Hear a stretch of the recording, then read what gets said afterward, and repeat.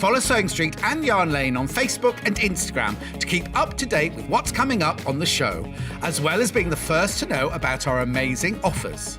Get involved with our competitions that are exclusive to social media.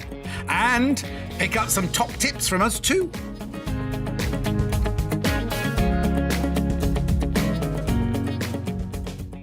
Are you a fan of Sewing Street and Yarn Lane? Why not join our growing Facebook fans pages? Just search Sewing Street Fans and Yarn Lane TV Fans on Facebook and click Join Group. It's that simple. Never miss out on the latest news and updates from our presenters and guest designers, special offers and plenty of chat with your fellow fans. Share photos of your makes, ask for advice, interact with your favourite guests and presenters and be a part of the ever-growing sewing and yarn community. See you there!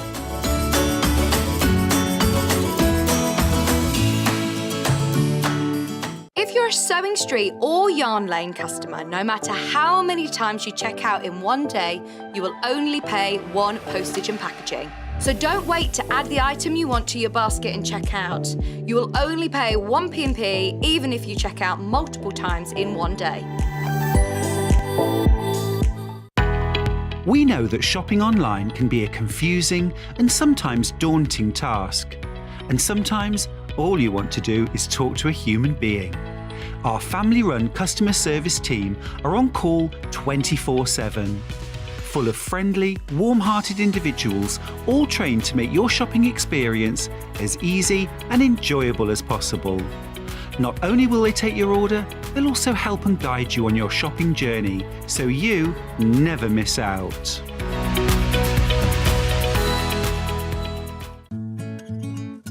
Stuck for ideas for the perfect gift? Why not get them a gift card? You can buy Sewing Street and Yarn Lane gift cards loaded up with anything from £10 to £500. Shop our gift cards online at www.sewingstreet.com or www.yarnlane.com, or purchase them via our UK call centre on 0800 001 44 33. Missed the live show? Don't worry, we recorded it for you. Never miss out on your favourite presenters, guests and makes ever again. Head on over to our YouTube pages to watch back the day's live show and enjoy your favourite demos over and over again. We also have lots of great content exclusive to our YouTube pages, such as product demonstrations, troubleshooting videos and so much more. Subscribe and turn on the bell notification so you never miss a show or video ever again.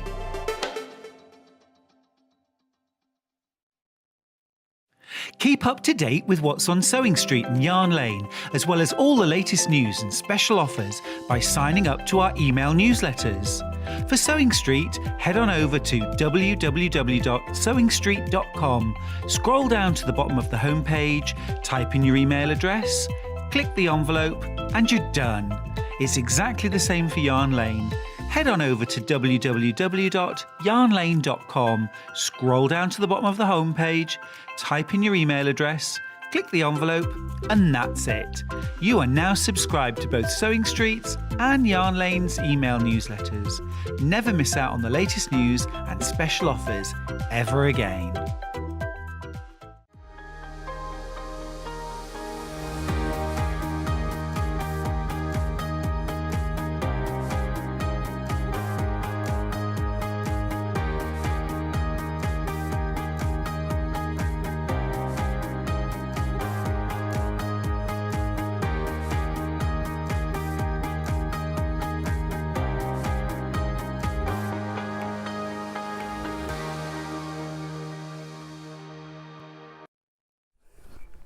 Morning and welcome to Sewing Street on Monday. Yes, it's the day of rain. So excited.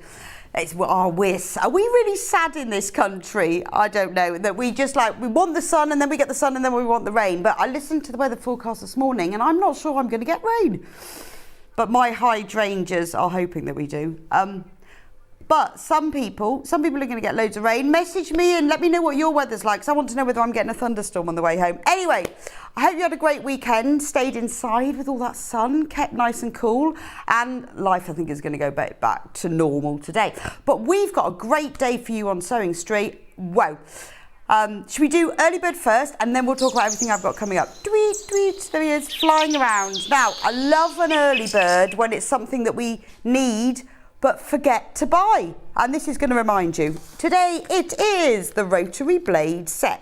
So in here, you get 3 brand new cutting blades. Now, this is your 45mm rotary cutting blade. So that's your average normal rotary cutter. Now, the great thing about these blades, unlike many other products like phone chargers and things, these blades fit any brand of rotary cutter as long as it's a 45mm, and you get 3 in there. Now, there was a really good comment on the Sewing Street fan page the other day about these that really made me laugh, that said, I have just changed my rotary cutter blade after months of it not working, and it's just like, what was it, like a knife through butter. I thought I couldn't have put it better myself. I am a little bit rubbish about keeping my sewing space tidy, so there's often pins on them. So I regularly go over a pin, and then I spend like the next 2 weeks rotary cutting and then cutting all the little threads with a pair of scissors. And then at some point I can be bothered to change my blade, and it's like saves so much time. So it's better for your fabric, because what happens is you cut a 2-inch strip, you take it apart, there's a thread still attached, and then that pulls like a little run in your fabric. You get it, or so. I always, not that I'm very good at changing them as regularly as I should, I do always have spare blades because it makes such a difference. I've decided that the 2 minutes it takes me to change my blade saves me like 20 minutes cutting out a project. So always have a pack of them, but it's the early bird, $8.99. But we are going to go lower. So these always sell when they come back in stock, but we've got a big week. Big week on Sewing Street. It is the Festival of Quilts this week. I'm so excited because I'm going on Friday, and we're going to be talking about all week. And to celebrate the Festival of Quilts, we're having our own little quilt festival this week. So we're starting today, and with the early bird, we're going to take £1 off for you because it is essential. And whenever we get them back in stock, they sell out anyway. But we are celebrating all things quilting and quilters and sewing this week. So for lots of you who can't get to the Festival of Quilts, want to share part of it, we've got lots of exciting new guests. And we've got lots of quilting materials. But obviously, it doesn't matter whether you're a quilter or not, whether you're a sewer or a quilter. You're going to use your rotary cutting blades. All week, we're going to have sewing deals, fabric deals, tools deals, kit deals, because we are celebrating, because the Festival of Quilts is the big one. It's the big sewing one. I'm going on Friday. Going Friday. Message for me this morning. Oh, what did it say? Oh, see you Friday. See you Friday. I'm going on Friday, and I think, fingers crossed, I'm getting to meet Kaffe. Just saying. Got to write a few questions between now and then about what I'm going to ask him. Hey, if you want me to ask him anything, message me in. Because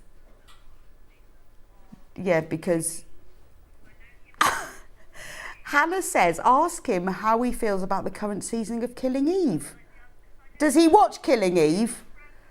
Oh, okay. So Hannah says that Kaffe and Brandon watch it. I'm not going to ask him that question randomly. He might say, what is who's Eve? But no, he does watch it. So if you've got any questions, I'm hopefully, I think it's almost confirmed. Oh, half the stock's gone.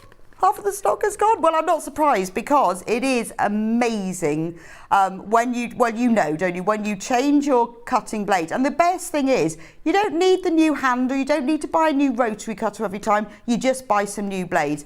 Get a pack of these or a couple for your stash. And every time you find that you've got to cut threads because your rotary cutting blade isn't, then change it.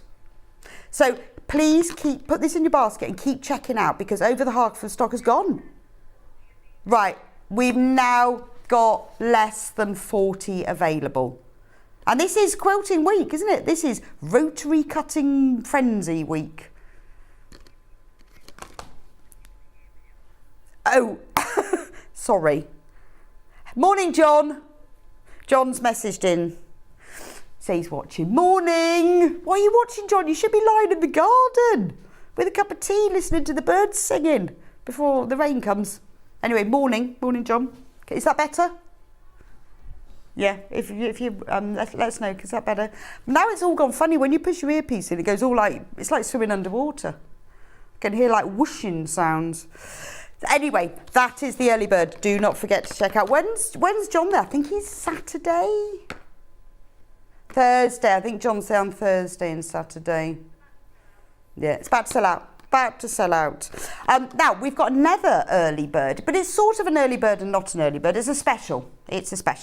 Now, this is, of all the Creative Grids rulers, this is one of my favourite ones. I am scratching my legs. And I guess I can see you scratching my leg. I think I got bitten by a fly or something at the weekend. Sorry, but I just had to scratch it. I forgot you could see. Sorry about that, but you've got an itch, you have to scratch it. Anyway, the Dresden plate ruler, this is one of my favourite creative grids. If you've never used a creative grid, they are acrylic templates that you use to cut fabric with, because you can use them to trace round and cut, or you can use them with rotary cutters. But they are designed and engineered beautifully by Quilt Designs. In fact, this Dresden plate one was designed by Lynn Edwards, who is clearly the fantastic quilter. And it makes creating Dresden plates so easy and so precise. Not only that, you can make all different sizes of Dresden plates with it. Now, the reason that this is a special for you today is, well, I've done a couple of samples with it. I've been working with it over the weekend. It's about to go up. It is about to go up. And this is the last day that it's going to be $22.99. So we've held it back because we knew that I was going to demonstrate with it today. So we said, okay, we'll have one more day. It was going to go up today, but we've been allowed to keep it for one more day at $22.99.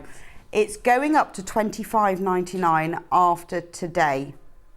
It's a shame, isn't it? Things keep going up. Rotary, creative grids, apples, milk, it's all going up. So they've let me keep it at the lower price for today, because I said I've been playing with this all weekend and we want to sell it. So this is the last day. It will be $22.99, and after today it'll be going up to $25.99. So the Dresden plate ruler, I'm going to be showing you how to use it, because it is honestly so easy and you can create beautiful things. Shall I show you what I've done? So from this ruler, which I'll be demoing later, you can make this size of Dresden plate. That size, those are 9-inch blades. Look at the size of that. With exactly the same ruler, you can make this size. This isn't even the smallest one. I just thought this is the 3-inch one. You can make a 1-inch one. But isn't that amazing? I mean, it actually looks like you've really done some serious measuring. And honestly, with this ruler, it's genius. I'm going to show you how to use it later. It's very quick. So remember, this is the last day that it's $22.99. Now, in the pack, you get 2 pieces. You get the blade, which is this piece, and then you get the circle. Now, the circle is fab because the circle is used to cut out for the centre. And it's also used with these Dresden plates. I've made them with pointed edges. But if you want to make them with rounded edges, where you applique it on, then you use the round circle template. So you need both, and they both come in the pack. Also, I find the circle is fantastic for, when you're making bags and you want to round the corner of the bottoms, or you're doing a cushion and you don't want pointy corners, it's really useful. I used to always be cutting around a cup or a jam jar. So if you get this, always keep this very safe, because it's really useful for rounding corners of anything. Now, I will be going through it because I'm going to show you how it works in a bit. But first, I want to show you the menu. Then I'll show you the brand new collection. Sorry, Hannah. First of all, I will be showing you the menu. So today we have got 8 o'clock, that's now. We have got the Lynette Anderson Garden of Flowers fabric launch. I love Lynette Anderson fabrics. That's what I've used to make this. Now, I wasn't allowed to use the Garden Flowers collection because it was so new, it hadn't come in. Came in last thing Friday night. Now, we are the UK TV launch. And to be honest, we've had a look round. There are not many places that you can even buy it in the UK in shops and online. So we are one of the first, but definitely the first TV one. And we've got it in stock. When you look around for this fabric, you'll often see shops that say coming up or pre-order or whatever. It's in our warehouse. It didn't come in till Friday night, so that's why I couldn't use it for my samples. But we have got it today, and I'm going to show you through the whole fabric range. It is beautiful. I love Lynette Anderson fabrics because they are gentle and calm and intricate and beautiful. That will be at 8 o'clock, which is now, but in a minute. 9 o'clock, we have got Becky Swan from Crafter's Companion. Quite excited about this because I haven't done Crafter's Companion. I know everybody else has, but I haven't worked them today. And we have got brand new today, the Christmas scene applique templates to make these. Don't need cutting machines for these. These are templates. You just need scissors, sewing machine and imagination. Oh, and a bit of fabric as well. So this is the launch for us, brand new, never shown these on air before. We have already got them on pre-order. There are 4 different packs of Christmas templates and we're selling them as a bundle. There we go, there's the reindeer. There's the reindeer, love the reindeer. We've got the gingerbread house, we've got the cars, there's so many. Don't worry, you don't need the cutting machine with them. Those are the dies, these are the templates. Becky will be on with us at 9 o'clock demonstrating exactly how to use them, giving you lots of inspiration. Now, all of this is on pre-order. If you want to get these, I would get ahead and shop now. People are already buying. You can buy them in a multi-pack of all, or you can buy them individually, but they are already selling quite fast. So just a quick ahead tip, go on to pre-order. 10 o'clock, we go in autumn, because it nearly is, isn't it? Less than a month to go. Well, no, just over a little bit, month. So autumn, we have got fabric, we've got some kits, we've got some thread, all autumn themed. We've got everything that's left of the sunflower dream fabric, which is gorgeous, but it's all autumn themed fabric, ready to get ahead. Festival of Quilts week, autumn week, a little bit of harvest, bit of Halloween, that's all at 10 o'clock. So if you want to get ahead for your autumn quilting, stay with me for 10. At 11, Becky will be back again with Crafter's Companion. She's got FPP templates, which are great. Now, if you've never done FPP and you haven't done it before, let me show you. This is a sample of the FPP quilt. There we go. That you can make with the booklet that we are selling. Can you see? I can't see, so can you see? There we go. Gorgeous, isn't it? Look at the intricacy of the patterns, and you can do that really easily. Now, Becky is going to be demoing exactly how to use their templates, how to do FPP. So if you haven't done FPP before, you think, oh, I can't do that because it's really too scary, which is what I used to think. Watch Becky and it will all be demystified for you. We're also going to be doing in that hour a sprays masterclass. You think, what do you mean sprays? There's all different sorts of sprays. There's fabric, there's sprays for your fabric, there's sprays for your templates, all sorts. And I think a lot of times we see all these different sprays and think, I have no idea what those are for. Do I need them and why? Becky is going to be going through those in detail so you know what sprays do. Oh, we've got patchwork templates as well. And we've got a quilting starter kit, which is an amazing price. So if you are new to rotary cutting, stay with me for 11, we've got that on at an amazing price. Now remember, all of this is on pre-order, so you haven't got, if you're thinking, oh, well, I'm going to be out, I won't be back until 11:30, I might miss it, get it in your basket and check out, go on to pre-order, I'll show you that in a minute, and then you won't miss out. So that's 11 o'clock. 12 o'clock, it's Yarn Lane, because it's Monday, obs, Yarn Lane Monday. And Stuart is with us, and he is going to be demonstrating Stylecraft Christmas project kits. They are gorgeous. I've had a little look already, obviously. Had a look. So he's going to be with me at 12. That'll be great. He's going to be demonstrating exactly how to do these gorgeous Stylecraft Christmas kits. Remember, that also is all on pre-order on the Sewing Street website, just to make things simpler, not because the Yarn Labs website is disappearing, but when we're actually selling it on the day, it makes it simpler if we put those kits on the Sewing Street website.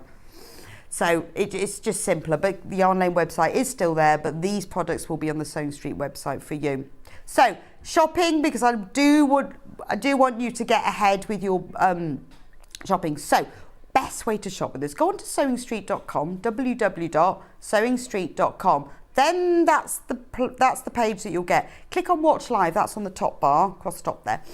And then if you scroll down from there, then you can message us on there as well. Is it sold out? Yeah, blades have sold out already. That was quick. Oh well, you won't be having it. You'll be knife through butter experience. So everything that's on pre-order, all the things that I've talked to you about, but that we haven't actually shown on air yet. So you can get ahead. You can click on Add to Basket. Now remember, it's not yours until you click on Checkout. Once it's checked out, it is yours. If you just leave it in your basket, somebody else can come along and take it on. So there are all the items that are coming up. Now, if you buy something at this price and we happen to reduce it on the show, which we do sometimes, don't worry, you will only be charged the price the final price. So don't think, oh well, I'll wait to check out in case they lower the price. If we sell it at a lower price on air, then you will be charged, because the way it works is the basket is closed at midnight. At that point, your one and only charge of £3.95 P&P will be applied, and then any discounts as well. So there's all the fabrics from the autumn out. Aren't they gorgeous? So much there. This is, oh, what's that one there? So at 11 o'clock, this is the glue. And now the last time that Becky was on, this sold out completely. So if you do want to get ahead with that one, add to basket, check out. And there are all the Yarn Lane Christmas kits. Gorgeous. Anyway. So let's go Lynette Anderson. Now, if you're a Lynette Anderson fan like I am, her fabrics are gentle. They're beautiful, subtle hues of greens and blues and cream. She often puts a bit of brown in there. There's an immense amount of detail in every print. There are large prints, there are small filler prints. They are gorgeous. Now, what we're doing to start with, we are doing the whole bundle, the whole half a metre of everything. Now, there are 24 prints in the collection. We've got all of them. Not everyone has all of them. We are the first UK TV. We have got all of them, and we're offering a bundle with half a metre of all of them, so you get 12 metres in total, but you're getting a metre free, so 2 of the prints will be totally free. Now, that's an amazing price of £164.78. How lucky am I? I mean, I am a bit of a Lynette Anderson fan, so I've been lucky enough to get her launch today. She is a world-renowned designer. Her designs are beautiful, and she draws all of them herself. They are gorgeous. So let me show you some of the projects that she's done. Now, remember, this collection is brand new. So we could only find projects from her Instagram page using it, because obviously it hasn't been sold worldwide yet. But these are examples of the Lynette Anderson fabrics and what you can make with them. So we've got a beautiful quilt, a bag. And the great thing is because the prints, most of the prints are such small scale, they're perfect for small scale patchwork. I mean, obviously you can do larger scale with them, but the level of detail in them makes them ideal for smaller things, whether you're doing small patchwork, whether you're doing EPP, FPP, whether you're doing small, tiny, like miniature patchwork. But also they're perfect for larger designs because the prints are small scale. That's the quilt that I made, the last quilt that I made with the last collection. That was the curvy log cabin quilt. So that was a larger scale patchwork design, but worked just as well. They are gorgeous. Right, so, yeah. Right, this is massively popular. When everyone has checked out of the mega bundle who's got in their basket, we are down to single figures of it, which I'm not surprised because it's gorgeous. Absolutely gorgeous. So let's go through them one by one so you can see what's in there, because they are available on their own as well. But you have to, if you go, I won't go through them all with the codes. If you go onto the website, sewingstreet.com, and if you click on pre-order, they are all individual. But if you want a metre free, then get the mega bundle. Now it's £164.78, or if you want to do it on split pay, That's interest free, by the way. Then you can get it on 3 equal payments of £54.92. So all it means is that you'll get charged the £54.92 now. The mega bundle will be sent to you straight away, and the other 2 payments will be taken out at monthly intervals. But you won't be charged any interest. It's just a way of you spreading the payments.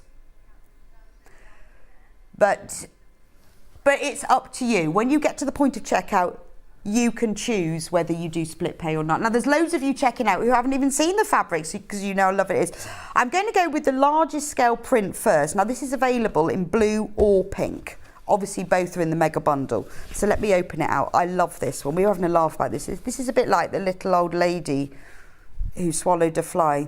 There was an old lady who swallowed. This is a bird who swallowed a house. It's gorgeous, isn't it? So you've got these upside down. Oh no, it is both ways up. No, it's both ways up. This is kind of, I would say, the hero fabric, as in it's the largest scale one. So it features these beautiful trees, and I like the fact that it is multi-directional, makes it so much easier, doesn't it?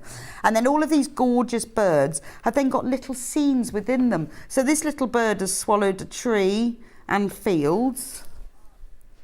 Isn't that gorgeous? Remember, this is the UK TV premiere of this fabric. So the birds are just beautiful. This is very iconic of the way Lynette Anderson designs. You've got tiny little flowers. And can you see that these flowers here, the flowers are hexes? So this is quilting weight cotton, normal quilting weight cotton, 112 centimetre, 44 inch width. It's beautiful quality as well. But look at the hexy flowers. So if you were doing EPP, you could cut a little hexy with a hexy flower in the centre of it. Gorgeous. Right, only 20 metres of that one left now. But look, it works beautifully as that scale, but it's lovely to use as tiny sections to cut out as well. So that is the one with the blue background. Exactly the same fabric but with a pink brown background. Now the pink in this collection is very soft. It's a very soft pastel pink, but with a really gentle, like dusty pink overtone to it.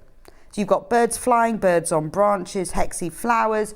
We've got bees, and here we've got little clocks. Just intimate. There's so much detail on here. I mean, I know there's lots of you, including me, who love Lynette's fabrics because it's just the detail in it.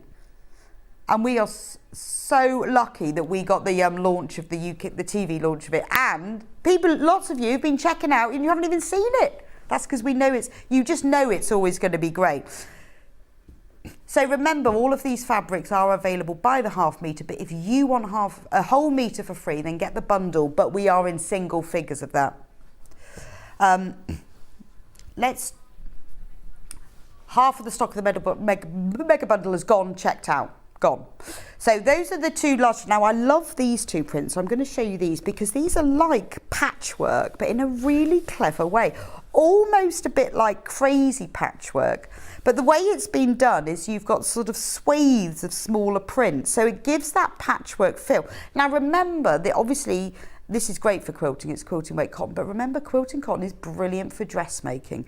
So I absolutely love this. Wouldn't this make a beautiful skirt?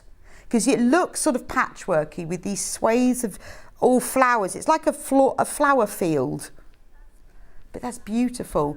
But when you're thinking, say if you wanted to do EPP with this, with one fabric, you would have, I mean, there's 1, 2, 3, 4, 5, 6, 7, 8, 8 or 9 different prints. So if you were doing EPP with this, you could use each of these sections and cut them out as different prints, or be clever with it and get your hexagon so it goes halfway across from one print to another for a really lovely varied look, but beautiful for homewares as well. Because really gentle. Right, outside of the mega bundle, this fabric is in single fingers. Remember, all the fabrics that we're selling individually are by the half metre, but if you want more than half metre, it's cut to order. So if you look at this blue one and think, love that, need 1.5 meters, just put 3 units in your basket. It will be sent as a whole cut piece. In the mega bundle, it's half metre pieces, but if you want that and you want some of the individual ones, it is cut to order, so you can have as much as you like. So that's the patchworky one with the blue, and then this is the same one but in the pink. So it's lovely, the theme of this fabric, we're getting the same prints in a choice of colourways as well. This is beautiful, isn't it? I love that. I mean, in fact, if I put them together for you, the pink one is in the graphics, but look at the way, I need to move that over like that. Look at the way they work together. So they're really nice, complementary, would work beautifully. I mean, even if you were doing a very simple patchwork cushion, you know, 9 squares, that's all, they would work beautifully together.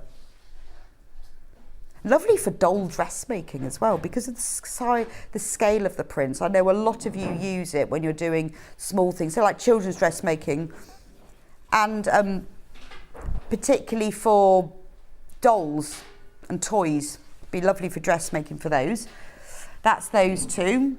Let's do stripy ones. You see these, they go together beautiful. We'll do the blue again. So this one, I mean,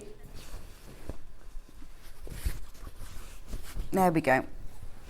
Yeah, this one ends in 76. KEYH 76. But with this one, obviously, you know, you can use it as a whole piece, but if you've got the bundle or you want just this one to put with 1 or 2 others, it would work beautifully as a border print. Now, the stripes run vertically down the fabric, so you can see that they're parallel with the selvage. But if you cut pieces, and because with the size of them, you could use that section as a border. If you wanted a wider border, use that section. If you wanted wider, what you could do is cut pieces that way and the other way and then mite them, and what a beautiful border. That would be absolutely gorgeous. And then the same one. This is kind of a mauvey lavender background rather than the pink. Oh, it's called lilac, yeah. Yeah, but it's kind of Lynette lilac, isn't it? So it's more of again, it has the dusty pink, the dusty blue, the lavender. So you've got rows of flowers, you've got crosses, you've got little crosses, you've got running stitches. It has such a sewing theme to it, but really nice to use as little borders as well. Look at the detail in it, it's absolutely gorgeous. So I'm showing it to you here in the orientation that it will come off the roll, but obviously off the bolt. So this runs parallel to the selvage, but you can cut it whichever way you want, but it would work. If you're doing maybe a medallion quilt and you're doing sort of flying geese borders, or you're doing half square triangle borders, it would work really well to put one border with this in it. Or even if you were making a dress or a little bag and you wanted to put a border across, it would be ideal. Houses. I'm going to start with blue again. So this print, the houses print, is available in pink and brown. My code for this is 49. Follow me down the garden path to... I've lost the end of the other part of the quote. Be on the other one. So these little houses, and I love it again. She makes her fabric so accessible because it's multi-directional. So these are little bird houses. They're not houses, they're bird houses. So in the print, in the background, you've got a whole background print of tiny little flowers and little tulips, and then you've got these bird houses. So a beautiful print as a whole, but again, think EPP, think applique. You've got tiny little bits. Imagine one of these little bird houses cut out as in a hexie. Look at that. They are very small. I'm going to measure it for you. So the square of houses is about 3/4 of an inch square. Just so you can see, if you look at my ruler on there, you can see the scale of it. So look at this, if you look at that one, they're about 3/4 of an inch square. Beautiful, absolutely beautiful. And again, they're in that lovely dusty pink and blue background. Now this is the same print, but in pink. Love this one. Follow me down the garden path to see the beauty of nature. When you get yours home, do remember to cut off that selvage, look. Because it looks handwritten. Wouldn't that be lovely? I would cut that piece off and I would top stitch it onto anything else, because that's just gorgeous, isn't it? And that's on all the selvages. So this is the same fabric, but in that lovely dusty pink. Remember, if you want more than 1/2 metre, it will be cut to order for you. Again, Really super popular. Right, mega bundle. There's only one left. Only one left. Who's going to be the lucky person? £164.78. 24, that's half a metre from every fabric in the collection, but you get a metre free. So we're only charging you for 11 metres, but you're getting 12 metres. £164.78. That's fab, isn't it? Which one should we show next?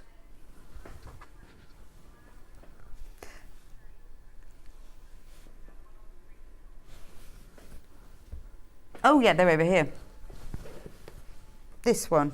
Yes. Right, so let's do the, yep. Right, now this one, very, very popular on pre-order.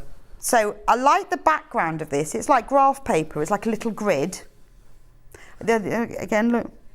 That's got a nice lot of selvage in it. It's like a grid in the background, and then you've got these lovely flowers laying on top. And then popped amongst them, it was the 57.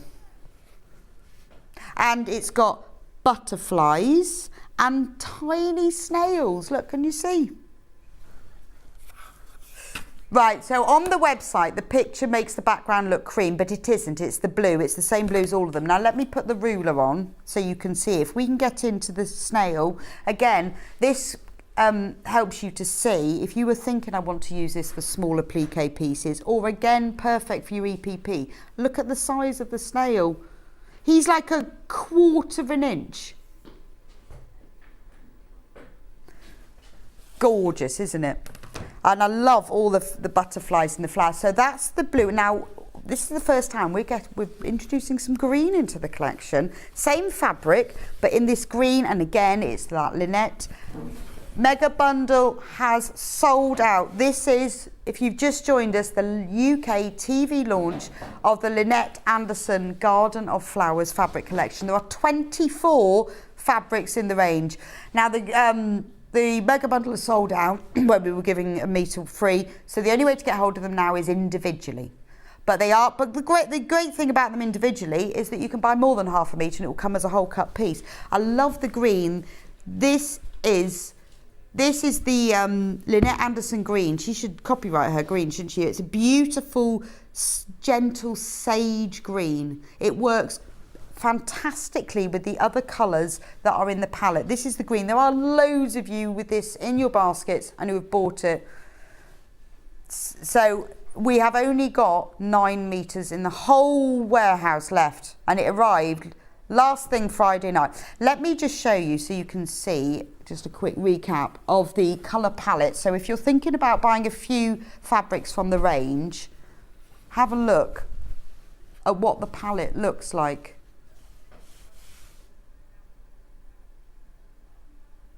Yes. So look at that, where you've got the pink and the blue and the green. You can see that all of the colours. So the green in the background here is the same green as in the light leaves on here, the pink and the butterfly. So it all goes together beautifully. So I've got some, those are the major print ones. Oh, we'll have to do that one next. I love that one. But let's do these first. So there are 5. Let me move these. I've got a big pile of fabrics. Now, in this print, there are 5 different colours, so you can see them all together. So if you're thinking about buying a collection of low volume prints, so those are prints where they're very small scale, they're quite a solid background colour, but you get a little print across it. So that's a low volume print. Makes them really good as a substitute for a plain fabric because they have much more movement, like a certain sort of 3D feel to them. I always find if you're using a plain fabric, if you use a low volume, you just get a little bit more movement in it. So there's 5 in this collection. Now I'm going to show you the pink one first because the pattern shows up best, I think, on camera on the pink. Now this is almost like a lavender pink. It's a purpley pink. So if you look at it really carefully, you can see the outlines. You've got big flowers. They're like, you know, if you do an embroidery flower and you do a lazy daisy stitch for each petal and then a few French knots in the centre, this is what this looks like, because this fabric collection really has a sewing theme to it. So we've seen running stitch in some of them. This one is like embroidered lazy daisy So that's pink. Then this one is like a light blue. The code is 38. So this is like a blue, like an Air Force blue, very gentle. Have you got that one? What's that one called? Aqua haze, yeah. Right, next one, this is 85. This is beautiful. Again, this is your like lilac-y lavender colour. Same print, same low volume, beautiful like Lazy Daisy flowers. Message from Patricia. Patricia, what are you doing to me? Oh, where's my screen? Oh, I just had to have the mega bundle. It looks beautiful. I've never bought Lynette Anderson before. Well, Patricia, you are going to love her. I absolutely love them. Whenever I go up to the office and I say, can I have some fabrics to make a quilt? Well, not to keep. They go, have the Lynette Anderson. I go, oh, go on then. In fact, I've got a Christmas quilt in Lynette Anderson next week. Just saying. Yes, so this one is dark now. We haven't seen this as a plain fabric before. This colour is in the other fabrics in sort of some areas of the flowers and the floral sections and some of the birds. But this is a beautiful, it's not navy. What's this one called? Oh, just blue. But this is, it's like, well, it's navy. It's as navy as Lynette Anderson can go. It's not too dark.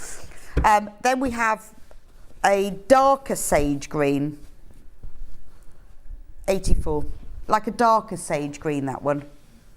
But when you see, that's that one, but let me just show you. Now you know that one. Look at them together. Look at that. Now if you're going to get half a metre, get them all. Half a metre of all of them. What a beautiful collection. Think of that as a Dresden plate. They're all called flower heads. They would make a beautiful Dresden plate. Right, can I do this one? 81. Now the reason I love this one, because I told you earlier, this is the only colourway in this print, because this has a real sewing theme to it. This is a whole scattering of flowers, but all the flower heads are hexies. Aren't they gorgeous? Can we get in on that one close? So it looks like from a distance, oh, it's just a field of flowers, but when you zoom in, yeah, there we go. When you go even closer, can you see? There you go, that all the flower heads are hexies. So lovely as an all-over print if you're using it for something big, but if you're using it for EPP, look at the scale of it. You can see with my finger. Look, babe. Gorgeous. Right, now the next collection, I've got 3 fabrics, all of the same print, just so you can see them all together. There's a pale pink, a blue and a lilac. But we'll go through them individually. So this one, 42. Now obviously, even if you've got other Lynette Anderson collections, if you've bought any from the previous ones, they will all go together. There is a colour palette. So if you've already got some, they will go together. But anything in this collection, the colours, the prints, they all fit beautifully. So this is just a scattering of tiny daisies and little leaves. That's the pink one. Then we have the same one, but in a lilac-y, lavender. I'd go lavender with that one. Yes. Oh, she's called grey. Well, it is. I mean, Lynette calls it grey, and I did it. Well, because it's lavender. Lavender is a grey purple, but it's definitely purpley. But she often uses this shade of grey purple as a grey. For the bottom one. Right, so the graphic in at the moment is for the grey purple. Then the next one in this print is this beautiful blue. Is this aqua haze? Green. That's not green. This is blue. But she calls them green. This we've got. Now look, let me just show you the selvage on this one. Because look, she shows you there what the colours look like, but as little butterflies, so you can see, and those colours are in the collection. Less than 10 metres of the blue.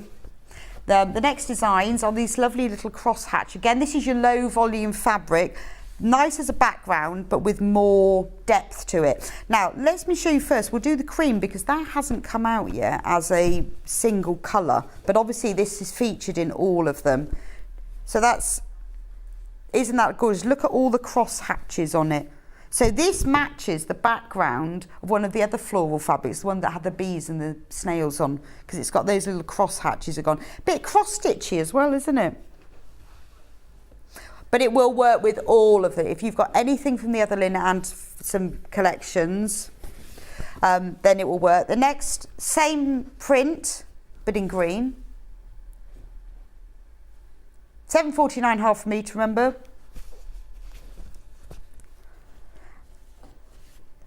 And then we've got the blue one. Yeah. Blue. But isn't that lovely? Right, let me show you. So now you know all three shades. If you're thinking about you want some background fabric because you're going to use some of the others, but you want this for your borders or your binding even, look how well they go together. See, it's just so subtle, isn't it? Whatever you make in these, however you arrange them, they all just blend together beautifully. It makes quilt making and design very easy because you don't have to think about the fabric going together, it just does.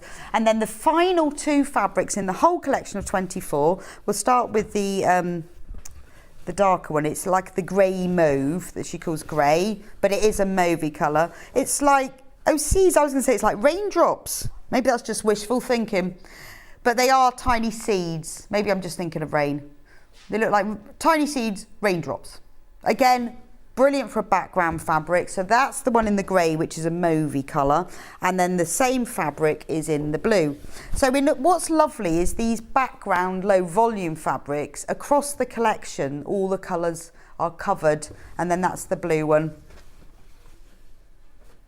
This is the last one.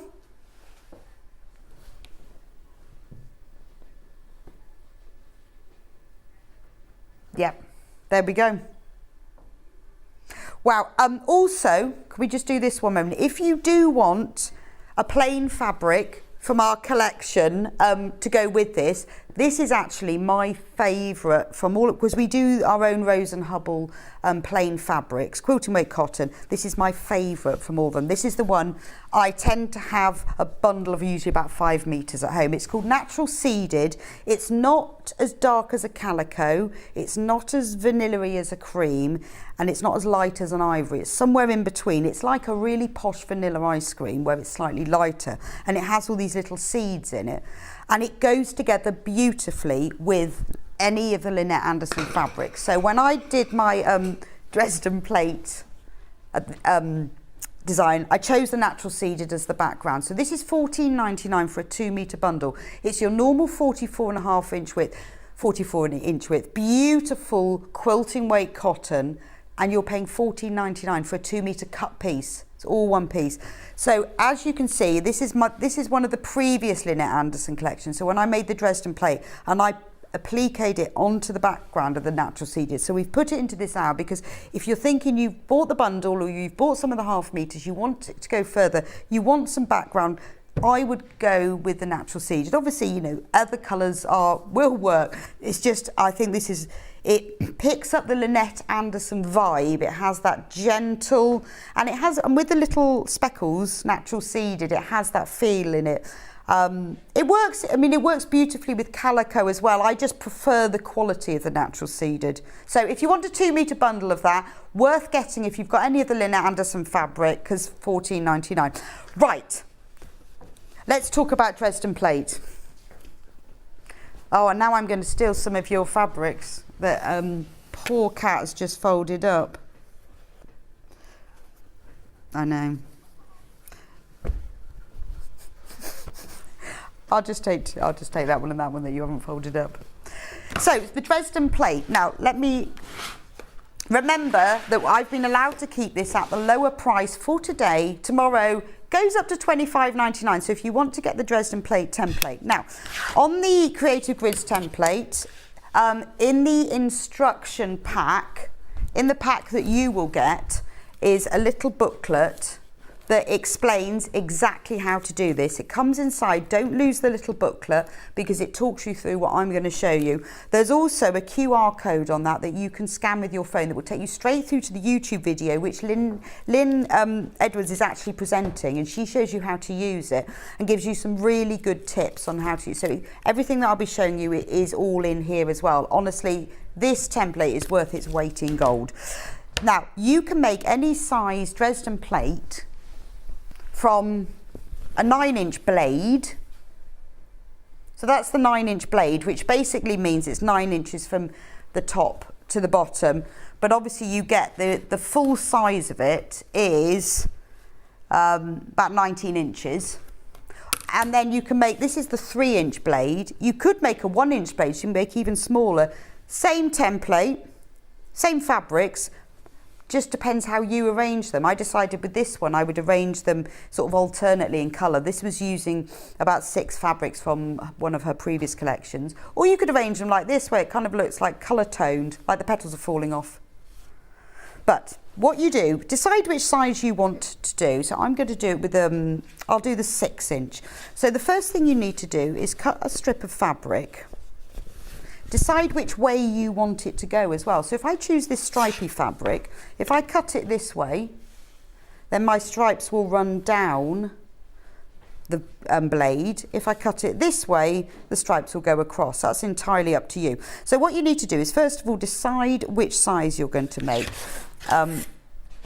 When you get your fabric, cut your selvage off first, because the selvage is a bit more, I don't know what the correct term is, wobbly, not quite as straight as the fabric. Not only that, you can keep the selvages and keep the words. So what I tend to do is, when I cut my selvages up, I line up like the 1/2-inch mark on my rotary cutter, because if you're then going to use selvages and top stitch them together, it's nice to have a bit on there. So cut about 1/2 inch off and keep that. Keep them in a little jar or put them in the post and send them to me. Just joking. But somebody, one of you lovely viewers, listeners, I was going to say, I've been listening to the radio too much, did send me their selvages. Thank you so much. I absolutely love them. So I'm going to do the 6-inch one. Now on this ruler, they're all marked. So if I want to do a 6-inch one, you can, there's numbers here, 1, 2, 3, 4, 5, 6. So I'm going to do the 6-inch one. So what I'm going to do, just be sure, I'm going to cut where that 6-inch line is. So just be sure that you're cutting in the right place. That's 6.5 inches on your actual ruler. So actually I should have let me use the wider one, be easier. So just measure on here which size you want to cut. In the instructions, it does actually tell you which size you're going to do, but you measure from the bottom upwards. So the size that you want, measure from the bottom upwards, not the top downwards. So I'm going to cut 6.5-inch strip from here. And then this will make several.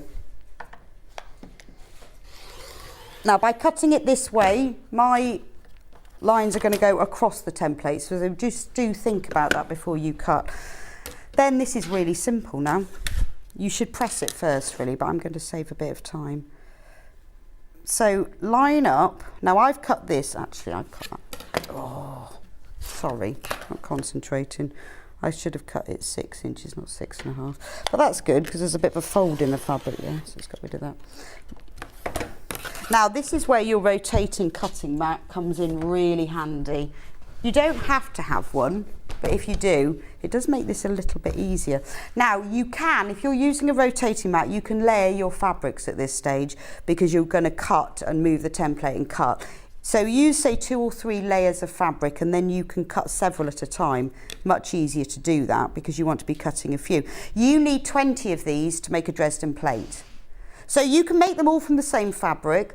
I like to choose, sometimes I choose 10 and make 2 of each, or I've done it where that one I think I used 5 fabrics to 4, but you're going to need 20 of these. So decide how many you want. It works really well if you use very close tones of fabric like I've done here, but it also works really well if you alternate like a plain with a print all the way around. But what you can do is cut out the 20 and then arrange them when you've made them afterwards to decide. So what we're going to do first is line up the size you want, and now I've gone for the 6 across the top. So now, because I've pre-cut my strip, it lines up perfectly. Hold it flat. Now this is a Creative Grids, so it has got a textured outline on it and dots all the way up, so it will hold reasonably still. Cut it this side and turn. Hang on, I'm just going to move that off. So turn your, oh, I didn't unlock my mat, that's really annoying. Sorry. If you have one of these and you want it to rotate, you need to unlock it first. Yes, it's like forgetting to take the handbrake off. Once you've cut it one way, I'm going to show you properly with the next one. Now I've got it to rotate. So there's one little blade. I'm going to show you properly this time. So now with the next one, no wastage of fabric. Put your 6-inch mark there, cut it that way. There's another one. With your mat, rotate it round. Now I've unlocked it. And you can cut it the other way. Oh, maybe that way. So all you do is just rotate them. When I made mine, I did about 3 strips together, so I had lots, and it was so much quicker. So there's 3 cut out. But just keep going like that all the way along the width. You can work out how many you will get, so it's a really economical use of fabric. Now, what we're going to do to make one blade is, just going to, it's best if you iron these, I would say. It helps. These are some of the tips I picked, top tips I picked up when making these. Fold these in half, wrong sides together, lengthways. Okay, so you can just do it with your fingers to hold it. Right. Okay. Loving my iron. Oh, it's still flashing. So when you have one of these Aliso irons, it heats up really quick, which is brilliant. And you always know when it's ready because it flashes when it's not. Just press it so you've got a nice crease down the centre. You can finger press it if you want, but sometimes I find you can't see that as well. And you can always get it out. So now I've pressed it in half, wrong sides together. So keep that together. Now what I'm going to do now is I'm going to sew across the top using a 1/4 inch seam allowance, as simple as that. So put the 1/4 inch foot on your machine, or if you haven't, just use the 1/4 inch mark. Now I would go down to a 2 stitch length for this because it's only a little seam. Start at the fold end because you'll find it gets less sort of messed up in the machine. It's not likely to get caught up so much. Go forward a little bit and do a little reverse stitch, and then stitch all the way to the end and do a little reverse stitch just to hold.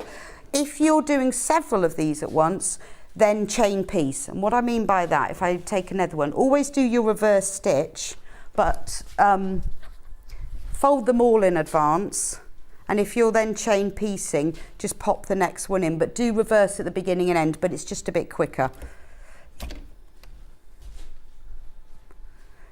And then cut it off.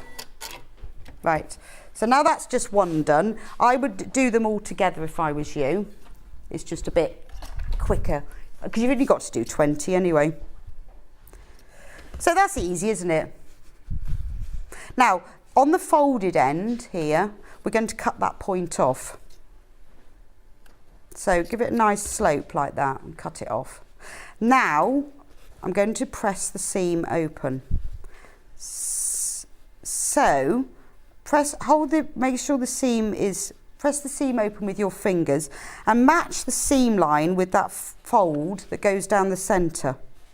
And then, I keep doing this the wrong way around, don't I? Just line it up and then give it a press. You don't need to press the corners of it, just the fold. You'll get a neater finish if you do that.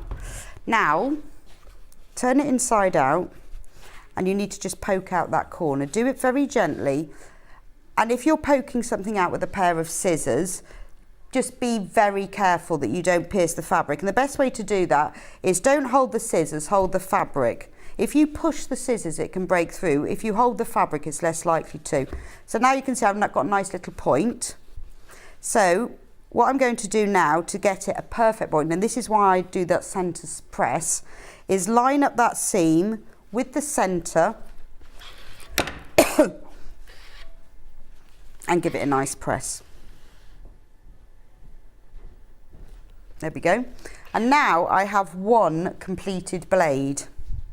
So you can see I've got a lovely sharp point here. I've got nice and open there. So I'm just going to make one more blade so I can talk to you about joining them together. Now this is using the brand new Lynette Anderson fabric Garden Flowers. This is the stripy one. And don't forget, this is the UK TV launch. I can't believe the mega bundle sold out. That was one of them. There were 24 fabrics in the range. Morning, Rebecca. Lovely fabric and great demo. I bought the template, but not tried it yet. I think you could do with a new pressing mat. Trish, I think you might be right. Oh, apparently tomorrow, new pressing mat's coming. I think you're right, actually. Jill Rep from June Taylor is in the house. How exciting is that? Look, June Taylor. This is that. So we're getting a new one. Good job we can't show with this, can we? It'd be a bit embarrassing. Anyway, so let's do another one very quickly. Cut the point off. When you cut the point off, do quite an elongated snip because what you're doing by taking that off, you're reducing the bulk that will be in this point. So we'll turn that inside out again. See, now if you don't press the seam, this is how I learned about this. If you don't press the seam open at this stage, you get even more bulk, and then it doesn't lie as flat when you're doing it. So let me just press that open again. Push the point, but do the fabric, not the scissors. Turn it round, match up that with the centre, and there we go.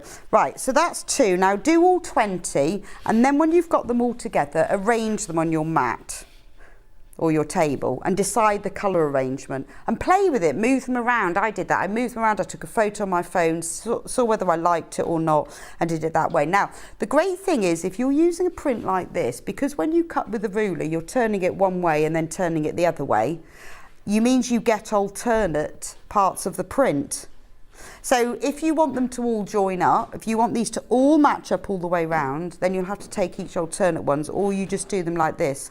Because the other thing that you can do with these is you can pre-piece your fabric. So you could do like cut 1.5 inch strips of fabric, join them all together, then with the 1/4 inch seam allowance, you'll get 1 inch. You'll have like a patchwork effect going all the way up. That looks lovely. But if you piece the fabric in a strip before you cut, so much easier. So what we're going to do now, and this is the best tip I learned. I can't remember where I got it from, but put them together so they are right sides facing, matching up exactly that pressed edge. Now, I discovered when I was doing this the other day that if you've got any of the hemline glue them together and don't pin. It's much quicker, and it stays together a lot easier. I'm going to do it with pins, but if you have glue, this is a fantastic use.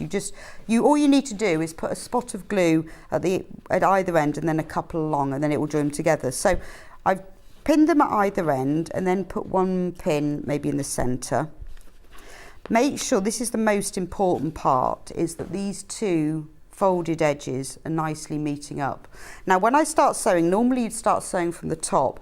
What you'll sometimes find is that the fabrics can shift a little bit by doing that. So don't start at the top, start a little bit the way down. Doesn't matter, about a little bit more than a 1/4 inch. I'm going to start stitching here, then I'm going to sew upwards and then back down again. And in that way, you will get a much neater point because the fabric doesn't start shifting. So I'll do that now and I'll show you what it looks like. So start a little bit way down. And then, I was trying to get my pin out. So go backwards and then go forwards and stitch together with a 1/4 inch seam allowance all the way down the edge.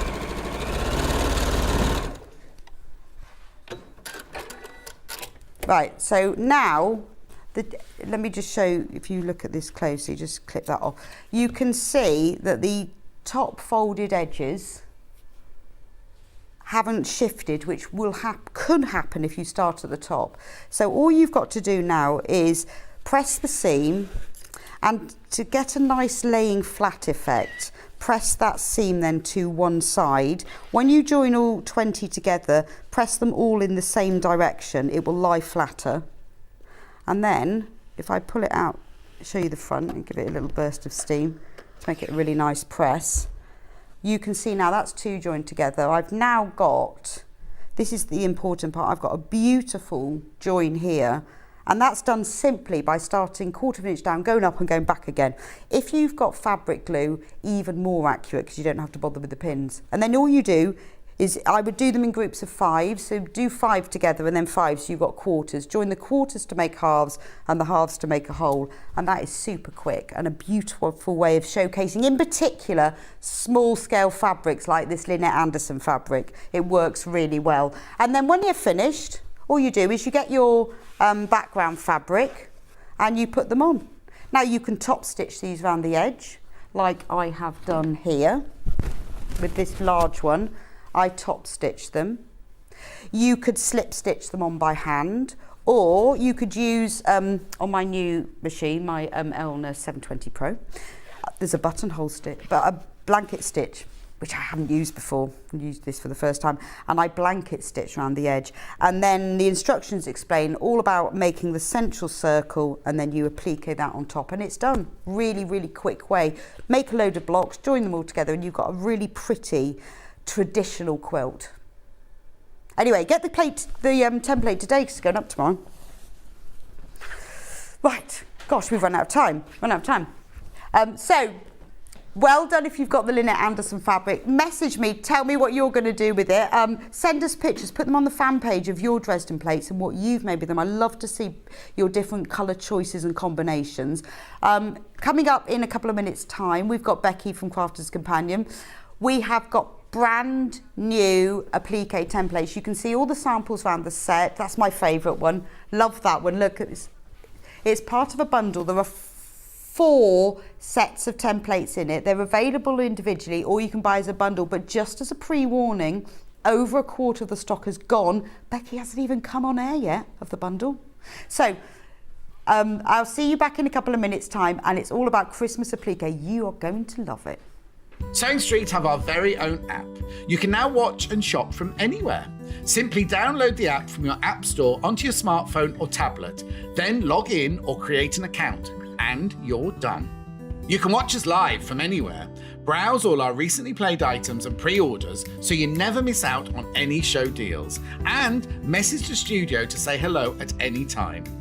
And remember, you can check out as many times as you want and only pay 1 P&P all day.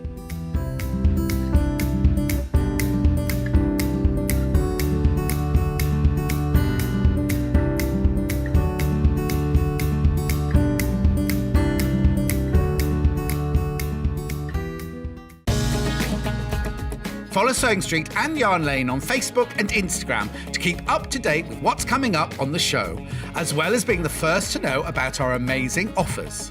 Get involved with our competitions that are exclusive to social media, and pick up some top tips from us too.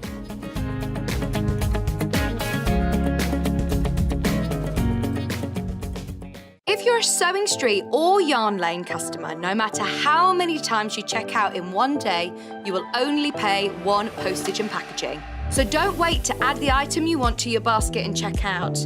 You will only pay 1 P&P even if you check out multiple times in one day. Are you a fan of Sewing Street and Yarn Lane? Why not join our growing Facebook fans pages? Just search Sewing Street Fans and Yarn Lane TV Fans on Facebook and click Join Group.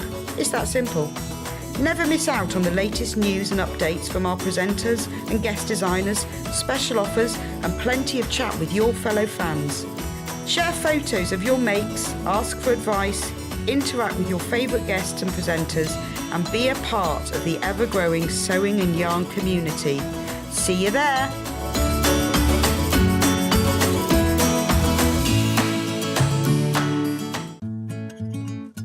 Stuck for ideas for the perfect gift? Why not get them a gift card? You can buy Sewing Street and Yarn Lane gift cards loaded up with anything from £10 to £500. Shop our gift cards online at www.sewingstreet.com or www.yarnlane.com, or purchase them via our UK call centre on 0800 001 44 33. Missed the live show? Don't worry, we recorded it for you. Never miss out on your favourite presenters, guests and makes ever again. Head on over to our YouTube pages to watch back the day's live show and enjoy your favourite demos over and over again. We also have lots of great content exclusive to our YouTube pages, such as product demonstrations, troubleshooting videos, and so much more. Subscribe and turn on the bell notification so you never miss a show or video ever again.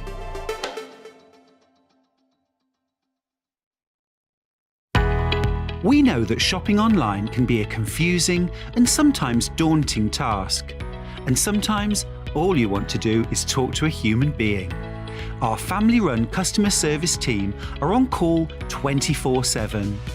Full of friendly, warm-hearted individuals, all trained to make your shopping experience as easy and enjoyable as possible. Not only will they take your order, they'll also help and guide you on your shopping journey, so you never miss out. Keep up to date with what's on Sewing Street and Yarn Lane, as well as all the latest news and special offers by signing up to our email newsletters. For Sewing Street, head on over to www.sewingstreet.com, scroll down to the bottom of the homepage, type in your email address, click the envelope, and you're done. It's exactly the same for Yarn Lane.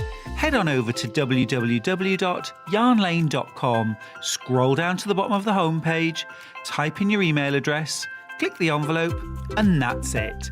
You are now subscribed to both Sewing Street's and Yarn Lane's email newsletters.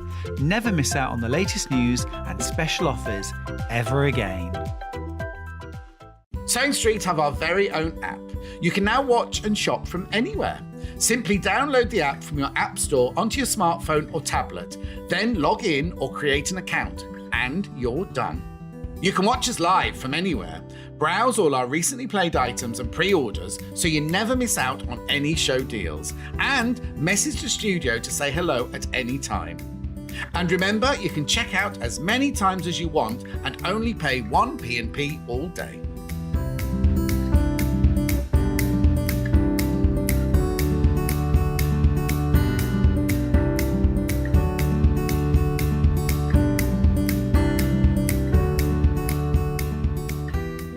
If you're a Sewing Street or Yarn Lane customer, no matter how many times you check out in one day, you will only pay 1 postage and packaging.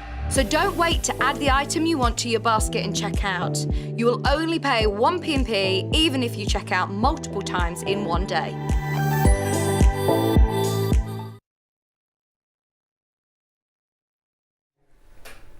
Welcome back to Sewing Street, and it is our Crafters Companion Hour. Very excited, I haven't done one before.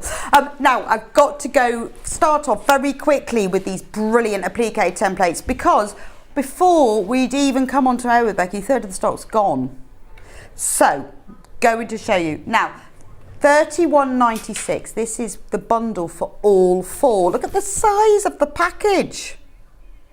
No, these are not dies, these are templates. You don't need the Gemini cutting machine with them. These are purely the applique templates. So that's you get this one, cars, you get this one, very, very happy reindeer. You get this one, snowman and trees. We'll go through them in more detail about everything that's in them because there's various. When everyone's checked out, half of the stock has gone, and that's on pre-order only. And then the final one, look, the gingerbread house. We'll go through them, we'll show you what's in, because there's a lot more value than you can just see in the pictures, because there's lots of different designs in them. But if you want the whole pack, it's £31.96 for all of them, all 4. Now, there's loads of you who've already checked out. As I said, once you've all checked out, half of the stock has gone. But Hannah has got a special surprise for you. In celebration of the Festival of Quilts and the celebration of the fact that it's my first time, We are dropping the price to $23.97. That's amazing. Wow. But don't worry, if you've already checked out, you won't be charged the high price. Your basket closes at midnight, at which point your P&P is applied and any discount prices. So even if you've checked out, you will still only be paying this amazing magic price of $23.97. Wow. So you are making a saving of $7.99, which basically makes one free. 3, 4 for the price of 3. Now you can buy them individually.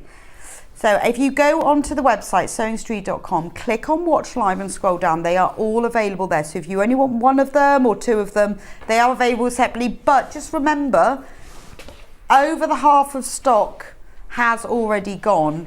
You are basically getting 4 for the price of 3. That's my favourite one because I love the cars. I want to put them around the bottom of my Christmas dress. Particularly the one with the tree. Would look fab. I did try on the Christmas tree skirt, but it didn't quite fit. The reindeer would have looked nice, a bit short. There's the reindeer. That's lovely. We have got loads and loads of you with them in your baskets now. So if it's in your basket, you need to check out. There's the snowman. He's got a tree, he's got hearts, he's got a hat, he's got holly, he's got a scarf. So much you can do with these. And luckily, Becky's going to be showing us exactly how to do them. Right. So please, if you want the bundle with the saving, please do check out. It's extremely busy. And we know that some of you are going to miss out unless you check out really quickly. And I know some of you want them individually anyway. There's only one with, so I'll just do them individually so you've got the codes because the bundle is nearly gone. But if you want them individually or if you do miss out, let's go. Which one do you want to do first, Hannah? Let's do my favourite one then. Cars, you're not allowed to have favourites. You are actually, aren't you? It's only children you're not allowed to have favourites of. You can have favourite templates. But you can have favourite templates, can't you? You can have secretly favourite children, you just don't talk about them. Yeah, the dog's my favourite, it's easy. Now, 1/4 of the stock on this one on its own has already gone. And the mega bundle is down to less than 20. Remember, buy 4 for the price of 3 with that one. Should we do reindeer? That's the reindeer. Loads you can do with this, and we will be showing you all the different samples that Becky's made that are all around the studio so you can see we do them. Aren't they lovely? $7.99 for 1 pack. Big pack as well. Big size, 1 big pack. And Becky's going to open it and show you as well. Next one is the snowman. The jolly snowman. Now the half of the stock of the snowman went before we even came on air. So if you want the other half, be quick. 9 of the bundle are left. Remember, the bundle is 4 for the price of 3. So if you're loving the Christmas templates, there is so much you can do with them because there's all the individual pieces that you can use for loads of things, which Becky will all go through, but there are only 9 of the bundle left. Right, the last one individually is the gingerbread house. There he is. $7.99. So the $7.99 individually, $23.97 for the mega bundle, 4 for the price of 3. But there are only 9 left. So please do check out. Right, Becky. Hello. Welcome. Hello. Well, not welcome to Sewing Street because you've been here before. I have. Welcome to me in Sewing It's Street. the first time we've worked together, It isn't is. it? We keep seeing each other, I know. but never actually We've been in the same building at the same time. Exactly. So it's great. nice to see you finally. It is. And did you make all of these things? No, I can't take... Say yes. No. I'd love to say I did. This is part of our design team. They make the most amazing samples, really, really beautiful. So you can see behind me all the different things that you can make with these templates. But it's entirely up to you what you want to do. But I felt that these really were the great thing. Oh, bundles sold out. Bundles sold out. Wow. Whoa. I'm not surprised. It's such a great good deal. value, isn't it? We'll see if we can get any more. We'll see what we can do. But they're great for making, sort of decorating cushion covers for Christmas. I'm a great one for having cushions around for Christmas. I like to have everything coordinated. I do like that because I like to make sure that I've got everything sort of Christmassy around me. So making Christmas stockings that you can keep year after year, making Christmas sacks, that Christmas skirt. In fact, I will show you that Christmas tree skirt. I know, it's lovely. Because it is lovely. And it did fit. It it did fit. It's just a bit short, but you can see this is where the template, the driving home for Christmas. This is the one with all the cars on it. It is absolutely stunning. I love that. And this is something that you'll be able to keep year after year. And it looks really, really beautiful. And the great thing about these templates is that they're quite large. Quite often with Christmassy templates, they're a little bit small. You can make some great things with this. Now, this is one of my favourite quilts.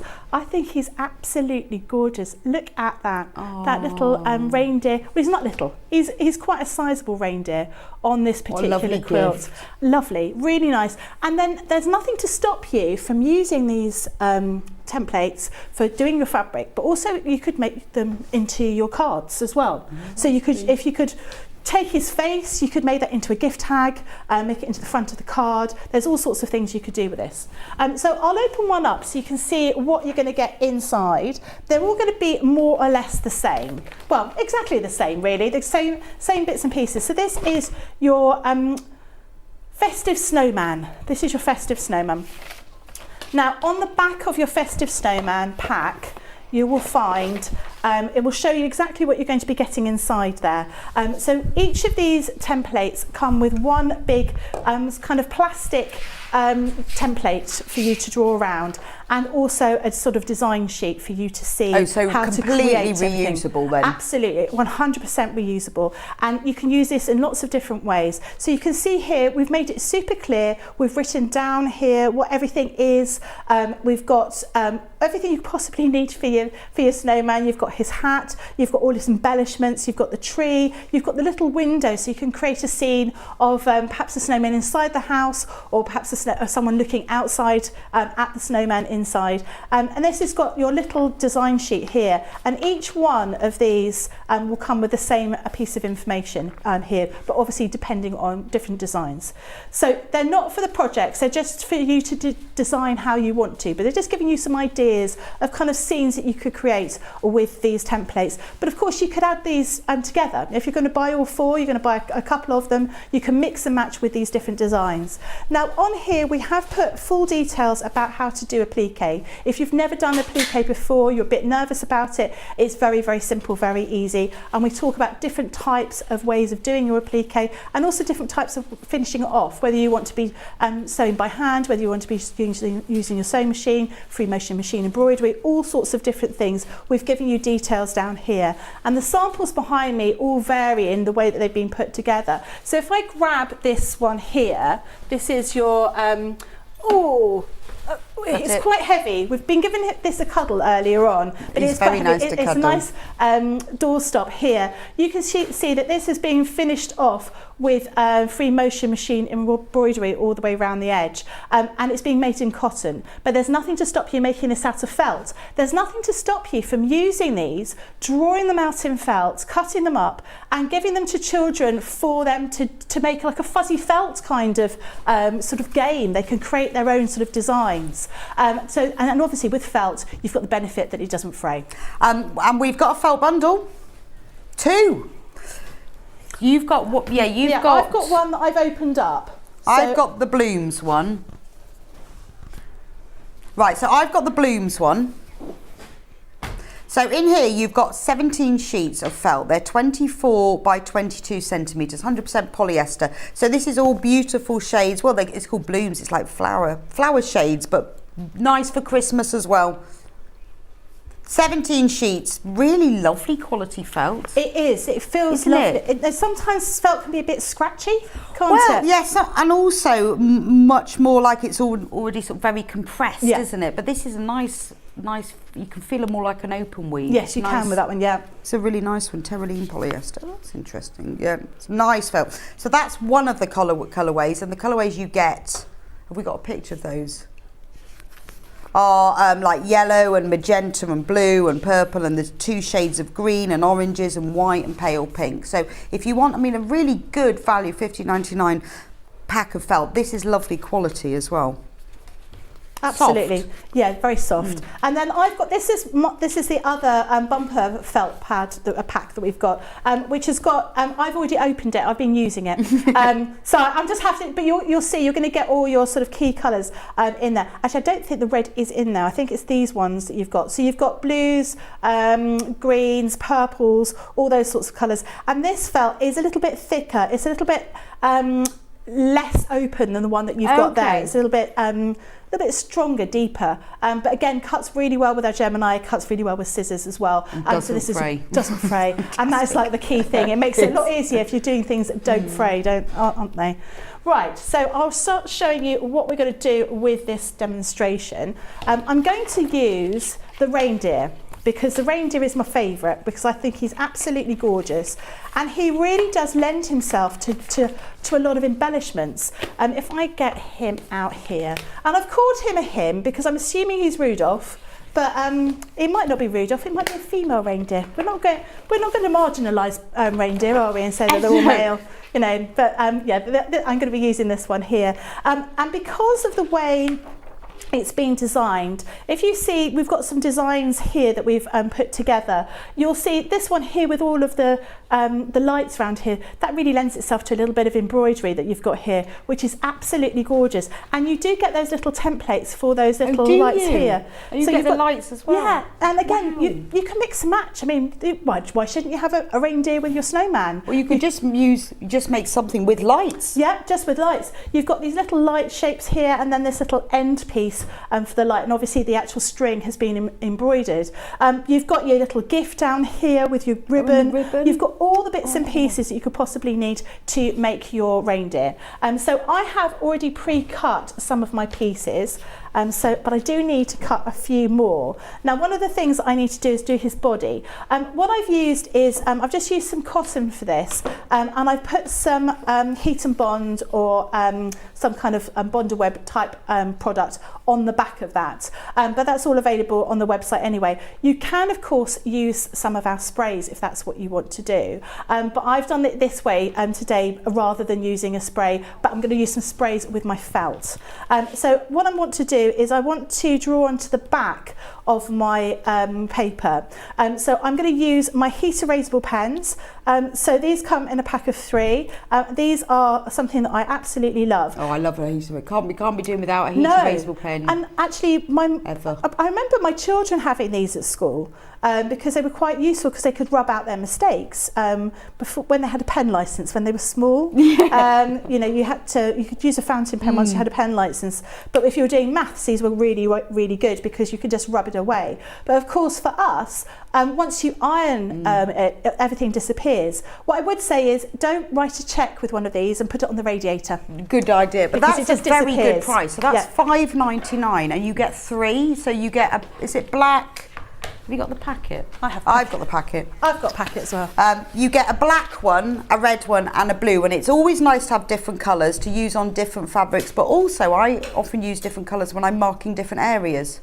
But $5.99 for a pack of 3. So even if I'm using them, say, for dressmaking, I use one for the seam allowances, one for notches, or for embroidery. Now that you're really. If I want to think, oh well, I do that in that one and that in that one, sometimes helps. $5.99 for a pack of 3, one black, one red, and one blue. That is a fantastic price. And again, a bit like your rotary cutting blades, don't run out of heat erasable pens, or glue sticks, or rotary cutting blades. No, they're all the things that you, they're your bread and butter, aren't they? Let's be honest. Quarter the stock's gone of those pens. I also need to do, I've cut out his body. The other thing I need to do is cut out the gift. So I'm just going to cut this out here. And then just tracing around. Now, one of the things you could do, if you were, perhaps if you were using, you wanted to spray your adhesion on, which we're going to be doing a little bit later on, you might have some dark fabric that you want to mark on here. If you've got some dark fabric, we do have a spray that you can use, which basically sprays almost like a tailor's chalk through the fabric. So where you've got these little marks down here, that would then work. So that's called our mark away spray, and I will show you how to use that in the later show or later on today. To see all those different sprays that we've got.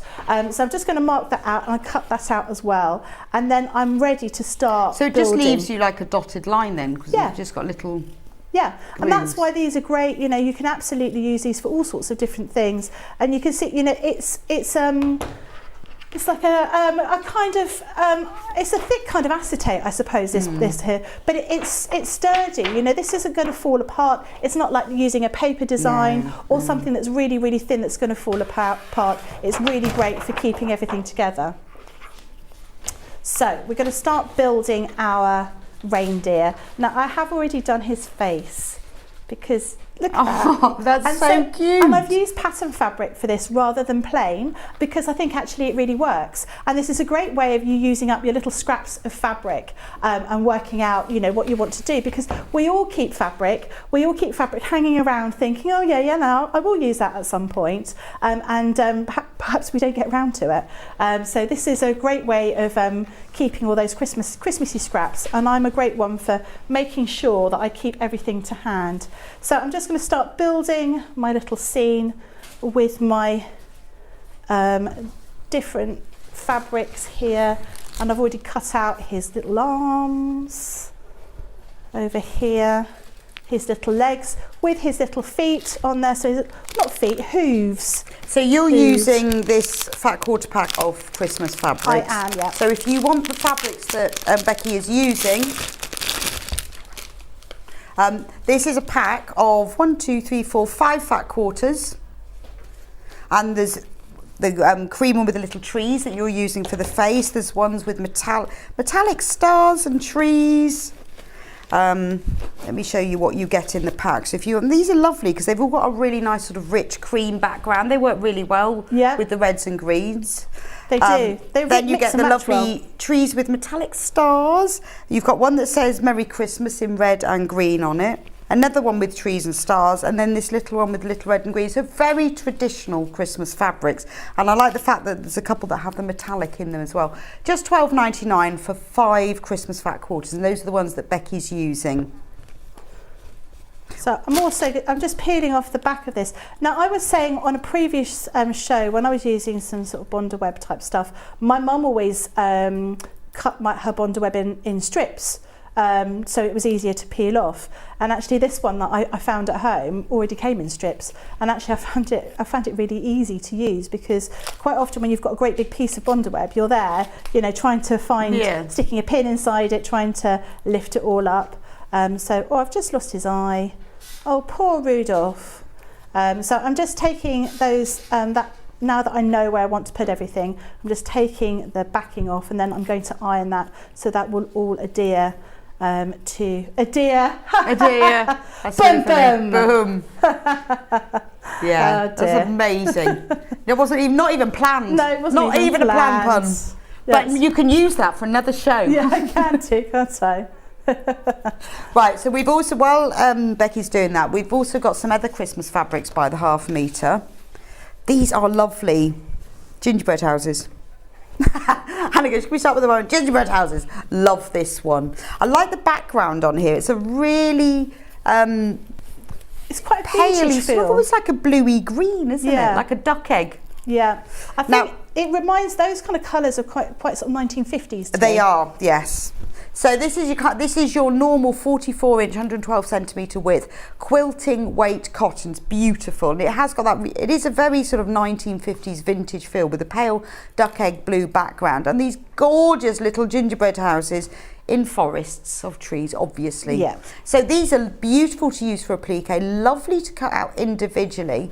Now these are only $5.39 for ½ metre, and you're saving 10% because they should be $5.99. But great for fussy cutting or individual. You could use these in the background in your applique. You could have your reindeer in the gingerbread forest.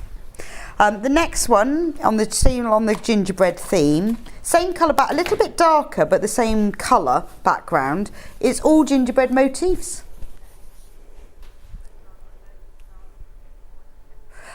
We are working to just let you know to get more of the template bundles in. We're trying to sort that out at the moment. Some of the templates have sold out individually, but we are working, and as soon as we find out, we will let you know about the bundles.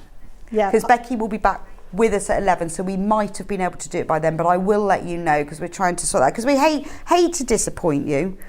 Yeah, it's never nice, is it? I know. But, you know, I'm not surprised because these are really lovely. They are and fab. they are going to work beautifully with that fabric that you've They got work. I mean, there, this is won't they? lovely. So you've got the gingerbread items here. Again, ideal for fussy cutting, but great for an all-over print. And what I love with larger prints like this, when you applique, I don't even plan it. I just cut out, and then you're always surprised by what you get, and it works, doesn't it? Yeah, absolutely.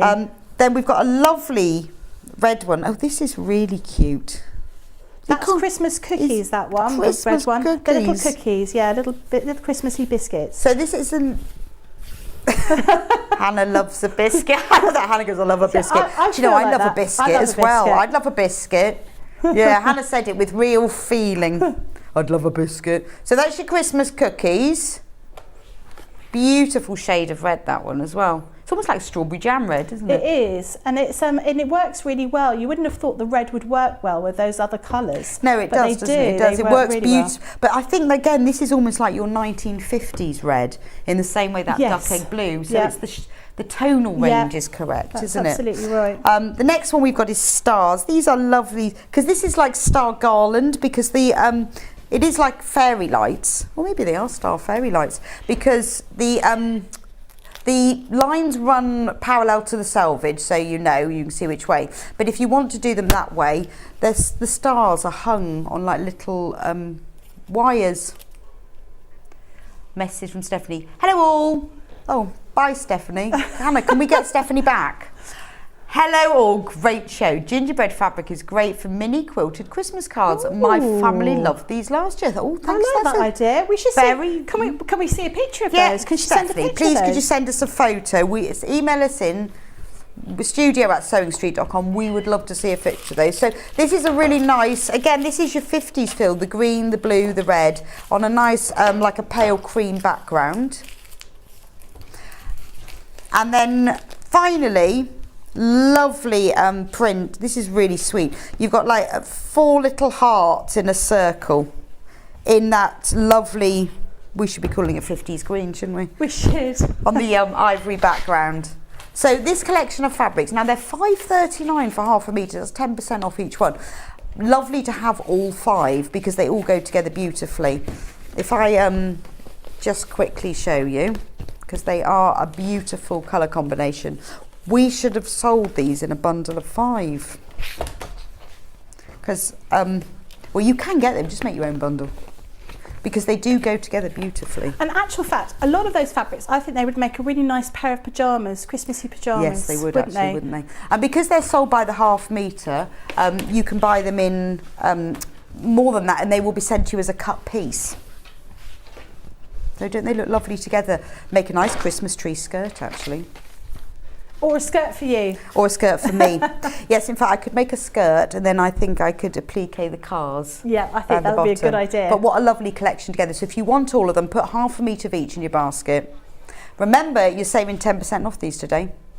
Right, so where have we got to, Becky? I've put them all together. Wow, so you that can was see quick. how he looks. And so all I've done is I've just been using, so that's just adhered everything here. Now I would want to stitch this. I would want to do some free motion machine embroidery on here, or I'd want to stitch this by hand just to finish it off, because I was going to make this as a cushion cover. And obviously with a cushion cover, they're going to get, the children are going to throw them on the floor, the dog's going to sit on them, and they're going to get more wear than perhaps other things would be. And because you're spending a little bit of time making this, you want it to last. But you can see how effective that looks using just the patterned fabric. But again, of course, you could use your plain fabric as well. Now, what I also want to show you inside the other ones here is the other bits and pieces you'll get in the design. So whilst you've got this this driving home for Christmas one with this car, you've also got these fantastic trees. That one's about to sell out. Oh dear. On its own. Oh my goodness. Hopefully we'll be able to get some more in.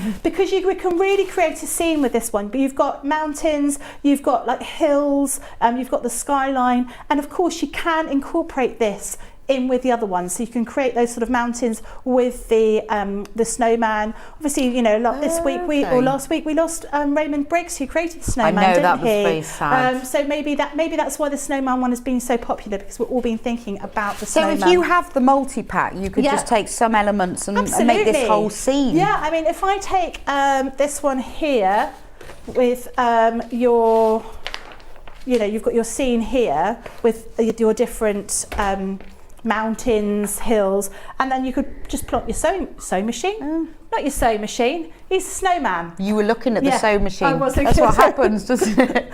Just replace that with an. Which one? The Santa's Grotto.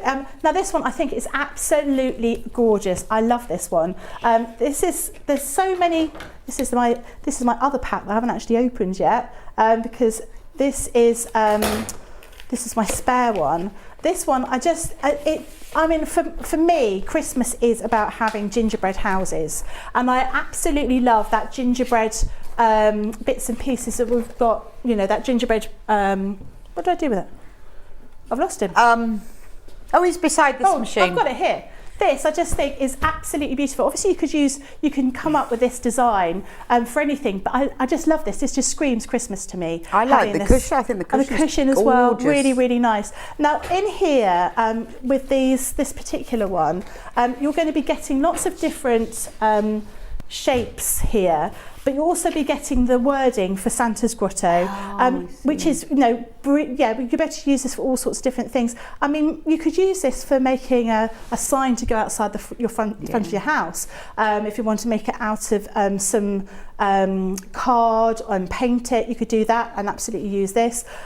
This would look great if you've got some glitter fabric doing the roof up here. You've also got the North Pole sign, and you've got these candy canes as well. So you can see when you start putting this design together, those candy canes, you could use some of the striped fabric that you may already have. There's nothing to stop you from changing this up a little bit and making use of this as a Hansel and Gretel kind of gingerbread house. You know, it didn't have to be Christmassy. You could get, you know, just not use the Santa, but you could use all of the shapes and those embellishments and make it into, you know, sort of a Hansel and Gretel type, you know, gingerbread house that, you know, the witches created, that kind of thing. But I think this is absolutely gorgeous. I love this one. I think it's really, really beautiful, and there's so many things you could do with this. Nothing to stop you from incorporating this. Perhaps your car is driving past you know, the snowman, the reindeer's trailing after because you keep dropping all your parcels, and then you're getting to Santa's Grotto, and you could create that whole scene over a big panel or perhaps around your Christmas tree skirt. True. Absolutely, there's so many different things you could use this for. So really, really wonderful on here. Now the other thing I was going to show you is how this all cuts out of felt, because we've got some felt on the show as well. So I just tidied that up a little bit, otherwise I'm just going to get in a little bit of a muddle and get everything in the wrong place. So that is my driving home for Christmas one. Let's just put those over there. So I've already done this one. This is my reindeer out of my just cotton fabric, but I have already cut out here the same reindeer but out of my felt.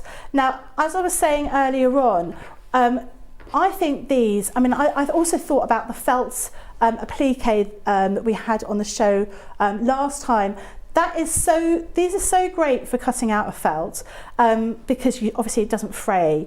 But I love the idea that we can cut these out and we can give them to children and they can just create their own design, so that you don't have to glue anything down. You could just give the kids a whole load of different shapes, or give them this particular project to do. Right. Nice they thing could cut to everything do in the out holidays, isn't it? And then they could just make their own little animals, their own little designs. You could you could mix and match, and I think this is really lovely, and it all cuts so beautifully. You've got really big designs here, really big shapes. And have you used that bundle of felt to make those? Yes, I have. Oh, I did use because I don't think it comes with a red, so I did use a red out of a vibrant pack that I happen to have. But you don't have to use. Rudolph. He might not be Rudolph. He might. I think there might be a red in the blooms, but there's a dark red in the blooms pack. Which you could use. Yeah, there is, yes. Yeah. So that is like more of a deep kind of scarlety kind of colour, isn't it? Yeah, so if you buy the blooms pack, you get black, yellow, dark yellow, light yellow. Yeah, you get a lovely winey burgundy red, a pinky red, purple, blue, loads, 2 greens, mauve. Oh, you've got a nice skin tone. Yeah. Quite useful. Yeah. A fuchsia pink, a pale pink, and a white, and a really sort of very super peachy pink, but you have got a lovely deep red like that one. That's in the Blooms pack, $15.99. So this is great for children in the holidays. Yeah. If they wanted to make something ready for Christmas. Yeah, absolutely. Making a present for a friend or an auntie or something. And perhaps you just want to use the face, just use the head with the hat. I've forgotten to put his ears on, so I'm sorry. That my Rudolph that I made earlier can't hear anything. Can't hear anything. Never mind. I forgot. But it'd be good for schools as well. Yeah. If you were doing a little group in a school and you wanted to do a bit of Christmas sewing with them, and obviously with felt, you could use all sorts of other things to stick it on. I'm just looking for my glue, which I've just hidden at the bottom here.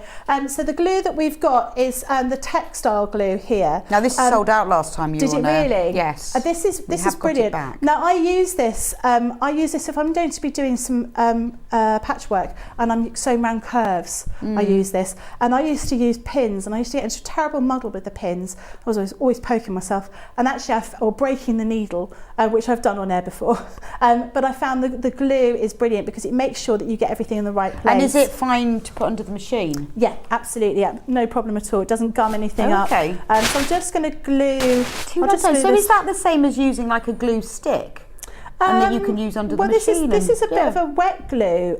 So yeah, I suppose I always think of those glue sticks a little bit like this like kind of stick glue that you get in stationers, aren't they? They're a bit like that. This is, it does take a little bit of time because obviously you've got to wait for it to dry. But you can put it under the machine. Can put it under the machine. Fantastic for zips and everything. Yeah, then. really, really good. And I found for me, I've gone through, and it just, if you get it on your fingers, it just rubs off. I found this is absolutely key for me if I'm doing any kind of patchwork with curves. Yeah, I cannot get on with the needles. I find this so much easier. But it sticks your felt together, no problem at all. So that does make all these sort of activities something that's really easy to do with the kids and really simple to do and nice and easy. But yeah, this is just, I just need to cut out his eyes as well, and then I'd be able to finish off. He looks a bit crazy there. Looks like his eyes should be here, doesn't it? But you'll be able to create your own reindeer out of your felt or out of your fabric, depending on what you want to do. And they're absolutely wonderful stencils we've got. Gorgeous. Right, so last time Becky was here on air, she introduced the white Gemini machine to us. The OG, the original. The original is the OG. And we've got it back today, and we've got a special bundle with us. So tell me about the bundle. So we're going to get Becky to show us how this works. Yeah. But you get the Gemini machine, and with it you get 3 dies. These are applique dies. So now this one has got elephant, tiger, panda, lion, giraffe and monkey. Then you get the farm animals. So you've got a cow, a pig, a horse and a sheep. These are all dies that work with the machine. And then finally you've got like the baby animals. You've got baby unicorn and frog and cat and puppy and mouse and rabbit. And fabric clips. You get 10 fabric clips with it. So with the Gemini machine, $179.99. It's normally $179.99, but you are getting 3 sets of dies for free, and the 10 fabric clips as well, which is amazing. So how do we use the, oh wow, that's heavy, isn't it? It is heavy. It's a good solid piece of machinery, isn't which it? is why it's such a good deal with your included postage. Yeah, that's amazing. It makes a big difference. Yes, imagine if you go back to the post office with that, they'd go, that's going to be expensive. I'm just going to switch it. Check it switched on. There you go. But the Gemini machine, it is quite sturdy. It's quite heavy. It's not so heavy that you can't lift it up, but it has got some weight to it because you do. Yeah, no, it's not impossible. I'm just saying it feels like a really good piece of machinery. Exactly. It doesn't feel sort of cheap and now cheap and these nasty. Christmas dies you use with the machine. Yes. Yeah. So we've got these. They're a bundle only, so you've got each one. There was 25 in one, 17 in the other, and 15 in the other. Yeah, so you've got all sorts of different shapes in there. So you can create individual faces, and as I was saying about kids love the nativity, playing with them for Christmas. Yeah, you could create cut them all out, and then you could then give them to your children in pieces in perhaps a bag for them to create all those different designs. So they're a really, really good item to have. So they should be £77.97 for all three. And then we are getting them for £59.99. So you've got the nativity, again you've got the Christmas animals, and then you've got the Christmas people really, Santa and Mrs. Santa, and the gingerbread man, snowman, and 2 elves. So you get 3 packs of those for the Christmas dies. The machine comes with 3 free packs of dies and the clips, and then these are available £59.99. That's a massive saving. These are gorgeous. Yeah. Okay, Becky, show me what we do. Right, so you've got a few different ways of using these. Could you open one up for me? So I could use one. Which one would you like? I don't mind, you can choose. Oh. So with your Gemini, you're going to be getting your standard plates. So your standard plates are as follows. You get 2 of these outer plates, which are almost like a frosted plate. These ones have been well used, so you've not got, you'll have markings on them. You don't have to, you can reuse these, there's nothing wrong with them. They are consumables, so after a while you will need to replace them. But one of the key things, thank you very much, one of the key things to use is to flip them round. So as you're running them through your machine, the next time you use them, you want to flip them, you want to rotate them. So you're trying to move them, because obviously there's going under a lot of pressure when they're going through the machine. So they may move, and you may get this slight sort of effect on them, and you will get these marks on them. Marks won't make any difference, but you do want to keep flipping and rotating your plates as you go. You'll also get this metal shim. Now you can see the metal shim, we've only run that through the machine a couple of times, but you do get quite a lot of marks on it. And that's because when we're using these with fabric, our fabric dies are a little bit thicker than our normal paper craft dies. So this is something we'd use with paper craft more so than fabric. But it doesn't matter. It does mean that you'll get these marks on it. It's not going to stop you from using it, but we do have other plates that you can use, but I'll show you those in a moment. You'll also get a plastic shim, which comes with it as well. You'll get an embossing folder, embossing sheet, and you'll also get this magnetic shim. These 2 you don't use if you're going to be using fabric, but if you're going to be using your Gemini for other things, and I'm sure you will, because once you've got it, you will find that there's so many other things you can be cutting with it. That's when you'll use these. But if I was going to be cutting everything out using for fabric, I'd be using these ones. So my 2 clear plates, my plastic shim, and my metal shim. Now we do have we got them on the show today, the fabric plates? They're not available. Okay. So we do normally have these fabric plates which are much thicker metal, and they're great if you're going to be cutting with fabric a lot. But I won't use those as we haven't got them on the show today, but I will use these ones which you get with your machine. So I'll just put those to one side. So I'm going to use my clear plates, and I'm going to use my metal and my plastic shim. So I'll just get a couple of bits of fabric. Actually, I'll use some felt, I think. Okay. Grab some felt I've got on the floor. Yeah, it's interesting to see how it works with felt for getting these perfect pieces. Yeah, when it goes through the machine, it may make particularly with felt, it makes a crackling noise, which can be a little bit a bit concerning when you first look at it. But it actually, it's perfectly normal. It's just one of those things as it's going through the machine. So what I'm going to do is I've got 2 layers of felt here. I'm just going to line these up. I'm going to cut basically a bit. I'm sort of doing a lion. I'm going to do a lion's mane, and I'm going to do a lion's body. We've got just inside the pack. There should be a little that pack that you just opened. There should be a little guide for how to put it through. Okay. So this one that Becky's using at the moment, this is at the zoo. So this comes free with your Gemini machine. Yeah. And these are the sort of things that you can make with them. So it shows you, it's almost like a recipe book that you get inside there. So it tells you exactly what you get within the instruction booklet that comes inside. These are free with the Gemini machine. So it tells you how to work it, where you put the 2 pieces together to do it, everything that you get. All of these dies are in the pack. And then it gives you lots and lots of ideas of how you layer them and how to create them. So if you look at the panda, it shows you how you create it step by step to do the thing. And this is just one of the 3 free packs that are free with the Gemini machine today, £179.99.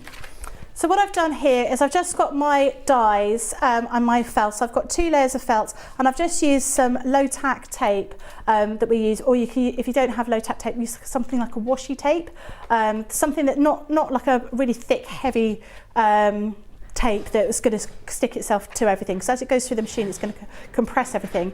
Then I'm going to put that kind of frosted plate over the top, and then my clear plate over that.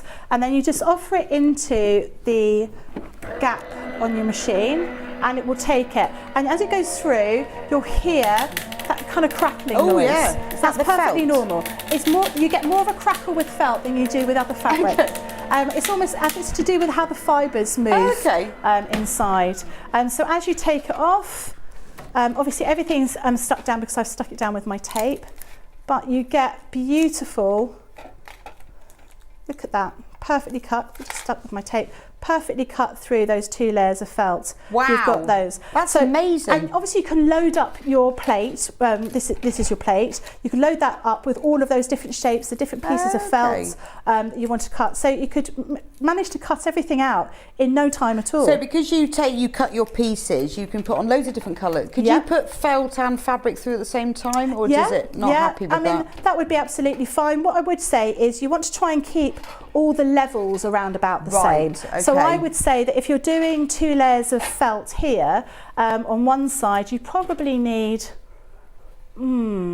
4 layers of cotton, possibly even 6 layers of cotton, so it's more or less the same kind of width, just so it should cut perfectly all right anyway, but just makes everything sort of going through a little bit easier. And you'll see that even with those little curves, that's cut out beautifully, and it's taken no time at all. But you will notice on this metal shim, you've now got that indent from that, and that's to do with how deep these are. So if I had a papercraft die, they tend to be silver, these ones tend to be multimedia ones, tend to be copper or rose gold coloured. Now these are just a little bit deeper. They're not going to hurt you. I can press my finger all around this. This isn't sharp. It's just got a little ridge that goes upwards, and it means that when those the pressure of the machine goes down, and that allows everything to cut. Now these will cut, as with all of our little dies, they'll cut up to sort of 6 layers of cotton fabric. Wow, so they are particularly good if you're going to be doing something, you know, multiple making, you just want to save a bit of time. Or in actual fact, even if you just want one in one colour, I would still cut multiples because you could put them away and then use them another time. But you'll see on here, this is this particular one. This is the one that had all those different animals in it. You've got so many different shapes that you can be using this for. So many different aspects, different pieces here. They'll all work together, so you can create all those different animals. This little piece here creates that mane for the giraffe. So you've got lots and lots of different bits and pieces around here. So it works super well and really, really quick and easy. And I found that this was absolutely a godsend, a Gemini machine, because there's so many things that you can do with it. Fab. It's really good, isn't it? Yeah. I'm amazed like how perfect it is. Yeah. There's no sort of rough edges or anything like that, and it does make it very quick and easy. So if you haven't had a Gemini before, great opportunity today, because it's £179.99. You are getting 3 free sets of templates. So you're getting the jungle animal, they're called at the zoo. And there are 26 different pieces on here that make all of these animals. That's absolutely loads. The next one is the festive animals. Love this one. Oh no, sorry. I'm in the wrong bundle. I'm in the wrong bundle. Those are the ones that separate. I'm just going to move then, so I'm getting confused. These are called Farm Friends. So you get 17 different pieces with that one. And then the final one is Animal Friends.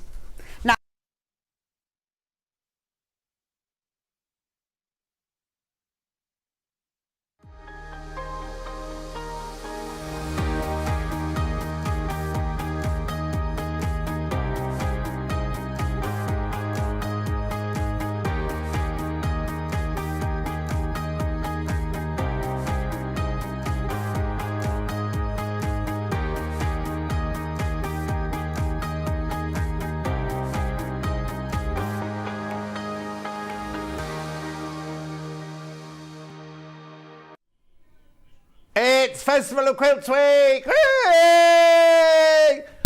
Do you know what? When I woke up this morning, right, I've only had how many days off? I had 3. I got 2 or 3 days off, right? When I was in work last time, when the alarm went off, it was still kind of daybreak outside. This morning, the alarm went off, opened the curtains like that, pitch black.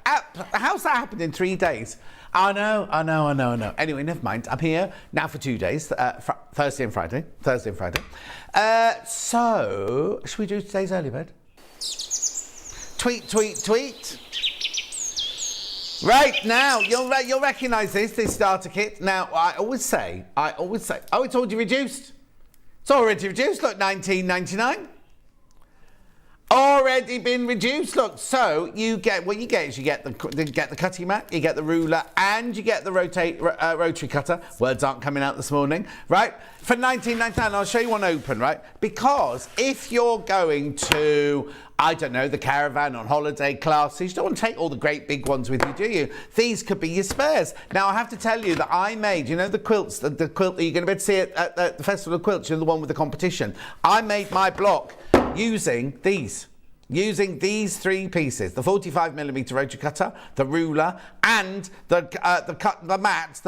cutting mat, right? But look, inches, centimetres, inches. At £19.99. No, it's not. $15.99. £15.99. Now, that's only till midnight today. If you think Christmas presents, I know it's only August, but Christmas present drawer.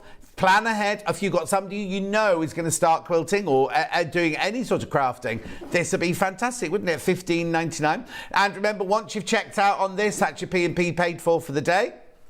I know, ruler, cutting mat, and rotary cutter, 45mm rotary cutter. At £15.99. What's the matter, Ben? What did you just say to me? Oh, already? Oh, we've got such a busy day. We're going to the menu. What? Got so much to cram in. I can't hear you again, by the way, Ben. It's very quiet. There you go. That's better. Anyway. Keep going through for that. $15.99. Now, before I do the menu, I need to tell you about 2 special treats we've got today. Professional here. Thank you. Right. So, if you buy the Elna 720 between today and Sunday, you get an extra treat. Look, you get. Can I have it on the big screen, please? I still can't read it on there. Quilt Show Special, Elna Excellent 720 Pro Sewing Machine with 5-year warranty, free 5-year warranty, and a free Metler thread set, right? Now, it'll always cost you £1,799, but if you buy it between now and Sunday, you get a 5-year warranty, and you get a lovely thread set. Here it is. No, I haven't got it. Nobody sent it to me. Not that I'm bitter and twisted, but nobody sent it to me. So that's the 720. Now, you'll also, the next machine, you will see Victoria Carrington using this later. It's the 780. The Elna 780. Again, you get a 5-year warranty and you get a free Metler set. Can't search here yet because Hayley hasn't sent it to me yet. There you go. I just thought I'd let you know. I'd look at the split pay on that one. That's brilliant, isn't it? 5 split pay. So hang on, are we still in August? August, September, October, November, December. You'll have just finished paying for it in time for Christmas. I know. £2,789, £557.80 on split pay. Right, now today's menu. Here's the menu. Coming up today, at 8 o'clock, we've got Kaffe Fassett quilts and quilting tools. Actually, that's rubbish. That's rubbish, right? I've got a Kaffe Fassett book in Wales. Oh no, TV launch of the book. There it is. Well done, Becky. There's 3 of them. You only get 1, obviously. Right, okay. And so what else did it say for that hour? Because I haven't got any quilts. I've got the book and I've got some Kaffe Fassett fabric in the first hour. Then at 9 o'clock, we've got the Kaffe Fassett checkerboard quilt with Victoria Carrington. That's this one. No, that's not that one. Charlie. There you go, that's that one. And we'll show you Ian and Barry holding it in a minute. Then at 10 o'clock, we've got, 10 o'clock, we've got Wendy Orlando, Noughts and Crosses. That's this one. That's that one. There it is in a draped over our garden on a sunny day. Then at 11 o'clock, we've got Kaffe Fassett's Quilt, Victoria Carrington. Now, I've not got a picture of those, but it's two of them. They're called Lavender and Sage and Bubbly. They're the same quilt, but they're in different colourways. But I've got no pictures yet because they're at Festival of Quilts. And then at 12 o'clock, we've got Quilt As You Go with Wendy Orlando. Now, it's not a pattern of actually what to make, right? So you see this picture. The pattern isn't for that. She's just going to show you different techniques. She's just going to show you different techniques of quilt as you go. Right, there are three ways you can get in touch. The first way is by email. studio@sewingstreet.com, studio@sewingstreet.com. The second way is by Facebook Live, and I've not shouted any of them out, so I'll do that now. So Julie Vaughan says morning, off to Festival Quilts today. Anne says good morning. Pauline says good morning. Marie says good morning. Jan says good morning. I'm recovering from having a very stubborn tooth out yesterday. Oh, that's the other Jan. Lo, sitting in the hairdressers. Claire says morning, John, off to do the dreaded school shoe shopping today. Wish me luck. Sue says good morning. Lovely to see you this morning. Carol says good morning. Margaret says morning. Raining here, but you've brought some sunshine to the day. Laurie says morning, John and team. What a great week. Love your shirt. See you soon. Sue says two fabulous guests today. I love them both. Pauline says we wanted to meet you and the Sewing Street team at Festival of Quilts, but because of the rail strike, we can't come now. And Lo says say hi to the very lovely Richard, my hairdresser. Hello, Richard, the hairdresser. Hello, Richard, the hairdresser. And the third way is by going to the website. www.sewingstreet.com. You click on watch the show live, and there's on the right hand side, there's a box there on the right hand side that says yes. Right now, if you scroll down the page, in a minute there will be two columns. Oh no, there are two columns. There's today's show deals. That's everything we've shown so far. And on the right hand side is pre-order. This is everything we have for the next 5 hours. There's Quilts in Wales, ba-da-da. And then here we go, all sorts of goodies in that hour. Okay, now some things there might be crash prices, I can't promise you that. Then, that's still the same first hour. Then, there is the Kaffe Fassett checkerboard to checkerboard quilts, you're going straight past it, $199.99. There, get down there. Click on it so we can see the picture. There you go. Lovely. So Victoria Carrington's going to show you how to make that. Then we'll carry on down the page. There's the tools she's going to be using, some of the tools she's going to be using. Then, of course, we've got Wendy Orlando's hour. There they are. The noughts and crosses in 3 different colours. And the pattern on its own. It's foundation paper piecing. So there's your foundation paper piecing. You add a quarter ruler, your glue. So that's her first ad. Then there's the 2 quilts. Now I'll click on those and I'll show you those, right? So there's the lavender and sage. Oh, look. Lavender and sage, and bubbly. Which one do you like better? They're both go. I've just got to ask Charlie, can you stop the screens next door? I've got swirling jewellery. Can you, they just put me off a little bit. Can you just switch those off for me? Right, okay, carry on down what's on today's show. The website, look, there's Wendy's second hour now. That's right, there's Wendy's second hour. That's 12 o'clock. We've got a few of our other patterns here as well. Oh, 505 spray, quilting gloves, underwear, fusible fleece, everything you need to know. Right, now, let's start at the very beginning. It's a very good place to start. We're not that. That's going. Because we've got TV launch of Kaffe Fassett's Quilts in Wales. Bodada, designs inspired by a Welsh castle. Right, we haven't put the graphics in yet, and 10% of the stock has gone already. Are you ready? Are you steady? Go. £25. Oh, look, no .00 or anything. £25. It is the TV launch. But, oh, here we go. Ibexa says, Bodada Chi E Gid. Collecting a new card today. Well, it's new to me. Patricia says, good morning, love you. June says, morning, love you, love your shirt. Tree says, morning, Sewing Street family, have a beautiful day. Viv says, morning, watching a damp caravan. Right, what's that say? Morning, what a glorious shirt. So excited for Festival Quilt, the new cave book. Wearing my cave trousers to celebrate. See you Saturday. That's Susie. That's our Susie. She'll be there. She'll be there. One more message on bottom, then I'll show you the book. Morning, John. Fabulous show. Have a great day from Vanessa. Thank you, Vanessa. Right, are you ready? Let me move those out of the way a little bit so I can see this. Right, this is the first time we've opened it, right? This is it. This is the TV exclusive, £25. No, look. Oh, look. I was waiting for someone else to notice. Should we come in a bit closer?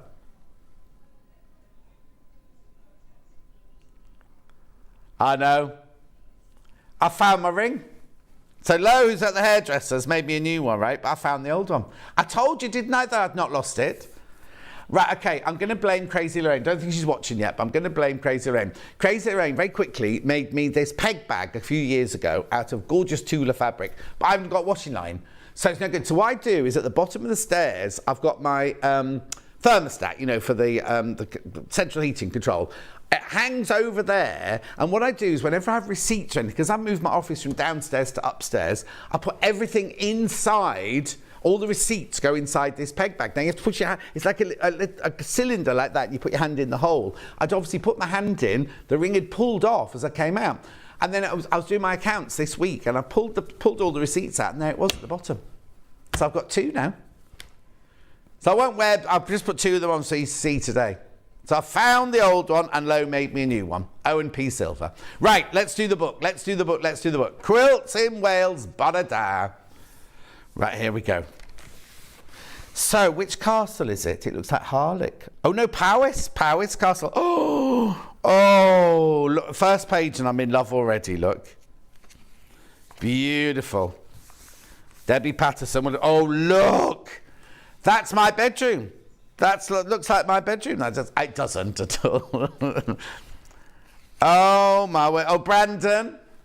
Kaffe. Look, Kaffe's busy working. Brandon just standing by. Oh, my word. Oh, my... Well, look, there's Charlie. Look, look, look, look, look. I'm not going to spoil... I'm not going to do the whole book, because obviously I don't want to spoil it for you for when you get it home. Oh! Aren't they just... That's Brandon again, look. Kaffe. Obviously, they're not just outside... They're not just in the castle, are they? Because that's a little Tudor building there. The library.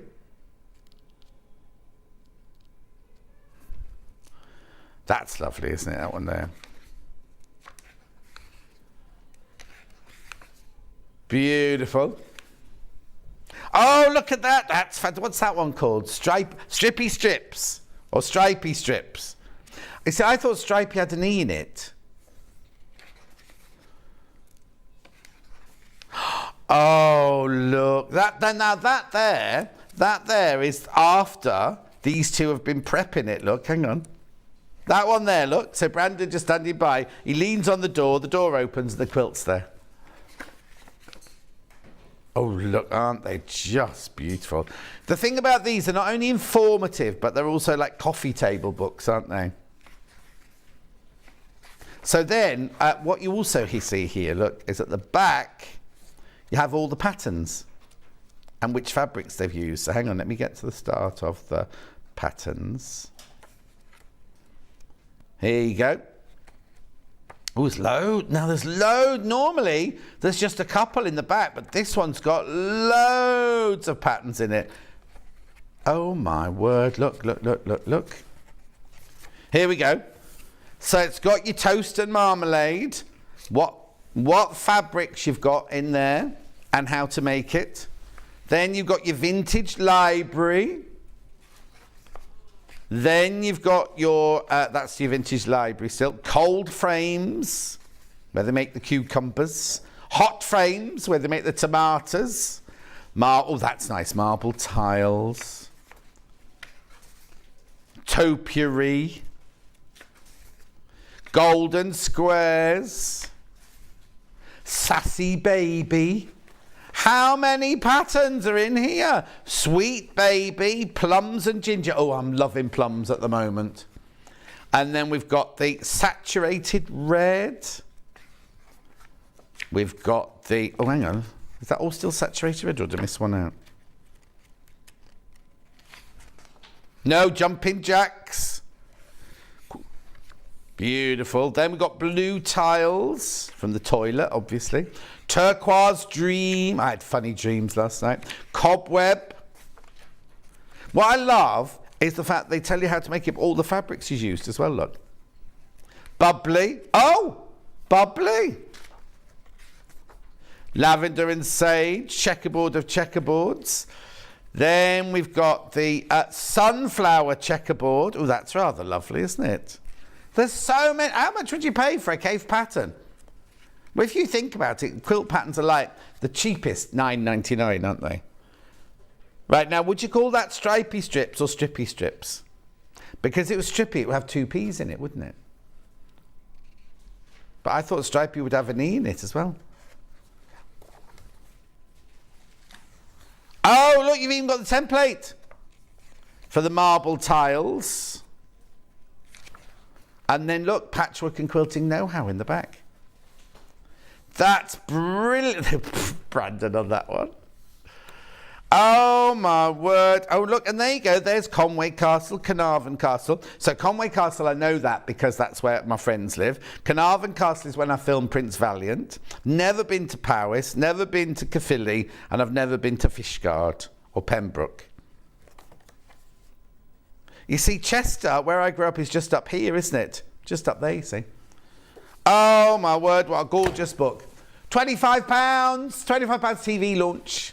And it'll be sent out to you. We've got them, look, as you can see, we've got them. So as soon as you buy it, the process of you buying them will happen from midnight tonight when we take the money off your credit card. £25. And if you've already bought the early bird, there's no more P&P to pay. Or if you buy this, that's your P&P done for the day, whether you buy a sewing machine, whether you buy a quilt kit or anything. At £25. Beautiful, designs inspired by a Welsh castle. £25. Gorgeous book. Oh, stripy. It is stripy. We've looked it up. Apparently it can be spelled both ways. Beautiful book. Let's see what else he's got to say in it, shall we? Where's the word? There's so many patterns. I can't believe how many patterns they put in. It's lovely, isn't it? Beautiful. It's kind of contemporary quilts in a very, very classic setting, isn't it? Love that bedroom. I've got a bed a bit like that, but it's in the downstairs bedroom now. No, the downstairs bedroom's a reading room now. It's all cosy. It's got not red lights in, but orange Indian lights in it. Yeah. Beautiful.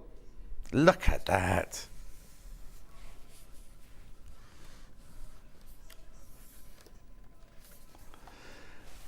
Gorgeous, £25. Keep going through, keep going through, keep going through for that. Lots of you coming in. Oh, right, okay. Good morning, Sewing Street. I want the Kaffe new book. Oh, I so want the book. Well, Kat, get it. Sue says, yeah, you found it. Oh my gosh, you found it, says Pauline. You wear them both so well, says Lo. Sandy says, morning, John. Love to see you this morning. Your shirt is gorgeous. Lovely Kaffe book. Super photography, says Julie. Oh my goodness, John, you found your needle ring. I have, Jill, indeed. Good morning, John. I love the Kaffe books. I met him and Brandon at Quilt Festival a couple of years ago, and he was what lovely people. Well, he'll be at Festival. He'll be at Festival of Quilts this week. I don't know what day. I know he's definitely there tomorrow because Rebecca Reed's interviewing him tomorrow. It's not pre-order. It's ready to go. It's ready to go. If you go and Google it or Yahoo or Bing it, it's all on pre-order. It's a TV launch. I've got a favourite.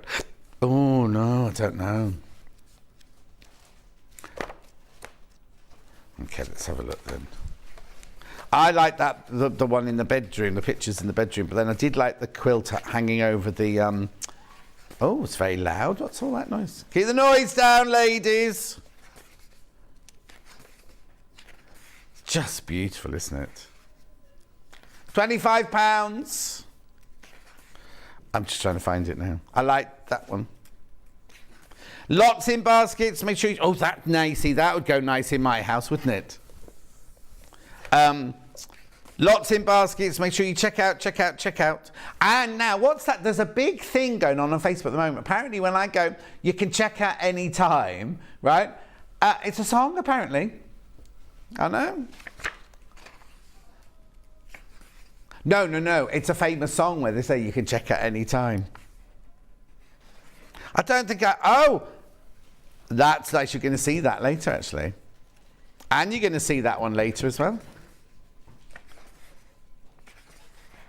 Yeah, Ben. Ben's going to do his own book, Quilts in Redditch. He won't need quite so many, I don't think. His lounge is looking very nice, though. Beautiful. Absolutely stunning. Keep going through, keep going through. Right, I'll come back to that in a minute. But a £25 TV launch. Oh no, Quilts in Wales. If you're collecting all of them, you know what I mean? That'd be a nice added one to add to your collection now, wouldn't it? It's beautiful. Coffee table book as well as instructional. Right. We've got some cave thingies here. Oh, a design roll. Yeah, sorry. Okay, are they available on their own as well? Right, okay, so I've only got Neptune on its own, but we've got a special deal going on. Special deal going on here. So, I wish I wouldn't have that thing across the bottom. It's driving me mad. $89.98. You get two. Oh, what happened then? $89.98. Not our price today. £10 off.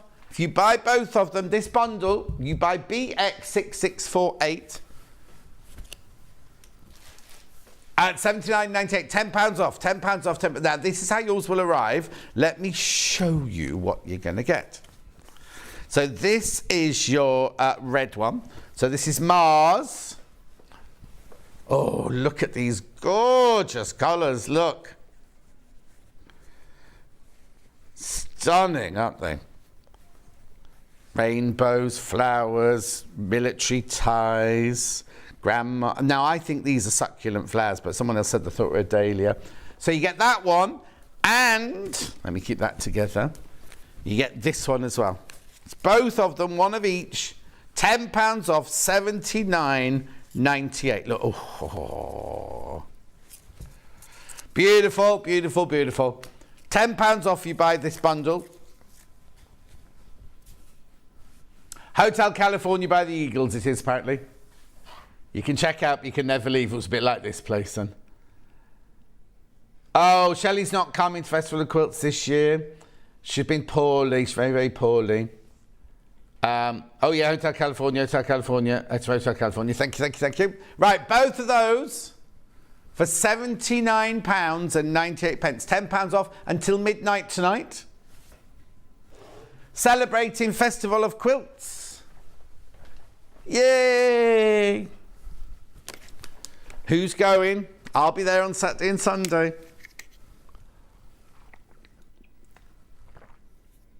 We were going to do a competition if you spot Bruce, he was going to give things away, but we forgot. $79.98 for the two. So I've not got Mars on its own, but I have got Neptune on its own. So let me take that one out. And then have the Neptune one, which is the blue one.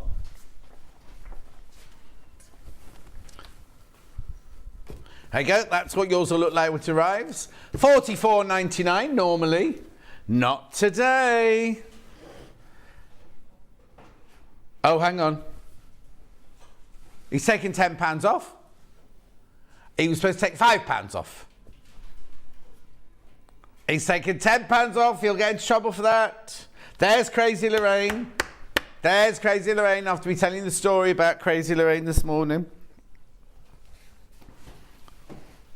Needs to sell out. That is a genuine error. Well, because you only got £10 off the double, didn't you? So you're not supposed to get £10 off the single.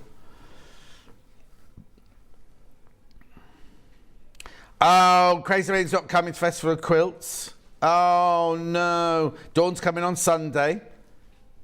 Coming to see you, courtesy of Emma Bradford. Oh, that's nice, Dawn. She paid for your ticket. $34.99, that's £10 off. £10 off. Well, it's brilliant. It is brilliant. Do you know what you should do? You should buy 2 of those. Because then you're going to save £20. Whereas if you buy the bundle of the red one, the blue one, you only save £10. Oh, it's sold out. Oh, there's one not checked out. One not checked out, about to sell out. He said scratching his ear. My ears were so hairy yesterday when I went to have my shave, I can't tell you. Sold out, sold out, sold out. Brilliant. No, you'll get into so much trouble for doing that, but there you are. Right, are we going to do this then next? Kaffe Fassett design wall. 2-inch square fabric grid, 115 by 150 centimetres, that's 45 by 60. And you're saying, well, what on earth is this Kaffe Fassett design wall? I've got no idea what you talk about. They've obviously been stuck on afterwards, haven't they? Right, here it is. You don't get the 5-inch squares. They're there just to show you what happens, right? So if you're going to see this being used when Victoria Carrington does her second show, her 11 o'clock show, because she's going to use this design wall during that hour. But literally, see, these aren't pinned, right? These are just my 5-inch. So if you're thinking, oh, I just wanted to set up a 4-patch, will they look nice together? Of course, I should do it straight, shouldn't I? Come on, John. So look, you just do it like that. Then put like that. Like that. So you can just place them, because the flannel fabric just allows you just to put things up like that, right? And you can step back, right? And look at it, take that one out, right? And then you can just step back. Beautiful. Which one, Ben? Right, okay. Beautiful. So if you don't want that, you think, well, that's not quite right, I want to change that one for that one. You literally can just do that, and that. And they just, and so basically you can build up your quilt using your different shapes. If you want to do a half square triangle, you can cut them in half, whatever. You just build up your quilt as you want to make it. See how it's going to look? Without pinning. Without that one, because I'm not going to go that side. I'll put. You see, basically it's better. Roberta, my friend Roberta, she just hangs hers over the back of the kitchen dresser with hers, but if you can just pin it to a wall like this, it works better than leaving it flailing around sort of thing. But it's just so easy. No pins, no glue. Look, there you go. How brilliant is that? I think it's fantastic. Yeah, you want to be able to step back and look at it, to walk across the room, have a look at it. Oh, there's the other one. I knew there was another one.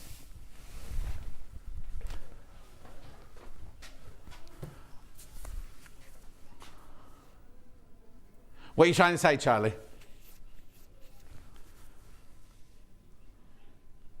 Oh, yeah, look at different angles. Go outside, look at it through the window. Do anything you want to. I learnt that from Stuart, actually. So basically, it's quite good because you can't always make a decision. And also, if you make a snap decision, once you've cut it and everything and sewn it together, you're like, oh, I wish I hadn't put that there. $27.99. Yeah, go away, have a cup of tea, think about it. Then go back. Are any of those jarring for you at the moment?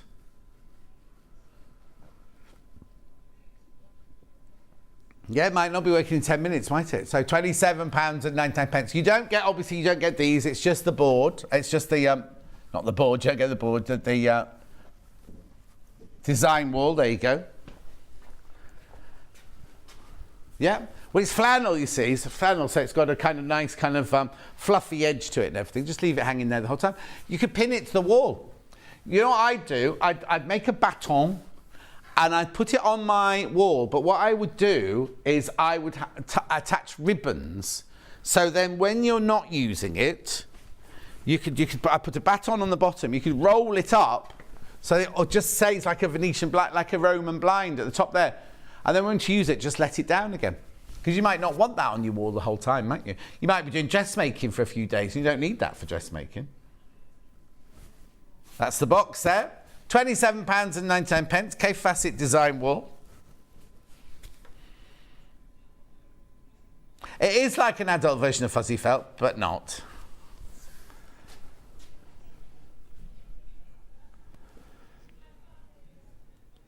Oh no, Trace says, hopefully going to get there, but train and ferry strikes are conspiring against me.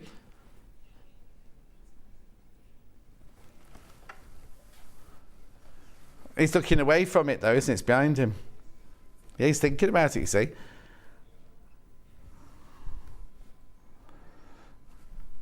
£27.99. The which one? Yeah, this one here. It's a layer cake, this one. Or a 10-inch stacker. So, this is what yours will look like when you get it home. Oh, we've called it a charm pack in there. I see why you're calling it a charm pack now. £44.99. These are 10-inch squares, remember? Oh, I didn't know this was happening. Hang on, what's happening now? £39.99. So he's taken £5. 39.44. 1, 2, 3, 4. Yeah, £5 he's taken off there. Right, this is what you're going to get in this one here. So you get the beautiful flowers on purple. You get Kaffe. Oh, let's see if we can find it. Yep, there it is. I'll turn it the other way. There you go, Kaffe. Then you get your oranges in blue on pink. Not confusing at all. Then you got your flowers on fishnet. Right, can we find it again? Oh, you found it already? There. And there. Beautiful. Then what else we got here? Then you got your fishes on Missoni-like-esque background. Then you get your leaves. It's quite dramatic, aren't they? Then you get your, oh look, that's nice, your pink flowers at night time. It's definitely black, that one. Ooh, my hands are, you see, this is it. When I'm not here, I don't moisturise my hands because they're in my makeup bag, right? And my hands are all a bit rough today. I do apologise. Look at that one. Love it.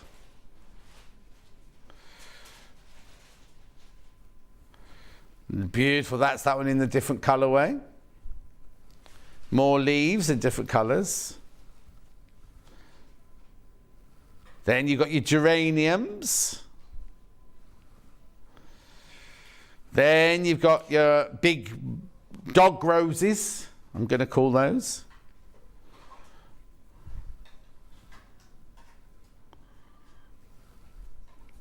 And then you got your oranges.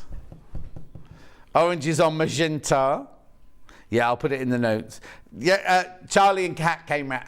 Charlie and Hat, not Cat. Charlie and Hat came round yesterday to look at the house, you see, because they're obviously going to move in while I'm on my holidays. I hadn't realised it was so close.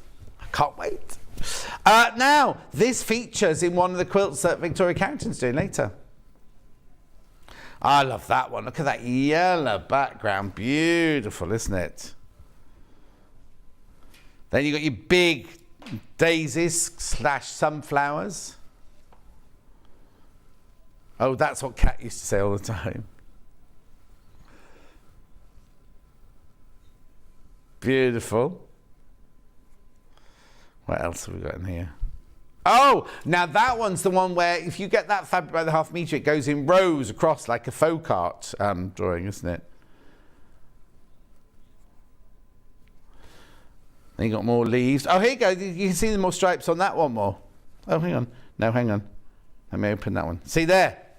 So what happens, you see, that goes there like that when it's a ½ metre, and then it kind of goes across like in stripes. And then you've got your fishes on Missoni-esque background again. And then we've got more pink flowers on the black background. I've already done it once today, but I will do, thank you. Tap. I'm just going to put some Seams moisturiser on my hands. Yeah, you've it's on the website. Some on the website. But I'll be able to put it on my hands and then pick the fabric up straight away because it absorbs straight away. I'm not doing it today, I'm just telling you. $39.99.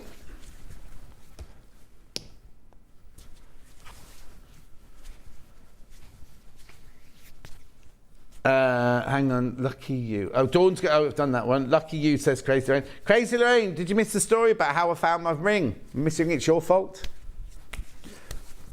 There you go. Yep, right. Okay. Quick flick through the book. Here you go. Kaffe Fassett Quilts in Wales. Oh, well, I'm not saying that because it's a surprise. Oh, she's what? Okay, so Charlie's taking his girlfriend Hat on a secret.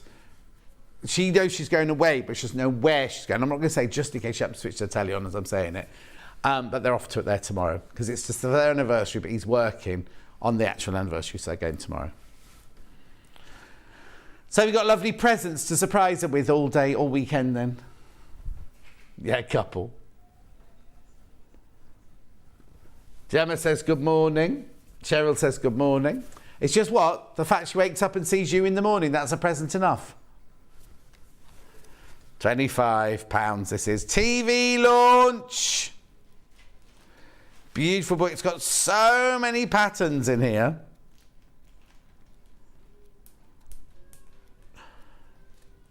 Yeah, and also I said to her, how are you going to get to work while you're staying at my house? She went, oh, I'm taking 2 weeks off. She's going to be like the lady of leisure in the house. I hope it's nice weather for you. Beautiful. Look at this book. It's stunning.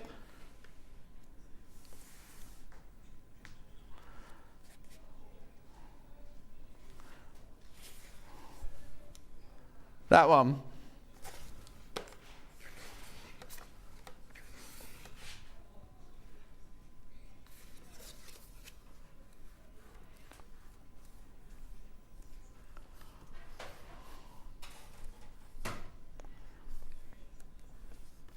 You see, that looks like a house in Lavenham, that one.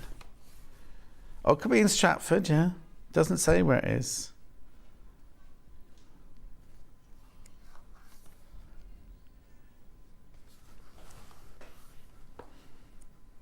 Gorgeous book, fabulous, but look at that bedroom. I think I could sleep quite happily in there. No, I don't think you have to jump over the rail. I think there'll be an opening bit round there.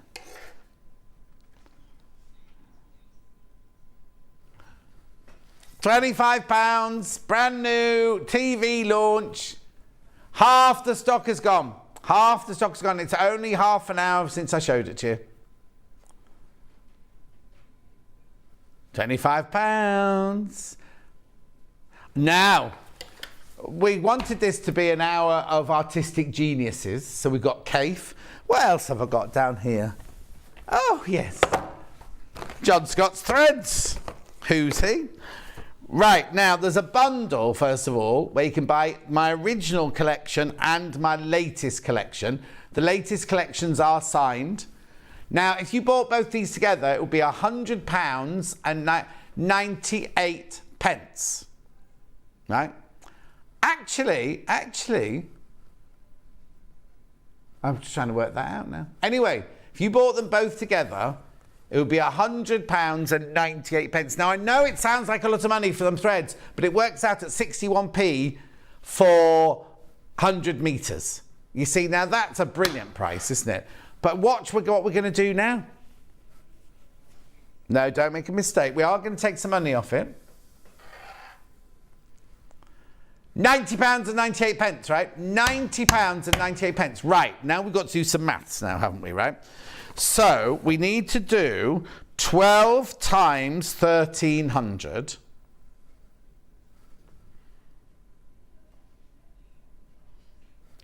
So you're getting 15,600 metres of thread for that much money. So you need to What?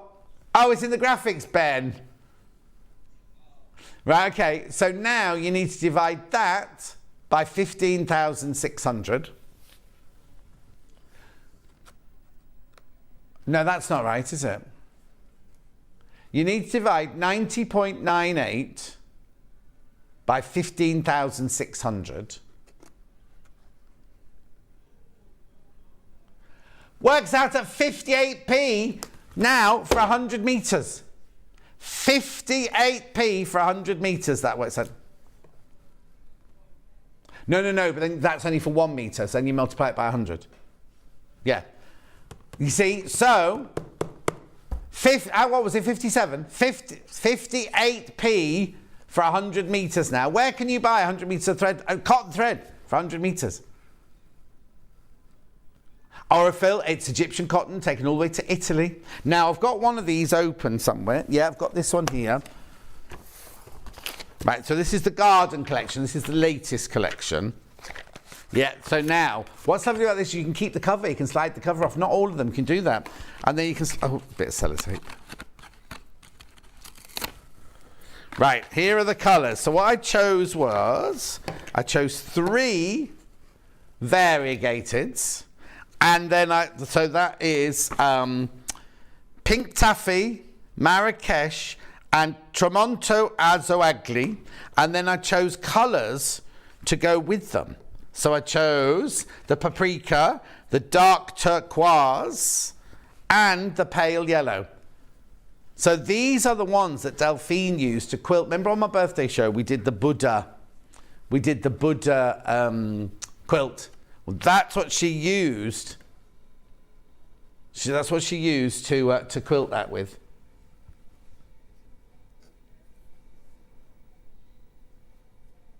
Oh, what's the matter? Oh, you missed the story. Right, I'll tell you again in a minute. Right, so that's those, right? So that's our studio sample there. Now, I haven't got one of my original open, so I'm going to open this one here. This is the original that I did first of all, which were hugely popular. This was the second, you don't call it reprint, do you? The second run. We sold them, sold out. Oh, I can't open, am I opening it from the wrong end? There could be a way. Yeah, there we go. So the colours in here were all just my favourite colours, right? These have still got the cellophanes on them, obviously. So you've got your silver and your beige to do your piecing with. Then I added pink, blue, green and yellow, right? That was my original collection there. And then with it, you also then get this collection. I don't know if they're all going to fit in, are they?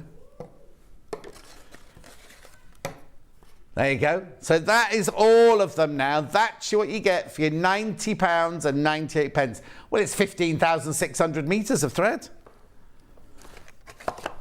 Well, now which ones was in which? Right, so that one, and that one go in there. That one goes in there, that one goes in there, that one goes in there. And then these 3 go in there. Beautiful. Keep going through for those. That's the John Scott collection and the John Scott garden. Now, I have got them individually if you want them individually. So these are now both staying here, Becky. Both staying here. Right, so which ones do you want to do first?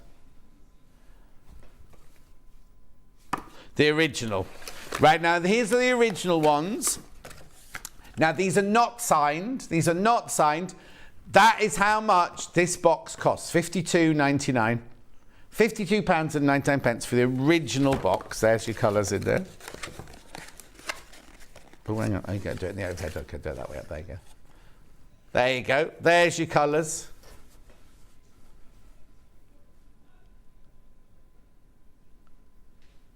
Well, they do. They do. That's why I was asking. They do add up because that one's £52.99.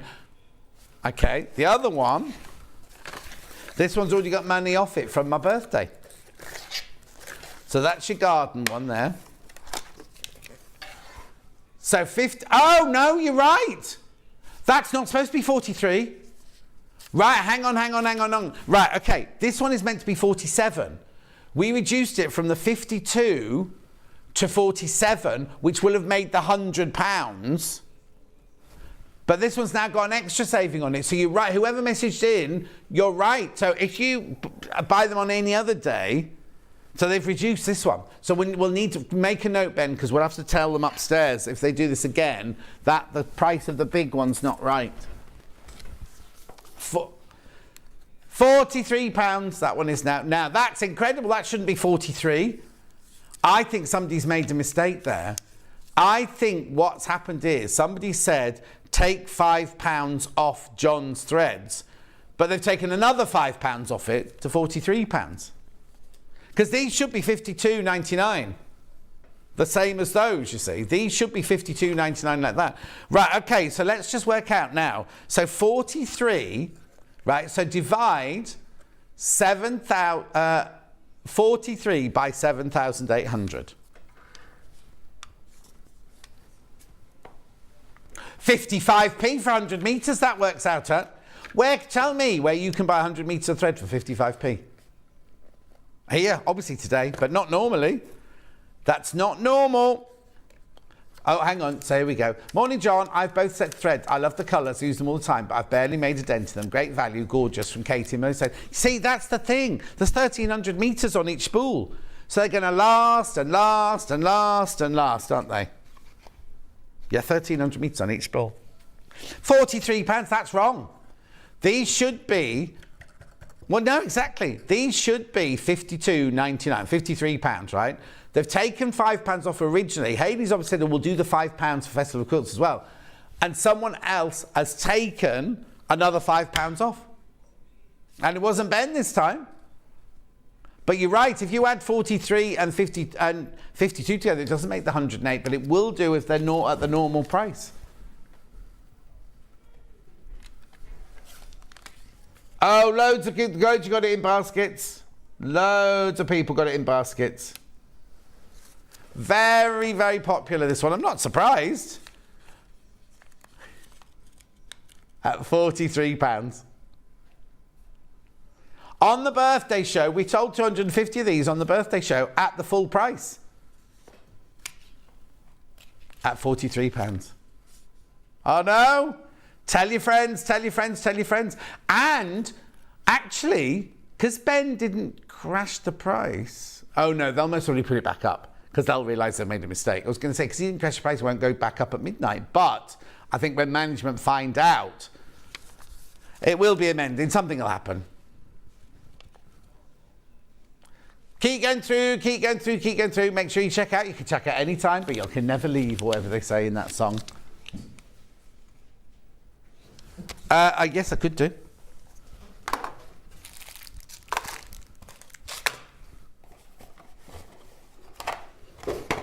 Keep going through for these. Keep going through. Right. I've got 7 more in baskets. Are you going to check out? Check it out, check it out, check it out, out, out.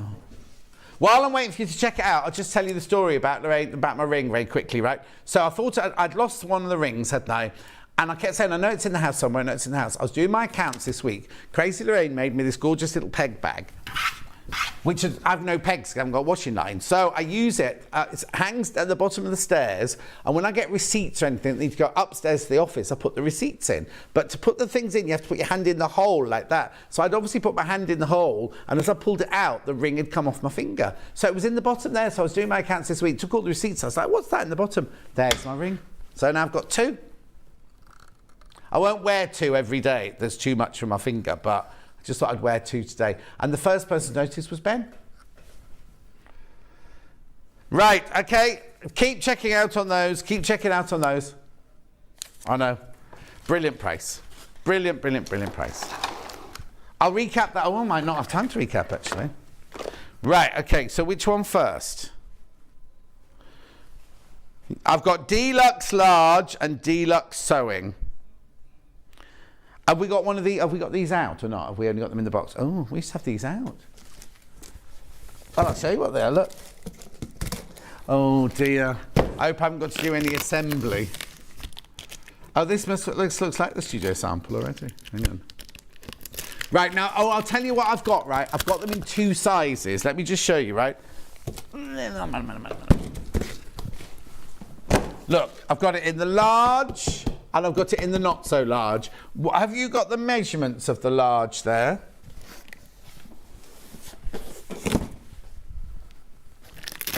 Well, I just open the box. 33 by 59 by 47.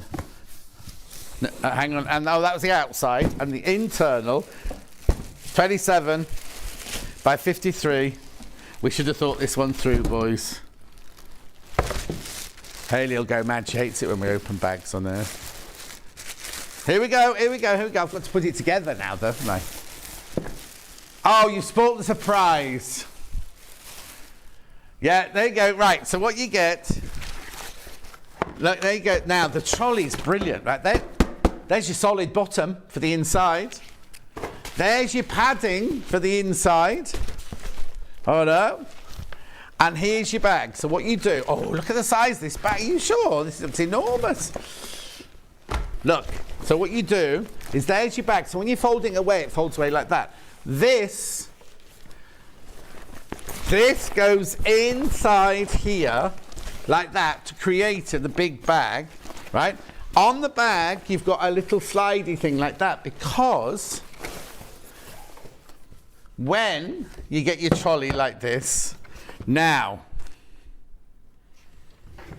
I don't know this, I've never done this before. There's a little button there, right? Press the button and that... Watch your face when you do that. So that opens up like that. That opens up like that. And that's, right, that's it, I think. No, that doesn't need to go back down because what you do is you slide the bottom of the bag, right? There's a flap on the bottom of the bag. You're not going to see that. Through there, and then you push that down so your bag is completely held onto the base, right? Then you can move the base around, but then look at this, right? Hang on. I need to work out how to make those go straight up. There you go, like that. They click into place. And then, so then there's also on the back of the bag, that one there slides over here like that, so that the bag is completely and utterly fixed the trolley. So nobody's going to lift your bag off and carry off your bag or anything. And look at the wheels. Really lovely, sturdy wheels under there. I know. Brilliant, isn't it? Absolutely brilliant. Oh, you'll see loads of festival quilts because people just fill them every day with their shopping and everything. So that, for $74.99, brilliant, brilliant, brilliant price. Right? Put your sewing machine... Well, actually, I'll show you on the box because they put their sewing machine... You see, if you didn't put the thick waddy, you fit even more fabric in there, couldn't you? If you go going shopping. But look, it's big now. I'm sure it's big enough to put your 680 in. There it is. Oh, there, you can see the picture there. I don't think you'd fit in that then. Are you that bendy? Okay, it's got a huge zip on the front as well, look. Show you from the upstairs camera. Lovely big pocket on the front there. Really lovely webbing handles. So much space inside. Let me see if I can put that in there. Okay, we're going to test in the break because Ben says he can fit in here.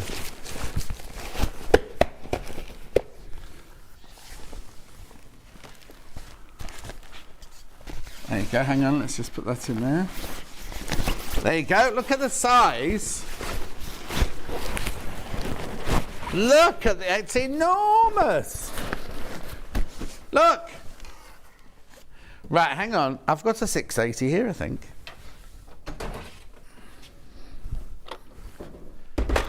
Look at this, 680. So much room in there. Where is the extension table? Doesn't matter. Fit the extension table, your boat, the foot, everything in there, couldn't you? Well, you're right, Victoria Carrington. She looks exhausted already. She's not even started yet. $74.99 this bag. Right, that's the large. That's the large. Now, I wouldn't call the other one small by any means, but it's slightly smaller.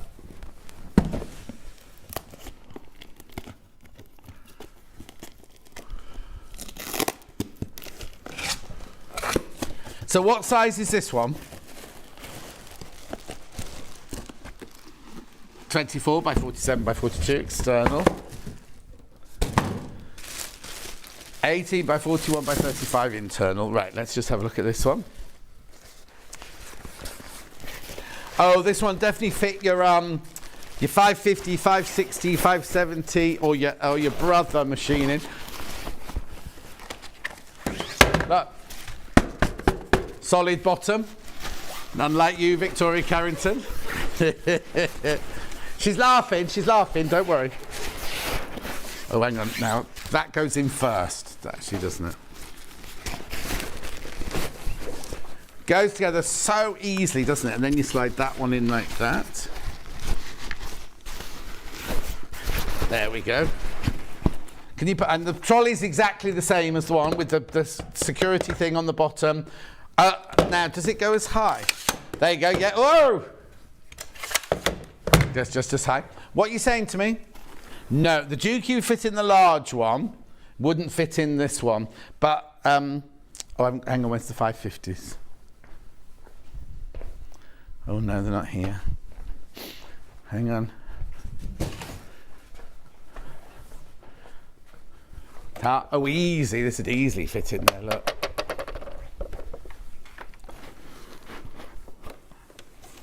There we go. Easy. There's your 550. 550, 560. No, hang on. 550, 560, 570. Or your brother could fit in there easily. Not your actual brother. Your brother's sewing machine. Thank you very much indeed. Right, that's us done for the first hour. Straight after the break, Victoria Carrington's here. Now, I'm going to show you this before we go, right? I'd like us to show the picture of how big the quilt is that Victoria's about to make, because you're not going to... Here you go, look. There's Ian. Now, you know Ian's over 6 foot tall. And there's Barry, the beautiful, bald, bashful book buyer.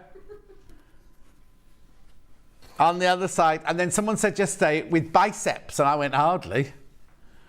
Anyway, that's a Festival of Quilts, because the quilt is at Festival of Quilts. That's why we haven't got it here. So don't go anywhere. We will see you here in about 4 minutes from now.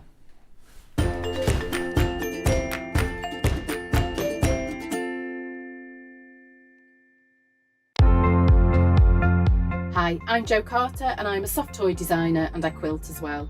I've been sewing for as long as I can remember. My great-grandma, my nana, my mum all sewed, and so it's something I grew up around.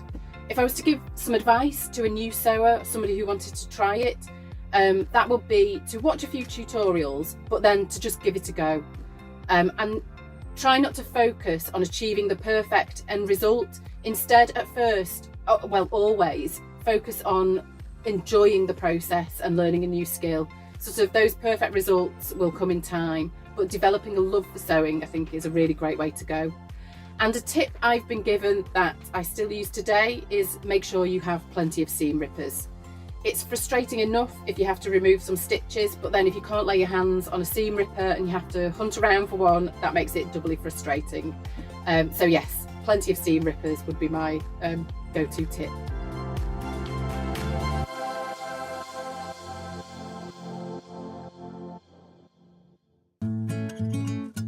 Stuck for ideas for the perfect gift? Why not get them a gift card?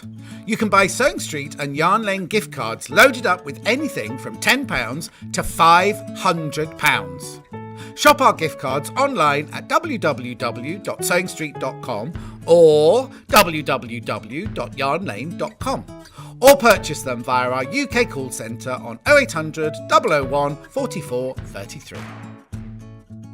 Sewing Street have our very own app. You can now watch and shop from anywhere. Simply download the app from your app store onto your smartphone or tablet, then log in or create an account, and you're done. You can watch us live from anywhere, browse all our recently played items and pre-orders so you never miss out on any show deals, and message the studio to say hello at any time. And remember, you can check out as many times as you want and only pay 1 P&P all day.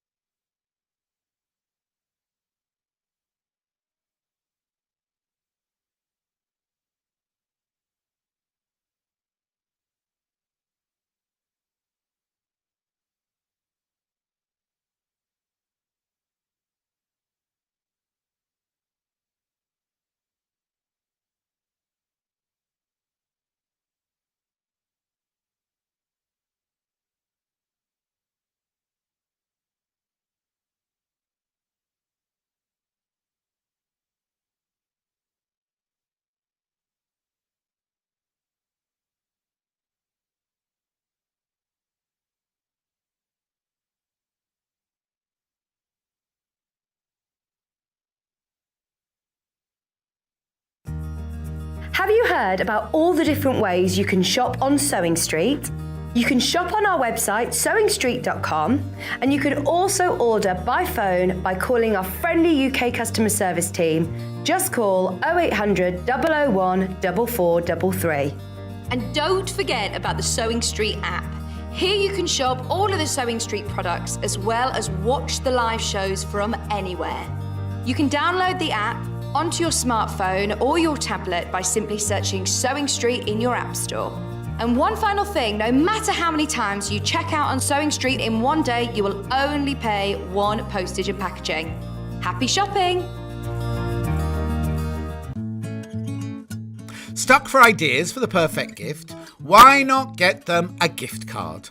You can buy Sewing Street and Yarn Lane gift cards loaded up with anything from £10 to £500.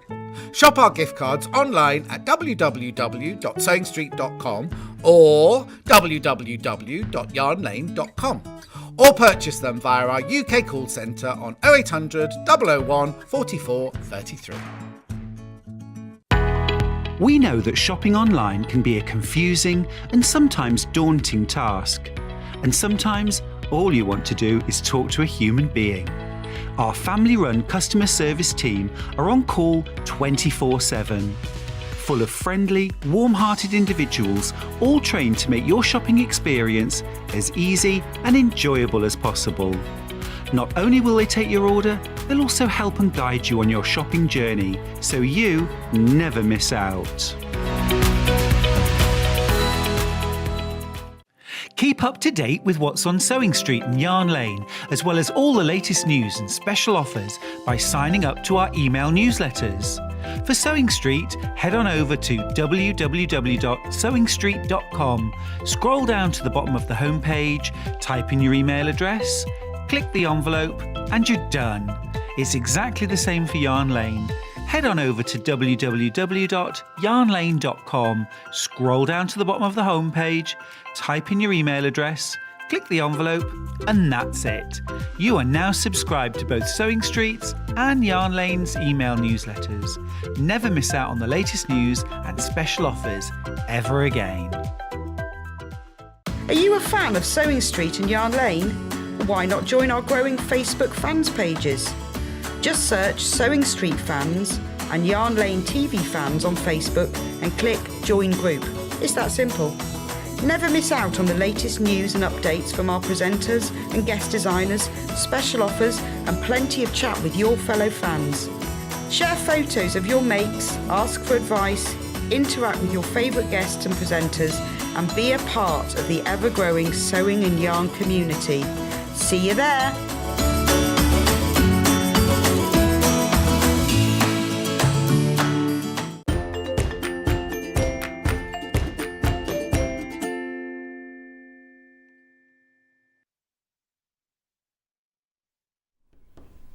Now, it's more cave now, but Victoria Carrington's here. Wave, say hello.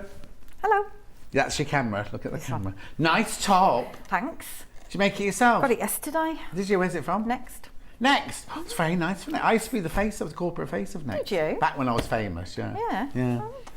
Oh, I know. I met Tom Jones. At their Christmas party. Tom Jones sang at their Christmas party. Really? Yeah. Anyway, now, normally, behind Victoria, we'd have today's quilt hanging, wouldn't we? But because it's so brand new and because it's just being launched and everything like that, it is on at Festival Quilts right now. So let's have a look at some pictures of it before I show you the box. There's Ian and Barry. Look at the size of it. Oh, no, don't look at the size of it. Look at the colours.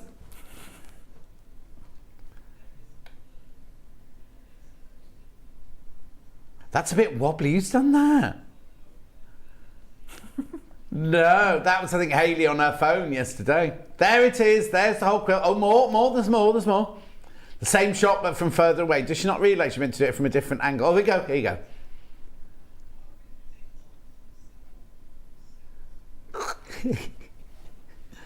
It's like it's done like, you know, like, what was that, in the woods, something project, film, Blair Witch Project was it called? Right, it's like that, isn't it? Ooh. Anyway, this is what you'll be getting. Right, let's put the graphics in.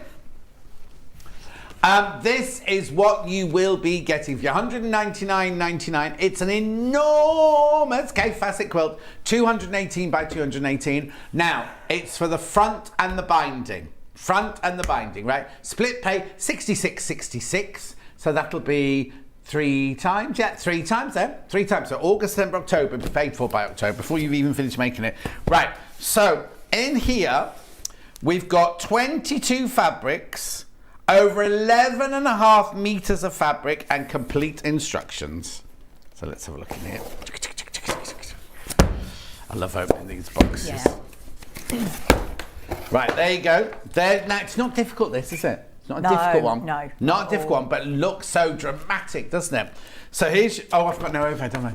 Ugh. So there's your instructions. All the fabrics you got in there, all your cutting instructions, and then your placement of piecing and things like that. Mind you, I imagine you could put those squares wherever you want to put them, really, can't you? Yep. Really? Because they're all 9 patches, aren't they? Right, in the box. Where's it what? Yeah. Here we go. Oh, you can tell there's loads of fabric in it. It's absolutely... Oh. Right, if you love your blues, you're going to love this, aren't you? So look, all these different fabrics. Now, you do have to cut out, on the cutting instructions, don't think, oh, I'm going to swap that one for that one, because these will all be, we'll have a look in a minute, they'll all be different amounts that you're getting. So there's 4 there of your different blues. Oh, now, that's one we haven't seen. Is that one of his woven collection? I think that's from his woven collection, that one. Feels Where a does bit that one different. appear? Is that in the squares as well? Yeah. Then you've seen these, and you've seen your ties. Here's your oranges in purple on black. But then another stripe. Then we've got the big snails. Then we've got Grandma's Garden. Actually, do you know what? I can tell you the real names for them, can't I? Flower Dot, that's called, not Grandma's Garden. Flower Dot. Right? Now, that one was orange. What do they call the snail one? 12. Spiral shells. I've got stripes. Narrow. That's oranges. Now, that one's called military ties, I think that one, isn't it? Hang on. Number 10. Regimental ties, not military, regimental ties. Right, number 7. Shadow flower. Wide stripes. And this leaf one here, unbelievable. As little Paul would say, that's number 11. That's called Coleus. Then you've got that one there, which looks a bit like geodes, which is... Oh, there you go, number 13. Agate. Oh, very nice. Then we've got this one here, number 8. That one's called Regal Fans. Then that one there, which I adore this one. That one's called... Is that number 2? Yeah. Cloison. Then we've got Damask, which I absolutely love. Hang on, where? Oh yeah, number 4. Damask flower, yep. Then we've got wide stripe. I love those colours of the wide stripes. Oh, these are beautiful, these. Now, these are fabrics we've not had before. Then you've got your fans. Your Regal Fans. More stripes in different colours. Chucking it all over the place. Oh, love that one. More stripes. Then we've got Jumble. Number 22. Yeah, Jumble in aqua. Look, we're still going. Then we've got narrow stripes. Well, they're not narrow, are they? We're called, oh yeah, narrow stripes. Then we've got number 7, which is Shadow Flower again. Then we've got number 2, which, oh no, hang on. That's not number 2, it's number 5. Charlotte. Whoa, all those, plus your instructions, plus your cutting, plus your piecing, plus your layout. $199.99. Now, it's huge. It's 218. Let's just show Ian and... there they are again. Now, remember, Ian's 6 foot tall. Right? At $199.99. Checkerboard of checkerboards. It's beautiful, isn't it? Right. There you go. There it is, the full version of it. Is now somebody holding that, or is that pinned up? That's not their phone, is it? Oh, okay. Makes it look small if you think that's a phone. Anyway, 199.99 split pair 66.66. Hello. Hello. How have you been? All right, thanks. Are you properly prepped this time? Last time I was on with Victoria, she's always properly prepped. Don't get me wrong. I was properly prepped. I just had a nightmare, didn't I? Yeah. So hopefully it won't happen this time. Well, keep our fingers crossed. But now, this isn't a difficult quilt to make, is it? No. Even though it's dramatic and looks amazing, it's not difficult, is it? Yeah, I'd definitely say this was a beginner's. Now, isn't that funny? Right, I'd say the same. They've put intermediate on here. I wouldn't say that, would you? No. Committed beginner, Charlie says. Yeah, that's a good one. Yeah, I've got... Right. That's not good, is it, when you get speckles in your nail? I thought I'd got a bit of muffin on my nail. It's actually a calcium spot. Anyway, let's start it, shall we? What are we going to do? So, because I thought this was sort of a beginner's quilt, Yeah. I thought we could go kind of back to basics and just go through some cutting and using the stripology ruler and things like that, because the cutting instructions are really simple, because you're just literally cutting strips to make the squares. Right, there you go. And then your borders, so there's nothing complicated involving it. So I thought we'd just touch on that again. Haven't got my heels on today, so I'm a bit lower down, so I might be struggling a bit on this high desk. Okay, so... I've got an idea. Move out the way. Oh, thank you. If I double match you, that might make you a bit higher. Oh, that's better. Yeah.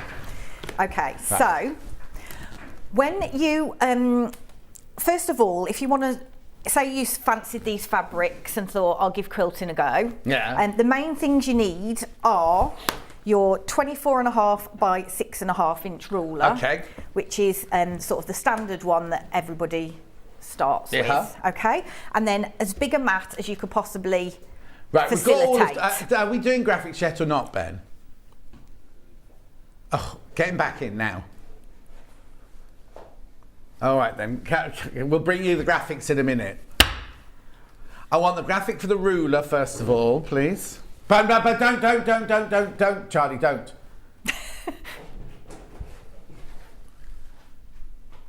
Okay.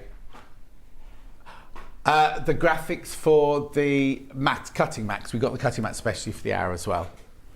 And we'll bring you the graphics in a second, but we just need Ben to do something first. Right, okay. Okay, so the first thing you need to do is make sure you press all of your fabrics first. Right. Okay, it's very important, because you can definitely be out if you're not pressing the fabric first, if you're going over creases and things like that.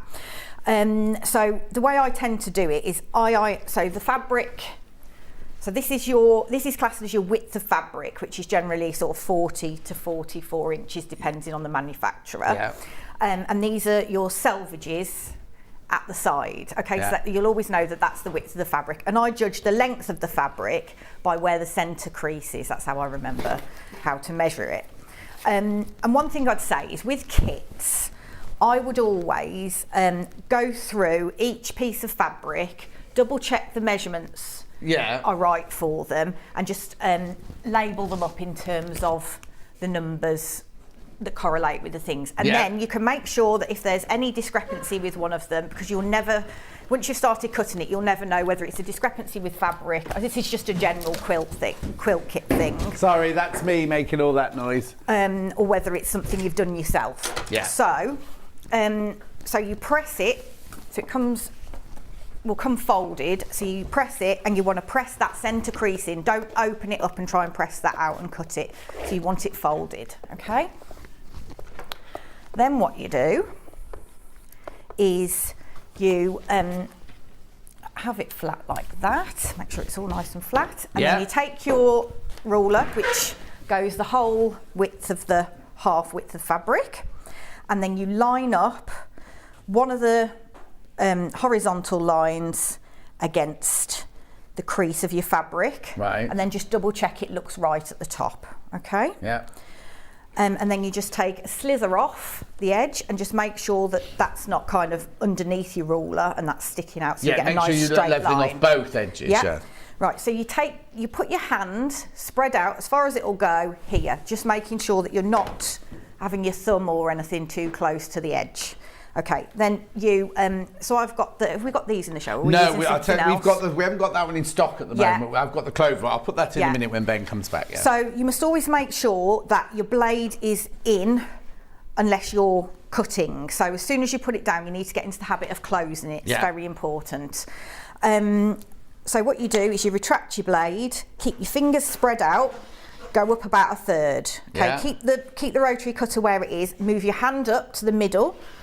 Okay, and then move it up to the end. Okay, and then you've got a nice clean cut. Yeah, the lady that was on with Stuart yesterday, whose name I can't remember, the lady's from Canada, Rose Parr, she said when they teach children quilting and using the ruler, they make a spider, do your cutting, then make the spider move up. Then that's a good idea. Yeah.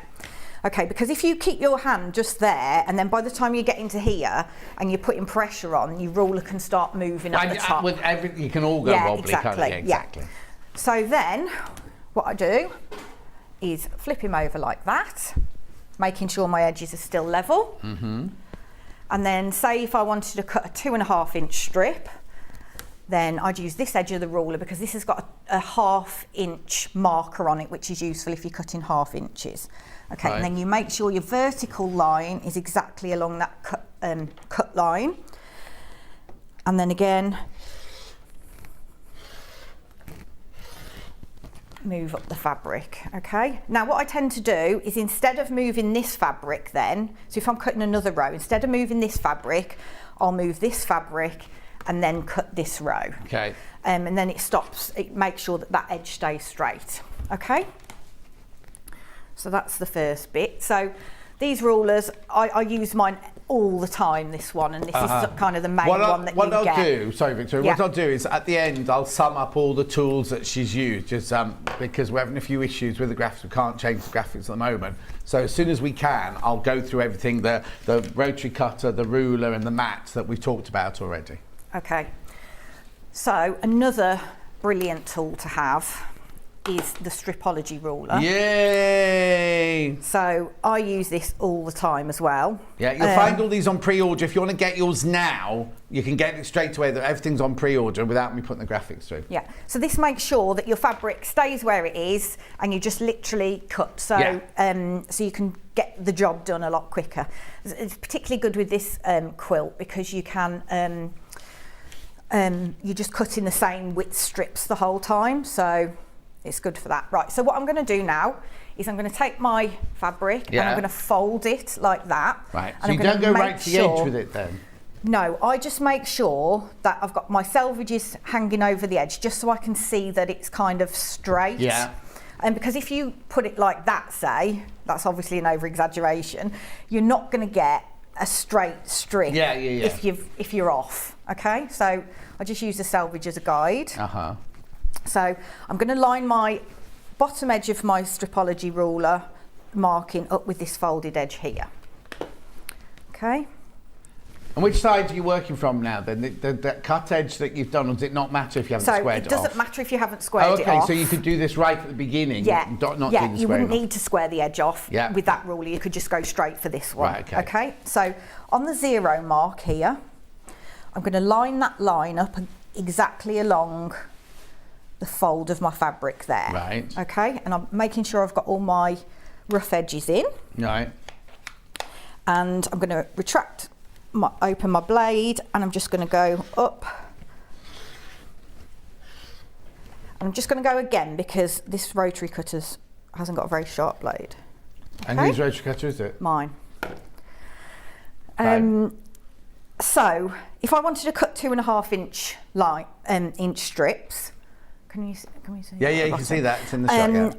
So it's also useful. So for speed, you can just follow the 2.5 inch cut. So these are represented by a square. Yeah. So there's a square for your first cut, and then a square for each 2.5 inch strip. So that's really good for cutting binding. So you can cut loads of strips at once. Okay. Yes, now that is right. You always put the blade in on a slight angle, don't you, as well, when you go in? Yeah. So you retract it and there's like teardrop shape, so Yeah. you've got a good chance of hitting the line when you get in there. Okay.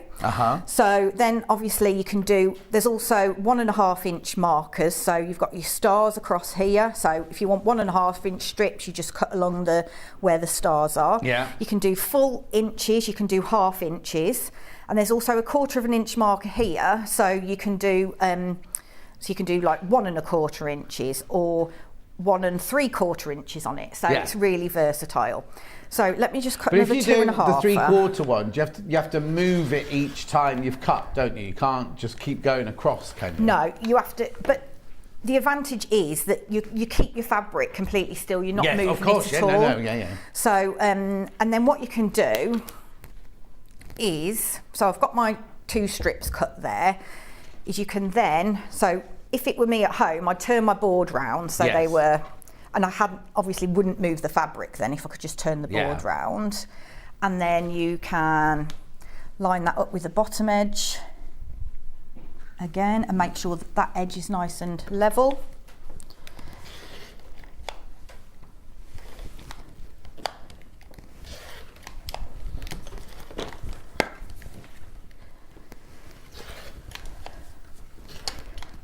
And what are you doing now? Cutting the squares? So I'm just going to cut squares now. So are all the squares for this? Are you cutting them for this quilt? No, because they're a bit bigger for this quilt. Okay, fine. but- I was going to say. So then you've cut all of those squares in no time at all. Brilliant. Okay, Yeah. so that's a really good tool. So, next job. If you make a block. Right. So now, are the instructions quite thorough? They tell you what to cut. because it's a really simple one as well. It is really easy to do. Right. And they obviously tell you what width strips to cut, how much you need to do for the borders and all that sort of thing. So yeah, it's really clear. So this is what. So this here in the centre. So that's your block that you're making. So you make 16 of those, so it's 4 by 4. Right. Okay. Now, they say. Hang on, the quilt itself are 4 by 4. This is 3 by 3.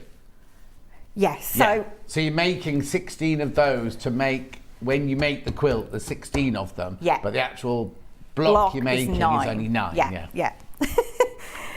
Okay, so on your pattern here, so you've got, you'll need to refer to this picture when you're putting all the bits together at the end, once you've cut all your squares. Yeah. So they say to make sure that all your stripy ones are horizontal and they all go in the same direction, but you don't have to do that. All you can do exactly what you want. I wonder if they did that to make it. Oh no, because when the border. Yeah.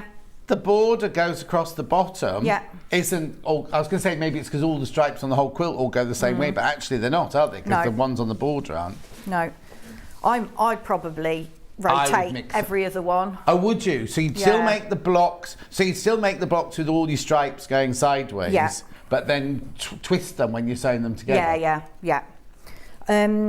So you wouldn't. Sorry, I'm interrupting again. No. You wouldn't put some in one block like that one there. You wouldn't do some up and down and some side. you could do. Yeah. Do whatever you want. Just wondering if that might look. Well, no. What you can do is use your design wall. Yeah. And put it out, couldn't you? Really, Yeah. and then you can see, couldn't you? Yeah.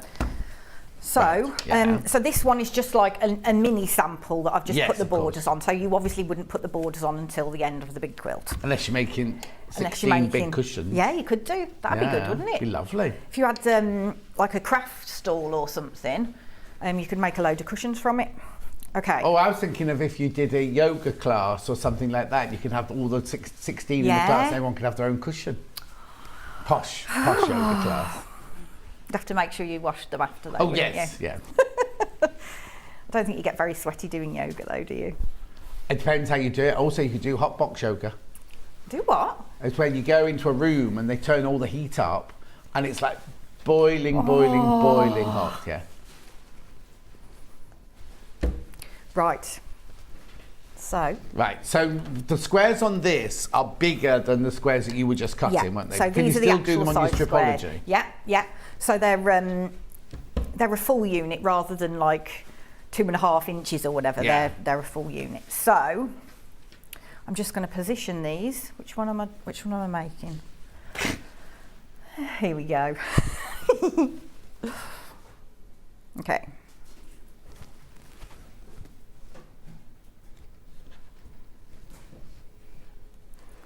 So what you do is you now another do your question. block. You know Yeah. that woven fabric? Yeah. Is it easy to see the right side to the wrong side, or are they both the same? Oh. They look pretty well. They look pretty much the same to me. Let's have a look. Because if it's woven, they will be, won't they?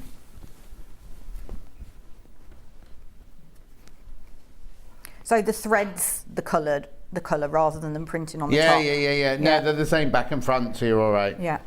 Yeah. Okay. Right. Okay, so you position your squares Yeah. and then you take, I should probably, hang on, what's the John, matter? hang on. I haven't set my machine up.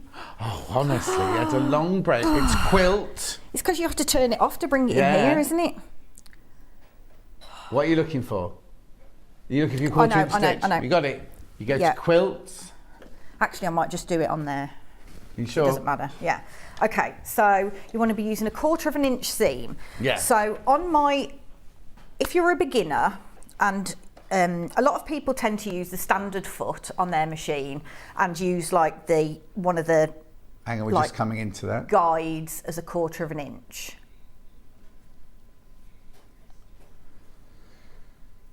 There you go. So what? Okay. Yeah. So some people would use the guides because there's like lots of different little grooves along here which you can alter your needle position to make it an accurate 1/4 inch. But I struggle with that a little bit, and I like the foot that's got like a guide on the side of it. Yeah. So you literally just run your fabric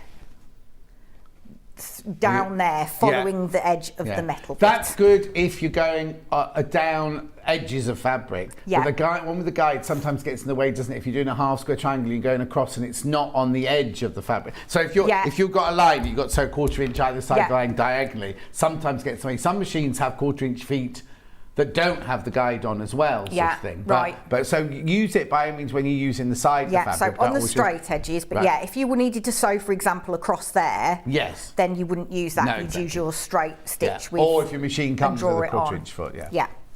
Okay. So I'm going to take my first 2 squares, put them right sides together. Right, before you do that, Victoria, I've got an announcement to make. Directly from the festival. 199.99. Now, loads of you checked out, loads of you got it in your basket already. 179.99. You're saving £20. Saving £20 now. Look at the split pay. 59.99 over 3 times. Ow, ow, ow, ow, ow. It's 179.99. Make sure you check out now. Make sure you check out. Right. Okay. So back to the sewing. So I've put those right sides together. Yeah. And I'm going to stitch a 1/4 inch seam. Make sure you sew the right seam as well. Down there. Yeah, exactly. So you want to make sure they're nicely together so the edges are lined up. Because the thing is, if you think, oh, that'll do, and it'll look all right at the time, but when you get further down the line of the project, then it ends up becoming more difficult if you haven't done things accurately. Okay, so we're going to stitch a 1/4 inch down there. Okay. Now, with patchwork, you reduce your stitch length. So it's normally set on a standard of like 2.4 or something. So you reduce it down to 1.8. So that makes sure that the stitches don't come adrift at the edges, because you're doing so many patches, you don't want to be back stitching and then forward stitching. Also, that machine and my machine, if you set it to a 1/4 inch foot, it automatically goes to 1.8 stitch. Yeah.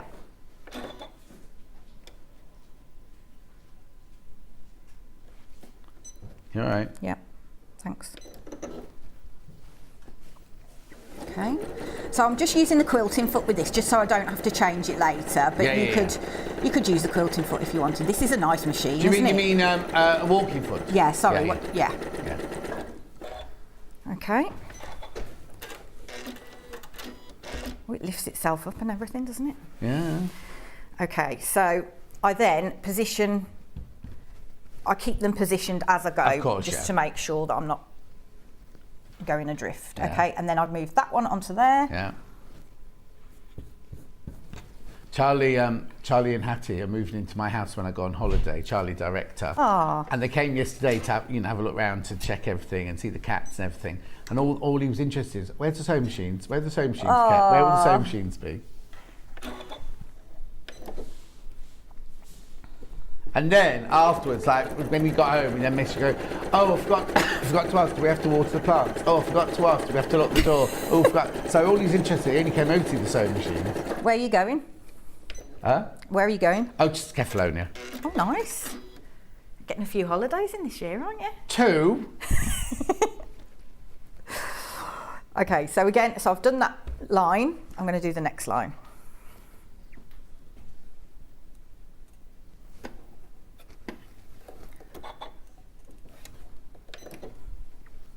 Where did you get that big tin of 505 from? Is that ours or yours? Mine. Okay, we haven't got the big tin available today. Yeah, I've got the little tin coming up in there.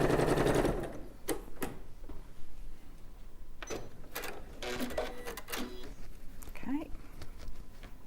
And then again, I'm putting that one right sides together.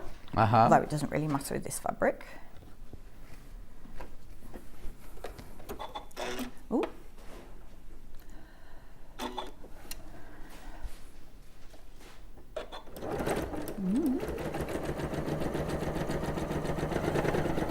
The what, sorry? Oh yeah, one cat went out. Luther was in a bad mood yesterday, so he didn't even stay. He wasn't even around. And then Ghost, when we went up to see Ghost just ran off. It was National Black Cat Day yesterday as well. Was it? Yeah. Ah. Black Cat Day.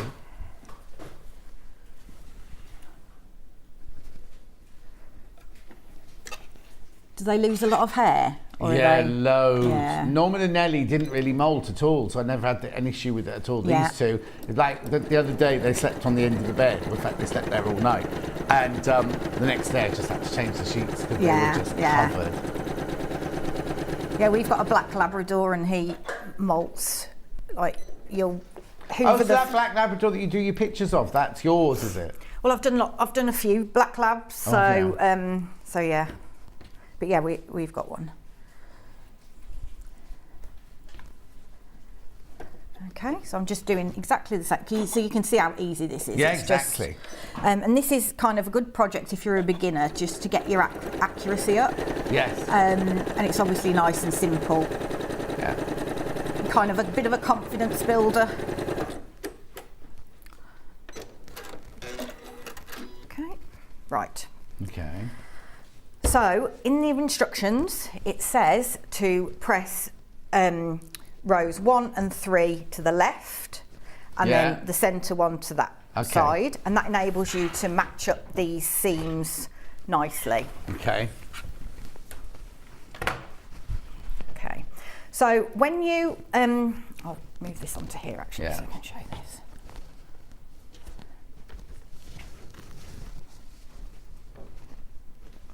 Okay. Okay. Oh. So when you're pressing seams,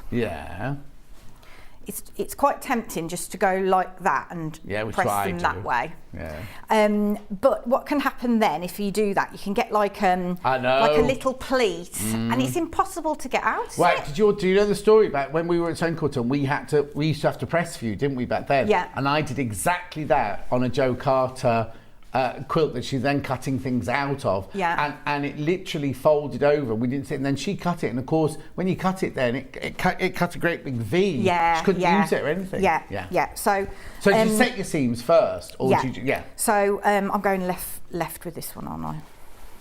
Oh, I've got all disorientated. Okay, so the first thing you do is set your seams. So you use your iron, and I use a dry iron mainly. Okay, that's good. No. Thank you. So you set your seam, so that makes sure that the threads are nicely kind of knit together. Yeah. And then you put that outwards like that, and then we're going to press gently in that direction. Okay. But don't like push it, you're just pressing. Yeah. I just said it's no Thank steam. you. Okay. So you're pressing, not ironing. Okay, so again. You have to lift it up. Stop it. But you know what I've started doing at home? I was ironing my shirt yesterday. Just leaving I was it down. leaving it lying down, going off and wandering, thinking, what's that funny smell I've left? Because I've got so used to this one now. Okay, so I'm taking my other piece, and again, I'm setting the seam. Yeah. And then pressing it away from me, so now both of these seams are going in that direction.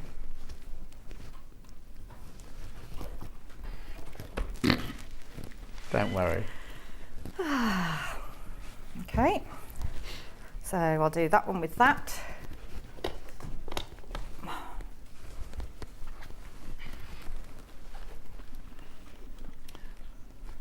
What am I doing? What? What am I doing? Don't know. You're the expert. I'm not sure anymore. Okay, so setting the seam and pressing it in one direction.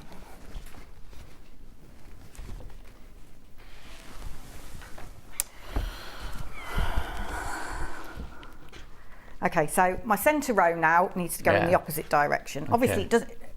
You could just turn them around. I don't know why I'm making such a big deal of that. Well, no. You make a big deal of it because with this one you could just turn it around, but most of them you can't just turn it around, can you? Because they've an order. Yeah.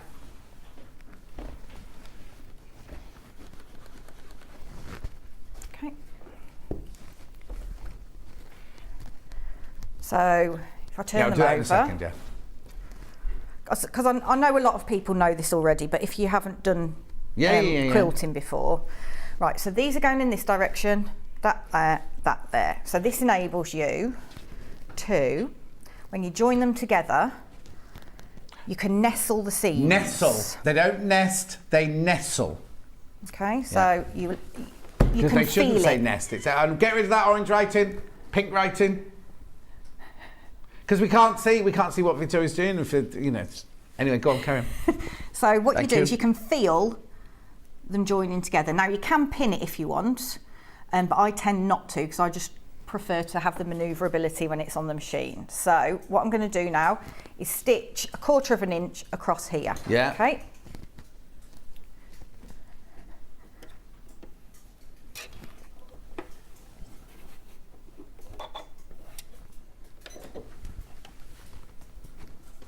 My foot pedal's a bit far away. Okay.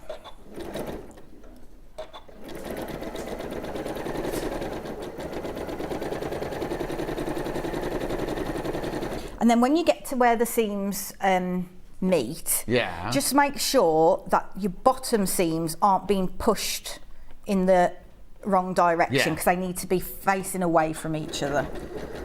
Otherwise you'll get like a bump, which makes it a bit more difficult to quilt. Okay. So once I've got past this seam here, I then make sure my second one's positioned correctly. Yeah. But the good thing about this quilt is you only have 3 at the most at any time. It's not like you've got a long strip of those to match up. It's going to be 3. So really good for practicing that matching and everything.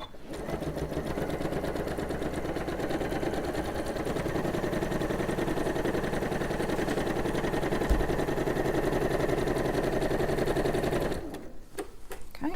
Brilliant.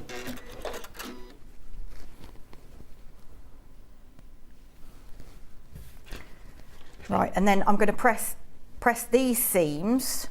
They're going to go. It doesn't say in the pattern, but I pressed mine in the same direction. Okay. So that when you come to join these blocks to the other blocks, so if you've got all your seams going that way on that block, you can turn your other one so the seams are going in the opposite direction for that block, so you can then nestle the seams there. Brilliant. Okay, while you're doing that, let me just run through the things that Victoria's used. Oh, I don't know what she's done with them. What you have to... That ruler, I've got stripology. So 24 1.5 by 6.5 inch ruler is what you saw first of all.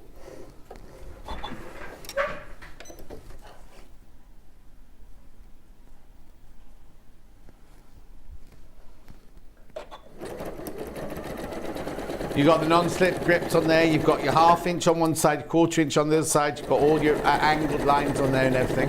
We've not got that on the graphics. Okay, stripology was the next thing you saw. This is a stripology squared, but they all do the same job. This one you can square off your blocks afterwards with as well. £52.99. I've taken my glass off, I wonder why everything's gone blurry.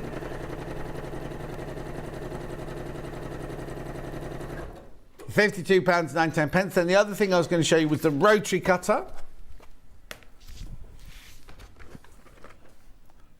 45mm. This is not the one that Victoria's using, but this one's the clove one. It can be left or right-handed. You just swap that round. £12.99. Now I have got, we're not going to get time to show it, but I have got a threader's, it's called a, it's basically for doing your 45-degree binding on. Let me move that out of the way.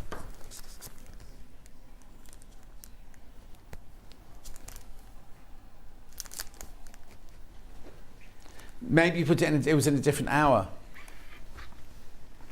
£6.99 that one, £6.99. Okay, so that's all of those for the time being. We'll go back to Victoria in a second. Because literally, what time is it? We've got 15 minutes. Let me just recap, while you're doing that, I'll just recap what you get in the quilt as well. So this should have been £199.99, but we got a call from Festival of Quilts saying you can do £179.99 to celebrate Festival of Quilts. Checkerboard of checkerboards, it's called. You get an awful lot of fabric. Look at all these you get. Loads of fabrics. I like the fact you get all these woven straws in there as well. So you'll recognise all those from the Cave collections. But then you've got your woven straws in, and you've got your damask. You've got your lovely woven straw in turquoise, you've got the midnight, you've got that lovely teal there, you've got the olive, and then you've got your light aqua and pink, and then you've got your regatta kind of colours there, and then all your other fabrics there. There's over 11.5 metres of fabric in that bundle. It's a huge quilt. There the other boys holding it up, 218 by 218 centimetres. When you think about a double quilt that you buy, like a continental quilt, is 200 by the cover you buy normally is 200 by 200, isn't it, for a double bed? So this is 218 by 218.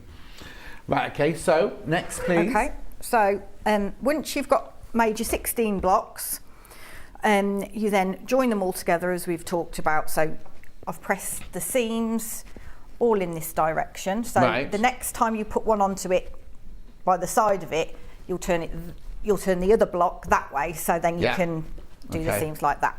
Okay, so next thing you need to do, once you've joined all those together, you need to put your borders on. When you've done all 16 blocks together? And join them all together. Yeah, okay. You then take your, border strips. This is an inner border, this one, isn't it? Yes, there's two borders. Is it still called the border, even though it's not the outside one? I think it's border one. Oh, border one, okay. But I'm border you, but you know.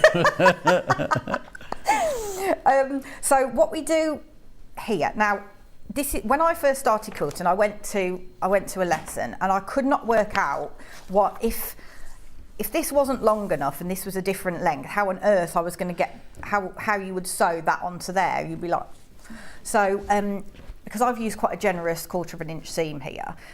So if you're using a generous one, this might shrink in slightly. Right.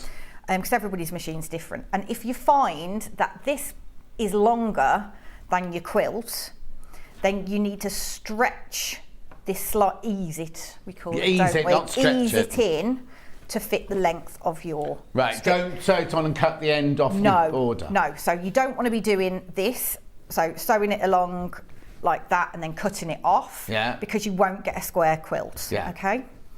So we're putting the smaller borders onto the side. Are you? Yeah. And then, Yeah. Well, no, I wonder why you're doing the side first, not the top and the bottom. Do you always do the side first? Or is it just yeah, the shorter ones tend to go on that on the sides. Yeah. And Remember, then the this is longer ones you're not on the doing top. it on the single block like this. Yours will be on the 16 blocks that you've sewn together. Yeah.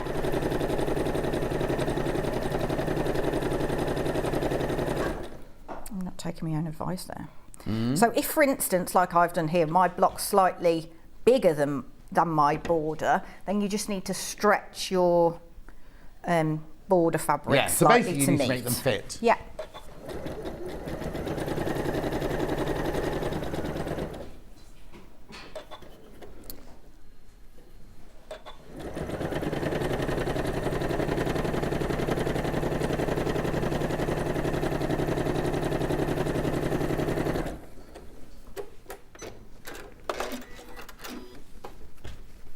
Okay.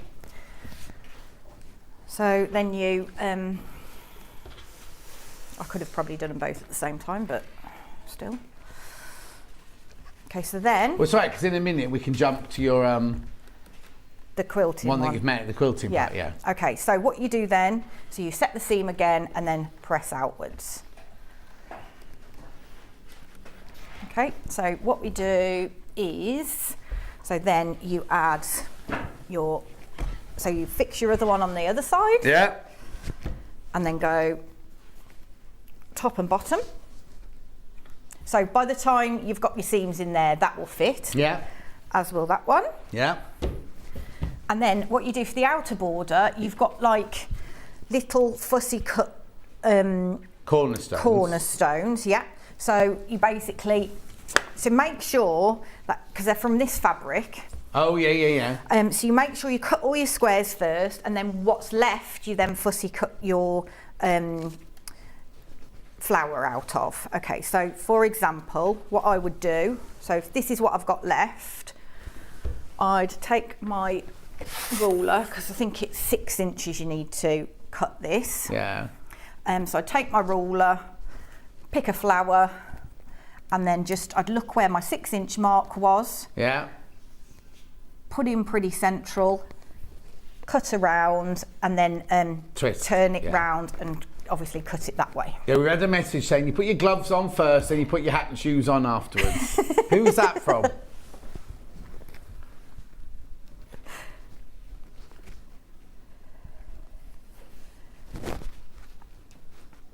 Oh, here we go. It's coming up now. It's from Lucy. Does this mean anything to you both? Put your gloves on first, then your shoes and your hat. Yeah, exactly. Gloves, shoes and hat. I put hat and shoes on. Do your 2 sides. You just said you put your sides on first, then you put your hat and your shoes on. Yeah, that's a good way of remembering it. You won't remember that. I can't even remember to put the iron down properly. No, exactly. Right, so when you made your whole quilt... Yeah, so then you obviously... Oh, so yeah, with sorry, this, no, sorry, no, I've just... no, Oh, ignore the fact that I've just taken... Imagine your board, your first borders on. Yeah. Okay. So then you position these all the way around. Now these 4 are the same length. Even though... Okay. Because you're going to put your cornerstones on. Okay. So what you would do... So you've got these across the top.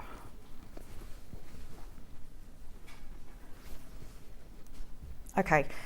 Cornerstones. I couldn't fussy cut these. Oh, I mine see. was You did too little small. ones, yeah. So what you do is you attach your side borders first. Yeah, your gloves. Then you stitch these onto the ends of that one, and then you stitch that row like you've just done with your inner border on there.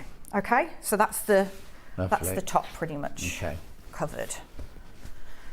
Okay, so I'll do some quilting. Shift all this. Yeah, tidy up, because you've got a lot to get off in the break. Okay then, so basically you then make your quilt sandwich. Right. So to do this you need, well this is the way I do it, is you have your backing slightly bigger. Yeah, now remember you don't get the backing in the quilt kit, you have to supply your own backing. But you do get the binding. Yes. And then you have your wadding slightly bigger, and then you've obviously got your quilt top. Right. So the way I would do it is I lay my wadding down, and then I get my backing fabric and lay it over the top, so it should cover all of the wadding. And then I pull half of it back, spray the wadding with 505 spray, and bring it down and smooth it. Okay, we've got 505 spray in the small tin. And then smooth it down. And then what I do then is go around the other side, pull the backing back, again spray the wadding. You spray your wadding rather than your fabric in case you get like a blob of it or anything. Right. And then I turn it over and then apply the top in exactly the same way. So again, spray, put it down and the other way. Okay, so that makes it nice and smooth. And then if I've got a big quilt, I would use curved safety pins. Oh, okay. Just to hold. But for example, if that was a solid block with solid fabric. We had those in the first day. You'll find them on pre-order. Okay. Yeah. So say that was a solid fabric block. Yeah. I wouldn't poke a pin through that. I'd choose somewhere that's a bit busier because you can't notice, because it does make a slight. Oh, okay. Right. You can obviously just go like that and get it back. But yeah, just to be on the safe side. Now, when it comes to quilting, there are lots of different ways you can do this. So you could do echo quilting, which is basically you use your 1/4 inch seam guide, so your guide on your foot, and you just follow this seam line and just stitch kind of a 1/4 inch inside. Which is, I think, what they've done on that one in there, isn't it, Charlie? I think they went diagonally on that one. It's right at the beginning. It's the first bit of filming. You see the quilting on the. There you go. Have a look here. There you go. So they've literally just gone round the edge by 1/4 inch. Yeah. Is that what you were saying? I think they've done that on the borders, haven't they? And then they've gone diagonally. Oh, and they've gone diagonal across there. Across there. So, so I'll show you how you would do that. Okay. Now, which Hera marker have you got there? The skinny one or the fat one? You got both? I've got both, yeah. Right, okay, we've got 2 Hera markers, right? Do the chubby one first of all. This is the traditional Hera marker. Now, in the old days, this was made out of whalebone. Obviously, it isn't anymore. It's made out of plastic now. No, it's just the Hera marker on its own, 01. Right, that's $5.99. That's one you're going to see Victoria holding now. But we also do another one, which is a Hera marker, but the other end is a pointy stick, so that you use that for applique. So this is your chubby one, which is just your where you use. Oh, I'll hold that still. We've just got your marker there. Victoria's going to show you in a second. Right. That's the traditional one. Then we've also got this one here, which is a slightly smaller. I'll wait for the graphic. There you go. Slightly smaller bit at the top, but it's also got a pointy stiletto end there, $6.99, because you've got 2 jobs. You can mark it and you can hold your applique and everything with that. Yeah, and that point's also useful, like to make sure your seams are pressed down nicely when you're using your sewing machine as well. Okay, so what I do, so with the Hera marker, I would line up my points. Yeah. I mean, it doesn't matter if they don't line up exactly. Nobody's ever going to notice. You've got 3 minutes left. Okay. Sorry. And then I'm just going to score the fabric, now that so I've got an indentation. Ruin the fabric. Oh, that thing is driving me mad. What? That white thing that keeps coming across the bottom because it keeps covering up what you're doing. Okay, so you can clearly see. Well, I can. Yeah, no, clearly see that line there. Yeah. So I would do sort of a couple of lines at a time. So you wouldn't want to do this over the whole quilt all at once, because obviously the lines will disappear. Yeah. And then I'd do the same in the opposite direction. Okay, now when you quilt, you need to make sure that you've got some length on your thread. Yeah. Because we're going to pull through. We're going to pull through the threads to the back. Yeah, so don't use your thread cutter. No. So you want to make sure you've got like a good 4 inches there. Yeah. And then also when you stop, you need to make sure you've got 4 inches. Okay. So I'm going to put my needle in. Size of your stitch? So good one. I'm going to use a 3. Normally use about a 3.2. Okay. So that, and also you need to use a quilting foot for this. Walking foot. Yeah. Because you've got so many layers, otherwise they start to like mismatch kind of thing. So oh God, I've got it all tangled. Oh. That was because I pulled that thread through like that, wasn't it? What's tangled? I've got a bit of nesting going on. Oh no. It's just because I hadn't pulled the thread through properly, I don't think. We saw that, we were on your face then. Oh no. Show the picture of the boys holding it. Go on, you're all right, you can do what you've got to do. While I'm going to go through the bundle of the quilt, right? Bundle of the quilt, right? So in the bundle for your £179, you do get the instructions. She's freed it now, that's right. You get the instructions. This is what happens when we give a designer a brand new sewing machine that she's not had before. No. Don't worry, you're not going to have time to do it now, Victoria. Okay. So you get the instructions, then you get all of this fabric. It's 11.5 metres of gorgeous fabrics, all in the blues and the lavenders and the magentas and things like that. So much fabric there, £179.99. It is enough for the front and your binding. Let's have a look at the finished thing so you can see what you're getting, because I haven't got it here for you to see. It's enormous. It's 280. Look, there's Ian holding it up with Barry. Yeah, and then you see you've just got, there's all the squares together.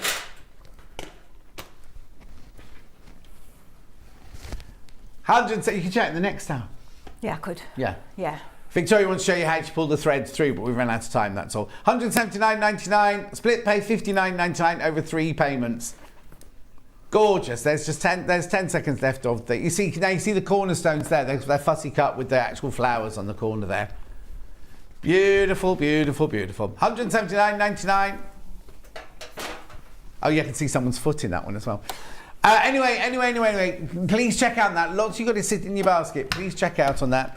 Now, coming up after the break, we've got Wendy Orlando. Now, I haven't seen Wendy Orlando since we moved studios. So it's months and months and months we've not seen her in this studio. She will be making her very own noughts and crosses one. That's coming up here. We'll just show you that one, Sat. They're not the graphics for it, obviously. Ignore those graphics for that one. That's what Wendy's going to be doing straight after the break. So don't go anywhere. We will see you back here in 4 minutes from now.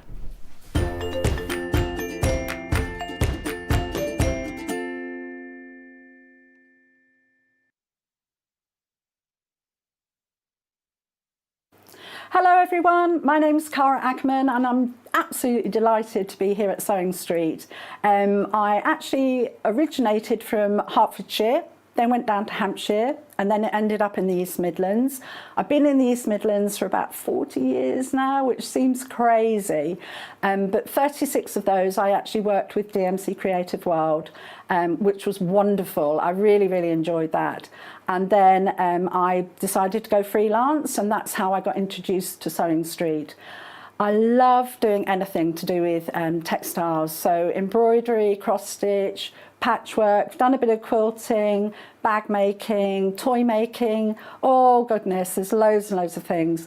What I love doing is just trying something new, and I think one of the tips is don't be frightened of trying something new.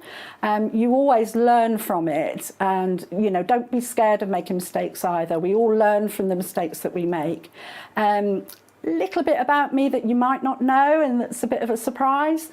I once went to the garden party down at Buckingham Palace, the Queen's garden party, for some work that I did with Marie Curie. I was so lucky to go there and just a wonderful time. So I hope to see more of you on Sewing Street and I hope to try lots of new crafts with you. So see you again soon. Bye-bye.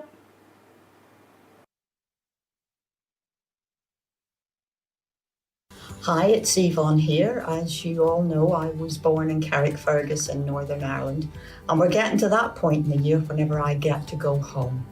From the 1st of September, the Stormont Hotel in Belfast becomes the home of Quilt Fair. which is an event that together with my friends Margaret and Helen, we have reintroduced into the island of Ireland.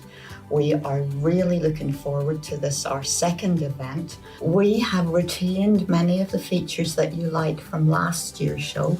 We have those nice wide aisles, we have all those expert traders, and our free talks and demos in our schoolhouse.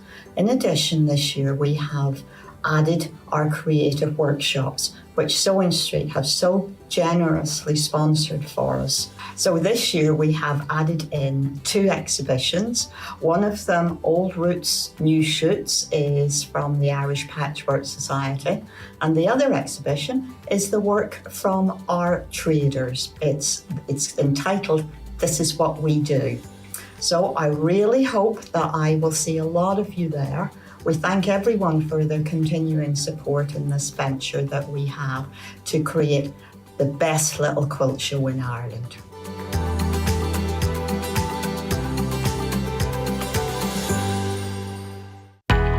We know that shopping online can be a confusing and sometimes daunting task. And sometimes all you want to do is talk to a human being. Our family-run customer service team are on call 24/7. Full of friendly, warm-hearted individuals, all trained to make your shopping experience as easy and enjoyable as possible. Not only will they take your order, they'll also help and guide you on your shopping journey, so you never miss out. Sewing Street have our very own app. You can now watch and shop from anywhere. Simply download the app from your app store onto your smartphone or tablet, then log in or create an account, and you're done.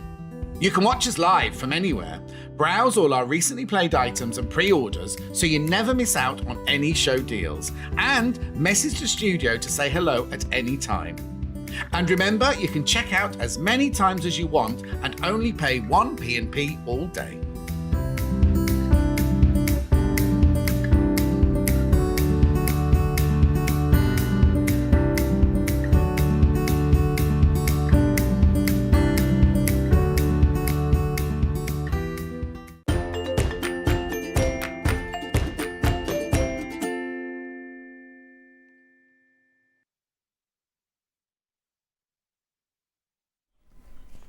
Now, we thought they were separating us, didn't they? Because it's been months and months and months since we've been together. So we haven't been together in this studio. I know. And when did we move here? In March? March we moved here. No way has it been that long. But you keep changing the days. I'm on with you, and then you change. No, that was one. It wasn't me that changed it. They moved me. Anyway, welcome back, Wendy Orlando. Oh, thank you so much. Now, it's a gorgeous Noughts and Crosses foundation paper piecing quilt topper. Yes. Not, why say one thing when you can say 100? Right. So I've got 3. Do you have a look at the quilt that's on the wall, first of all? There it is, there it is, there it is. So the finished size is 42.5 inch square. 42.5 inch square, right? You'll see it hanging behind Wendy. So this is the first one that we're doing here. So it's the one that's on the wall. So you get 1.5 meters of the shutters. You get your white, which is 1 meter. You get your pink dot, which is 1 meter, and you get your floral, which is 1 meter. So you're getting 4.5 meters of fabric in total, plus your instructions for $49.99. That is enough for the front and the binding. The front and the binding. So that one there is called Renaissance Garden. Okay, beautiful. That's the one that's on the wall behind Wendy. The one that she's going to be making is the black and white one. So again, this one you get the instructions, and then this one you get oh, this is nice. This is going to look really dramatic. So you've got your meter of your black fabric. This is Henry Glass Misty Morning. Then you've got your grey, 1 meter. Then you've got your plain white, 1 meter, and then you've got your black, 1.5 meters. So I'm presuming that's got the binding on it as well there.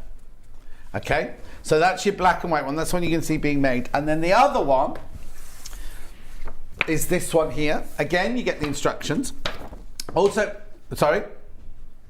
Right, but look, see now you get your I don't know what you call that, pattern. Template, right? And all the instructions is very, very thorough. Everything getting there. Right, this one here is your moda. So you've got your blue and gold flowers. Paisley rose, this one. Then you got that beautiful one there. Now, no white in this one. You get like, is it cream? A metre of your cream in there. And then you get a metre and a half of your dark teal. So that's very different again, that one. That's beautiful, isn't it? Absolutely stunning. You can get the pattern on its own. So you might have your own colourway that you wanted to fit into something in your house.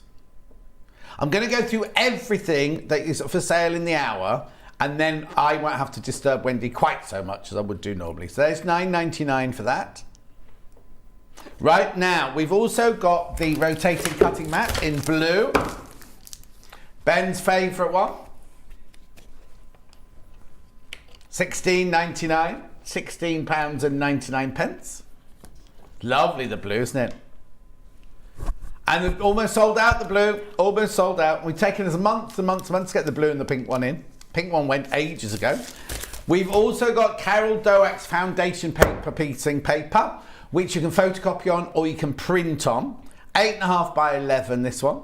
Because obviously, how many times am I going to need to copy that print for that template for this quilt? 36. 36 times. So you've got 100 sheets in there. 36 times you need to do that. We've also got staples, not staples, but basics that you need for foundation paper piecing. You've got your glue pen. $5.99. At $5.99, it's got a cartridge already in and it's got one spare.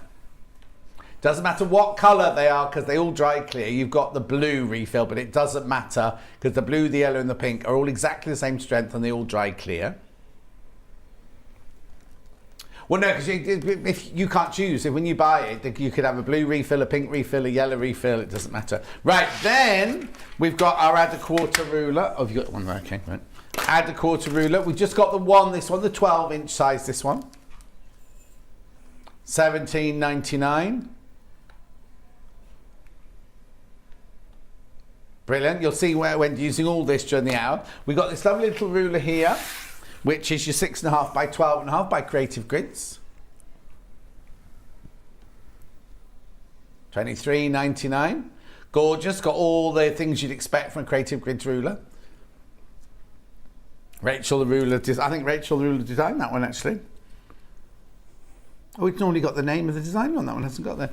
And then the Quilters multi-mat in the stripe, right? In the stripe.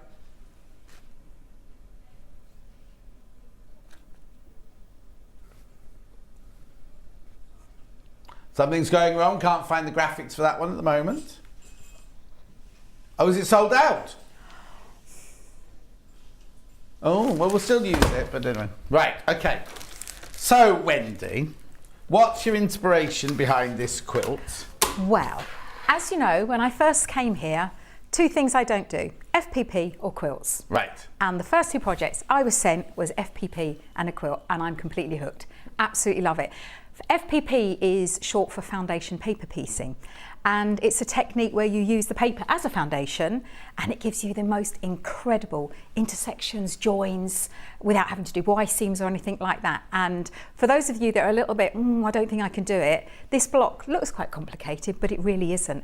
And this quilt here is made from just one block. Right. And it's what you do with the block and how you position it that can change the look. So the one that I've designed here has got 9 prominent noughts. Right. But if you twist it round, then you can make the crosses more prominent. So it depends how you want to do it. But it's just one. So once you've mastered one block, you just keep going and going. Perfect. And behind you, we've got a cushion. So if you don't want to make... This one you mean? Thank you very much. So you can just use 4 and make yourself a cushion. Okay, we're just coming close on that one. Oh yes, so you've got your cross in the middle. So I've got the cross more prominent there, but behind I've got the noughts. Yes, of course. And then if you put them all the same way, then they're neither a nought or a cross. So it depends if you have the blocks going all the same way. Have we got several in a minute where to put them together and have a look, Brilliant. Thank you. Right. Yeah, so what I've done, I've actually made 4. Now this one I haven't trimmed down yet because I want to show you how to do that later. But yeah, just depending how you put the blocks together, like. Yeah, so that's a naught. Oh, that's a naught. Right, hang on. Yeah. No, that's a cross. That's a cross. That's a cross. Yep. So we've got a cross there. Yeah. And then we can. Put your glasses on. Well, I don't know what that's nothing. But see, I've made another one now. Exactly, that's absolutely nothing. And then that's. There's your naught. That's your naught. That's your naught. So actually, I could have done this, couldn't I? In the instructions, I've given you 3. After now, all that. there are probably more than 3, Yeah. but you can choose which design that you want to, and you can see the noughts and crosses in all of them, but that one has 4 noughts, that one has 6, and that one has 9. Right. So it depends which one you want to be the But it's more using the prominent. same amount of blocks, isn't Exactly it? the same amount of blocks, and just that one block. So as I say, for those of you who are a little bit scared of FPP. Well, it's because it goes against everything that as a traditional dressmaking sewer, my brain, I can do it now, but when I first saw it, my brain wouldn't allow me to sew the wrong way round, as it were. Well, it's kind of the topsy-turvy of sewing, yeah, because you start one way, you turn it over, you start one way, you turn it over, but it's really logical. You can't go on to the next step without doing the previous step. Exactly, but it's really important to stay in order, isn't it? Yeah. It is. Right, so shall we get started? Yes, please. You have got, on the back, you have got the template. Now, please don't use this. Hang on, don't move it. There you go. It's all right, the upstairs camera's taking a while to come in today, that's all. Right, I'm faster than the camera, that's a first, isn't it? So don't use this because you can't see through it. No, of course. Now, the whole point of foundation paper piecing is that you can see what you're doing. So you can either scan this onto your photocopier and then print it on the paper. Yeah, Calvert's paper, yeah. To me, that's the best way. Of course, because it's the paper for the job. But if you do that, when you scan it out, you just need to make sure that your printer is set so that it scans it the right size. Yes, so do a tester one first to make sure. Because sometimes printers think they know best and they just scan it Or out. sometimes we don't click, because I've been printing all these things up on Portrait recently, and my printer, I went to do my receipt for my parking at Festival of Quilts on Saturday and Sunday, and it still stayed on landscape rather than portrait. And normally it would just automatically do itself. So just check you've checked all the right bits. And very often, I don't know why, they set themselves at 97%. Yeah, exactly. So you want it to be 100%. But if 100% might not be what you want, print it off. Now, the thing is, if you do print it off and it's not quite the right size, as long as you print every single one the same, they're going to be the same. Well, they will, won't they? Instead of being this size, it would just be a little bit smaller. But they all don't print out and then change your settings and print out. Because the whole point of foundation paper piecing is that they match exactly. Of course. But if you are going to print it out on photocopier paper, get the cheapest, thinnest paper you can. Oh, yes. Because you want to be able to see through it. Yeah. Now, I have actually done it on the greaseproof paper, but that was a little bit of a faff trying to get it through the machine. Right. So I would say use that paper as a first, Yeah. if not have the thinnest paper you can. Okay. Brilliant. So that's the first thing that I did. I printed lots of these out. Yeah. Now, what you want to do is just to save it, just so it's easier to work with, cut it out, but do not cut out close to the line. So I've just cut the top and the bottom off because the instructions are on there. I'm just cutting them away. You can leave it completely as an A4 piece of paper, but it does follow you around. Yeah. And got my bin there. But you don't want to be cutting so close to this, because you will see with this one that I have done, it then gives me, when I cut it, when I trim it, it's going to be really sharp. Now, this is the fun bit. It is so much fun. I just want to say that with the fabric, you've got 1.5 meters of one fabric. Yes. Now, I'm very fortunate that I have special software that tells me how much fabric I need. And it did tell me I only needed 1 meter of each. But when I came to make it, I made it like I was a beginner and cut them a little bit bigger, and I didn't quite have enough of that first fabric. Which is your binding fabric, yeah. But for those of you that know what you're doing and that can get these pieces really small, you may find that you will be able to get it you'll only need 1 metre of each. Yeah. But I've made a cushion out of the rest, and I had a little bit left over. Exactly. Why are they A's then? Have we got a B and a C and a D? No. Okay. Now, I've done this because I started my journey, as you know, when I first came here.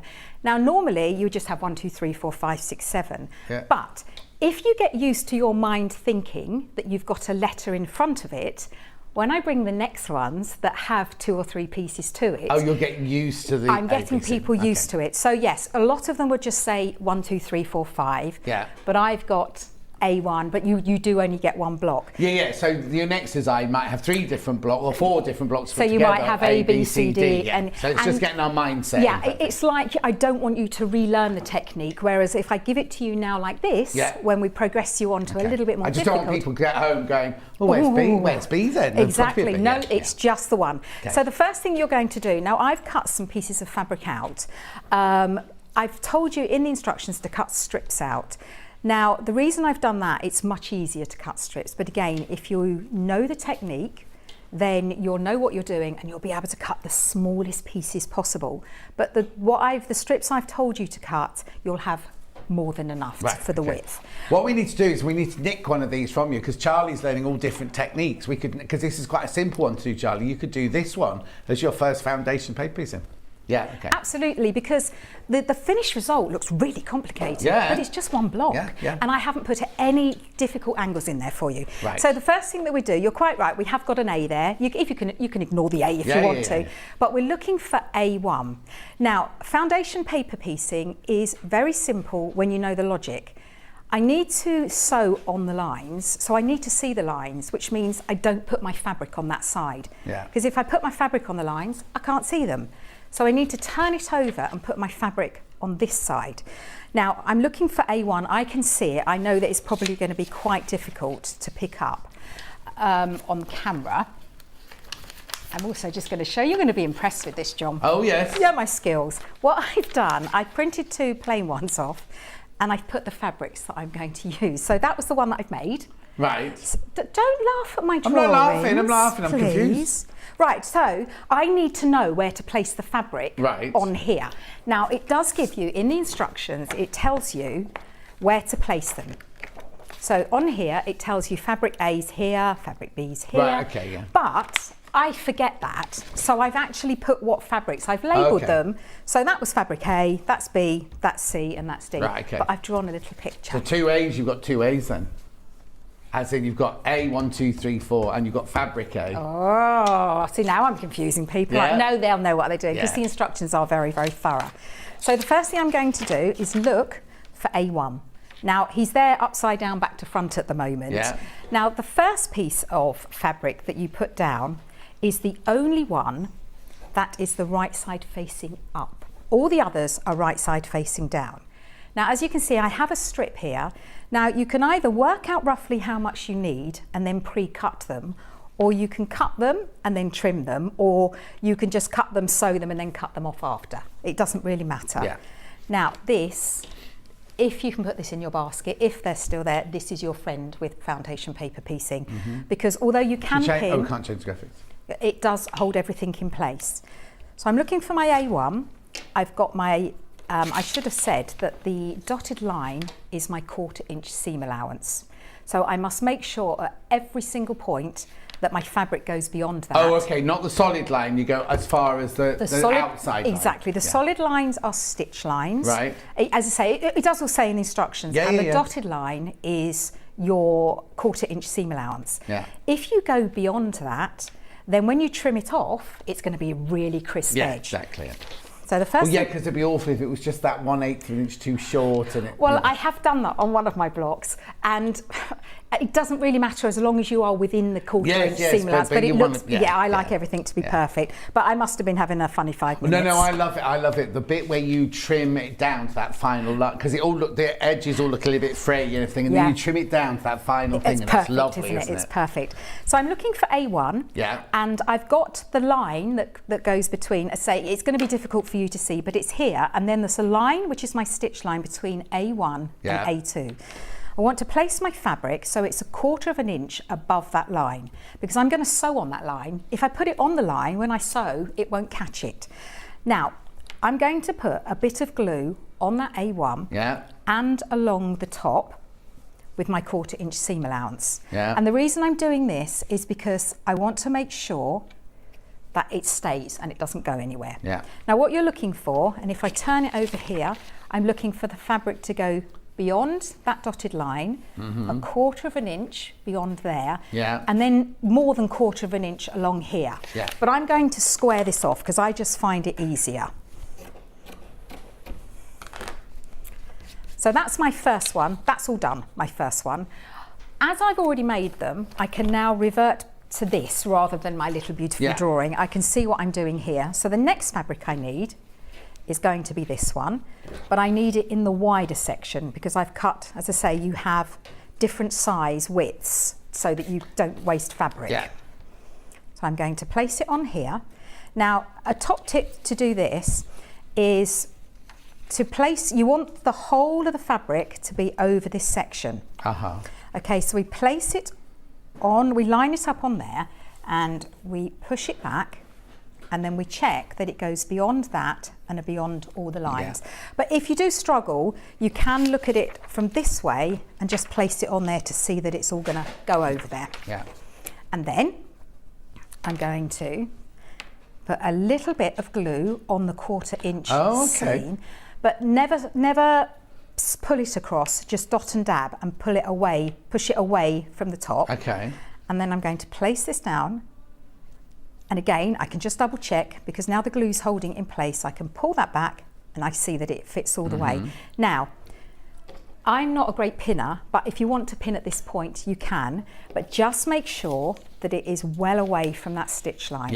Because you don't want to be sewing over pins. And at the moment, and also with the paper in it, it might buckle the whole thing. That's why I don't like using it. But you'll see in a moment that I do use it at the ends because now, because I need to sew it, I can't sew it on there because I can't see the line, so I need to turn the paper over. So it's very topsy-turvy, but it's also, you can't do one thing until you've done something else.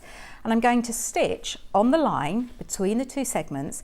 I'm going to start a little bit beyond the dotted line, all the way on the line and finish a little bit beyond. Oh, so you go beyond, you don't stop at the line? If you don't go beyond, when I come to do this one, if I am a little bit squiggly and I miss it a bit and I miss it there, that's going to come undone. So if you go a bit beyond, you know that there, and that's where you get those really crisp intersections. Now, you need to have your stitch length set really, really small for this. So I said 1.5 or below, because you're working with paper, we need to get rid of that paper at the end. We need to tear it off. And the smaller the perforations, the easier it will be. If you do it too big, then you're going to put a lot of pressure on the stitches. Don't do any locking stitches don't do any reverse stitches because we don't want to create, what's the word I'm looking for? Bulk. That's the one. That is the word. So you can see here, I've sewn on the line and I've gone beyond the line. Now, if you've gone off slightly, no one's going to know. Where you want to have it really sharp is these points here, because these are going to join to the next one. So when we've done that, and this, there's a couple of things that I use. This is a must. It's sold out. Oh, it's not, is it? Have we not got them in any other colourways? Oh yeah, might have been other colourways, mightn't we? And the rotating mat. That comes in a little bit later, but certainly for this one now.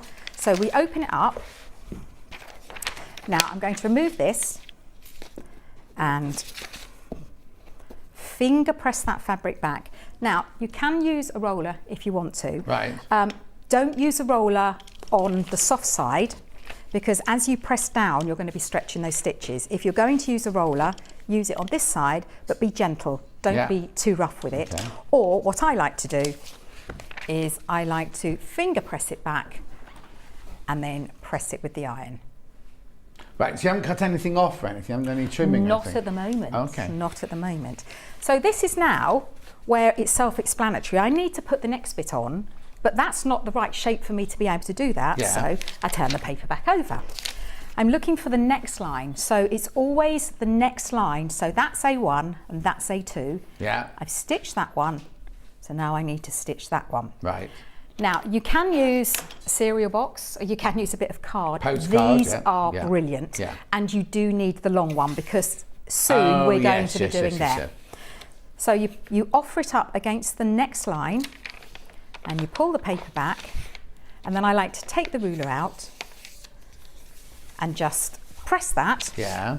And I mean, it's difficult because normally I wouldn't have a mat under me here, so I'm tending to go for that. And then you get your add a quarter, and if you offer it up to here, it will stop. It will butt up against it. Yeah.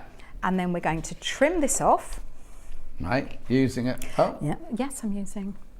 Okay. Why are you arguing at me? Oh, I didn't know we had those. These are brilliant. Now, I'm a lefty. I was going to say. Yes, because it's set the other way, but I've had no problem using it. That's what I was looking at, thinking. Yeah, why is the blade that way? Why is the blade on my side? Because you can't put the blade the other way. Well, I couldn't. You might be able to do it for me. You might be able to, but I couldn't. Oh, I should have a look. You can have a look at it. Right. So I've now trimmed that off to 1/4 inch. You're going to try and... Oh, let's see if you can do it. Now we've done that. Again, we need to do the next thing. So to do that, we have to open the paper, and we must have to turn it over because I need to put it to the next piece of fabric, which is on the other side. So now I've got a really nice straight line here. So I'm looking for the next fabric that I need. And I'm going to place it on here, make sure that it fits. Dot the edges with glue. This one is very bright, this yellow, isn't it? Very bright. I've got all 3 of them, so I just happened to pick this one up. Right. And then place it on there. And we're going to, yeah, that's going to fit. Now, you can, as I say, you can pin it just to hold it in place. I am going to be honest with you, sometimes the fabric has a mind of its own. Right. And as you go to put it under the machine, these bits flap around. So just make sure that they're down. Right. So now I need to sew. Now you know what your edge cut's about. No, I have got one, you're okay. I turn it over and I'm going to stitch the next line. Right. Again from the you're not listening, I know you're concentrating. From the beginning, before the dotted line and after the solid. And again, I've got that stitch length. It stays all the way through until I finish the block, so it stays at 1.5 or below.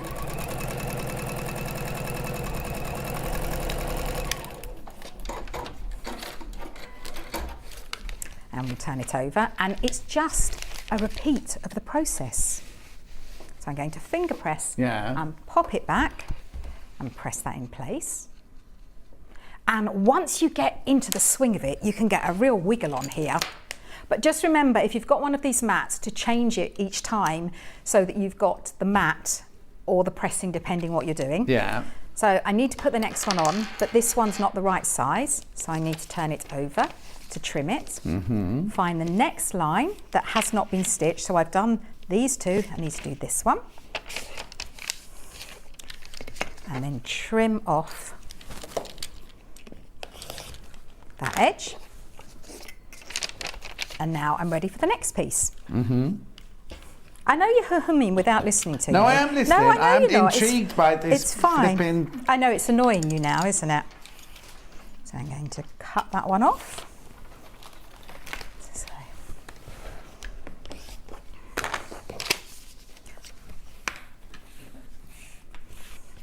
So we need to put this one on. This is the colour. Oh, I nearly did it wrong then. I nearly put. I know. I would have been called up for it though, wouldn't I?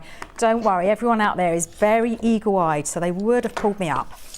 This is the central one. Now, I'm surprised you haven't mentioned something because you normally home in on things like That's this. because I'm not watching. Go on, You haven't been paying attention. Well, this centre one is made up of 2 strips, but it's the same fabric. And I thought you were going to say, well, why haven't you made this centrepiece? Let me have a look. Well, yeah, see, I'm surprised you haven't picked that up. Oh, yeah, why haven't you done that then? I knew you were going to say that. Well, that's because I want this block to be used and used and used and used for loads of other projects. Right. And it also works really well because the widest strip is 2.5 inches, which you can use your jelly rolls with.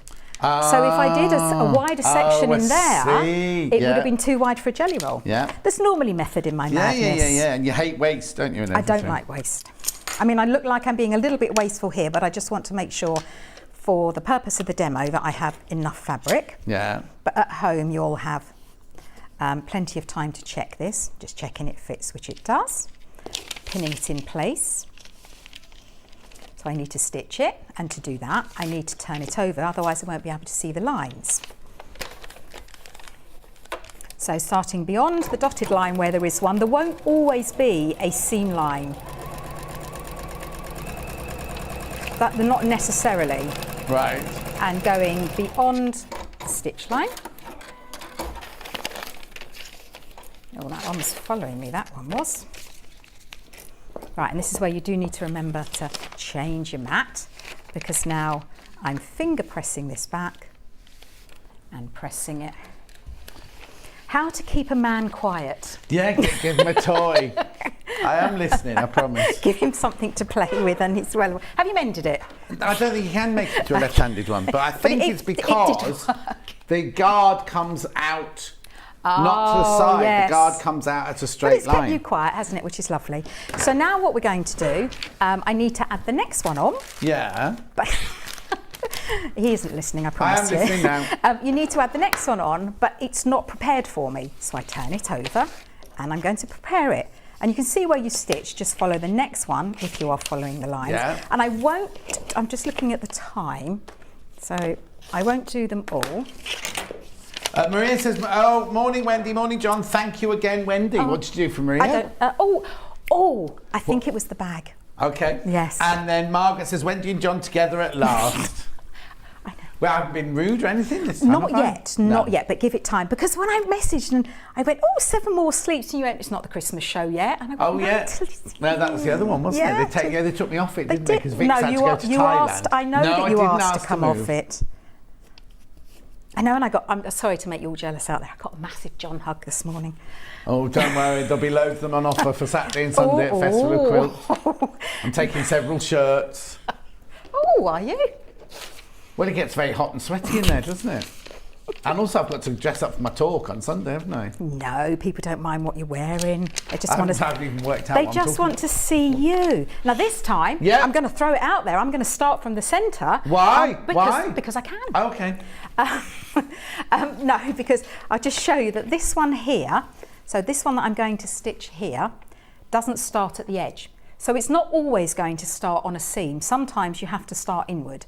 So I'm going to stitch beyond the line each side. Okay. Move that over then.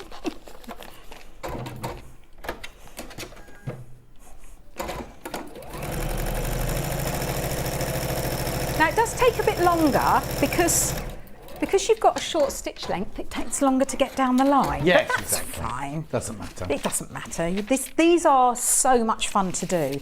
And, you know, I really want to show people that actually FPP is not hard, but it gives you the most incredible results. Well, I was telling a story about my friend Shamoya Mary, who when I first, she used to buy jewellery from me when I worked at Roxco, and then when I first went to Sewing Quarter, she was like, I'll watch, but I haven't sewn anything since, I was at school. So she bought a couple of kind of toy things, and they just didn't work, they ended up in the bin. And then we did the balloon quilt that Lucy Brennan did, the balloon, which was FPP and everything. She bought it, and her brain clicked into it straight away, and she now designs her own FPP because she's got so into it. She absolutely adores it, sort of thing. Oh, it's so I think such fun. Once you get your brain round, you're doing it the other way round, then you can suddenly think, and you get such precision. And you can do, there's not one on here, but you can do a minuscule triangle that you'd never ever in a million years be able to piece. Never. But you get it and get. Jenny Smith does I think it's a koala bear or something like that. Oh yes. And it's Jenny Smith, and it's just round the nose and everything like that, and it's the tiniest little triangles, and they're all, because it's FPP, you can do all neck. Well, if you're going to Festival Quilts, go and look at the FPP quilts, because you'll realise how incredible and precise they are. Because you actually think you can only, this is very angular, but you can get those curves by doing really tiny pieces. You can get beautiful curves, But it's just such fun because you can do 1 or 2. I mean, I can make one of these in about 10 minutes. Yeah. The quicker you get at them. But also, it's like I say all the time, sometimes you want to come in and think, I just want to do 10 minutes of sewing just to get my brain back into going from work into getting the kids' tea or whatever you're doing or anything. And one of these blocks, if you've got all the fabric cut out and the block there ready to go, you could just do one, then you've got your sewing bug out of the way for that day and everything, and you can carry on with everything else. And before you know it, you've actually got the whole blocks done. Yeah. But you don't have to make a quilt out of it. No. You can make your favourite, you can make bed runners out of it. A bed runner, yeah, that's fine. Cushions. Yeah. You can make lots of cushions out of this because you would only need 4. Or you could make a big floor cushion with 16. Yeah, could do. So, and once you've got the pattern, you can do what you like with it, really. And that's, you can see, all it is topsy-turvy. Yes, and once you get going, so after you've done the first 2, you'll be absolutely fine. It's just that getting the first one the right way up and everything like that, isn't Always remember that the first one always is right side of fabric facing up. The remaining ones are always right side of fabric on top. So once you've got that first one, now, FPP paper doesn't like to be unpicked. Right. So just maybe you'll get away with it once, maybe twice. Yeah. But try and be as accurate and sew on the line as you can. Sorry, I left my thing. That one didn't stitch. Right, I thought you were looking a bit bemused then. Oh, I'm always looking bemused.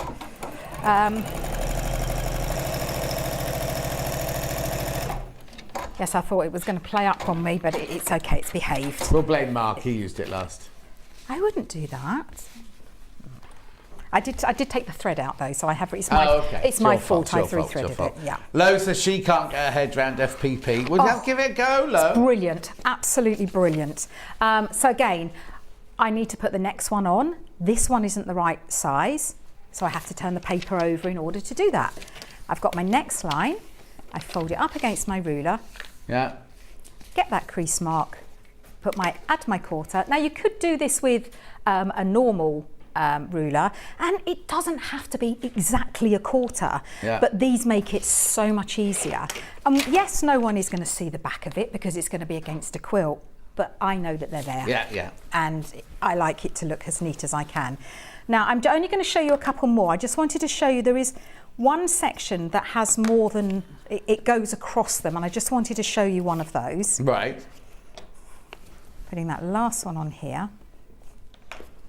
But you could make so much with this. You could make a nice mat to put your machine to stop it making a noise. We had a question. Does it matter not that thing just keeps coming up of its own thing. Does it matter if you put the iron over the glue pen? No, it doesn't at all, because the glue pen, at first the glue is enclosed in the fabric and it's going to disappear anyway, but it just makes it a little bit softer, that's all. Yes, and it softens the glue, but you're right, it dries clear. Yeah. So even if it splidges out onto your fabric, you're not going to see it. You won't see it. I've never seen anyone glue. I've seen them glue the first one down, but I've not seen them glue the seam allowances together. The reason that I've glued the seam allowance is because as you do your topsy-turvy, where you turn it and pop it under the machine, you need to concentrate on these ends. If you don't get these ends flat, they're going to buckle in here. I've done it so many times. So another added pressure is that I've had to pin the edge, and you can't pin the edge because you need to sew on it. Yeah. So by putting the glue pen on there, you just put it in place. I'm not saying it's wrong at all. I'm just Are not you telling saying me it's off? wrong. No, not in the slightest. No, it's your first show. I can't shout. First show in the new studios. I can't shout at you. I know you can't shout. You can't Have you got shout those at me in the today. right order? Don't stop it.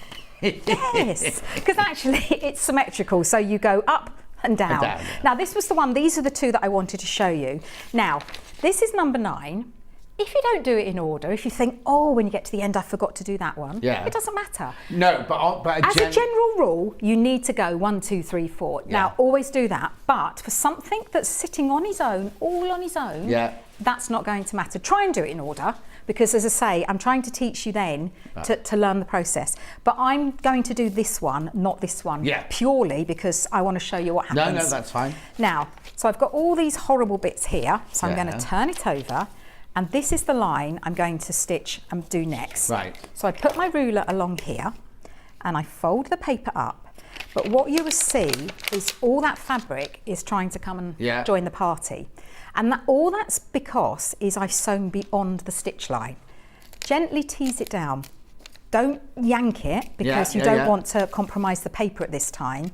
So you pull it back, take the ruler out and fold it, nice fold.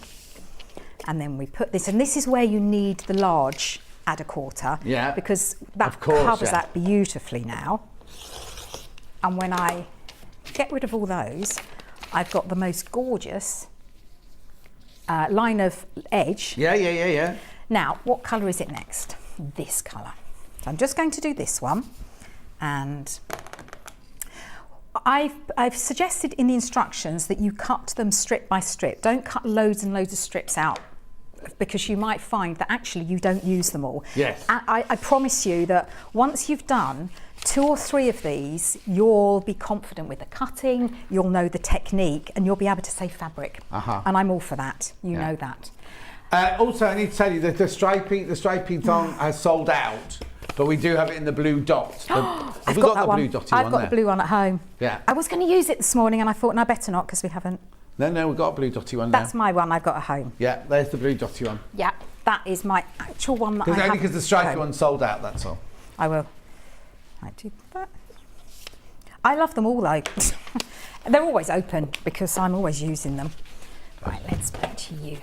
Oh, that's like being at home now with this one then, John. Right, I'm going to pop this on here. Now this is quite a large section. This is the largest section that you'll be stitching.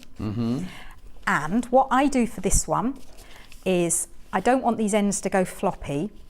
I'm just securing that end there, and then I do the same there. And because I've glue penned here, that's not going anywhere. Yeah. And also, as I say, make sure you're well down, because when you turn it over, don't forget that that's 1/4 of an inch down from that top. Yeah. Morning, Wendy and John. You make it look so easy. I can't get my head round it, says Rosina. Oh, I promise Louise you. says, hello, John and Wendy. Do you need to use a particular sewing machine needle for FPP, please? Thank you from Louise in Dublin. Yes, you do. Oh, just well, you asked Louise because she wasn't going to tell you. The one that's in there. But then you change it after. Yes.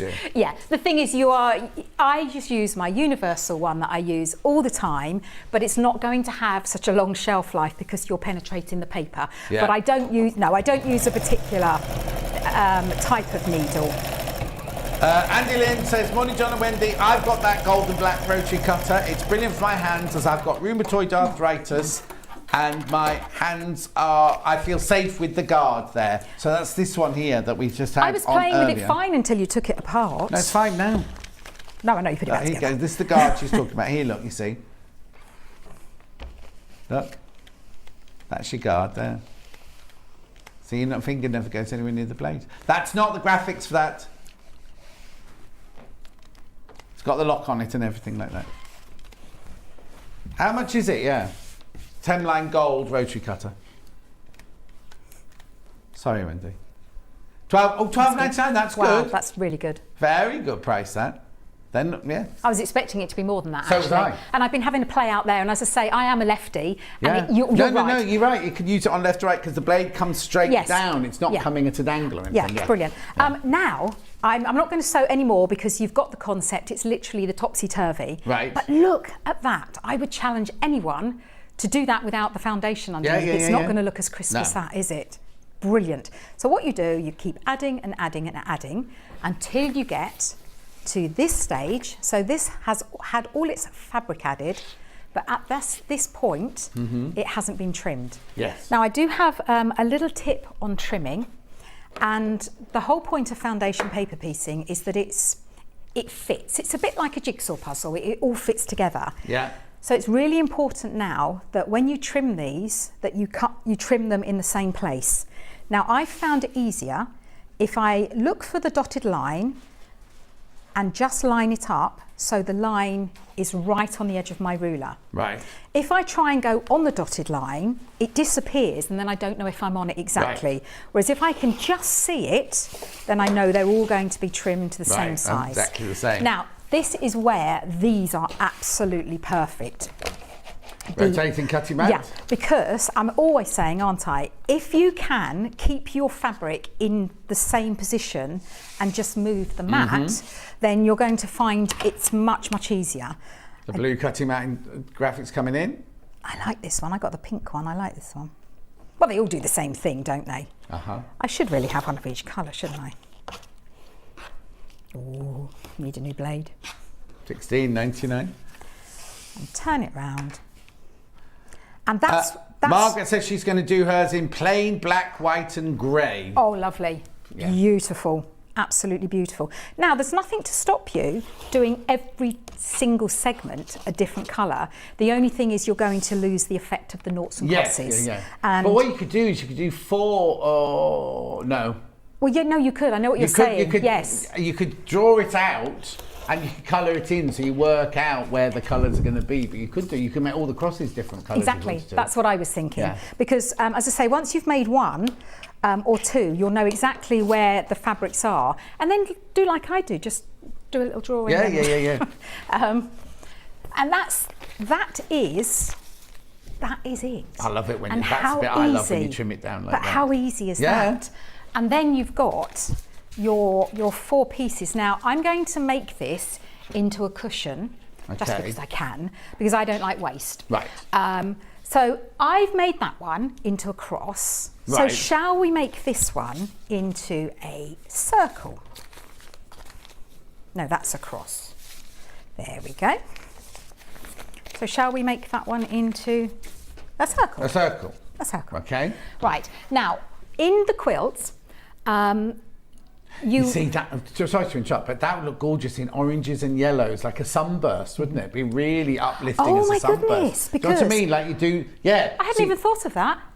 When I saw that on camera then, because I can see the noughts and crosses on there, but as soon as you lay it down there, I thought, oh, that would be lovely. Start with red in the middle and go out in your yellows and then have your beautiful, like a gorgeous sunrise. Anyway, carry on. Well, no, now you've got me thinking. Now I'm going to have to do that, aren't I? Because there'll be the rays of the sun, won't they? Yes, exactly. Right, so we're going to have a circle. Now, pretend that there's 6 in each row. But again, you may not want to make the whole quilt. Cushion, aren't we? We are. Yeah. But if you're putting the quilt together, then you're going to have them all in a row. Now, in the instructions, as I say, I showed you earlier, here, you choose which design you want. Right. Or the great thing about the viewers are their imagination is incredible. And the things that I see on the page, so someone might come up even with a different design. Yeah. So then you just, on here, as I say, it's a bit hard to see on screen, but it shows you the non-coloured in version, and you just follow.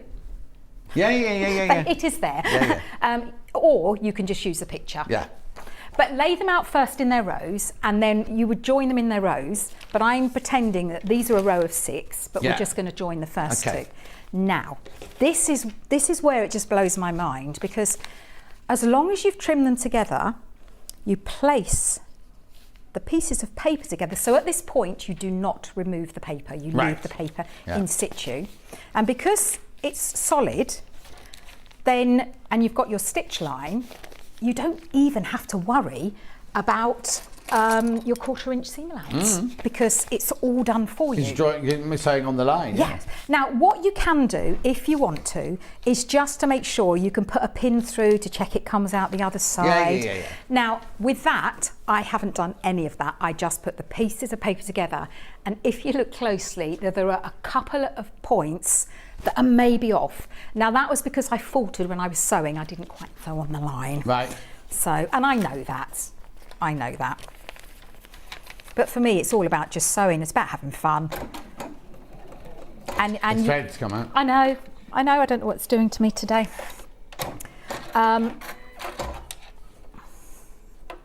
Oh, my machine's had a right old workout this week. Goodness me. It's been busy. Oh, yes.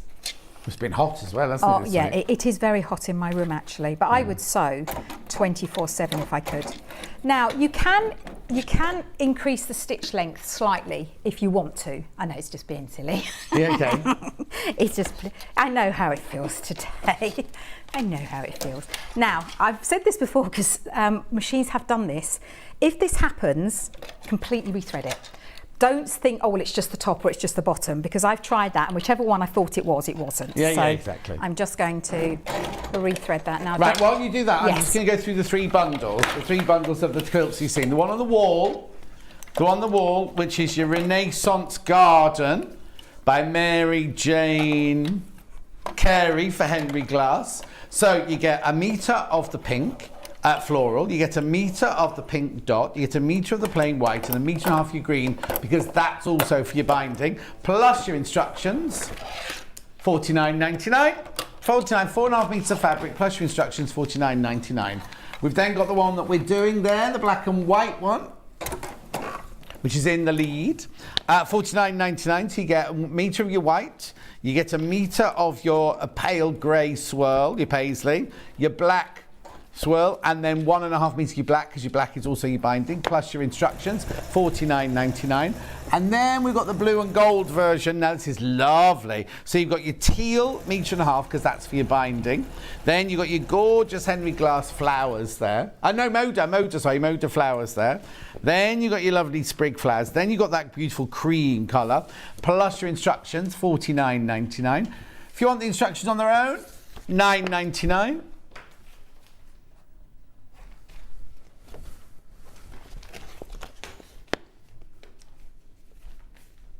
£9.99. What's a great demo from Wendy. On top of that, my grandson has got his A-level results and he's off to Salford University to study computer networking. A lovely day, says Maureen. Oh, Lynn says, congratulations. I love this quilt. What's the finished block size? Well, the finished quilt is 42.5 by 42.5. The block size looks like it'd be about, how big is that block? 14.5.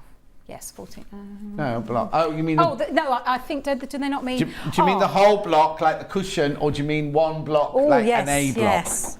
So the blocks themselves are 7.5 Oh, there inches. you go, 7.5. Yeah, the blocks themselves. Yeah.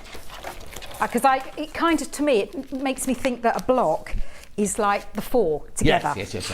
Right, now, you can see here that I just put the two pieces together and they've all lined up. Beautiful. And then you would do that all the way along the row. So you would add the next one and the next one and the next one, making sure that you keep them in their right order. Yeah. Before you do that, hang on, let me just look at this. Oh.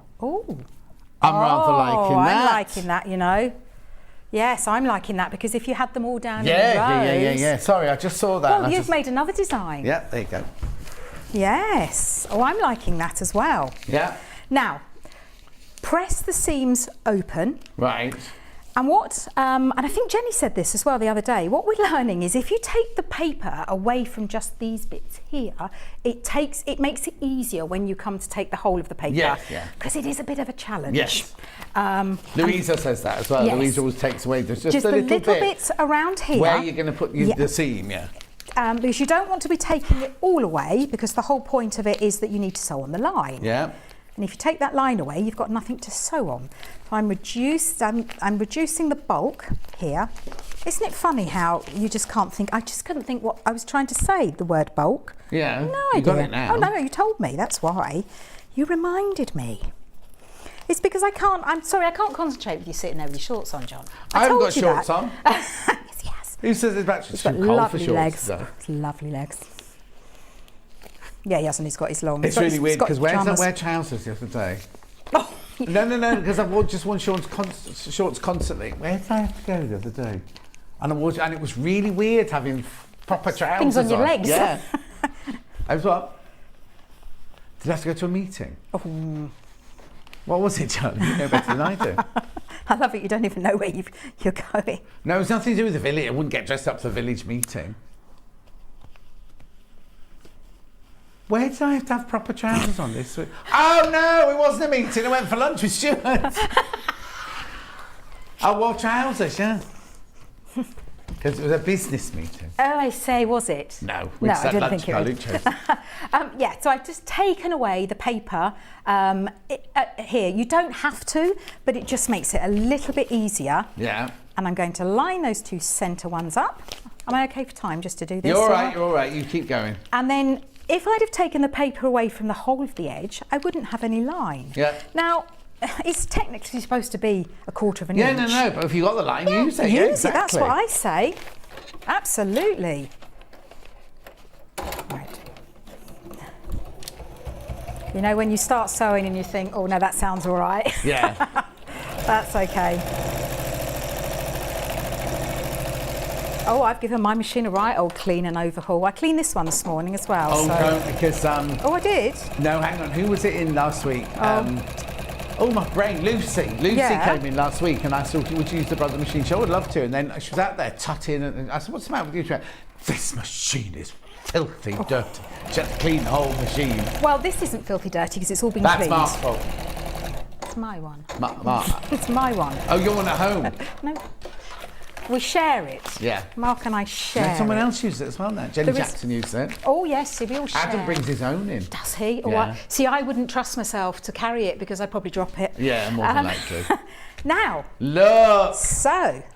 Oh, no, I like that colourway. It's lovely, isn't it? I can't wait to see if anyone's bought the Goldie. If they're all selling, but the Goldie blue one. Oh yeah. I haven't seen that. Okay, so if you've got this one, yeah, please show me. If you bought the Moda one, the one with the teal, the flowers and the gold and the cream, we'd like to see it. Obviously not this afternoon because you won't have received it. But when you have made it, please put it on the Facebook fan page and tag her in it.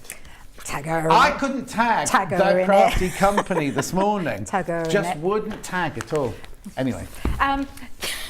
Yeah, but I mean, I have the beauty of actually being able to load the fabric pictures in my software, so I can kind of see what it looks like. Yeah, but you want to see a real one. I want to see a real one. They might place it a different way, or they might do a different order and everything. Yeah? Because when I put that in there, it's like, yeah, I love that. I want that one. That would be on my bed. But this one would have to be in my bed because my bedroom's grey. Now, say that again, there are no paper pieces in the instructions. What's in the instructions is the template. You have to photocopy them because it's not like EPP, it's FPP, this one. So you have to photocopy that one 36 times. If you want to do this, some people might only want to make a cushion. Yeah, but if you're going to do the whole, if you bought that fabric, buy the whole quilt, but you know what I mean? So it's 36 in the quilt. Now, and also what I would do, if it was me, I would make the topper with the kit and then I'd buy some extra fabric. Do that afterwards. And make that the centre of a big quilt with some plain edges. I wouldn't have that going all the way down. Exactly. So have I got time just to show you when you've done that? You've got 1 minute. Then you turn it over when this is the whole quilt's complete. Yeah. And then you take the paper out. Now, to take the paper out, always start close to the perforations. Yeah. Because you don't want to be yanking it away because you're going to stretch them. Now, I do say that when you've completed rows 1 and 2, you can then take the paper out for row 1. But you can't row 2 until row 2 is attached to row 3. Yeah, so I wouldn't take any papers out till But the it end. would make it quite heavy. Yeah. Because you're working with like 36 pieces of... I did it without taking them out first. Yeah. So that's all that you do, is take them all out and then give it a jolly good press. Yeah. And then you've got your... God, that's lovely, that one, isn't it? That black and white works beautifully. I can't wait to see that one. So please tag me if anyone's bought that colour. Right, thank you ever so much. Now, Wendy will be back in an hour's time when she's doing, Quilts You Go. Now, it's not an actual project, it's how to do Quilts You Go. So she's going to show you lots of different ideas of things to do with Quilts You Go. But straight after the break, Victoria Carrington's up doing a really, really, really beautiful Kaffe Fassett quilt. We will see you... No, after. I said after. We will see you straight after this 4-minute break.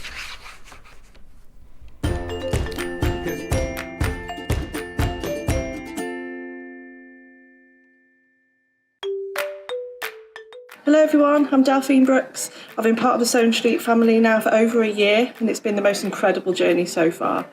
Some of you may already know that I like all things sewing, anything from quilting to toy making, needle felting and of course applique, which is my favourite. The best thing about being part of the show is being able to share with you my imagination and bringing you new ideas and new designs and patterns and seeing how you interpret those designs and make your own work and then sharing your images of those is the most rewarding part for me. I'm currently working on lots of new ideas and exciting projects that I cannot wait to bring to the show and share with you all. But in the meantime, take care everyone and happy sewing. We have some exciting news. Sewing Street has been nominated in the Best of Craft Awards and the British Sewing Awards for 2022. We're so amazed that 2 years have flown since Sewing Street started, and we couldn't have done it all without our Sewing Street family. Thanks to our presenters and guests for entertaining and inspiring us every day, and for all of our viewers for tuning in for all the fun. We've been lucky enough to be nominated for 2 awards this year, which are the most loved TV shopping channel at the Best of Crafts Awards and the best sewing social media account at the British Sewing Awards. To vote, please head to our website to find out all the details you need to get involved. Thank you for your support and votes. Stuck for ideas for the perfect gift? Why not get them a gift card? You can buy Sewing Street and Yarn Lane gift cards loaded up with anything from £10 to £500. Shop our gift cards online at www.sewingstreet.com or www.yarnlane.com, or purchase them via our UK call centre on 0800 001 44 33. Have you heard about all the different ways you can shop on Sewing Street? You can shop on our website sewingstreet.com, and you can also order by phone by calling our friendly UK customer service team. Just call 0800 001 4433. And don't forget about the Sewing Street app. Here you can shop all of the Sewing Street products as well as watch the live shows from anywhere. You can download the app onto your smartphone or your tablet by simply searching Sewing Street in your app store. And one final thing, no matter how many times you check out on Sewing Street in one day, you will only pay 1 postage and packaging. Happy shopping! Follow Sewing Street and Yarn Lane on Facebook and Instagram to keep up to date with what's coming up on the show, as well as being the first to know about our amazing offers. Get involved with our competitions that are exclusive to social media, and pick up some top tips from us too.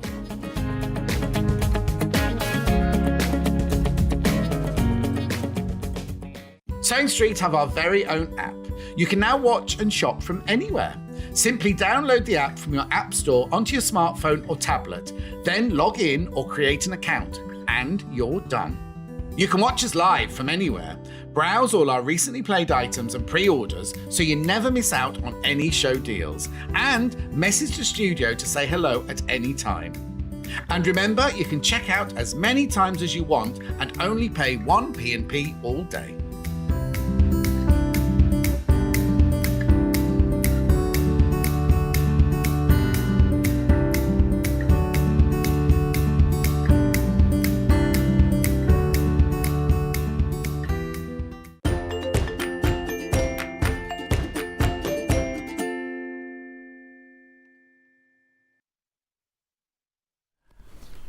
Now, I've got a few, before we start this out, I've got a few things I've got to say. First of all, Phyllis is watching. She watches every day. She's a bit upset because she can't go to Festival of Quilts this year. Phyllis, we're all sending you lots and lots and lots of love to you and to your daughter, because it was your daughter that messaged in. What's the daughter's name? Jenny. Jenny sent the message in, say that Phyllis is watching. So, she's a what? Oh, she's 88 years young and an avid quilter. Well, perfect day for you today, isn't it? Anyway, sending you lots of love, Phyllis. Right, now the other thing I need to tell you, I've got to show you some pictures first of all, from Festival of Quilts. Here you go, here's the first one. That's our lounge, that's our Sewing Street lounge there. And there's people crowding round looking at the quilt that you all made. Yeah, where's John Scott? Why is it John Scott here? Who's on the stand? That's Kate. That's Kate who does the. She won't be watching. You makes all the mistakes on marketing. That one there. I'm only joking. She hates it when I point anything out to her. That's all. Her mum watches every day. Pip. And here's the last one. Who's that there then? Oh, Victoria from the office, yes. Oh, look. Oh, now look, you see right in the background, right, that's the back of Barry, right, and then the one facing him, that's Paul, the buyer, who refuses to come on telly or anything. Look, they've all got, oh no, Paul hasn't got his on. They've all got Sewing Street t-shirts on, look, because there's on the left-hand side, that's the back of Ian over there, isn't it? He's got no hair, look, hasn't he? Anyway, I'll be there in that lounge on... And Mandy Shaw's opposite. Look, Mandy Shaw's completely opposite there. How brilliant. And there's what? And yeah, the quilt that Maeve made in the middle, and they've taken the lovely big star quilt and got on the wall at the back there. I hope they haven't got us on live, because Kate have heard everything I said. Sometimes they have us on live, don't they, on the telly? All right, Kate. It's what? Have they? Where's Barry is then? Oh, they are watching us then. Anyway. Now, I've also got to do a quick recap. 8 o'clock this morning, we had Kate's brand new book, TV launch. Here we go. Quilts in Wales. Bodada. Hang on, Cariad. Bodada Cariad. It means good morning, gorgeous. I think not gorgeous, Cariad, my love, that's what it says. £25. It's a beautiful, beautiful book. It's got loads and loads and loads of pictures there. And then look at all these patterns at the back. There are so many patterns in there. It's a TV launch, and it's not pre-order. They are ready to go. They're in the warehouse now and ready to go. So as soon as the payments go through at midnight tonight, they'll start sending them out to you. Kaffe Fassett's Quilts in Wales book. Oh, Toby's around a lot today. Yep, right, okay. Now, the other thing we did in the 9 o'clock hour, was Victoria did this. Now, we've got a picture of Ian and Barry holding it to show you the size of it. It's called Checkerboard of Checkerboards. And Victoria did that in the 9 o'clock hour. It should be £199, but because it's Festival of Quilts week, and for today and today only, well, it might not be only, but for today until midnight, it goes down to £179.99, split pay of £59.99. That was the quilt from this morning's 9 o'clock show. Was anything else I had to say before I do these? Nope. Right. Oh, now, have we? Let's have a look at the videos then. That's what these two are coming up now. We've got videos of them. Here you go. Got Bubbly first. What's the little... Oh, it's... Shh. What's all that noise? See you later, someone just said. Right, that's Bubbly.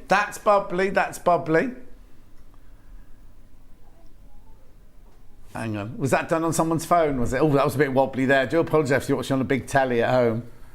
And then Lavender and Sage. It's exactly the same quilt. Ian filmed them.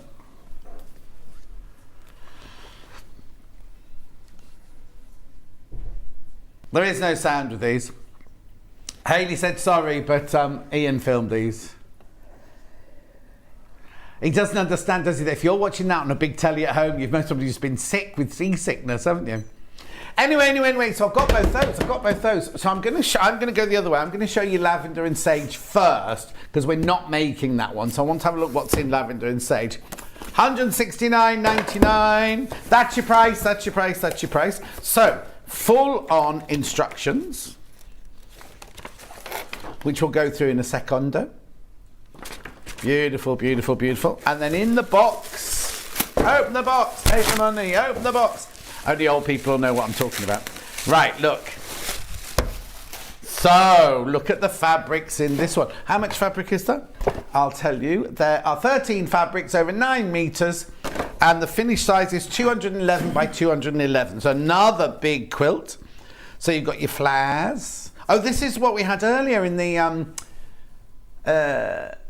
Neptune, wasn't it? Is this Neptune, some of this? Right, then you've got your fishes on your zigzag, you've got your flowers on your fishnets, you've got your jumbles in a couple of colours there.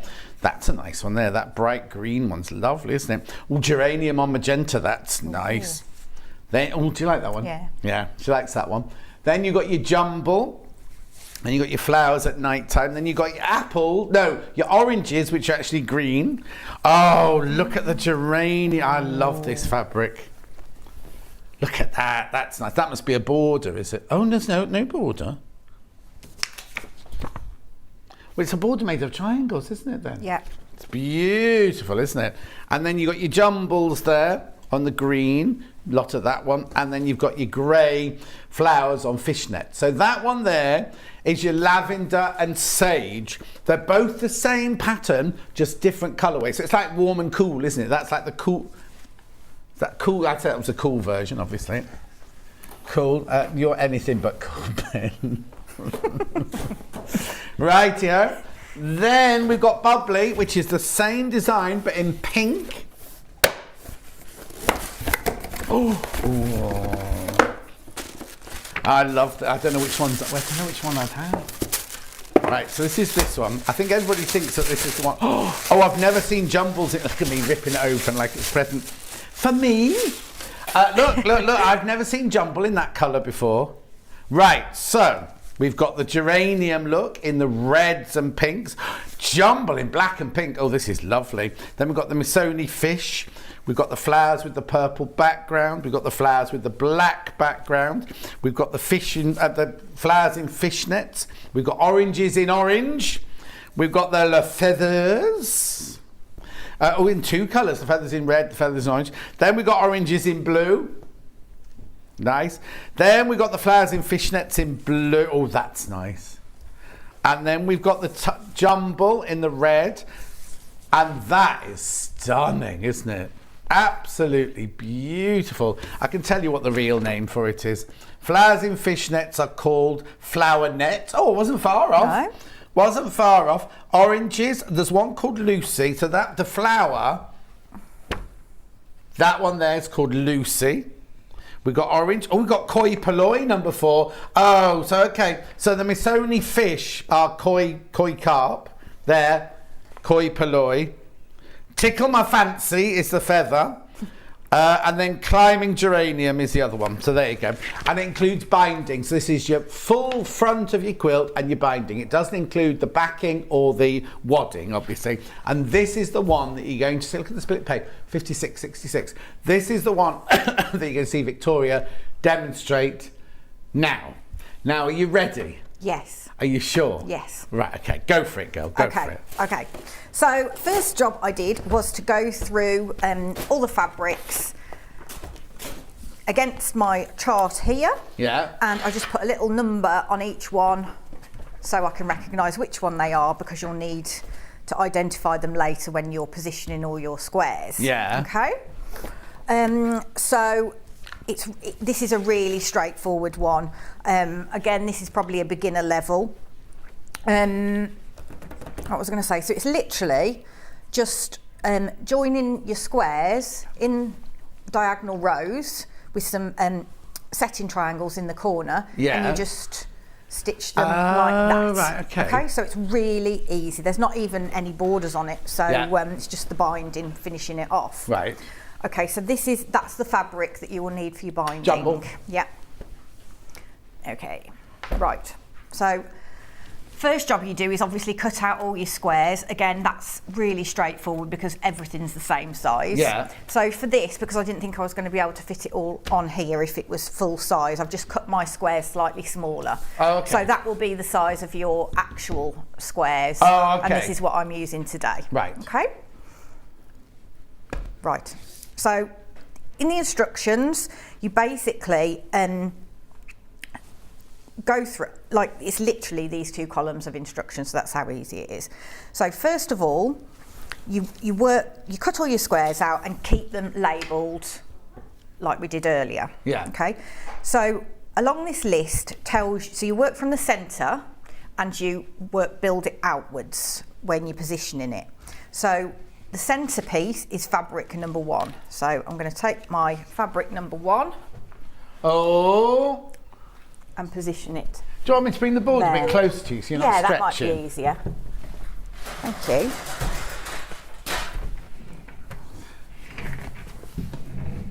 Is that enough room? Yeah, thanks. You sure? I'll move it out again. When you... room. Okay, so next is number 2 fabric. Brilliant. So you are literally, And these squares are good on here because you can tell whether you're getting them accurately in a row or not, even when they're on the diagonal. Diagonal, yeah. So again, so you could position these on a bed or on your floor. Yeah. Sticks well to this, doesn't it? Eh? Sticks well to this. Yeah, exactly. It's flannel. Yeah. Okay. So next we're going round number 3. So each of these go up in 4 each time. So you'll have 4 more of each as you go up the numbers. Okay. So this is how easy it is. Uh-huh. Okay. Oh, there's actually more. There's more now then in this one. Yeah. So you have one centre one, the next one's 4, the next one's 8, the next one's 12, the next one's 16. Right, okay. So, okay. So you can see it coming together already. Yeah. This would be nice for a teenager, wouldn't it, to go off to university? What do you think? Well, it depends. When I went to university, the first time I went to Bretton Hall College, right, part of Leeds University, Barry, who lived in the room opposite me, had a duvet and had never seen a duvet before. And I was like, it's a continental quilt. My nan had continental quilts, but you put them over the top of everything. Yeah. We all had sheets and blankets, and you had this like duvet from blimey. Essex. It was like, blimey. It's very modern. I know it's A-level results day today, no? Yeah. Your kids done A-levels this year. I'm not old enough, John. You're not, or they're not? They're not, because I'm not. I thought you started late. I did. Oh, they're on holiday at the moment in Malta. Oh, are they? They're having a nice time. Yeah, they are. Okay, It must so be I'm just nice gonna because that means there's just you and boyfriend at home. Yeah, 10 days as well. And what day are we on now? Day 2. Oh, they've only just gone then? Yeah, oh, yeah. Oh, yeah. you'll have had a row by the end of tomorrow. Oh, yeah, definitely. We're going on holiday for 5 days, so we'll probably end up having one there. What, this week? Saturday I'll go. Yeah. Are you going to Festival of Quilts? No, not this year. Oh. So, yeah. So if It's I just what? stick these up just to give you the idea of what it looks like. Oh. Oh. Oh, that was a funny noise. Where are you going on holiday then, today? Mallorca. Oh, very nice. It's I'm raining there at the moment, isn't it? Yeah. I'm mainly looking forward to not having to cook or think of what to do for meals every day. You do what? Well, every day you're like, what are we going to have for dinner tonight? I And then know, you it have must to be go and difficult get the because I'm on my stuff own. and- I could just decide on the Oh. afternoon, and it doesn't matter if I Yeah. just fancy beans on toast or if I Yeah. fancy something more ornate like Yeah. egg and chips or something, you know. Yeah, and everybody wants different things. Yeah, 'cause of somebody course they doesn't do. like something, and Yeah, my mum used to say, this isn't Joe Lyon's Corner House, you know, when we were little. yeah. Oh, I'm enjoying this, just putting it out on I know. the board. Me too. Okay, so there you go. So you do that with the whole quilt. We're only doing it with that Yeah, little bit so now. you do it So with you the do it on whole quilt. Right. And then what you do? So then you probably cut these first off. Okay. What so are these then? Now we're going to make the little triangles. Oh, the bits that go in here. between, yeah. Okay, so you take your squares that they've told you to cut the size. Yeah. And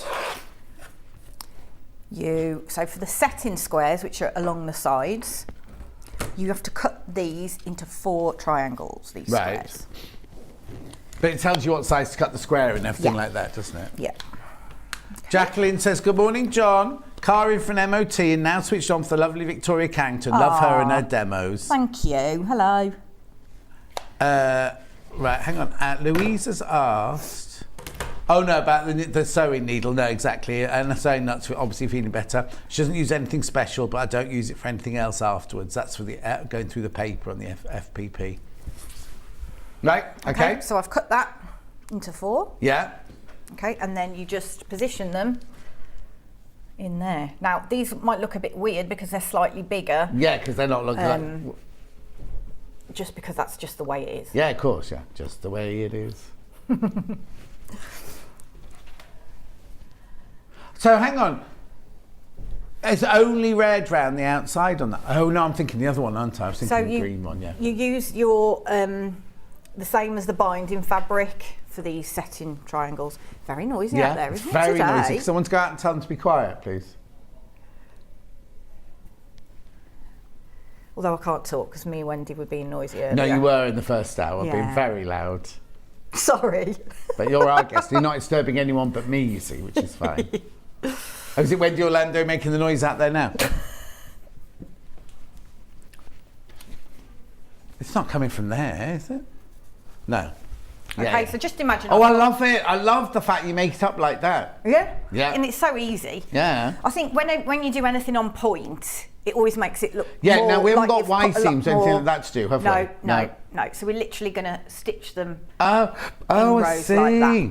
Okay, so to make the corner pieces, you have smaller squares, and you Right. cut these into 2. And you cut So it you're to, not oh, you cutting cut it to into time 4. because you need 4, yeah. Yeah. So the reason it's like this. So are all the squares all the way through it? The squares in the middle are all the same size, are they? The squares in the middle are all the same, Same size, and then those are bigger triangle squares to cut for those triangles, and they're a different size. So in fact, for the whole thing, you're only cutting 3 size squares, Yeah, and and cutting the some of them binding. into half to Yeah. triangles. Yeah, exactly. So yeah. Who was it? And then you Was just it put Wendy on the Orlando? corners. Yeah. Yeah, it was Wendy Orlando making all that noise. Right. You've run out of You've- big triangles. I've got some more, but I think it might be a bit boring for people to watch me doing that all the time. Are you bored, everyone at home? Let's have a vote. Are you bored with Victoria? I don't. Let's make her date before she goes off on her holidays. So if you're not going on holiday till Saturday, what, you could have gone to Festival Quilt this afternoon or tomorrow? I've got so much to do. What, packing? I'm just making Waxing the your most legs. of kids not being there to Yeah. get stuff done. Right. So what you then do, let's do. Right, okay, so which one? So would you take away, did you sew the diamonds on last or the triangles on last, or did you do? Hang So on. I would sew the triangles on last. Go on, sorry. I'd sew the triangles on last. Right. So I just so I'd take one row Yeah. and then I would stitch them together. So again, like we did Are earlier. you pinning at all? No. No pinning. You can do if you want. Can do if you want. I've got some flower-headed pins here. He's desperate to get these flowers. I've been waiting for a moment when I can say pins. And no, I'm not using pins. £10.99 get 100 flower-headed pins there. Yellow, white, orange and green. £10.99. They're extra long, aren't they, those as well? Anyway, £10.99. Just thought I'd bring that in. So I'm just double checking that I've got them round the right way. Yes, please do. You know me. Okay. Remember the machine that Victoria's using got a special deal up until Sunday. Have the threads arrived yet? Has Hayley sent the information about them in yet? Did you not ask about them this morning? Don't worry. But anyway, there's a special deal with the sewing machine. You get 5-year warranty and some threads, but I can't tell you what the threads are like. Okay, so then. There it is. Oh, have you sewn it? Sorry. There you go. No, that's not that machine. That one. There you go. That one. Thank you.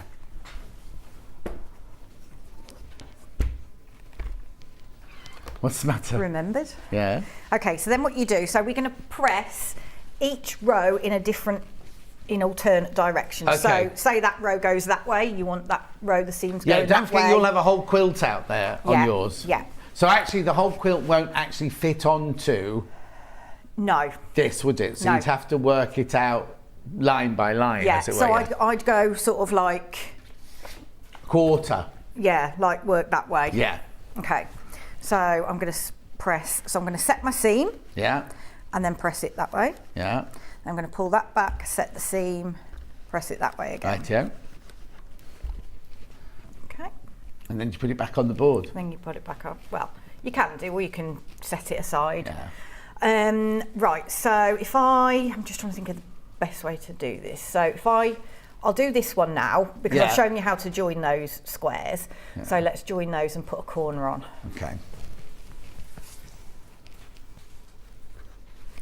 Anna's loving your shirt. It's from Next, Oh, Anna. thank you. Good treat. Anna? Go and treat yourself. It's from Next. She needs a treat. She's not been very well, Anna. Oh, She's getting better now. I only bought it yesterday, so they'll still have them.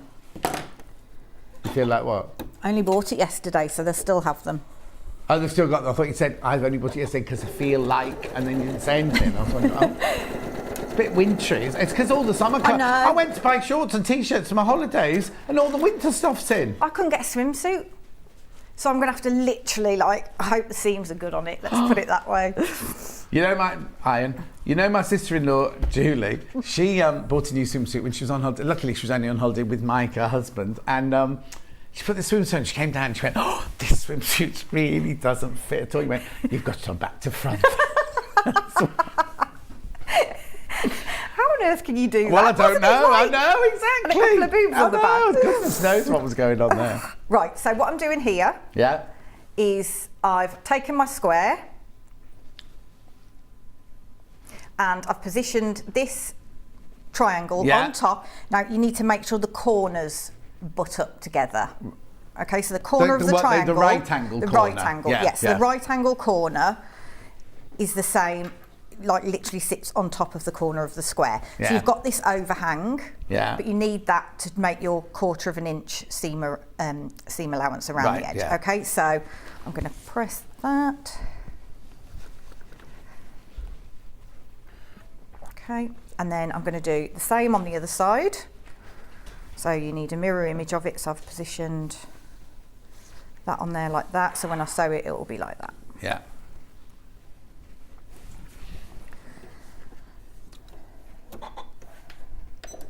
I was away when my A-level results came out. I was on the drama course on Anglesey. What were you doing when yours came out? I just went and collected them. Did you do all right? I didn't. Yeah, I did quite well, but like they say, education's wasted on the young, isn't it? Mm-hmm. Because I would have tried a lot harder. Yeah, no, well, if I did it again. Mine were rubbish. Mine were absolutely rubbish. My O-levels were brilliant, but my A-levels were rubbish. Yeah, it's because I was learning how to party. That was when I started rebelling and kind of being a bit naughty. I should have waited. And also, but the thing is, though, I also truly agree that imagine if we had worked really, really harder,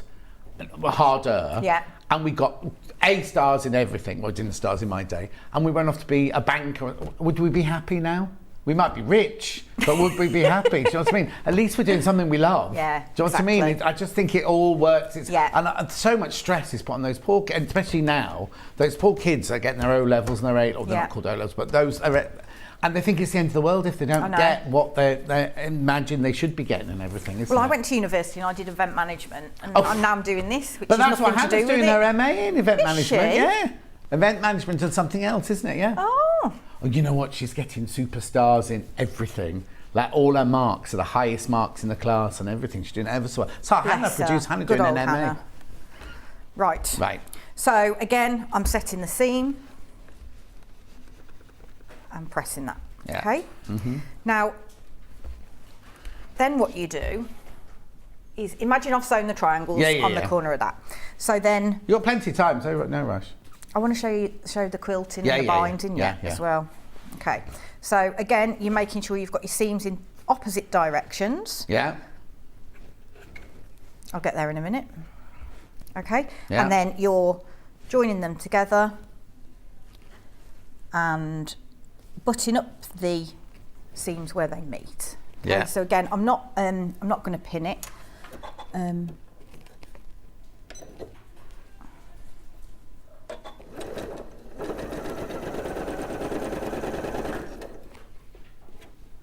So as you go along, just make sure that they're nestling together. What are they doing? Nestling. I keep changing what I call it. Yeah. No wonder Charlie's confused. Okay.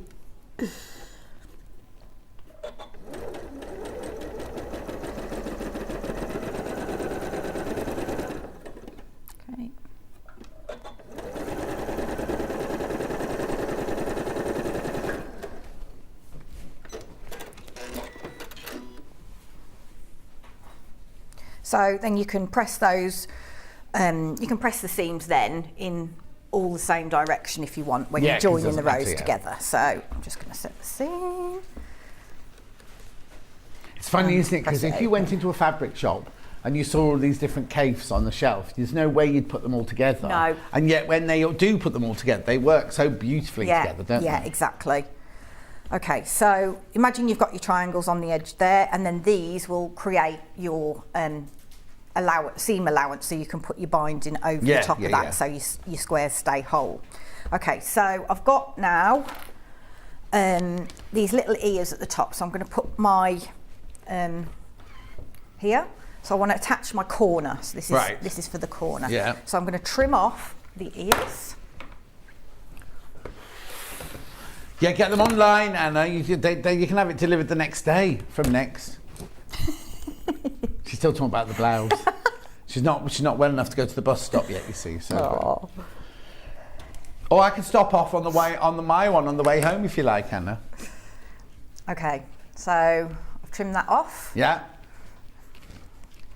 And then I'm going to position that onto there. Now you'll have your corners overhanging here, and you want to make sure that they are even. You don't want one little one and one big one. No. Okay, so again, I'm just going to stitch 1/4 of an inch across there.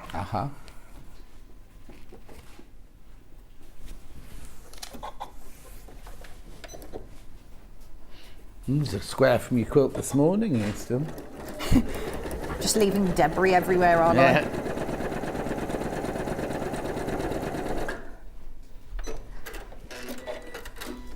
Okay, and then what we're going to do now is just set the seam again and press that open. Open or across?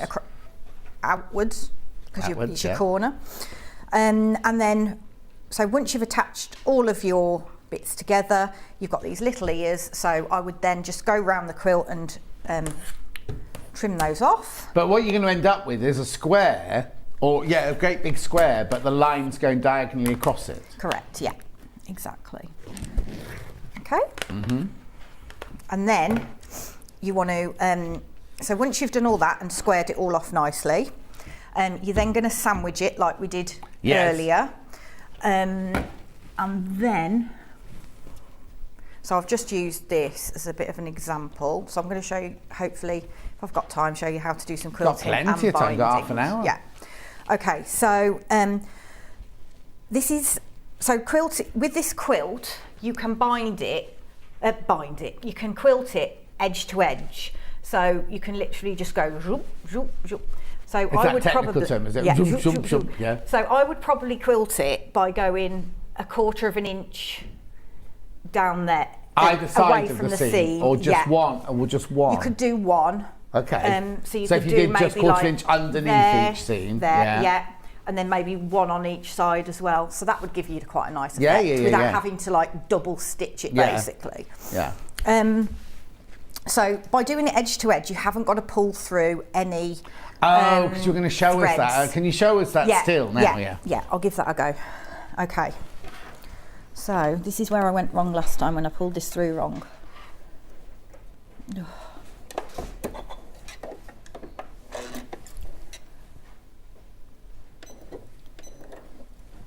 Okay, let's try this. So what you want to do is you need to make sure that you've got about 4 or 5 inches length on your thread on your sewing machine. Then, so imagine this has got a border on it and you're going to start somewhere in here. So you're not doing the edge to edge, so you need to have your ends to pull through the back to tie them off, otherwise they're going to come loose. Right, so if I just go there. So then you put your needle down. Yeah.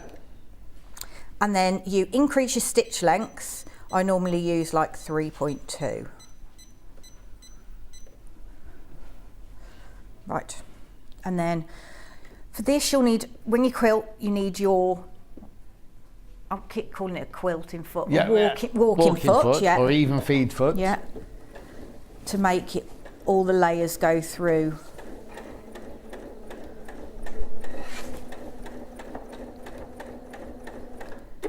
Okay, so what I'm going to do now is, it's down in my fabric at the moment, so I'm going to lift it up. Yeah. And I'm going to pull that through. Right. And then cut it off. So I've got a good length here as well. Okay. So then what you do is, where's my needle? So you then, when you're on the back and you pull the back thread, it will bring up a little loop from the front. So you put your needle into the loop and then you pull that through. Right. Okay, so now that thread has disappeared off the front. Right. And is now at the back. So what I do is then do a double knot in it. Right. Okay. And then I take a needle with an open end. Do you know what I mean? Then I put the needle in where the knot is. And then I put that through the wadding inside, but make sure it doesn't come out the front of the quilt. And then poke it out the end there. So it's probably about an inch. Okay. Then you take your 2 pieces of thread that are out the back, and then you put your thumb there, and then push the threads through the eye of the needle. So that's why you need this particular needle. Otherwise, you're going to have to thread it through, which is a bit of a pain. So make sure your loop's relatively big, then push it through, and then your knot will, if you just give it a little tiny tug, your knot will pop through into your fabric, and then you take your needle off, pull it a little bit, cut it relatively close, and then it disappears back in when you've released it. So there you've got your ends tied off and nice and safe and secure inside. Fabulous. Okay. Right, before we go any further, I'm just going to recap on these. Now, I need to tell you, these are totally and utterly exclusive to us. Nobody else has got these quilts at the moment. The reason we haven't got the quilts is because they're just launching them at Festival of Quilts now, because they're from the Wales book and everything. So it's a brand new quilt. No, you can't get these anywhere else at the moment. They're totally and utterly exclusive to us. And so new, that's why we haven't got the quilts here. So this one's your bubbly one here, £169.99, 3 split payments of £56.66. You get all of this gorgeous, warm, hot fabric in the pinks and the magentas and the reds. You've just seen Victoria doing a little demo on that. So you get all of those fabrics in there. £169.99. You can't get it anywhere else at all. Cannot get it anywhere else. That's £169.99 for that one, which is bubbly. We also had lavender and sage, which is the same print, same pattern, but with using all the cooler fabrics like the greens and the blues and the lovely, beautiful, softer colours in there. You've got your teals, you've got your slight magenta in there, but then you're mainly greens and blues in this one. Look. They're beautiful, aren't they? All of those, again, for £169.99. 3 split payments of £56.66. Brand new, you can't get these anywhere else. Brand new and exclusive to us, right? And then, it's the same with the one this morning. I'll show you that one again very quickly. The one from the 9 o'clock show this morning. And Ben shouldn't have done this. He's been told off, right? £199.99 is how much this one should be. I dropped it to £179.99 till midnight tonight. Totally and utterly exclusive to us. You can't get it anywhere else. You will be able to, I imagine, eventually, but at the moment, this is totally and utterly exclusive to us, and that's why the quilts are at Festival Quilts, ready to be seen as the new launch to go with the Quilts in Wales book. So just so you know that if you're thinking, oh, well, I might go, because I know what you do. You're the same as me. If you see something on a channel, you see something, you think, I'm just going to check, see how much it is elsewhere. It's human nature, isn't it? Human nature, you're going to do that. You won't be able to. These are all exclusive to us. Right. So what's next then, Victoria Carrington? So once you've quilted it all, so when you're quilting it, you will still have your excess wadding and backing that we talked about at 9 o'clock, overhang. So then you need to square it up, trim it up so it's all nice around the edges. Okay, so then you need to bind it.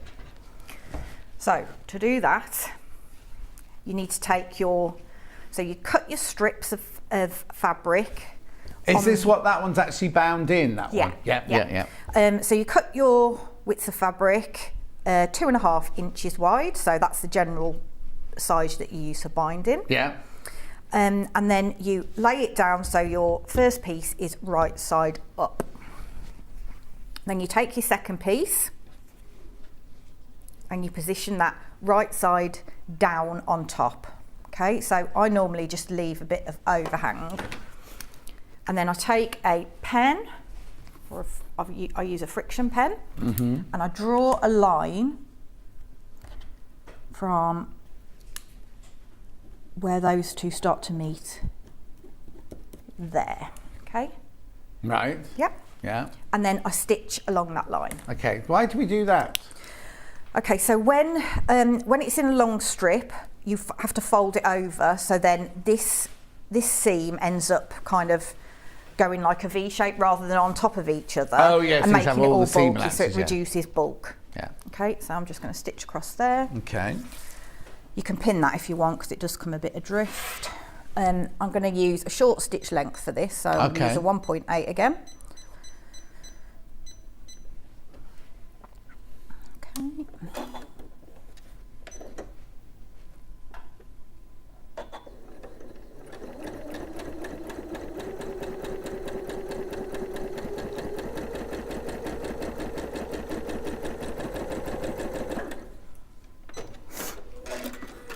Okay, so then you take it and you're cutting these smaller triangles off, right, and leaving 1/4 inch from the seam line, from the stitch line. Okay. So then what you do, so before you start pressing it, so then you take your bit that you've already stitched together, yeah, and then you get your next piece. So let's just pretend this end bit's the next piece, and then you go again. Right. So you just keep repeating that, however many times the pattern tells you to cut, how many lengths to cut. Okay. So then you take your, have I got that in the right place? Yeah. Take your binding, open those seams up, and press. Ooh. Bit of a shoddy job of that. Okay, so they're nice and flat. So, like we've just said, when you then fold that, yes, you've got that going there and that going up there, so it's not bulky. Okay, so that's, and then you just need to trim off your ears, and you just do that across the whole length. So you just make a really, really, really long piece of 2.5 inch wide fabric. Exactly, yeah. And then what you need to do, so you take your lengths, you get your wrong sides and put them together, and we're just gonna make a fold down the whole of that length. Oh, okay. Now it's best to use a steam iron. Oh, you want steam now? Yes, please, John. Thank you. I don't think there's any water in it, but. Okay, so just take your time, make sure your edges are meeting up well. Yeah. Sorry.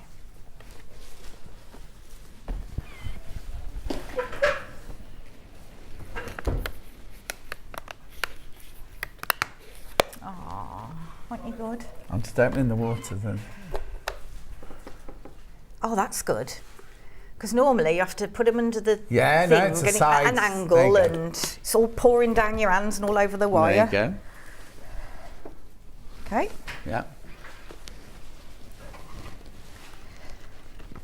Is it steaming yet? No. Not yet. It's doing it pretty well though without the steam. Been very, very popular, the Liso iron. In fact, when Charlie came to my house, he went up to the dressing room and the ironing board said, he went, have you not got the Liso iron? 169.99. 3 split payments of 56.66.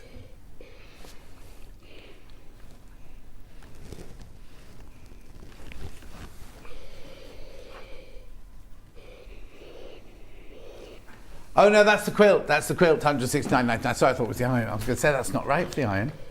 Oh, they're steaming now. Okay.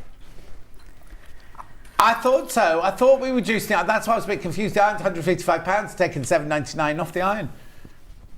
Only for Festival of Quilts week. Only till Sunday.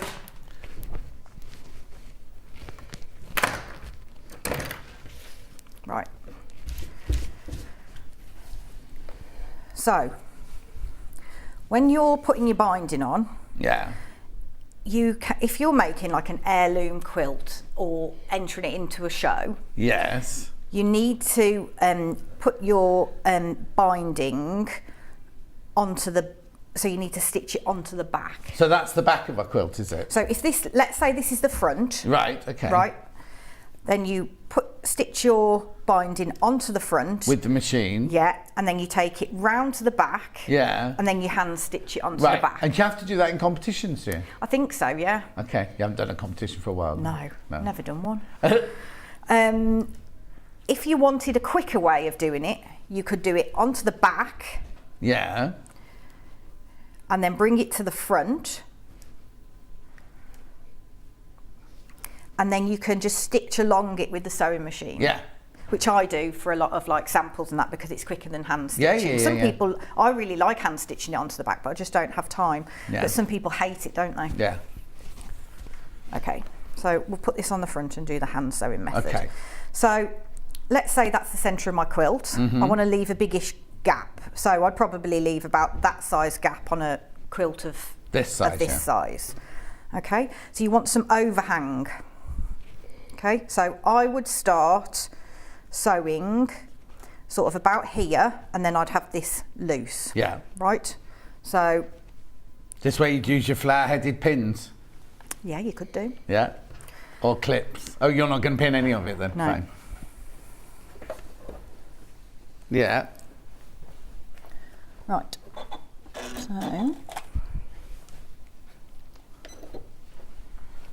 So I'm going to stitch 1/4 inch, just slightly under 1/4 inch. Okay.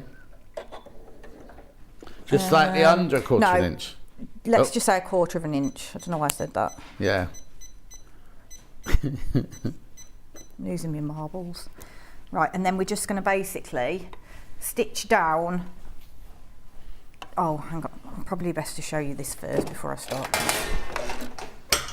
That was me, sorry. Okay, so what we're going to do is I'm starting here and I'm going to stitch down to where it's about 1/4 inch away from the edge. Yeah. So to gauge that, what you need to do, so stitch down as you're getting closer. So I'd get about there with my needle down, and then you fold back the corner diagonally like that, and then I finger press it. Right. Okay. So I know that when I get down here, as soon as I hit that crease, I've got to stop and just do a couple of little back stitches and take it off the machine. Right. Okay. But I wouldn't fold it until you get nearer to the corner. No. Because otherwise, it'll kind of stretch and stuff when you're stitching it. So, okay.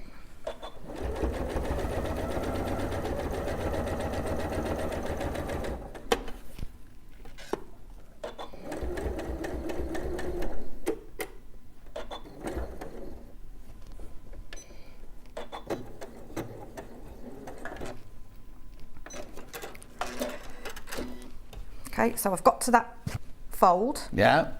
So what I'm going to do now is fold it back like that. Uh-huh. I'm a bit wonky on, aren't I? And then I'm going to fold it back on itself. Right. And make sure that that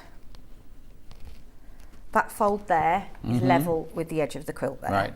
And then all I'm going to do is start a little bit further in here, and I'm going to back stitch and then stitch forwards again. Okay. Right. So your stitches are going from when they've finished. They'll go right from the top of the quilt, will they? Yes. Yeah. So I'm going to back stitch and then go forwards. Mm-hmm.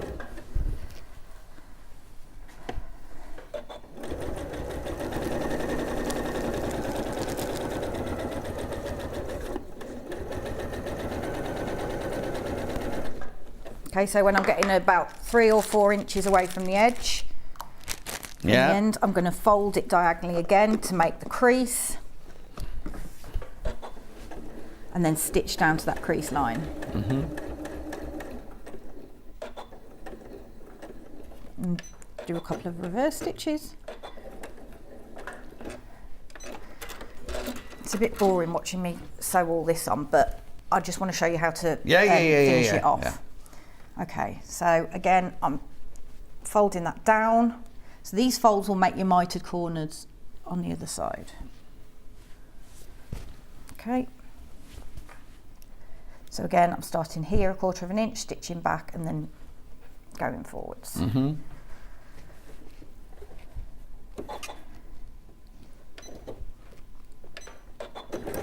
Ooh, got a bit carried away there.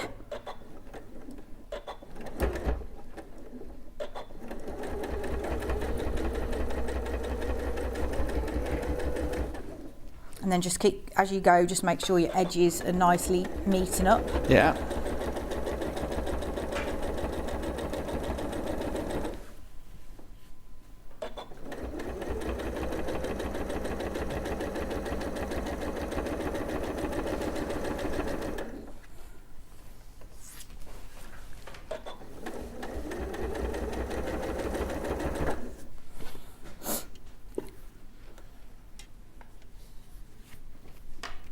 What? Nothing.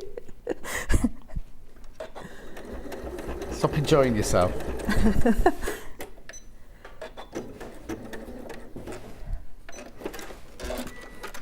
I'm getting there, I'm getting there. Yeah. So as you can see, when you pull that back, It's around just there, come up randomly, that thing, that pink thing now, isn't it? I thought it was when we put graphics in here.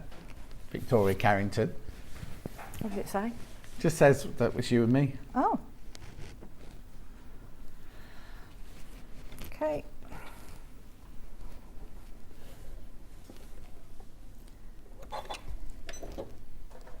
So were they selling the books at Festival of Quilt then? Festival of Quilts? Which what? Are they selling the books at Festival of Quilts? What books? The cave books? I think so.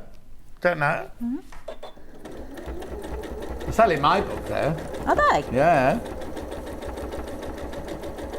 And then they rang in a panic yesterday because they said there weren't enough photos. They blamed me for not signing enough photos, right? And I said, no, you've got extra photos. There's enough books. There's enough photos for all the books plus extra. Anyway, then they found that the photos are already inside the books. And they went, oh, we need more. So I said, I haven't got any more of those. But I've got last year's, well, not last year's, 3 years ago. So I look much younger. And they went, oh, yeah, we'll have those then. So we'll take all those down with me when I go on Saturday.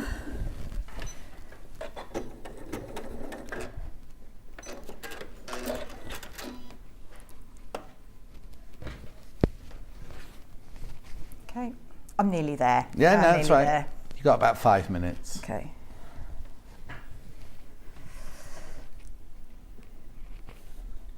Is everything you do in your life really neat? Or is it just your quilting?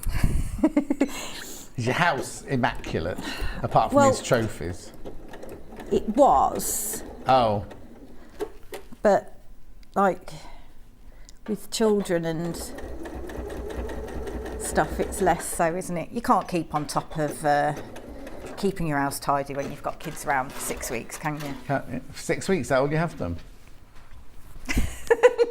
Not ever. During the 6-week holiday.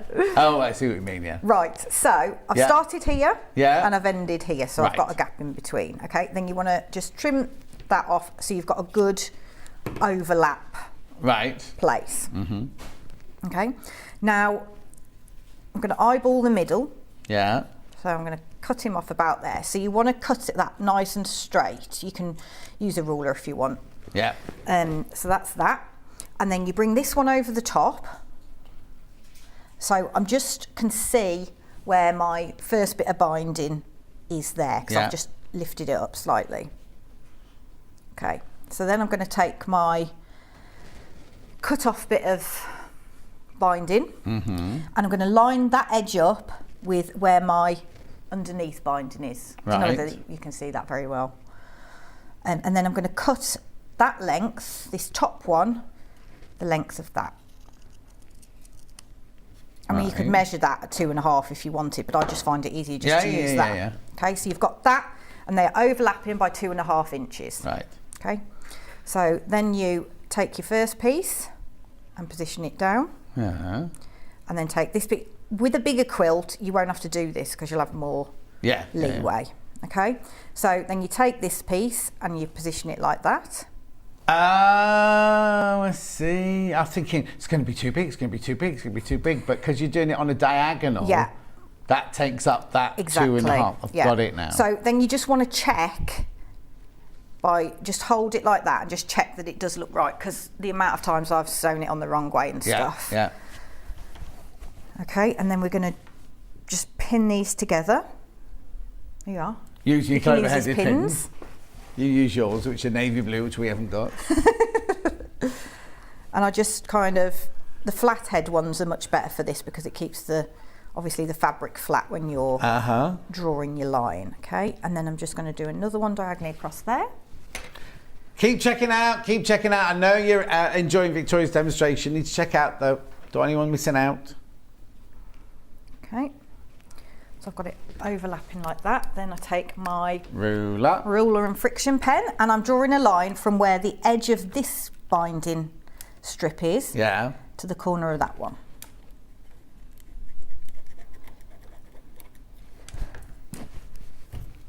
And then I'm just going to stitch along that line.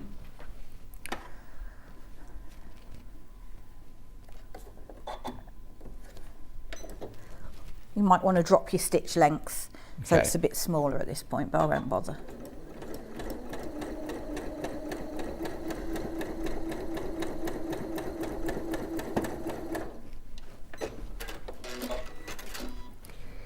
Right, take your pins out and then again just test it before you cut it off, otherwise you could be in tears. Okay, and then trim that off. So you're leaving 1/4 inch seam. Make sure you're not trimming through the rest of your binding.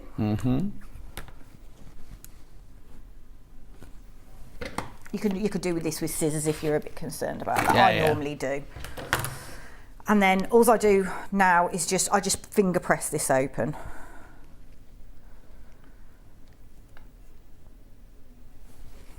So give it a score with your nail.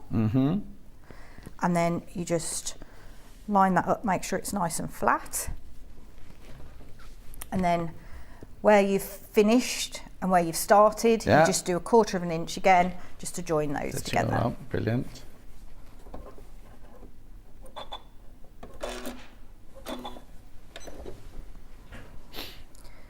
So you want to make sure as well that you pull it slightly to make sure that sits nice and flat, so you don't get a ruckle. Yeah, that's the word.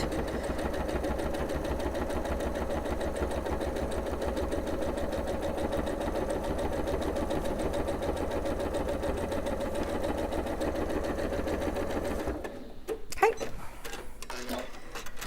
so that's it on there. Yeah, and then just show us a mitered corner before we. Yeah, and then what you do is you turn it over. Make sure that's nice and flat. Yeah. I use binding clips for this, even though I haven't got many of them. So just to secure it. That was lucky. I know. Okay.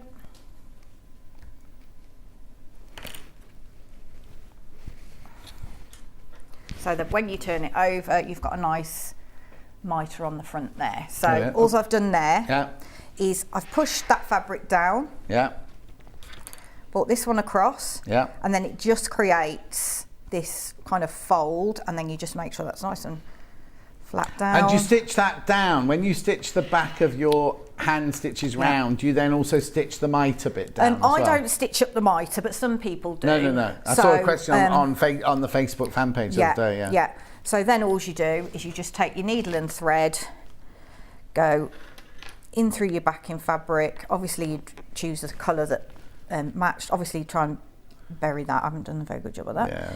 And just keep catching the edge of the binding and then the the wadding inside the quilt. Make sure you're not going through onto the front. Side. Brilliant. When are you next then? 6th of October. Oh, blimey. That feels like forever away. I know. We'll come round quick though, won't it? Oh, no, of course it will, yeah. Well, it's dark in the mornings now. I know. Frightening. Anyway, lovely to see you. Thank you very much indeed. Right, I'm just going to recap on our exclusive to us quilts. Right, so this one here is called Bubbly. This is the pink version. 169.99, 3 split payments of 66. You get your instructions, and then you get all this gorgeous fabric. Some I've never seen before. I've never seen jumbles in that colour before. But look at those fabulous colours. Remember, you can't get it anywhere else. Totally and utterly exclusive to us. Beautiful, isn't it? All based from the Quilts in Wales book. So that we haven't got the quilt, because the quilt is brand new, and it's a Festival of Quilts being launched at Festival of Quilts. So it's all brand new. So that's that one. We also had lavender and sage. So you've got, that's the same, it's exact same pattern, but this one's in the greens and the purples. 169.99 again, but look at the colours. I love that geranium with the purple there. All the beautiful jumbles and your other geraniums and your more jumble and your lovely little flowers there. It's just a good, look at that one. Gorgeous, gorgeous kit that. 169.99, 56.66 on split pay. I'll just remind you about the one from this morning, which was your checkerboard of checkerboards, which is this one here. 179.99. Now this one was meant to be 199.99, but Ben took £20 off for you for today. It's beautiful. A very, very simple. It's £60 3 times, isn't it? 59.99 3 times. And then just very quickly, the book. TV launch of the book. Quilts in Wales. Beautiful, isn't it? £25. Now, it's not on pre-order. It's literally, we have it in stock. You will get it as soon as we take the money at midnight tonight. The process will go in and yours will start being shipped out to you straight away. Really, really lovely book. Quilts in Wales. Right, don't go anywhere because she'll be back in October, but I'll be back in 4 minutes with Wendy Orlando with Quilts As You Go. So we will see you in 4 minutes from now. Well done.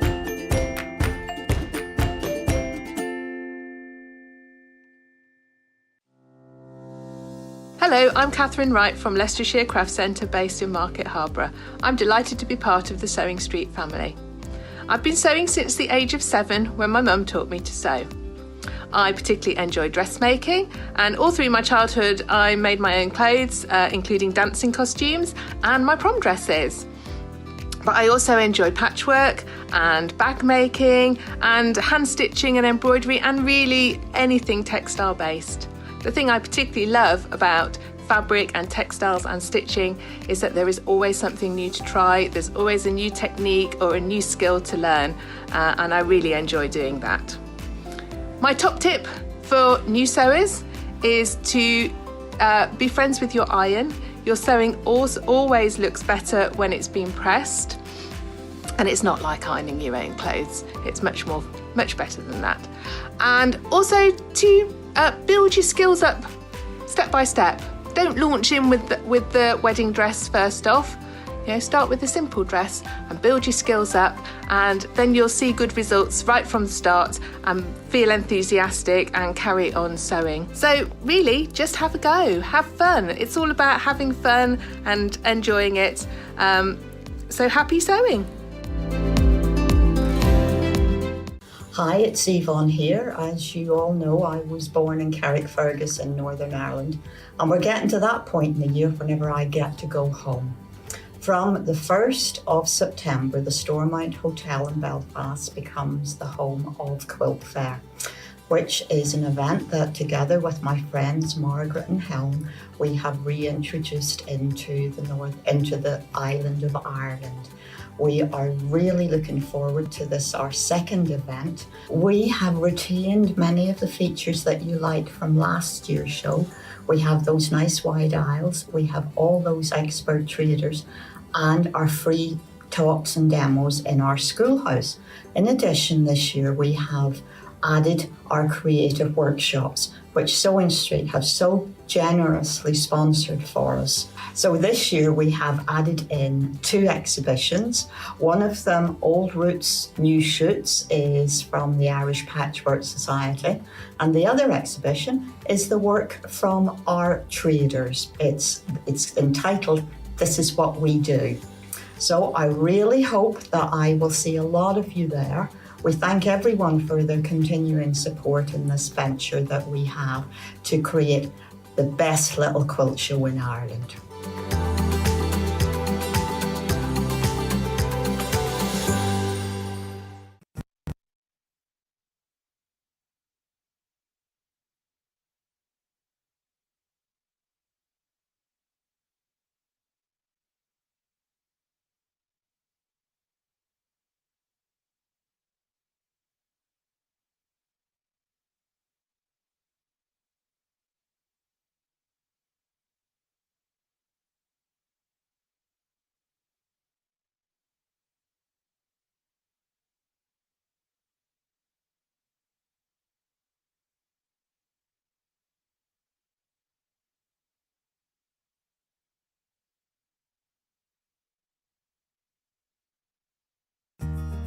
Have you heard about all the different ways you can shop on Sewing Street?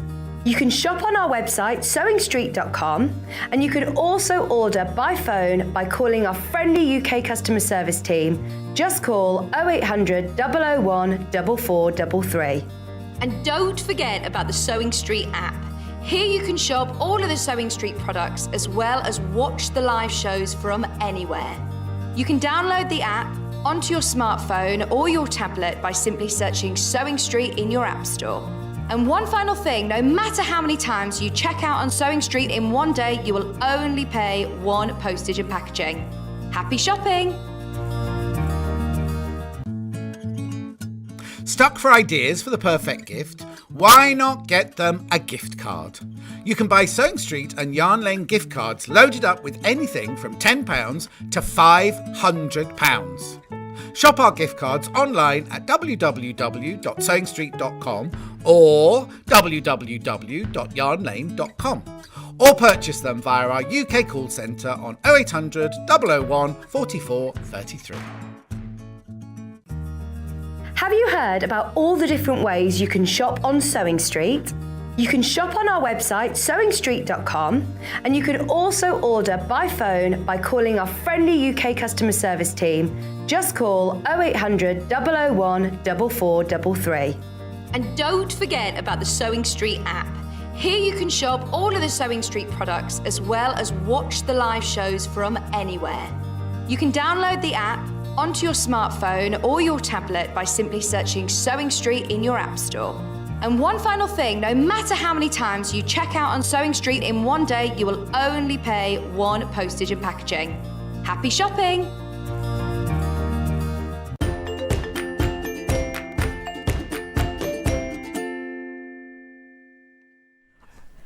Before we start this hour, I've got a picture to show you of Festival of Quilts.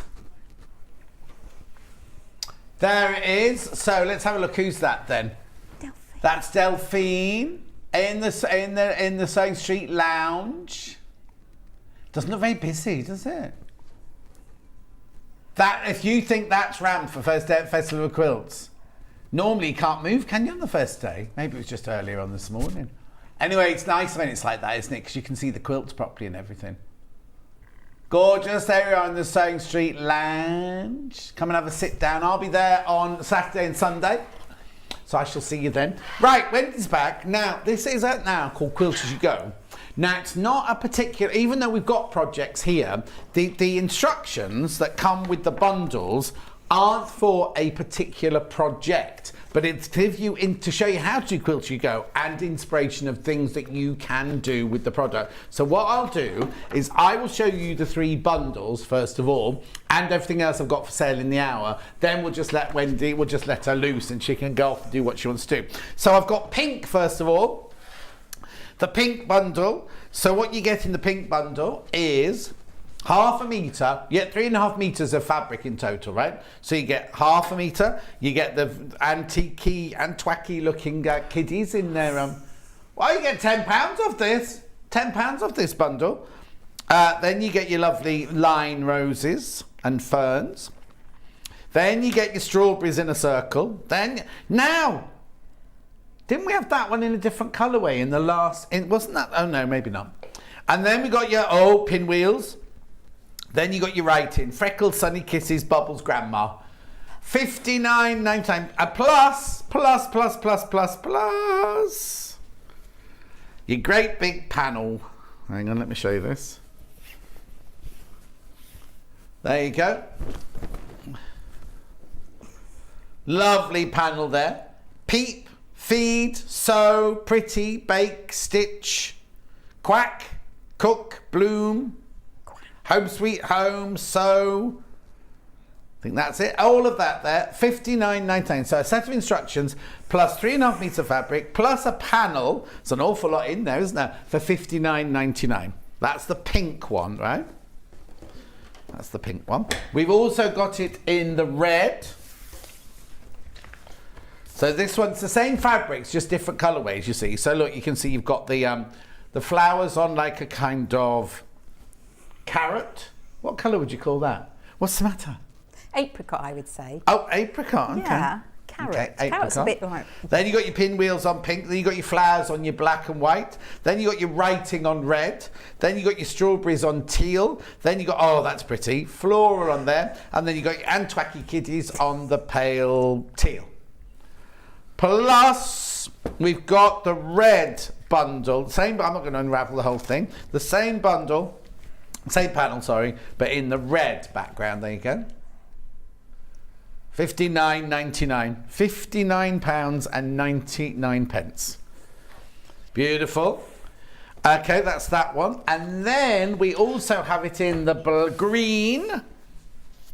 Again, you get the same fabrics, just different colorways. You get the writing there, strawberries, freckles, newborn puppies, bare feet, porch swings. I think it's the designer's favorite things, isn't it? Then you get the flowers on red.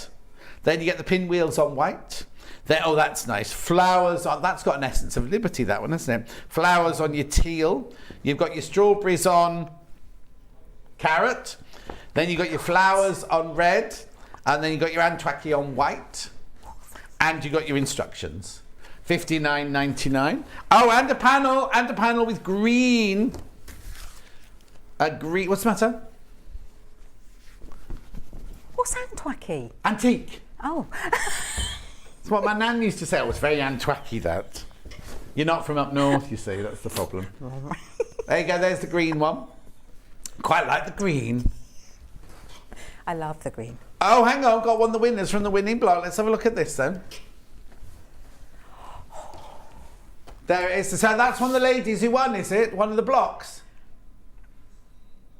Oh, that's Christine. I can't see. It's on the little telly. Put on the big... Oh, yeah, look, it's Christine. So, Wendy, what happened was we sold a panel for $4.99. Yes. Everybody made a block. We had hundreds of them. And then a panel of judges chose the 12, not 12 best, but just the 12 most suited, right? And they got put together. And that's Christine, who... I wonder why she hadn't messaged in today. That's Christine who messages in. But which one did she married make? To Gary. Wait, which one did she make? Oh, that one. Oh. It's so neat, I can't tell you. Very neat. It's really, really neat, yeah. Anyway, you saved £10 on that bundle as well. We've got some other Wendy patterns here. We have got Cosmic Bed Runner pattern.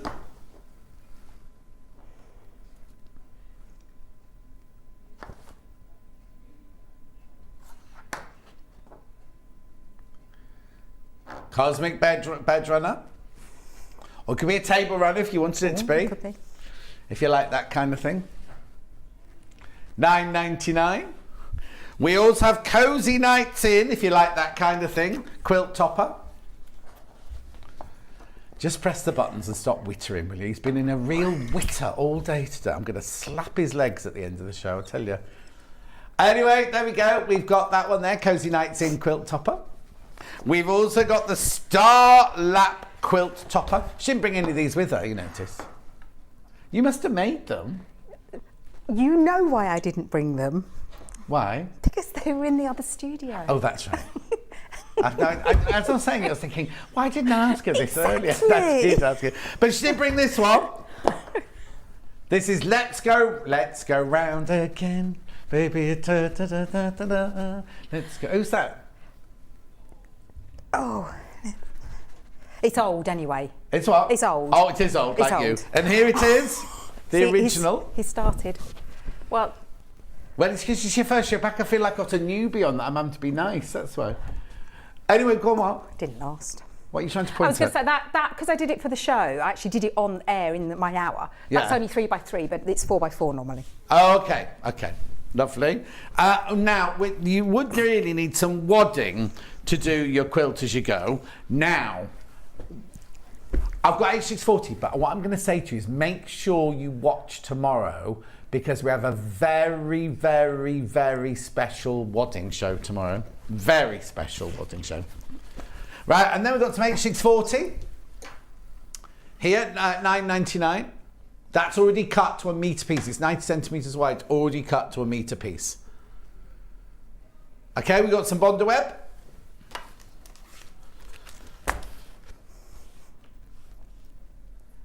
£2.99. £2.99. And if you were watching earlier when we used some 505 spray, got 505 spray as well.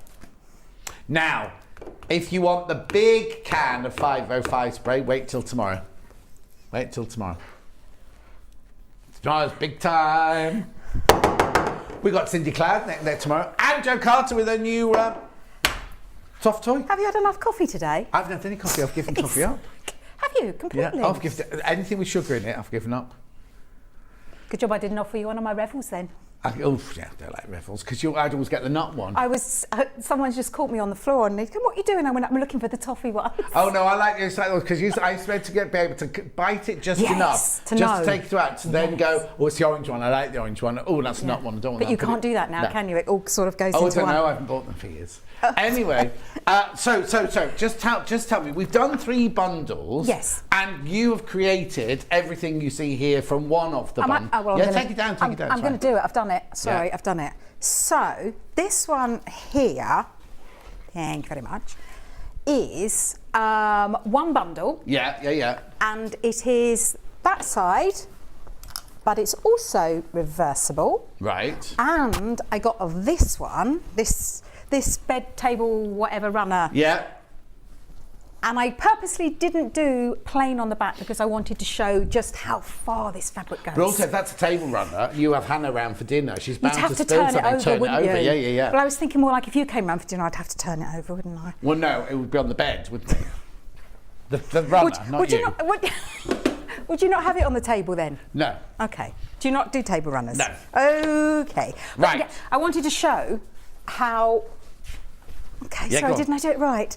How far the fabric goes, because you get loads and loads. You get 3.5 metres of the fabric, and you get the panel. The panel, that's the one. Yeah. Right, so the instructions came about because going on earlier that I didn't do quilts and I didn't do FPP. And I absolutely adore quilts now.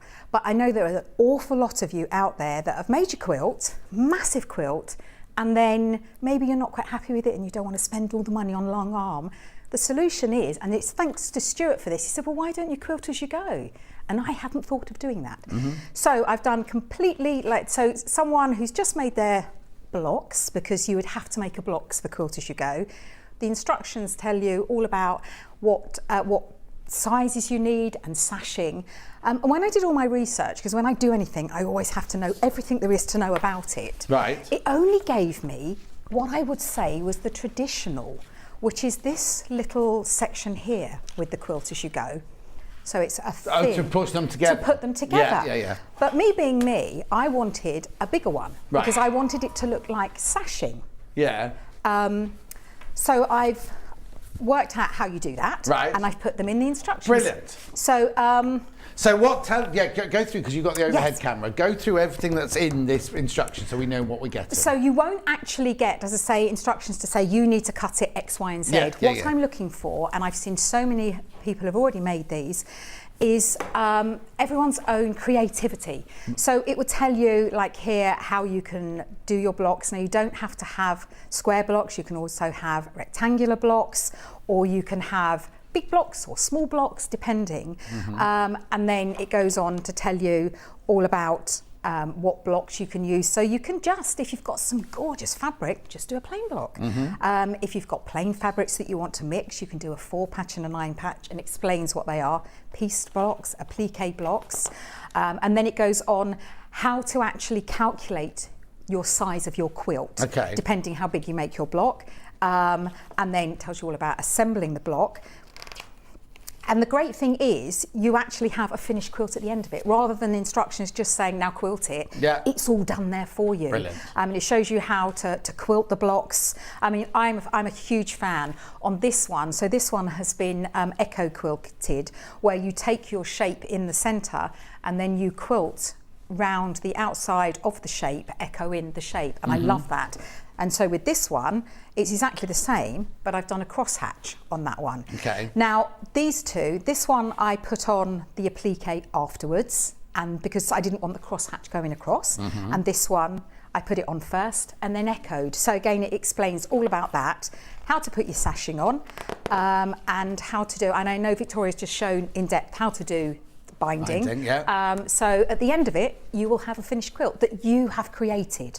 And that's what I want. I don't want to say you need to cut it 12 by 12. Of course. But this would be really, really amazing for groups that are having a quilt along. So the instructor can say, I want you to all make a 14-inch block or a 6-inch block, and then they can put them together and have a quilt. Or what about memory quilts? As your child gets older, you could make it of all the clothes they've had, the special clothes. You wouldn't want all the clothes, the special clothes. So there's so many things you can do with a quilt as you go. And it looks equally as good on the back as it does on the front. Brilliant. So what are you going to show us today? What I'm going to show you? Well, I've done a couple of shows, I can't remember the dates, I do apologise, I should have checked first, showing you how to do this technique. So now I want to move it further. So those that have got this, and just, I do say in the instructions that the most important thing of all is that you have the quilt the same, the block the same size when you're finished. Now the reason I've done that is because if you see in this in this, it's my trolley, in this one here, they are all exactly the same size. And it means it's much easier for someone who's just beginning their journey to do that. However, you'll see with the one that I'm just going to finish this little sample making today, these blocks are not the same size. So we've got a 1 column, a 2 column and a 3 column, and different size binding in between. And then here we've just got one big long block. So I just want to show that everyone that yes, ideally to make it when you're new, to start with the same block. Once you've got your confidence, then you can just do what you like. The only thing that you have to remember is in the instructions, I tell you to put it together in rows. There's actually nothing to stop you doing it together in columns. But we're going to talk about rows first. So the most important thing is when you make a row, they all have to be the same height in that row. This row doesn't have to be the same height, but everything in that row has to be the same height. And more importantly, when you add rows on, they must equal the row before. So there is going to be a little bit of jiggling around in there. Especially if you're going to do like that one there, you've got an applique, you've got a patchwork, you've got all different ones. You've got to make sure that when they're all the same width and height and everything like in a row. In the row. Or, you know, if you're working in columns, then you make sure the columns are all the same width. I find it easier to do in rows because it's just how I work. But if some people do work in columns, but then it would just mean that their sashing would be vertical sashing, whereas mine would be horizontal working in rows. But you could also do. You could do the squares like this in rows, but then you could do a border of smaller blocks to finish it all off, and that could be a column. Well, you could make it in a row and turn it up that way, I suppose, couldn't you? Really, once you've got the actual concept of it and you've learned how to do it, then once your confidence is built, and that's what all I'm only interested in building your confidence. It's your sewing journey. And once you're happy and you know what you're doing, then you can push the boundaries. But the instructions show you the very basics. Yeah. So with this one, we're now going to put another row on. Now what I have done, I've made the three sections of this row, and because I'm going to be doing just the normal standard join as you go, they are the width of this one here, because it doesn't, when you put in this sashing, it doesn't change the width of your blocks. It doesn't change the width of your row. That's okay. That's So got because you what looking you're a bit adding, confused, you're taking isn't no, it? no. So what you're taking off is your seam allowance. So it ends up the same size. So it even ends though up it's the got- same size. Yeah, got it. Now I will just say that if you do this one here, it does take a bit more working out, because obviously you have to allow for this sashing. But for today, I'm just going to show you the concept to do it. So what I'll do, I'll join these in the normal, well, when I say normal, the thinner one, and then I will put them together with the thicker one so that you can see both techniques. I'm sorry, I'm getting this back down again. Yeah, that's fine. Yeah, I'm sorry. But I just want to show you that there are so many ways that you can create blocks. So the panels there, don't just think, oh, I've got to use that panel, it's in entirety. Absolutely not. This one here, I actually cut them out and then stitched them back together again. Yeah, of course you would, yeah. So you just cut the border off, there's no border There's in no here. border, I just cut them, I just cut them off, and then I did, and this is an amazing chance to use your machine. That's what it's there for. I've done loads of decorative stitches and put a little border on and then more decorative stitches. Is that green on the edge, the green from this, from here? Yes, and then... So you're not wasting anything off your panel. You know what I either. like? I don't like to waste anything, so I thought, oh, I'll sneak a bit of the material there. Yeah. And then it ties it in because it is all colour coordinated. So that one, I've just cut up a little bit.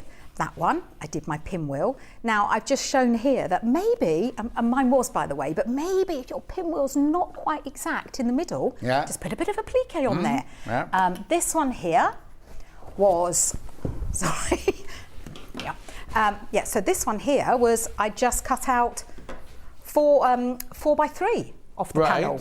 And this time, when I made the block, and I'll show you in a minute to make the block, you need to stitch within the guidelines for the wadding you're using.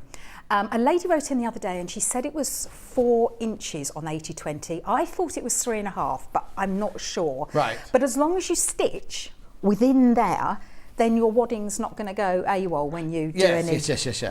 So with that one, I did some decorative stitches. Yeah, because some are 4 inches, some are 10 inches. Yeah. Yeah, exactly. Yeah. So this is using wadding. This is the wadding, yes.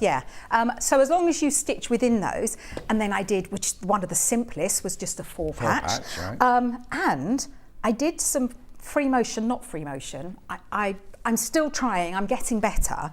But what I did, I found a swirly stitch to make it look like... Oh, yeah. Why not? Yeah, I did a little bit of cheating there. The thing is, we can't all like everything. We can't all be good at everything. I love it. I just... Can't do it. I'm getting better. Yeah. And then you can utilise the fabrics. So these fabrics now tie in the rest of it by cutting it into strips, so that now it all balances off together. This one again. Can I just start? Did you sew that? See that one up there? Did you sew the strips together? Yes. And then did the blanket stitch on top of it? Yes, I did. So this is the beauty of it, because I'm going to, I'll show you in a minute, I create the sandwich. You can do what you like with the stitching and use your machine, as I say. It is your friend, and don't do it on your best fabric. Just have a little play with the stitches. And that one, I love. This is one of my favourite stitches. Yeah. This one I cheated because it almost quilted itself. Well, yeah, exactly. Why sit make tiny pinwheels when you can cut the fabric out quilted to make it look like you've done them? I followed the lines that way, and it looks like I've made that. Yeah. This one again. This time I do love a crosshatch, so it's the same as the one that I run down here, but with a crosshatch. This one I just freehand and wrote love, and then appliqued on and did a little bit of echo stitching, and then we're back to the beginning. And then if you use the same thread on the other side, this now looks like a plain quilt. Because it's got a lot of quilting on it. That's the word. Quilting on it, or if you're really confident, why not use a contrast thread? Yeah. And it really stand out at you. Yeah, use my John Scott threads that we had on special offer in the first hour. If you haven't got those threads, if you were watching at 8 o'clock, we had a bundle of the 2 threads, and then we also had my latest threads, which I think somebody's made a mistake, because I think someone said at the meeting, let's take £5 off, and 2 people have done it, because there they are. It's the John Scott Garden Collection. They should be £53 or £52.99, and they've reduced them to £43. I think that might be a mistake, and loads of you came in the 8 o'clock hour to got that, so please be careful. Ooh. Oh yeah, I'll do that in a minute. Yeah, do you need to do it now, or you're all right? No, well, it's just. All right, then do it now. It's a bit of a break in the flow a bit, but go on. The picture of another winner here. Who's this one then?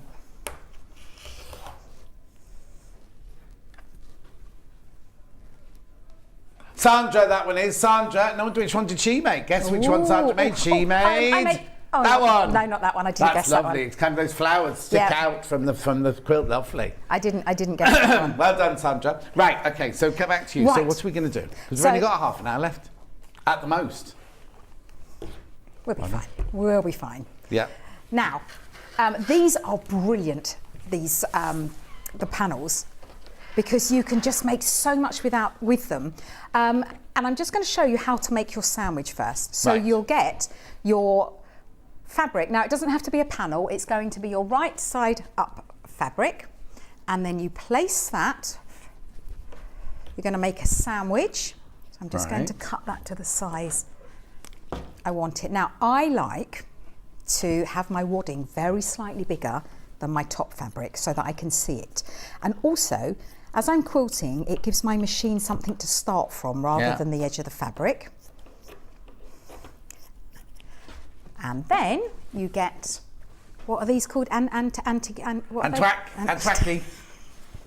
Well, they look like 1940s, like little 1940s drawings, don't they, of Victorian children? They're so pretty. And then you have your backing fabric, wrong side facing up, behind. And again, I like to have that peeping out. You can cut it the same size as your wadding if you don't want to waste any fabric. And that's it. Now, if you have a quilt topper, that some of them are massive, aren't they? You've then got to make sure that they're pinned and they're all this. Now, with this one, I would just put a little bit of 505 on the wadding. I always do the wadding. Yeah. Place that down, 505, and place that down. And that is your sandwich. So that when you put it together, your back has already been completed. Yes, yeah. Now, would you put a plain back or would you put a patterned back? Depends what it is, what it was for. I'd like a pattern back because then you can use both sides of the quilt. And because I've got cats sleeping on my bed at the moment, sometimes it's nice to have they come up with their dirty paw prints. I don't want to wash the whole quilt every time, just turn it over. No, because then that put the dirt on the other side. That's fine. That goes against the duvet then, which gets changed every few days. I know, but no. But also the amount of time. If you say you've got a quilt on your bed like this, so that's me on my bed, right? So how often does that happen? You know what I mean? And if that side's lovely as well, then you've got two sides. Exactly, and because you've got the wadding in between, it protects it because it's nice and fluffy. Yeah. Right, and so that is your sandwich. That is it. Now you can make them as big or as small as you want. How about some really nice big... Oh, is that what you do? Sorry. No, I'm just switching the steam off because it was steaming. Yeah, you can make them nice and big and that will come together in no time. Yeah. Now, to quilt it, then that's entirely up to you. I would like a cross hatch in here, so I would just cross hatch, or you could, like I've done here, I've done down the sides in the cream with cream, so you can't really see it. It's just on a little box here that it's stitched. So it's entirely up to you. You can go crazy. Yeah, just coming in on that. You can go absolutely crazy with. So you can do what you like. You can do absolutely, and the beauty of it is that every single box can have a different quilting block, can have a different quilting technique. Yeah. So it's a great chance. And I thought on the way down here in the car, because the 4.5 hours it took you to get here. That how about if you're just starting your quilting journey, learn a technique and keep your first one, practice the technique and then keep the one that you're really happy with, and make a whole quilt of your firsts and then make a whole quilt of your ones you love. and then you'll be able to see how far you've come. The first question anyone asks is, what was the first quilt you ever made? And people want to see it, you know what I mean? Yes, but that way because I always say you must never ever look back just to see how far you've come. And that would be amazing if you've got the quilt that you made and all your stitches are wonky and it's maybe not cut right, but you've made it. Yeah. So that's how you would do it, and then you quilt it. And I like to do a 4mm stitch. You don't want a tiny stitch when you're quilting because it will pull the fabric and the stitches down. So have a nice big one. But don't practice on the good stuff. Just make a sandwich, and don't just practice on a single layer. You need to copy what you're going to be sewing. So make a sandwich. Right, now we're going to put them together. So I've got my 3 that equal the width here, and I'm going to do, now what I say to do is cut them the size that you need. Now I've done these at 8, I think, 1, 2, 3, 4, 5, 6. So I want to cut these at 8. You can add them first and then trim them after, but you really want them to match. So by doing that, I haven't got a stripology, have I? Oh, where did it come from? That was from the first hour. Lovely, that would do. That will do. The Stropology squared from the 9 o'clock hour this morning. Oh, so I'm going to trim these the same size as my block, and that is very important. And I can't, again, tell people how big to cut theirs because I have no idea what size blocks they're going to be doing. But this fabric is just gorgeous to work with. Yeah, it's good quality, isn't it? It's very good quality fabric. Now, I always say, you need to best press. I didn't best press this. Oh, okay. And it's beautiful. Didn't press it full stop, did you? I did actually. I did. See, you started, haven't you? I knew it wouldn't last long. I knew you wouldn't be able to contain yourself, would you? I've been polite. Yeah, well, yes, you had been polite in the past tense. Yeah. Right. Go on then. So now we're going to put them. So I'm only working on this one at the moment because these have already been done. Yeah. And I'm going to join that one to that one. Right. So I'm going to place, and it's all in the instructions. You need to cut the front double to the back. So this one has the same. It's been folded in half. Right. And so now it's the same size as the back. Now, that does mean, and I'm very aware of this, but again, this is very much a beginner's quilt, that when you fold it back over, it's going to be wider at the front than it is at the back. Now, that's intentional because then that means that when you stitch it down, the stitching sits alongside and it's going to be really neat. That was very intentional. So we're going to place the single layered strip. Now I do have to pay attention, this is directional. Yeah. The single layered strip, right side facing up. That doesn't look like 8 inches. Oh, it is.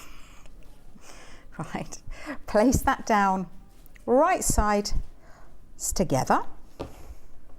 And then you get your double and place the raw edge, so the fold is here and the raw edge, and again this one I do need to take my orientation into consideration and just put that on the floor. So no, I haven't lost Ed Lust. I was just going to clip it together and pin or clip it together, and then you're going to stitch a 1/4 inch seam allowance down this side, joining the 3 together. Right. And I like to increase mine to a 2.4 because we're now working through lots of layers. The machine, when I put it on my 1/4 inch stitch, will automatically set it at a 2. Oh, okay. So we've got like a step here today, haven't we? I feel very tall today. Oh, that's because Victoria didn't have her high heels on, so she needed extra height. I haven't got one high at all. Heels? What are high heels? What are high heels? So now you've not got your walking foot on then? I can just pop it down. But if you've got one that you have to attach, would you put the walking foot on? Oh? Yeah, pull the end off. Now, it's not essential that you have a walking foot. It's better that you have one because then, as you know, it feeds the fabric all the way nice and evenly. If you haven't got one, you'll be able to do it.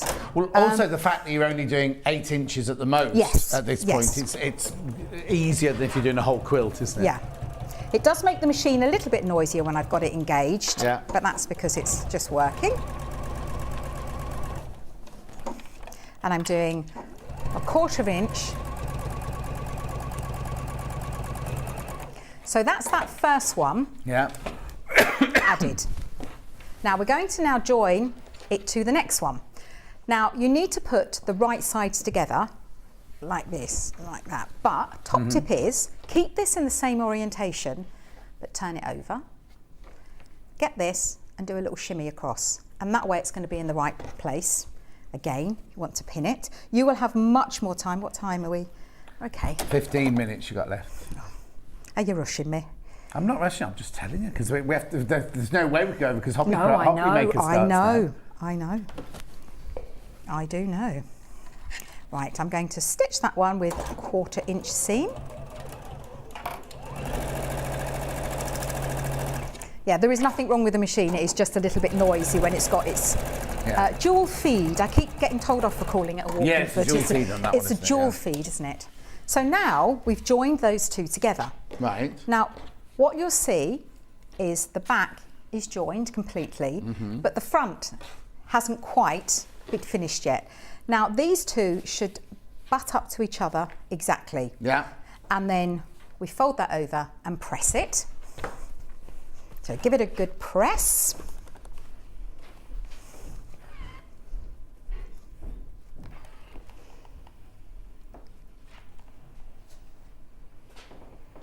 And then we're going to stitch, and now I would pin it in place. So stitch down this edge. And right on the edge, like an edge stitch. Now, again, know your machine. This machine has, this foot has got a little acrylic window kind of thing. So I know that if I have that at a certain place, it will stitch for me. But again, get to know your machine. But this time I'm going to increase the stitch length to 3. Right. Because we're going through an extra layer because we've got that folded. Of course. And I want it to run really smooth. I don't want it to be struggling at all.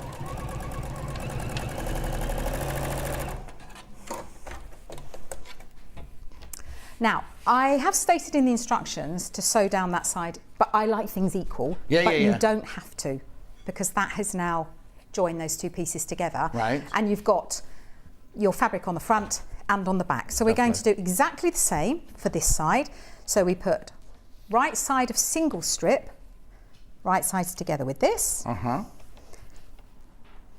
And then the folded edge, making sure that I've got the orientation of the wording the right way up. Now I am aware of time, so I'm not going to pin this one, I'm just going to go for it. Brilliant. But please pin it at home. Can I ask, when you do a wider one like that, does the wadding go the whole way across? It certainly does. Brilliant. See, you're thinking ahead already, aren't you? No.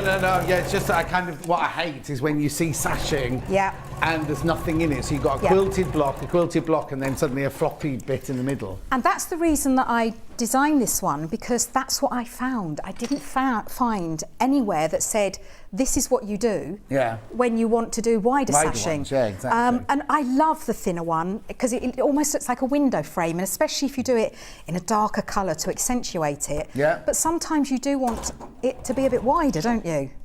I want it to be wider, but you don't want it to have that kind of nothing in between, just 2 layers of fabric. It wouldn't sit right, would it? It'd be all floppy. We couldn't have that.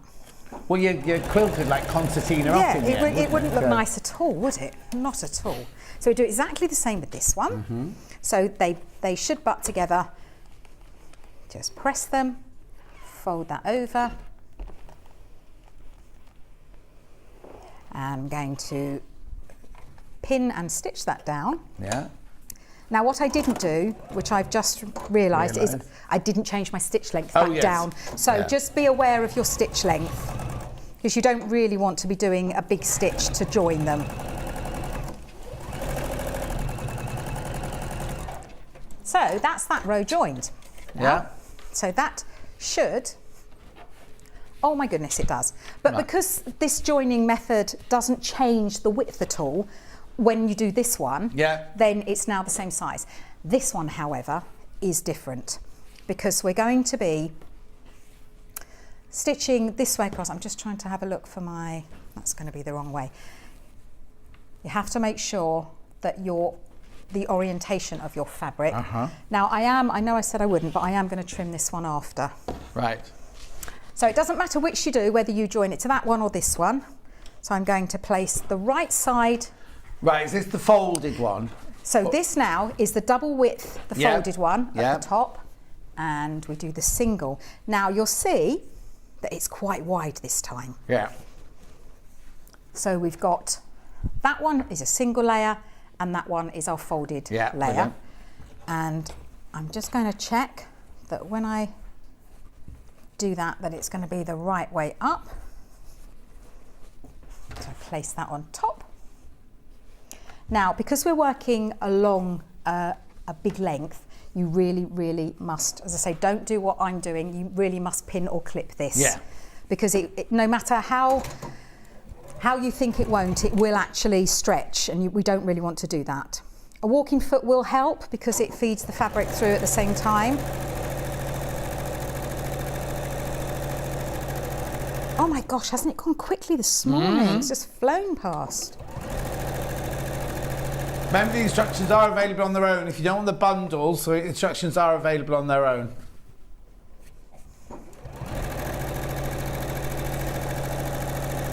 Right. Yeah. Now what I'm going to do is I'm going to trim this one off. There he is. But I'm not going to open it out before I trim it. I'm going to trim it off folded because that's going to make it neater for me. And never ever trim towards you, always trim away from you. Yeah. So even if it means turning your fabric the other way. Now, as I say, you will have much more time at home to join all these up. Oh, it was the right way. So now we're going to put this one on the bottom. Right. So again, we want to put right sides together. So we turn this over and we shimmy. So these are now in the right place. And I've made so many of these quilts now purely because actually by the time I finish them, they're completed. I then don't have to worry about making the whole big sandwich or anything like that. And there is always going to be a place for long arm quilting. There is nothing as nice as having a big quilt long armed, but this is just for if you want to make a quick, literally quilt as you go.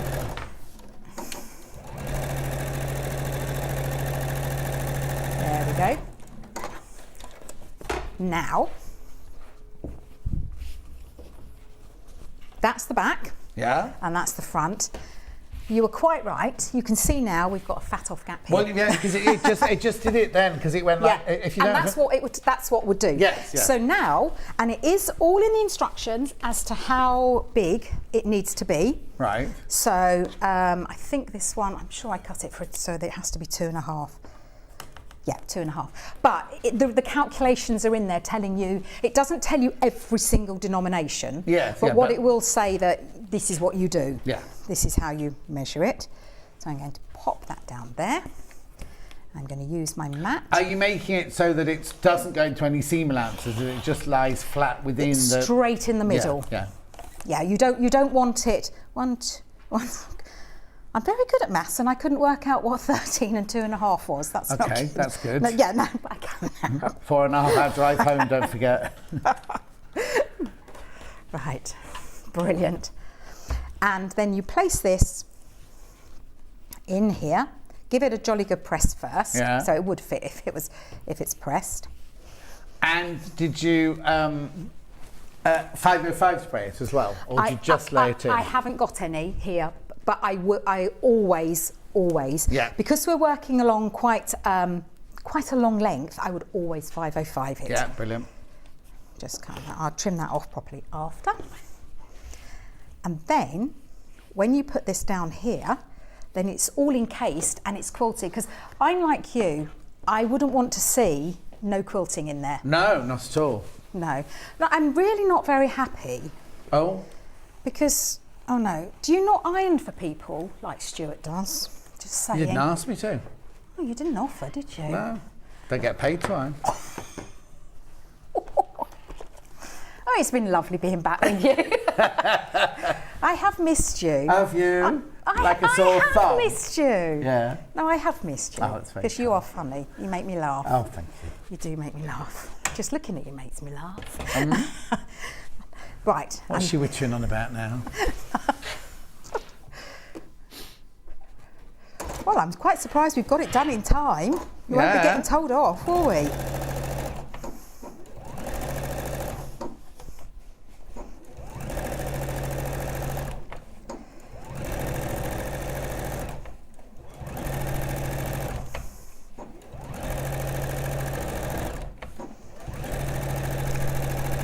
Now at home you will have time to press it all and make sure it's perfect.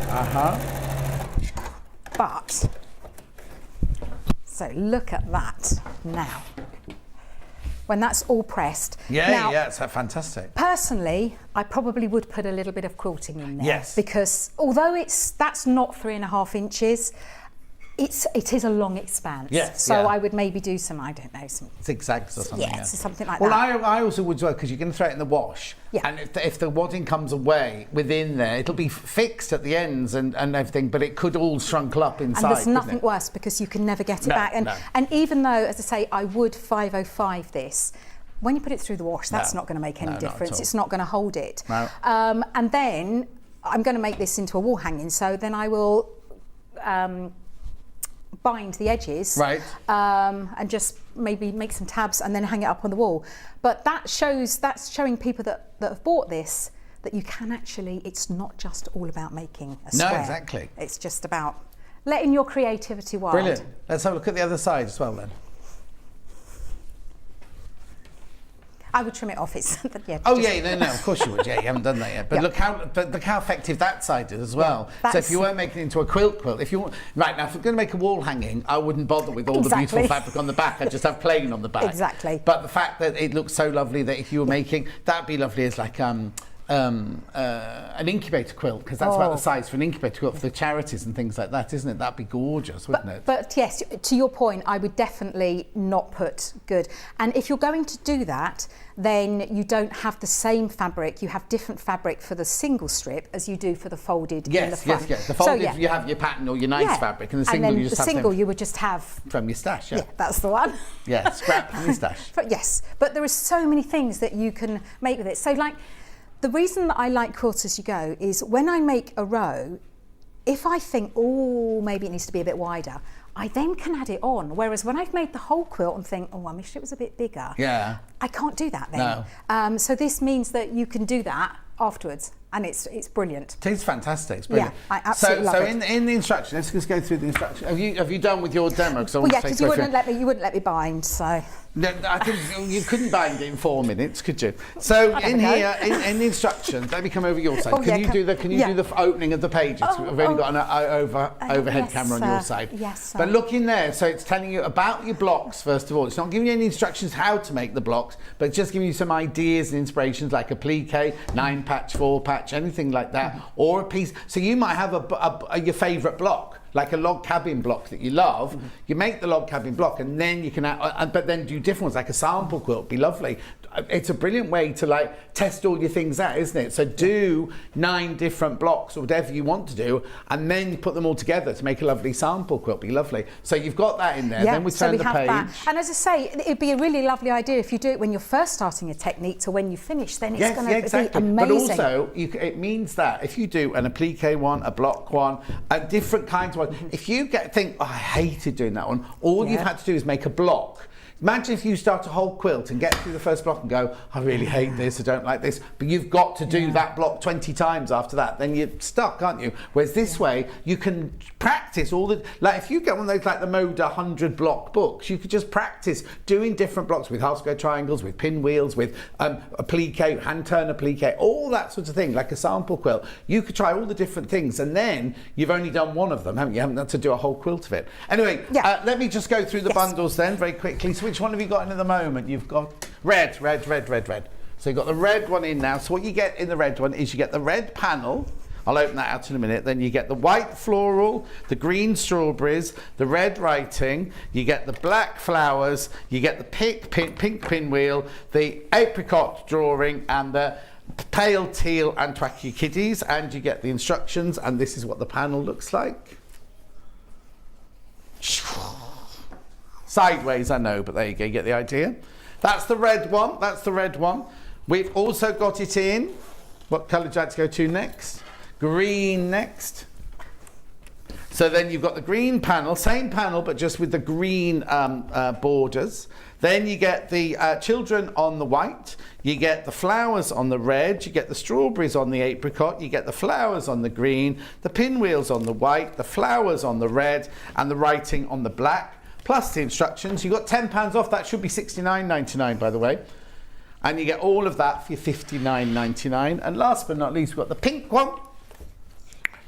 So you get the instructions, upside down, you get the instructions. You get the pink bordered panel, then you get your pinwheels with the blue, you get the flowers which look like fried eggs, or egg and chips for tea I think. Then you've got your strawberries on your red, you've got your flowers on your pale teal, you've got your children on your bubblegum pink, you've got your very Liberty-esque flowers on red, and then you've got your writing, your sentiments on cream, plus your instructions, $59.99. You can get the instructions on their own. $9.99, very popular. Well, it is brilliant because it's got everything in there that you need to know. Plus the thing about binding as well. £9.99.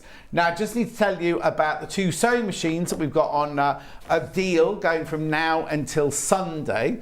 We've got the one that Delphine and Rebecca Reed have got, the 720. With the threads never arrived, the pictures never arrived to the thread, so I don't know what they are, but you get a metal thread, plus you get a 5-year warranty completely for free with that one. £1,799. Or there's the 780, which is one Victoria was using. That's the £359 split pay. Then there's the one that Victoria is using, £2,789. Again, you get the free 5-year warranty and the free thread set, Metla thread set with it. I can't tell you what the thread set is or how much it's worth, I'm afraid, because I don't know which one it is. Got another picture from Festival of Quilts. Now I'll just recap this book because then we have to go. Oh, no, we'll do the menu as well. Right, quickly, picture. Who's that one then? Oh, it's Delphine.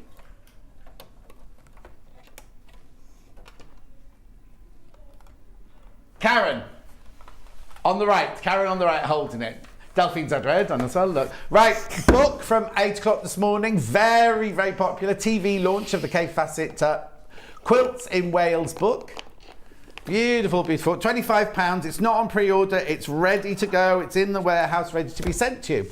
Right, have we got tomorrow's menu? We do indeed. Now, here we go, 8 o'clock, very special. We've got William Morris Mountains quilt. Now, it's not being made, it's just a quilt kit, and it's gorgeous, it's stunning, right? Plus, we've got brand new cut to order wadding. Now, that's what I was saying you need to watch, because we've got bamboo, we've got wool, we've got bamboo and cotton mix. All the things you've asked for, we've brought to you, and every single one of them you can buy by the half metre. Then at 9 o'clock, now, this is annoying, right? Riley Blake fabric with Cindy Close. You wouldn't know from that Cindy owns Riley Blake. She is Riley Blake, right? She's been on with me when we were at sewing quarters. She's adorable, right? She's from Utah. No, exactly. And it wasn't on the email that went out. So anyway, look. So back to the menu. Then we got Jo Carter. Now, Jo Carter also said on the email, didn't it, that she's a cuddly toy expert or something like that. She's a high-end designer of soft toys. Anyway, he's got a name, hasn't he? What was his name? Randy? Rudy? Can't remember now. Anyway, he's gorgeous, the red panda. You got a picture of him? No. And then 11 o'clock, Cindy's back to do more fabric. And then at 12 o'clock, it'll be me on my own with fabulous fabrics, tools and patterns. There's loads and loads of bundles there. Have we got their menu? No. Okay, I've got to say thank you. To Wendy Orlando. When are you in next? 5th of September. Oh, 5th September. You're not in, I know. You're on flying. I know you are. No, I'm flying on my holidays and Charlie moves into my house that day. Whoa. That's nice. Not friendly romantic reason. He's living in the house when I'm not there. Anyway, thank you ever so much. It's been lovely to see you. It has been lovely. I'll see you tomorrow morning at, I was going to say 4 o'clock then, 8 o'clock tomorrow morning. Make sure you check out on everything from today. It's very important because a lot of things are getting very, very limited. I'll see you tomorrow morning. Take care.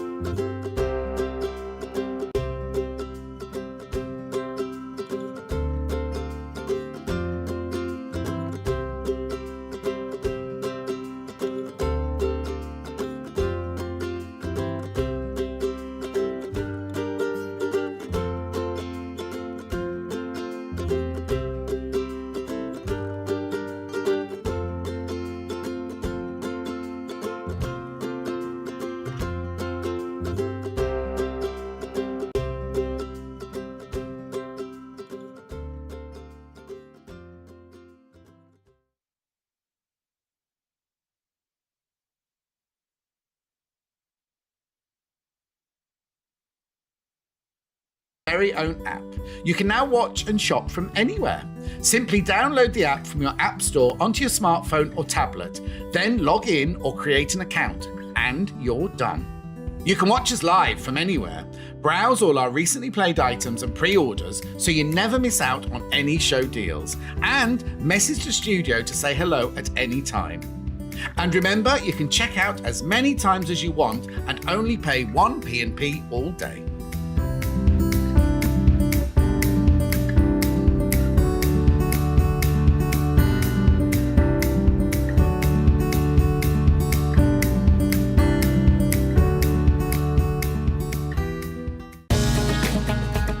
Follow Sewing Street and Yarn Lane on Facebook and Instagram to keep up to date with what's coming up on the show, as well as being the first to know about our amazing offers. Get involved with our competitions that are exclusive to social media, and pick up some top tips from us too.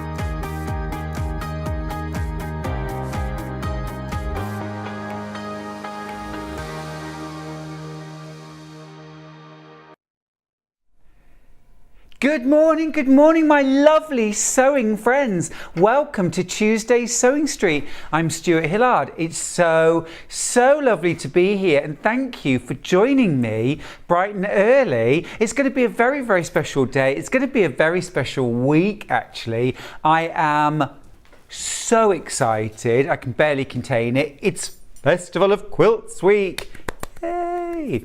Now, we're going to be celebrating Festival of Quilts all week here on Sewing Street, and whether you're going to be at the physical show or maybe you can't make it, don't worry, because we are going to be bringing the Festival of Quilts to you. We've got some amazing guests coming up this week. We've got Cindy Cloward from Riley Blake, who's going to be in later in the week, who's come over from the US. We have got the brand new launch of Kaffe Fassett's new book, Quilts in Wales. That's happening on Wednesday. Now tomorrow, my wonderful friend Rose Parr has flown over. She's actually arriving this morning from Canada, and she's going to be launching her fabulous book, So Happy and Healthy, tomorrow morning at 8 o'clock with me. We're going to be doing a few stretches and bends together, so that should be worth. I've already got my Lycra pressed and ready. Now don't worry, if you're not a quilter, we've still got some lovely things. Joe Carter's in later in the week with 2 brand new soft toys. We've got loads coming up this week, but it's going to be an absolute hoot. We're also going to be filming actually at Festival of Quilts this week, so we'll have some lovely footage to share with you as well from our time there. If you are going to be at Festival of Quilts and you're there on Thursday, do make sure you come along to the awards ceremony at, I think it's 12:30, because I will be hosting it. I think if I'm going to be hosting it, I should probably know what time it starts. But there's a rehearsal tomorrow, so I think we'll get that covered, so not to worry. Anyway, it's fair to say it's going to be a very exciting week, but let's start with our early bird.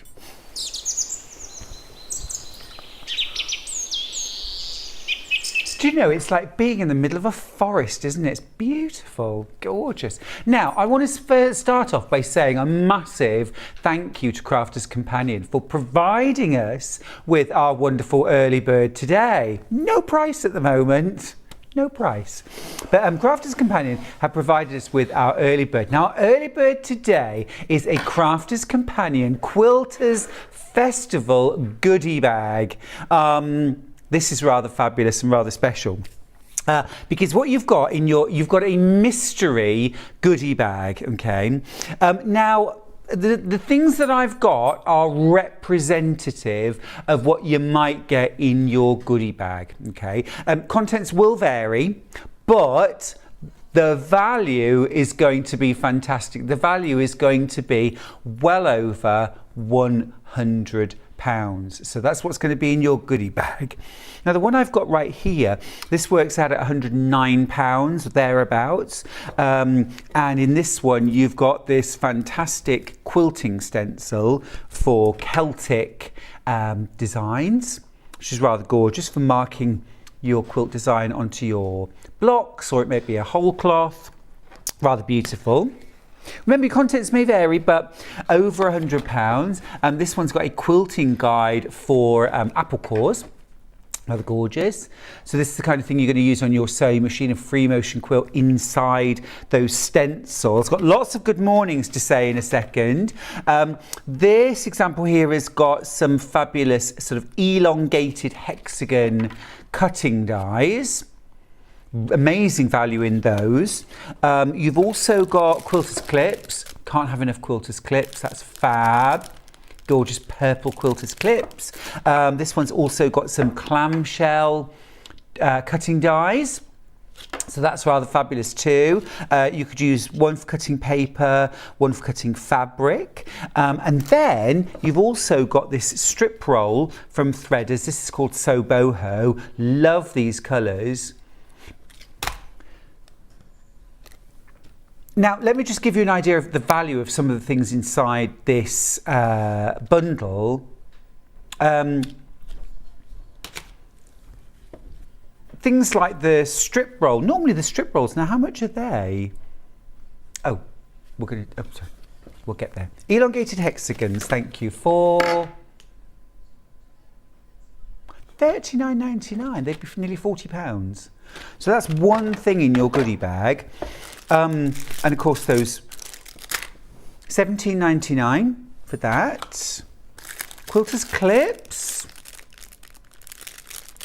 I'm going to say a few good mornings anyway. Diana says, good morning, lovely Stuart and team. Looking forward to spending the morning with you and my lovely sewing friend, Trudy Ann Smith. Oh, it's lovely to spend a bit of time with sewing friends. Anna says, good morning. Sewing Street is my saviour at the moment, especially as Stuart is one of my favourites. Oh, Anna, we're always here for you. We're always here for you. Some lovely good mornings. Now, remember, there's over £109 worth of products in this goodie bag. Now, remember, contents will vary, but you are definitely going to get at least £100 worth of goods in your goodie bag. Now, this is a very, very special week, so we need to start with a very, very special price, don't we, for this early bird. So we know this bundle is over £109 in value. So what sort of value, what sort of price should we have for our early bird goodie bag? Here we go. Let's go. $49.99. Under £50 for over £109 worth of value. Remember, you've got your gorgeous strip roll in there. You've got your quilters clips. You've got your clamshells, your elongated hexagons, your special quilting stencil to free motion quilt around, and also that gorgeous Celtic quilting stencil as well. Over £109 worth of value for just $49.99. Remember, just the elongated hexagons alone, $39.99. So for an extra £10, you're getting all of that extra value. Amazing. Thank you, Crafter's Companion. Well done if you've already got that. Lots of you have already got that in your basket. Now, I know we're going to have an incredibly busy day today. We've got the fabulous Jill Rep here from June Taylor. So we've got oodles and oodles of fantastic products and demos. Now, remember, your saving on this is £59. Absolutely incredible. So you're actually saving more than you're spending. Lucy, good morning. Sitting here watching with my nephews Lennon and George. Someone's a Beatles fan. Please may you say hello. Thank you, Lucy. Good morning, boys. Good morning, good morning. And also Lucy, of course. Now remember, you pay 1p&p all day, £3.95. That's all you pay. So if you grab your early bird, you've paid your postage and packing for the rest of the day. It's a great way to start your day and to open up your shopping basket and enjoy a morning with us here on Sewing Street. Now, let's have a little look at the design roll. I'm gonna open this. Can I open this one up? I'm just going to do it.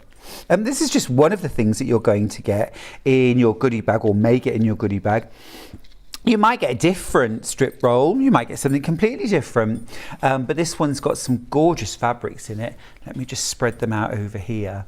This is called So Boho, by the way, and it's a really, really gorgeous mix of lovely aqua florals. This is lovely, I like that. Yeah, I mean, this is this 18 pieces? Yeah, 18-piece design roll. So normally $17.99 for this. Absolutely gorgeous, aren't they? Such beautiful. Love that. Really lovely fabrics. That's pretty. You get all of this value. So there's a gorgeous couple of bags, isn't there, with bit of extra fabric. But you've not just got that, of course. You've got your quilter's clips. Absolutely essential, isn't it? We use those things for binding and bag making and so many different sewing, dressmaking as well are useful for. You've got your clamshell dies there. So you've got your sort of inner and outer. Use this one for your paper, this one for your fabric. And also really, really easy to fussy cut using those window dies. Then you've got your elongated hexagons. This alone should be... Excuse me. This alone should be $39.99. Absolutely amazing. Lucy's message back to say, thank you so much, Stuart. Their little faces lit up. Yes, the man on the telly said hello. Good morning. I hope you're being good. You having a good day? Got lots of lovely things planned? Love the elongated hexagon. That's a super one, isn't it? And then you've got your special quilting pattern guide. This is for apple cores. Lots of different lovely designs that you can use this for. 2-inch, 3-inch and 4-inch apple cores. Patricia, good morning to you in Blackpool, my love. Well done if you've managed to get your goodie bag. Remember, the contents may vary, but we've got over £109 worth of value in this one. And haven't even got to the quilting stencil. This one is for Celtic designs, and you've got all sorts of different quilting designs here. It's like a stencil. And then there are all sorts of others. So this is lovely. I like this one with feathers. That is gorgeous. Now, your goodie bag will be worth over £100. All you're going to pay today is $49.99. It's absolutely brilliant. Another thing you could do is get yourself the goodie bag and then actually split it up for gifts. You might be thinking quilting gifts or gifts for friends, or maybe your sister or brother or family members quilt. And so maybe some of these things you'll keep for yourself, maybe the design roll, maybe the quilter's clips. And then maybe your friend has got the Gemini, so you're going to split that, and maybe she can have the elongated hexagons. Maybe you're going to keep the quilting stencil. What a brilliant, brilliant way to start off Festival of Quilts week. Very special week here on Sewing Street. Now remember to keep on going through for that. Keep checking out your baskets. Lots of you are there for that. Now let's have a look at the menu for today. It's a very, very special day. We're starting at 8 a.m. with extra wide quilt backing. Remember, the one thing I hate to do is join fabrics for quilt backing. Well, we're not going to be doing any of that this morning. We're going to be using extra wide backings, and we've got some gorgeous ones, including fabulous Tula Pink and Moda Promenade. Now then, at 9 a.m. we start a special 2-hour show with Jill Rep, who is the Vice President of Sales from June Taylor in America. Now, if you've been waiting to get your cut and press, it is back in stock. It's on the website. You can jump ahead and pre-order if you would like. We've got so many fabulous products from June Taylor that Jill's going to be showing us today. We haven't got massive quantities of some of the things, so, you know, jumping ahead and pre-ordering would not be a bad idea, actually, especially if there's something you want. Now, the brand new 12-block quilt, you've seen it hanging behind me. Can we just have a quick look? It's absolutely gorgeous. This is brand new in the UK. This is one version, which I think is absolutely beautiful. 12 different blocks. It's all quilt as you go, and you're stitching direct to quilt batting. It's such a clever concept. Jill's going to be giving us a full demo of this. But if you want to jump ahead and grab your brand new launch 12 block quilt. You can, pre-order is open. We've also got a second version of it over here, which I think I love even more. Sorry, Jill, I don't know, I probably shouldn't have favourites, but I just love the way that this has been put together. Isn't it stunning? Absolutely beautiful. Okay, you can jump ahead and get that. Now then, at 11 o'clock, I'm on my own, but you'll be with me. We've got magic pins back in stock. Now, I'm super excited about this. As if by magic, they have leapt into many, many, many of your baskets.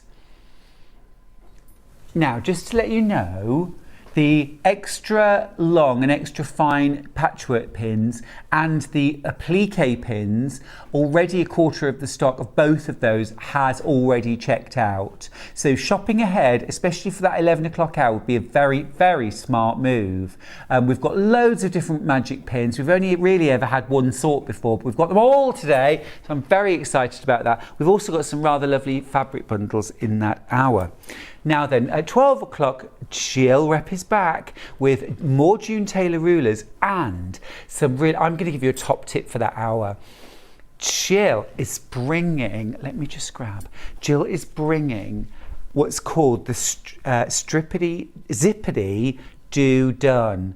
The Zippity Do Done, which is like a sort of pre-loaded zip. It's such a clever concept. And these gorgeous insulated lunch bags, which are so adorable. Look what's for lunch. Yummy. Looks good to me. Filling, I think it looks filling. Looks like filling. But look, check out the website and shop ahead. All right. Now then, if you want to go to our website, if you've never shopped with us before, welcome, welcome, welcome. Go to www.sewingstreet.com and you can shop there, or you can call our call centre, of course. Once you're on the website, click on Watch Live. Now, once you get to that page, you can send us a little message. Hello. Hello. Now, they're the messages that appear across the bottom of the screen, so that's a lovely way to get in touch. You've got 150 characters. So it kind of rains in that message. And then you'll see our early bird, today's bestseller, and then you'll see 2 columns. Now on the left you'll see show deals. That's everything that we've already had on air. And then on the right, it will say pre-order. And if you click there, that's everything that we've got coming up. Now, if you scroll down, you'll be able to see everything that's coming up throughout the entire morning, okay? So this is where you can shop ahead and make sure that you get your magic pins, your cut and press, hurrah! You get your special scissors. We've got some amazing scissors coming up later. Shape Cut Pro, your magic pins. There's a great sewing machine cover kit from June Taylor. There's that 12 block mix and match quilt kit. I showed you that earlier. That is absolutely gorgeous. You can grab that before it sells out. And then you can see all the magic pins, thread conditioner. We've got a really exciting start to the Festival of Quilts week here. Oh, Tilda, one of my favourites. A Kaffe bundle there too. So really, really worth jumping on the website and having a little shop ahead. Okay, I want to say good morning to Susie, who's from Denmark and watching us. We're international. Love it. Welcome, welcome. Now, our early bird is going very, very well indeed. Lots of you getting the early bird. Well over £100 worth of value. What I've got right here is over £109 worth of value from Crafter's Companion. It's created with quilters in mind. You've got a design roll, you've got clamshell cutting stencils, you've got elongated hexagon cutting dies, you've got an apple core quilting ruler for actually free motioning within the stencil itself. You've got Celtic stencil for marking your quilt. You could use a pounce pad or pencil for that. And then you've got some quilters clips as well. Over £109 worth of value. You're only paying $49.99. Lots of you buying this. A great way of getting a whole host of Crafter's Companion and Threaders products for an absolute bargain price. Well done if you've already got yours. Now a message from Lisa. Morning, Stuart. I'm going to the festival on Sunday and I can't wait to meet you in person, from Lisa in Lincolnshire. Lisa, I'm looking forward to it too. Now Sunday I will be there at the show, but I won't be at the show until about 2 o'clock, because I'm going to be on air here in the morning. I'm going to be presenting on Sunday morning, and then I'm going to be jumping in my car and driving to the NEC, and then I'll be there for the latter part of the afternoon. Every other day I'm there all day, but yeah, just on Sunday I'll be there a bit late. But yeah, looking forward to it, Lisa. It's going to be exciting. Another message. This is from Pat, who's in Ceredigion. Borida, looking forward to seeing all the Sewing Street team at Festival of Quilts and the winning blocks quilt. Now, that's a really good reminder, actually, Pat, because lots of you entered our competition. We ran a competition to design a quilt block using special printed Sewing Street fabrics. 12 of you were picked to be our winners and made into a quilt.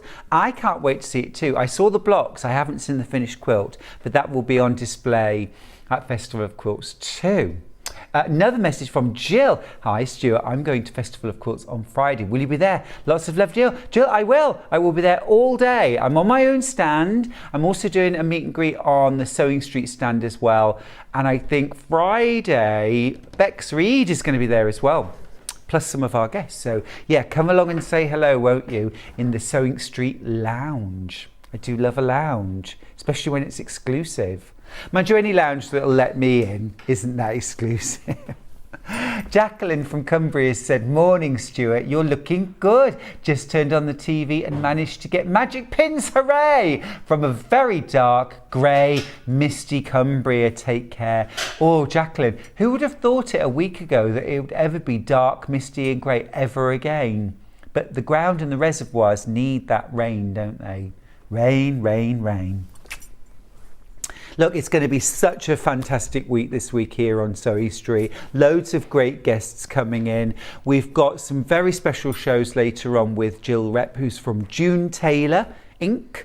From America, who's here for Festival of Quilts and is going to be spending 3 hours with me this morning doing loads of demos. So lucky today. Now then, let's start with our extra wide backings. And we'll start with one of my favourite quilt designers and fabric designers, Tula Pink. Tula Pink. Now then, these extra wide Tula Pink extra wide backings are always fabulous. This one is JV02. This is gorgeous. Now this is a beautiful sort of cotton sateen. So it's got a slight sheen to it. Now this is what you get in 1/2 metre. It's absolutely glorious.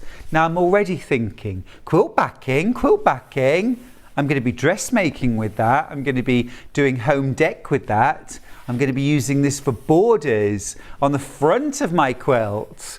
There's so much good stuff in there. I'm going to be appliquing. That is 1/2 metre. That is 1/2 metre. How incredible is that? Let me just stand back with this. Isn't that just amazing? Really beautiful. So many different gorgeous colours there. Now, gorgeous, if you love Tula Pink and you've got previous collections, the colours always work. Tula has a palette that she works to. But also, if you're making quilts that just using lovely bright colours or saturated pastels, children's quilts, adult quilts too, just beautiful. Now, this is 274 centimetres in width. Now in old money, let me tell you, that's 108 inches wide. So plenty wide enough for the vast majority of quilts. I've only ever made one quilt that was bigger than 108, and it was kind of too big. Now, if you're a bag maker, think about this. Even just half a metre, if you use this for the front and back of, say, a simple tote bag, you'd probably want about that much, wouldn't you? So there's the front and back of your tote bag. So that's one. Okay, that's one. Oh, morning, Hilary. Hilary's just sent in a message to say good morning. That's one. And then that... Oh. There's so much there, it's falling off the table. There's one. There's two. There's three. So 3 front and back tote bags for £13.99, all made in beautiful Tula pink fabric. That's incredible value. Incredible value. If you make to sell, this is going to be eye-catching, isn't it? This is really going to attract a lot of attention. Good morning to Jill, who says, good morning, Stuart, from Tewkesbury, my old stomping ground. That's where I grew up. A quarter of the stock of this has gone. A quarter of this has gone. Now let me just show you again all of the beautiful colour that you are getting just in half a metre. It's amazing. It's amazing. Magic of television. Look at this. Isn't that stunning? Isn't that absolutely beautiful? Ah, that was a lovely little shot then. Stunning, isn't it? Absolutely beautiful. So that's your Tula pink Tiny Beasts Lady Luck Glimmer extra wide backing fabric, 108 inches wide, and it's got a kind of bluish sort of aqua background, really pretty. Now let me just give you a size on those ladybirds. Oh, all the rulers have gone. I'll just grab a ruler. Sorry, I'm coming back. I'll just measure that just to give you a sense of scale. I reckon it's probably about 3 inches square. We'll get there. Half the stock's gone, half the stock's gone. Thank you, Kat. Right then. Let's see. So 1, 2, yeah, about 3 inches wide, and yeah, getting on for 4 inches deep or tall.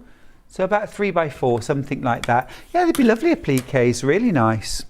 Love all the different colours too. Make a great quilt. Half the stock of that has gone. It's brand new, extra wide. Wait till you see this one. Oh my goodness, look. Look at that. I like that. Oh, my eyes. That's better. Oh, I like that. Yummy. Now that is really stunning, isn't it? Let me open this up so you can see it properly.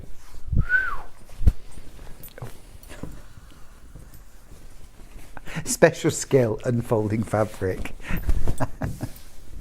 It wasn't on the job description when I applied, thank goodness. Right, there we go. Isn't that gorgeous? That is so vibrant. Now, you know, I often say you want to use something really nice on the back of your quilt. But I think this really sort of hammers the point home, doesn't it? When you look at this and think, wow, if that was the back of my quilt, you know, I'd almost be like, well, who cares what's going on the front if the back looks this good? And of course, there's no reason why you shouldn't create a whole cloth quilt out of this fabric and use this for the top, for the front of your quilt, and quilt it. And actually, this would be really, really easy to machine quilt. And I tell you what I would do. I would actually quilt, and I would sew like a curving line, and I'll just, if you follow my finger, I would actually sew a curving line, and I would go kind of over and under and over and under, and I would just keep repeating that throughout, And that would look really lovely, just an undulating line under and over, and you wouldn't need to mark any of those lines. Gorgeous stuff that. Over a third of that stock has already gone. Really pretty, really pretty. That would make a great beanbag chair as well, wouldn't it? That would look really lovely, made up as a big chair or a big beanbag for in like a playroom or something like that. Right then, next up, another favourite designer here at Sewing Street is Anna Maria Horner. We've got this extra wide backing from her. This is really lovely, lots going on. I think this would be a really nice fabric for dressmaking too. I'm just going to show you half of it. Now then, we're going to do something special with this. Normal price is £13.99. That's per half metre. Really amazing designer extra wide backing fabric. But we're going to do a special on the price. Wow, £10.99 for extra wide backing from Anna Maria Horner. That is lovely. Now I think this would be really, really good for dressmaking. I think you could make a really stunning dress or skirt, you know, with like a really full skirt made out of this, with pleats or panels. It's absolutely gorgeous, isn't it? Really beautiful. And it is 100% cotton, of course, so it's going to wash and wear just the same as the front of your quilt, and that's really important. Now, bargain price today, £10.99 for a half metre. So if you were going to back a large quilt, like a queen size quilt, you'd want 2.5 metres, so 5 units. So that's going to work out at what, less than £55 for the backing for a queen size quilt. Now that is really fantastic value for designer extra wide backing, and for me, not having to join fabrics together for my backing is worth its weight in gold. How about you? What do you think? Why do I not like joining backing fabric? I just, you know, when I've made the quilt top, I feel like I have earned my right to quilt this quilt now, and I should not have to do any more piecing. I've made the top, and that's that. And I just find it kind of boring. It's just sewing a really lot, pinning and sewing a really long seam, and then getting everything kind of square and true once it's all done. I just find using extra wide backing so much more fun. Plus, from an aesthetic point of view, when I turn that quilt over, and I like to use both sides of my quilts, the backing can be every bit as beautiful. There's no seam line running down the middle or across the middle. It just pleases me more. What do you think? Do you like joining backing fabrics? I was going to say, can we do Promenade? Now, Moda Promenade is one of my favourite new collections from Moda. I think it's really, really pretty. Can we start with the grey one, please? BW68. Because I just think this is such pretty fabric. This was my favourite fabric in the main collection. And I didn't realise that there was a backing fabric, but there is. This is extra wide again. So this is 108 inches wide.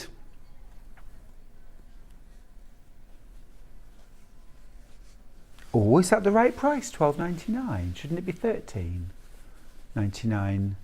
Oh.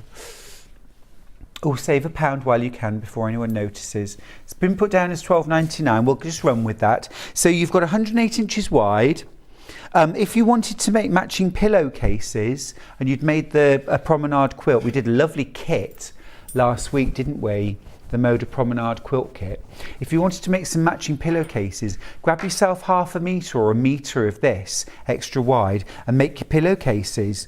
Or if you wanted to make a dust ruffle, or you wanted to make even a duvet cover in this, you absolutely could. So you could use this on the front and then maybe just a plain on the back or something like that, or you could have this fully reversible. Absolutely gorgeous. I'll just open it out so you can see how much you get with half a metre. Now you could also use this for the borders or the binding of a quilt. So it's a much more economical way of creating a border. Isn't that all of this is half a metre. All of this is half a metre. for £12.99. Now remember, that is it's about 2.5 times the width of standard fabric. So 2.5 times. Now remember, Moda fabric, 749.5 metre. So if you had 2.5 times that, you're looking at £15, 18, 19 pounds. So you make a great saving. It's much more economical to use this. You can absolutely use it on the front of quilts, borders, bindings, piecing. You can use this in your blocks as well, but it really comes into its own for the backing of a quilt, because then you don't have to join. It looks just great. Now then, we've also got that same design in a gorgeous kind of aqua eau de Nil. It's really pretty colour. Just open that out, and such a great design. It's kind of like almost like a damask, sort of Jacobean-y sort of damask style fabric. Now remember, at 9 o'clock we've got Jill Rep, who is the Vice President of Sales for June Taylor in America, who has flown over to Britain, and she is here for a 2-hour special showing us things like the cut and press, and also well, all sorts of things. The shape cutter, absolutely brilliant. 2 hours coming up, and then a further 3rd hour at 12 o'clock. So stick around with us, won't you? Really pretty extra wide, that. Very nice. Great for bag making as well. This was very, very popular on pre-order. And every one of you who've checked out have checked out multiple units. What's the most popular size to have? 4 units. Yeah, so 2 meters. Yeah, really good. Now, Jane's asked a question. Morning, Stuart. 4 meters for a duvet cover. Thank you. Well, Jane, it really depends if you're using it for the front and the back, but that sounds about right to me. I mean, the easiest way to do it is just to measure your current duvet cover, and then just make sure you're adding on for your seam allowances. Yeah, the best thing is to actually measure your own duvet cover, but that sounds about right to me if you're having it on front and back. But I would say you would want some pillowcases as well, so you might want to just go with 5, and then you've got plenty for pillowcases, because you probably want 4 pillowcases with a double duvet cover. But yeah, and keep an eye out for the special tape as well that you can get for running across the bottom. You can get tape with poppers on it that you just sew in. Very clever. Very clever. You barely need to know how to sew these days. Now then, what should we go to next? Jerry Robinson? Should we do Jerry Robinson? Yes, I like these ones. They're really pretty. Yeah, now Jerry Robinson, great designer in America, and she's designed this lovely backing fabric. We've got lots of different colourways in it. I'll just lay them all out here so you can see kind of what we've got coming up. So we've got a kind of white with a bit of a tan on it. We've got a more of a cream. We've got a proper darker tan, a black, and also a navy. So some really, really useful colourways. Let's start off with the white. This is OV92. So all of these are 108 inches wide. This looks grey on the website, I don't know why, but it's a lovely kind of crisp, clean white background, and then a lovely sort of warm tan print on it. Now this is going to be so useful because, you know, so many of the quilts that I make have got cream, white, tan in them. So this is going to go £12.99 for that per half metre. Except it's not! £10.99 for that, for half a metre. This is a really good opportunity to stock up on your extra wide backing fabrics. We don't always have them in stock. We don't always have a great range in stock because things sell out. This is a really good opportunity. As it's Festival of Quilts Week, Really good opportunity. And I love having extra wide backing fabrics in stock because, like I say, by the time I finish my quilt top, I am ready for quilting it. I don't want to have to stop and start either buying and waiting for extra wide backing fabric to come through, or perish the thought I join fabrics. Now remember, if you've already checked out on, say for example, the early bird today, you've already paid your P&P, so why not get yourself a backing fabric or two for a few different projects? Maybe something you're working on now, or maybe something that you've got planned for in the future. You know you'll use them. XI73, this next one, this is that lovely warm cream background and then with a deeper tan print. Now the actual design itself is a kind of lovely little floral sprig, but it's all done in one colour, so it's almost like a little silhouette. That's really cute. Isn't that cute? Oh, now then, lots and lots of you are jumping on the website now. You're ordering your magic pins. Remember, we've got the extra fine and extra long patchwork pins. We've got the applique pins as well. We've also got the regular magic pins as well. And we've only ever done them in 50s before. We've got them in 100s. Even better price on those. Also, lots of you jumping ahead and getting June Taylor notions. And those fantastic new 12 block quilt kits that I've got hanging behind me. Lots of you grabbing those.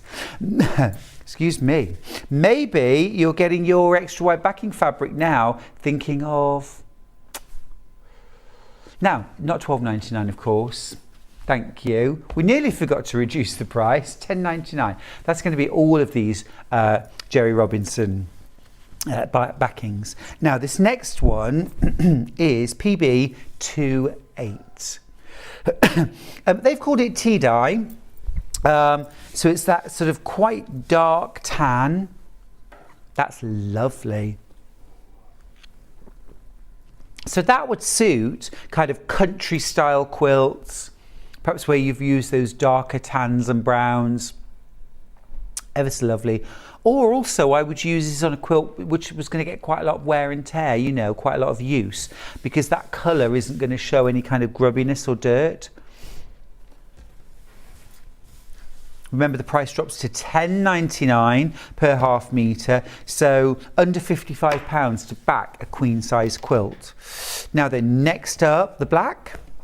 Yeah, which is HS82. So this is a lovely...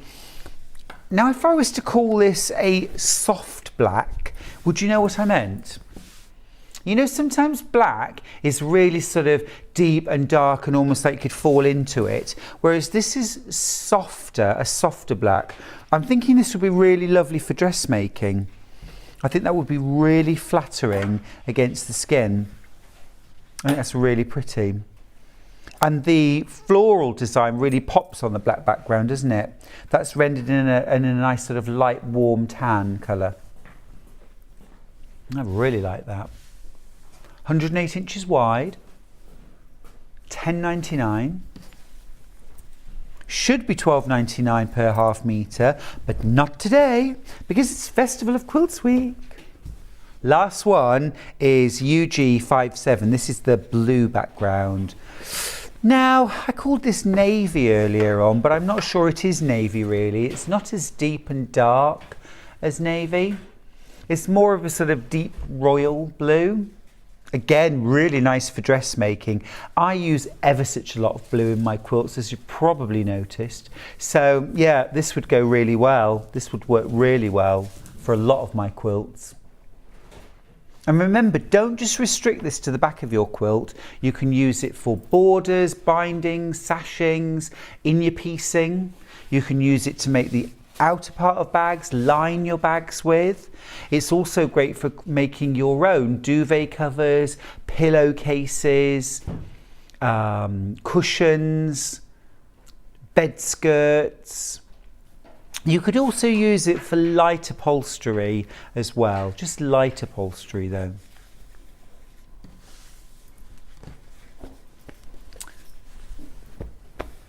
Arden. Yes, this is lovely. Can we do the blue first? This is LF56. This is the most limited design. It's very lovely. Now this reminds me, now what's the Moda range that they bring out every year? You know the one I mean? It's got that kind of blue and yellow paisley vibe to it. Summer Breeze, of course it is. Now I think this would work really well. More of this is in your baskets than we actually physically have. Ah, that's really useful. Look, Kat, you're an absolute angel. This is Summer Breeze from Moda, and look how well it goes together with those fabrics. Have we got this coming up in another show? Is this tomorrow? Oh, it's today. Oh, we've got this today. So look at that. That's coming up a little bit later. But there's your backing fabric for your quilt. Ah, yummy. I didn't even know that was coming up. Well, there's the backing fabric. I would grab that while you can. I mean, it's about to sell out. A message from Annette. I'm thinking Roman blinds, Stuart. Well, Annette, I was thinking Roman blinds myself, actually. Good call. Very nice. Very nice. Now then, next up, should we do the light grey? That's QE19. Again, I'm most drawn, I think, especially when I'm buying for my stash, to the neutral colours, the greys, tans, blacks, beiges, creams, blues as well. I know blue isn't really a neutral, but blue's a colour I use so often. This grey would fit with many, many different quilt tops and designs. This would work really well with brights on the front and have this as a sort of a counter on the back. Big paisley design. Really nice. Just pop my hand there for scale so you can see it's a lovely large design. So that's the grey. We also have the black. Now again, this is really softened because you've got all that love. Oh, this is nice. Like that. Now also I'm thinking that this would work very, very well for stack and whack, because you've got that large scale print, you've got very little background space that doesn't have something interesting going on in it. You've got, you know, the actual pattern repeat isn't that massive. It's probably about 8 inches. That's ideal. So this would work really well for stack and whack. Great price as well, £12.99 for a half metre. And then the last one in this range that we have is a lovely warm, sort of rich combination of browns and golds. Now we've only got 7.5 metres of this one left. It's gone very, very well on pre-order. Isn't that gorgeous? Really rich, and I love all the different shades of gold in the backgrounds. These are all extra wide, remember, they're all 108 inches wide, making them perfect for quilt backings, but also for those sort of projects that take larger amounts of fabric. Shadows in red, yeah. This is the one here, yeah? Oh, now that's a really pretty colour. I like that. So this one's called Shadows. Oh, I like that. Have a look at this. So this one is kind of like a mottle or a marbled design. That's an amazing price, £8.99 for half a metre. Now then, maybe you're making a Christmas quilt. Maybe you are creating a tree skirt to go around your Christmas tree, or you want to make some gorgeous throw pillows and cushions to brighten up your sofa or beds. That is really pretty. It's a gorgeous, vibrant, almost pinky red. I love it. Now let me just open this out so you can see what you get for £8.99. All of that. It's basically 2.5 times the width of normal fabric Just glorious.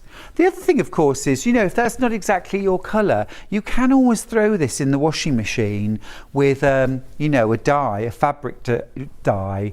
It's 100% cotton, so it's going to take a dye. Now, just bear in mind, when you are over dyeing fabric, you do need to take account of the base colour when you're dyeing it. Because, for example, if you were to put blue over the top of this red, then you'd get something a bit purplish, wouldn't you? But I mean, great fun. Now, talking about overdyeing, wait till you see what I've got coming up. A message from Louise, who says plenty of Christmas stockings, I think. Now, that's such a good idea. That is such a good idea. Because, you know, every time I make a Christmas stocking, I'm always amazed at how much fabric it takes to do front, back, and 2 linings. It's a brilliant idea. Thanks for that. Now then, talking of dyeing fabric, TB54, this is the other shadows. Now this is a pale grey. Now this would be particularly good if you wanted to dye more or less any colour. But that's lovely just as it is. And so affordable at £8.99 for a ½ metre. Now I'd multi-buy this. 5 units, 2.5 meters, very, very useful. So that 9 times 5, that's amazing, £45 for your backing for a queen size quilt. Superb, superb. 108 wide as well. Really good value. So those are shadows. Now then, what would you like to look at next?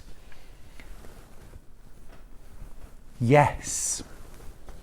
Oh, I like the colour of this one. This is a really deep sort of inky, almost like a, I don't know if I'd call it an indigo blue. It's really sort of deep and inky blue, isn't it? Cobalt maybe? And its features, can you see this kind of abstract squiggle line in black?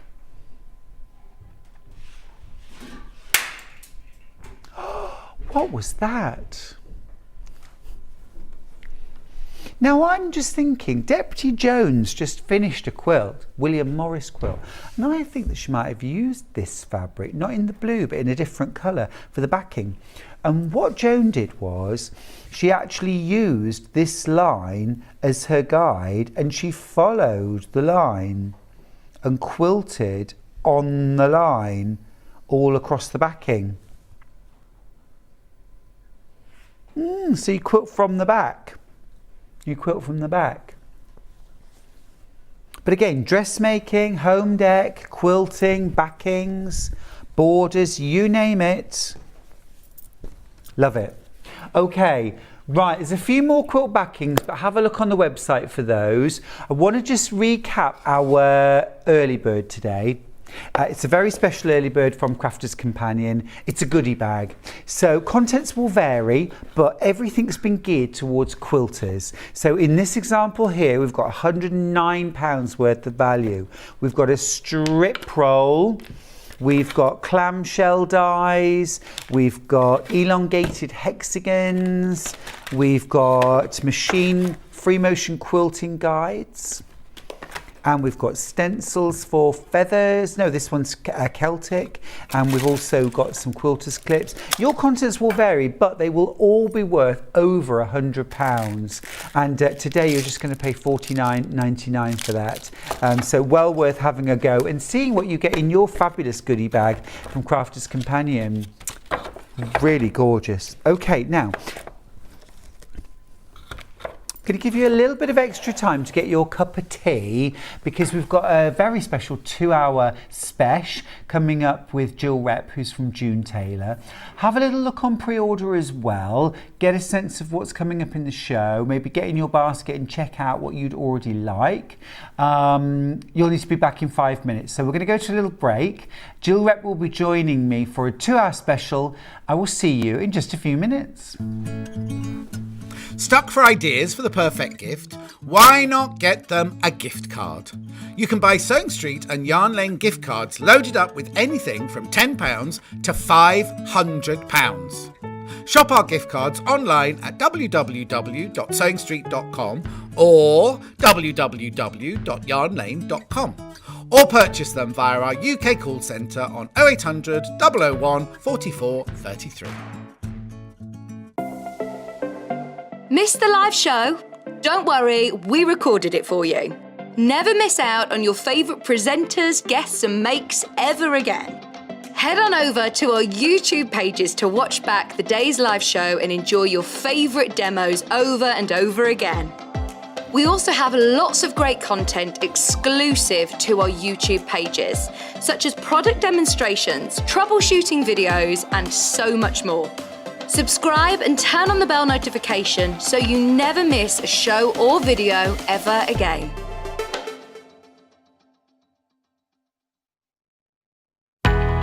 We know that shopping online can be a confusing and sometimes daunting task.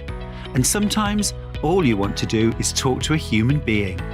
Our family-run customer service team are on call 24/7. Full of friendly, warm-hearted individuals, all trained to make your shopping experience as easy and enjoyable as possible. Not only will they take your order, they'll also help and guide you on your shopping journey, so you never miss out. Keep up to date with what's on Sewing Street and Yarn Lane, as well as all the latest news and special offers by signing up to our email newsletters. For Sewing Street, head on over to www.sewingstreet.com, scroll down to the bottom of the homepage, type in your email address, click the envelope, and you're done. It's exactly the same for Yarn Lane.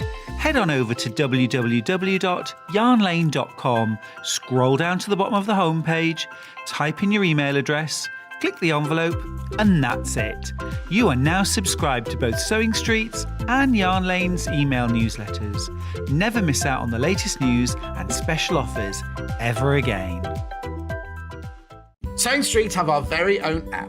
You can now watch and shop from anywhere.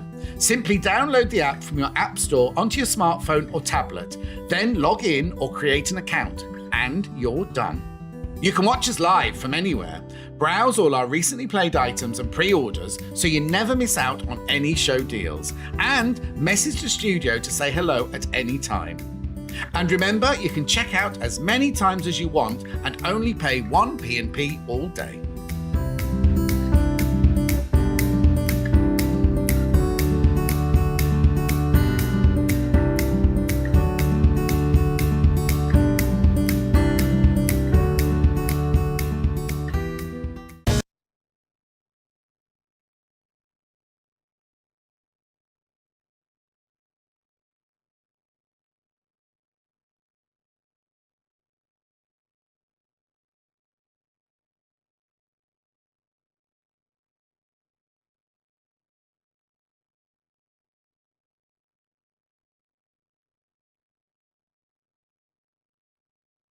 Are you a fan of Sewing Street and Yarn Lane?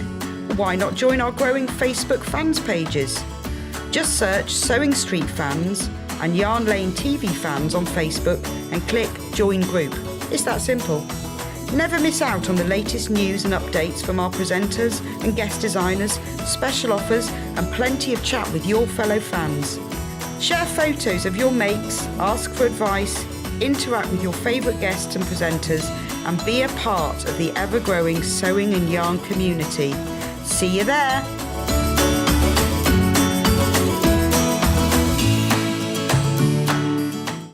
Keep up to date with what's on Sewing Street and Yarn Lane, as well as all the latest news and special offers by signing up to our email newsletters.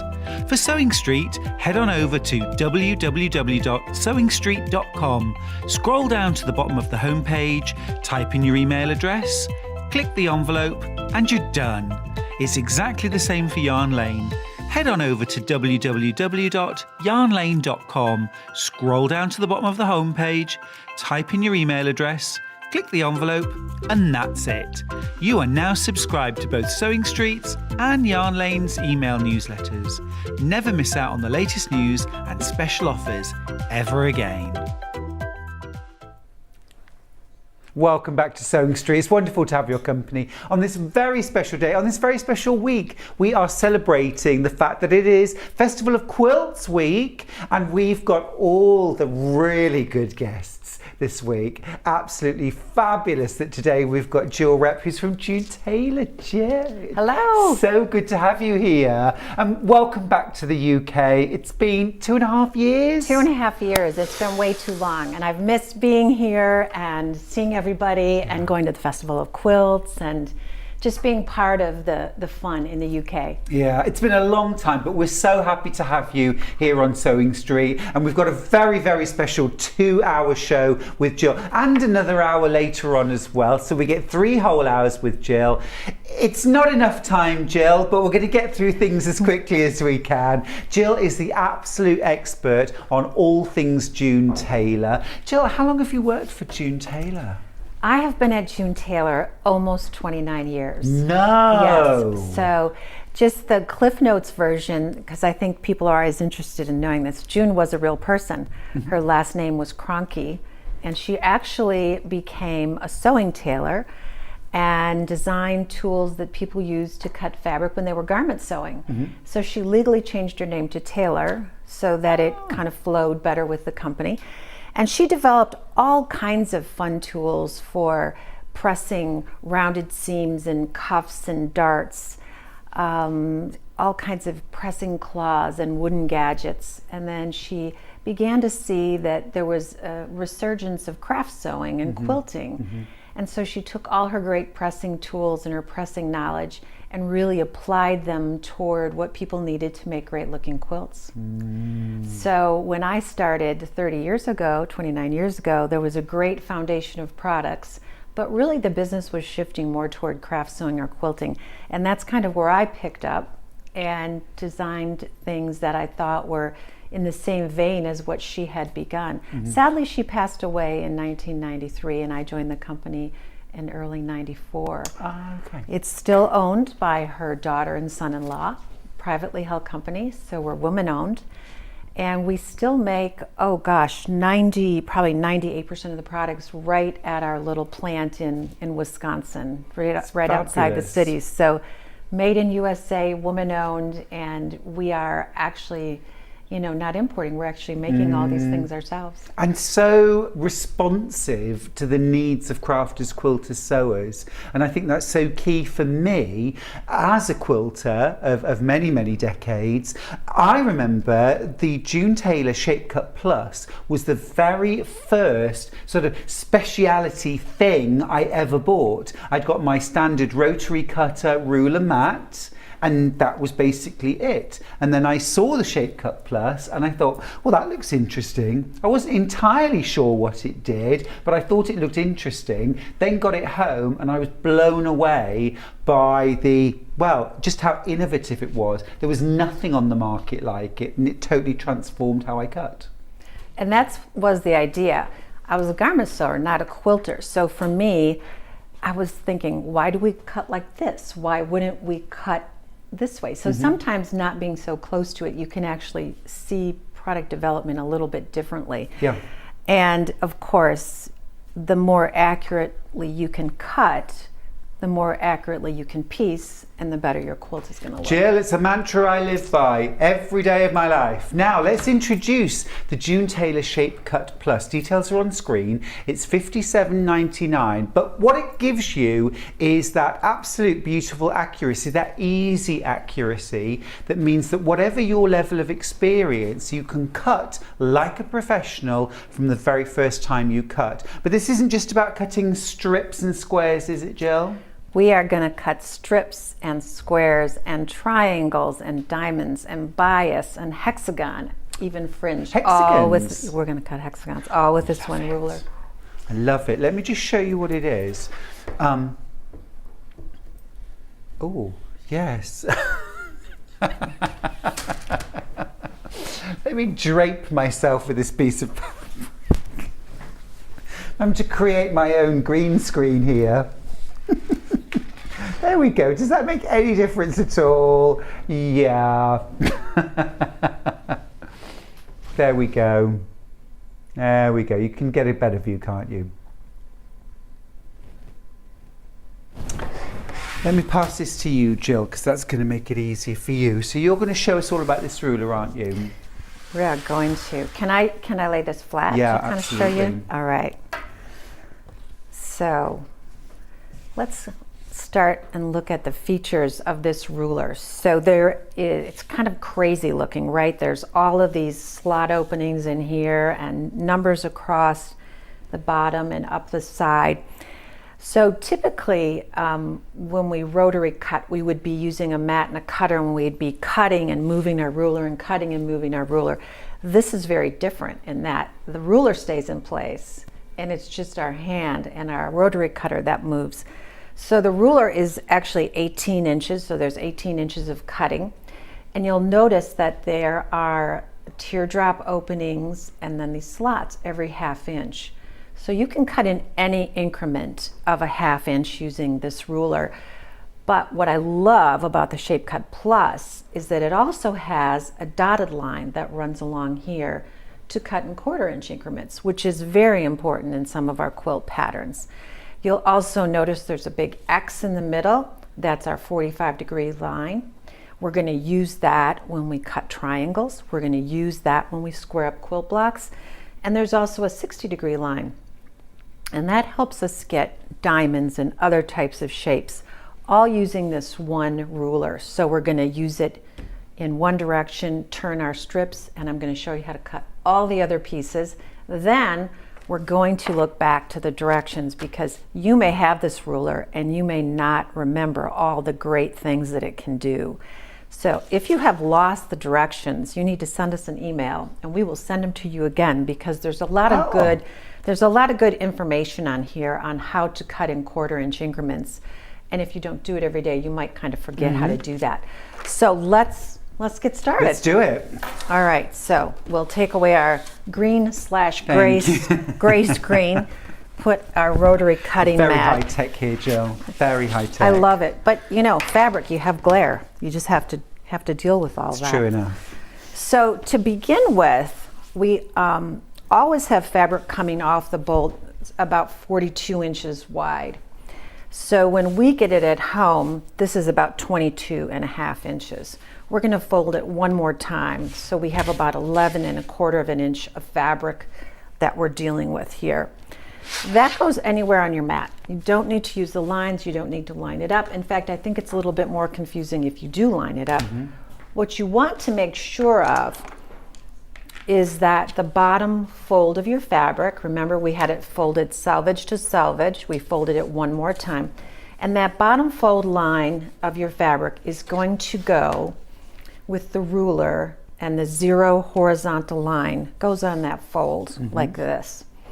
And what we want to do to start out is expose our blade and just tilt it ever so slightly to get it introduced into the cutting slot. And I cut at 0, and that is going to square up the edge of my fabric. So I now know that this is already squared up.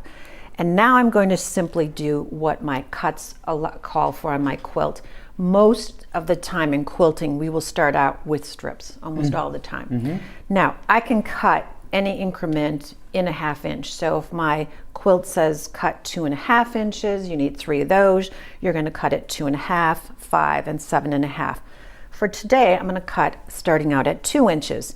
So that means I introduce my blade number 2 and cut up. And 4, again, tilt it to get it introduced into the teardrop and then push up. And 6, if you have a hard time hanging onto the ruler, just walk your hand up and never cut beyond your hand, because this is a big piece of plastic and sometimes it's harder for us to hang on to. And I want you to know that when you introduce the blade, you're not going to get those bunny ears down here in your fold lines. It'll work just perfectly. So we'll do a few more here. But I can cut pretty much perfect strips in no time. Now let's no having to line up your ruler every single time that you cut the next strip. Exactly. And that's what we're after. We're after precision, because that's going to help us make a gorgeous looking quilt. Lovely message for you from Sue, who's in Norfolk, Jill, who says, good morning all. So happy to see you back. I love your demonstrations. It's so helpful. Thank you. Thank you. It's me that I'm the one who is really enjoying being back here, because it's just been always such a delightful group of people and so much fun to kind of introduce our products here in the UK and see everyone's reaction to them. Yeah, well, I do think often with clever products, and the Shape Cut Plus is a very clever product, but you need to see how it works, don't you? All the things that it can do, because otherwise, all we're really, so many people say, I cut strips with it. And I said, well, what else do you do?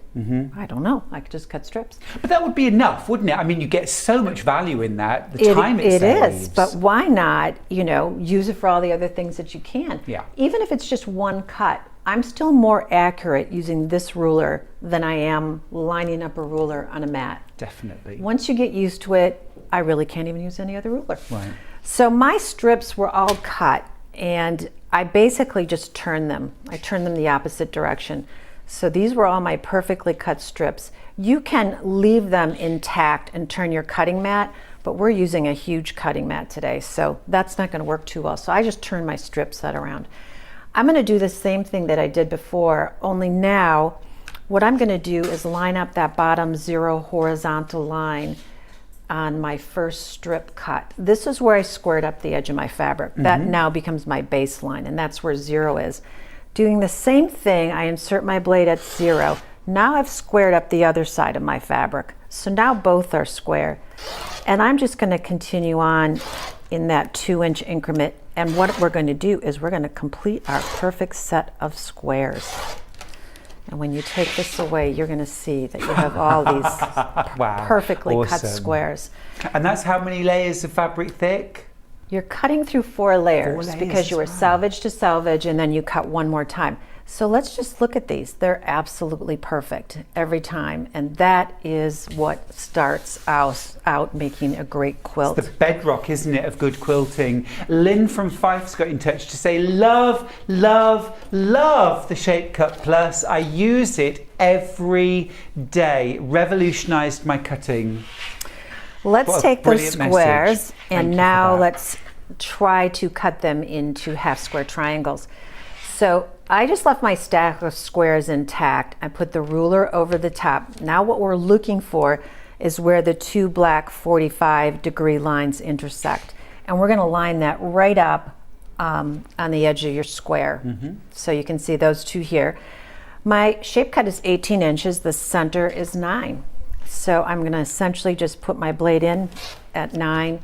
And that's how you get all your perfect half square triangles. Jill, I've forgotten that my Shape Cut Plus did that. This is why we're showing you all these things again, because they're such great features. And people just forget there's all ways that you can line things up. Everything has really easy lines to follow, and then you cut through the center and you just get your perfect half square triangles. Now, shape cut can also be used using the lines on your mat. So most mats have a 45-degree or a bias line and a 60-degree line. So what you can actually do is take your strips, you can lay them on the 60-degree line or even cut them on the 60-degree line if you want. I've already pre-cut these. So we've laid the strips on an angle. The ruler stays in the same direction. So that 0 horizontal is always facing me.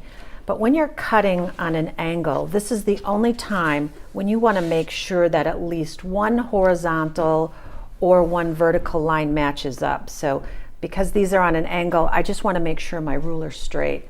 So I'm just looking for one of these lines, either this horizontal line to line up on the mat. That's the only time I really am using that.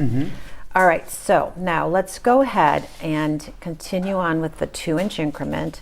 So now my strips are at an angle, but I am still cutting in the 2-inch increments that I started with, 2, 4, 6, 8. And when I lift that up, you're going to see that's how you get all of your diamonds. Look at that, look at that. And these are perfect for making all kinds of quilt shapes that are very familiar to you, tumbling blocks. Tumbling blocks, yeah. So that's 60-degree diamonds. Yes, now if I had laid my fabric on the bias line, I would get 45-degree diamonds, which Lone are the Star, Lone Bethlehem. Star. Exactly. Brilliant. So now let's take that stack of diamonds and let's lay them anywhere on the mat. Let's put the shape cut over the top. I'm actually going to take it off the line position so it's easier to see. And what I'm going to do is I'm going to connect the two short parts of the diamond under the center. Remember, 9 is the center. My ruler is 18 inches, 9 is the center. 9 is going to run right up through those two short parts. And what I want to do is just cut off the tips. I'm using a 2-inch diamond, so I take half of 2, which is 1, and I cut 1 inch on either side of center. 9 is my center, so I cut 1 inch on one side and 1 on the other side. So I'm cutting at 8 and 10. And that is how you get perfect triangle. That's incredible. Look at Hexagons, that. excuse me. So clever. So if you like English paper piecing, so clever. Let me just grab that out of the way. I love that. Hey, Jill, it's a very special day when John Scott emails in. My and old he has friend. today. Hello, Jill Rep, you gorgeous creature. Just a minute, John Scott. I'm on air as well. What about me? Looking forward to seeing you at Festival of Quilts. Lots of love, John. And I can't even count how many kisses, but it's a lot. Yeah, he's a good friend. We have known each other for many years, so anyway, can never have enough great hexagons, right? It's true. It's true. Yes. Those are brilliant. I love it. Jacqueline's got in touch as well, Jill, to say, welcome, Jill. I have a June Taylor shape cut. Never been so accurate. Do not hesitate to buy. It's still misty in Cumbria, by the way. Oh, Jacqueline. Susie's got in touch. I'm a huge June Taylor I'm a huge June Taylor product fan. The Shape Cut Plus is a huge time saver and accurate, perfect sewing partner. Thank you, Jill. That's a great way to describe it, isn't it? Your sewing partner. I always say, of all the tools in my toolbox, this is my go-to. Agreed. This is the one that makes things work for me. Yeah. Another thing that I think is kind of fun is if you sew strip sets together. So here I've got my strip sets all sewn together. Now you can lay those also on your 60-degree line, and I want to show you what happens. So we're going to do the same thing we did with the diamonds. My shape cut goes over the top, and again I just want to kind of line up a little bit here so that I know that there's either one vertical or horizontal line here matching up. And then we are going to go ahead and do the same thing and cut in those 2-inch increments. And let's take a look at what happens here. So first you're sewing your strip sets together, and then we're going to cut on an angle. And so now you've got, these gorgeous diamonds that you can sew together. You can put them kind of off center like that. It just gives your block such a unique look if you can pre-sew these together like that. Well, it's how a lot of people make their Lone Star quilts as well, isn't it? To create a strip set or 8 different strip sets and then cut them up. So we can use our Shape Cut Plus to do that too. You can. So this is your versatile ruler. This is the one that you really are going to want to use. It's your go-to, isn't it? Now, what about squaring up blocks? Squaring up blocks, we usually have another ruler for that, but my go-to is back to this ruler. And what I like to do is, for example, where the 45-degree marks intersect on here, you can line up your block perfectly and you can see exactly where it needs to be squared up. I hardly even have to look beyond the actual block to see, okay, I know I need to cut here at 5 and I need to cut here at 13. And now I've squared up the 2 sides of my block. You can take those away and let's turn the other direction and do the same thing. We're always using those 2 intersecting 45-degree marks, and there's usually another, an angle in your block that you can use as well so that you can get it perfectly lined up. And then again, just go ahead and cut. And now my block is squared up. That easy. So no need to buy an extra ruler. This is all using the Shape Cut Plus So many different. So we've cut strips, we've cut, and of course borders for quilts. We might be cutting borders, might we, or sashings, or exactly. And then you just have that folded one more time, and away you go, and it's going to be absolutely square. But look for the reference points. Here I don't have, my center block doesn't have the triangle reference points, but I know that I can actually use the 4-inch square in the center to kind of refer to, and I can just easily square things up. So this is, like I said, this is your workhorse. This is the tool in your toolbox that you are going to use over and over and over. And once you get used to it, that little bit of just tilting your blade to get it introduced and cutting, you're going to be hard pressed to go back to a traditional ruler. Agreed. That's how easy this is. Yeah. Absolutely. A third of the stock has already gone, and many of you have this in your basket. It's such a useful piece of equipment. Well, it's beyond useful, it's essential. Once you start using it, as Jill said, you won't want to cut your strips, squares, diamonds, triangles, hexagons any other way. You'll be squaring up your blocks, you'll be cutting your sashings, your bindings, your borders accurately every single time. And also, Jill, this strikes me as a very safe way and a controlled way to do your cutting. Right, your blade is always kind of gliding in this slat opening. I don't know if we can get this view, but your blade is right in there, so it doesn't have a tendency to kind of jump up and skip on you. One last thing that I really want to show, this is the thing that people forget about, is the Shape Cut Plus comes with these wonderful directions. This is how you cut in 3/4 or 1/4-inch increments. So the math is already done for you. It's right here on this piece of paper. If you lost this, let us know and we will replace it for you. So for example, what if I want to cut in 2 and 3/4-inch strips? How do I go about doing that? Right. The math is right here. So I'm still using my shape cut the way I had in the beginning, and I'm always squaring up at 0. So I've got my fabric folded twice and I'm squaring up at 0. And then it says I do my first set of cuts at 5.5, 11, and 16.5. So I go to 5.5, I go to 11, and I go to 16.5. And then what I'm going to do is lift up the shape cut and shift over where my 0 marking was. I'm going to shift to the dotted line. That dotted line indicates 1/4 inch. So I'm literally shifting my ruler over to the left to that dotted line. The 0 horizontal line stays right on the bottom, and I'm making my second set of cuts at 3, 8.5, and 14. So 3, 8.5, and 14. And that is how you will get all of your perfect 2 and 3/4-inch strips. So remember, it's not just for 1/2-inch increments. No. Anything in 1/4 or 3/4 you can get with this ruler just by saving these instructions. So for example, when I make my 1/4 square triangles, I always add 1 1/4 inches to the finished size. So there I might need 4 1/4 inch strips and then squares to make my 3-inch finished unit. And we can do that with our June We can Taylor. do that with this ruler. Absolutely incredible, so innovative.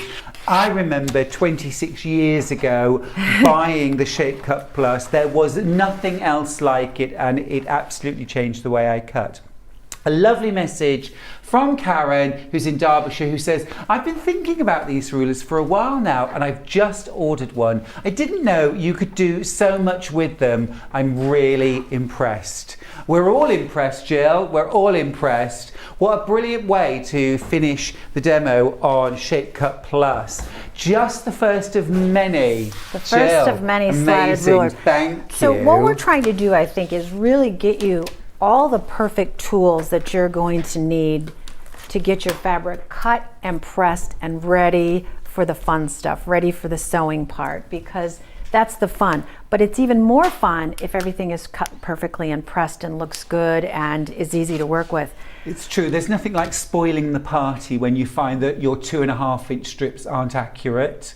Exactly. So let's do it right the first time. So having the right tools is going to make putting that quilt together, and like you can see the one behind me and the one behind you. If you have this done perfectly, it's going to be wonderful. The quarter cut is similar to the Shape Cut Plus, only this has slot openings every 1/4 of an inch. So this is a little bit, this doesn't require you to do the shifting of the ruler. And you'll notice that all of our whole numbers and half numbers, the teardrop openings, are extending a little bit lower. Up higher is your 1/4 and 3/4 of an inch. So for example, when you cut, we're always going to cut and square up our fabric at 0. Let me go ahead and do that now.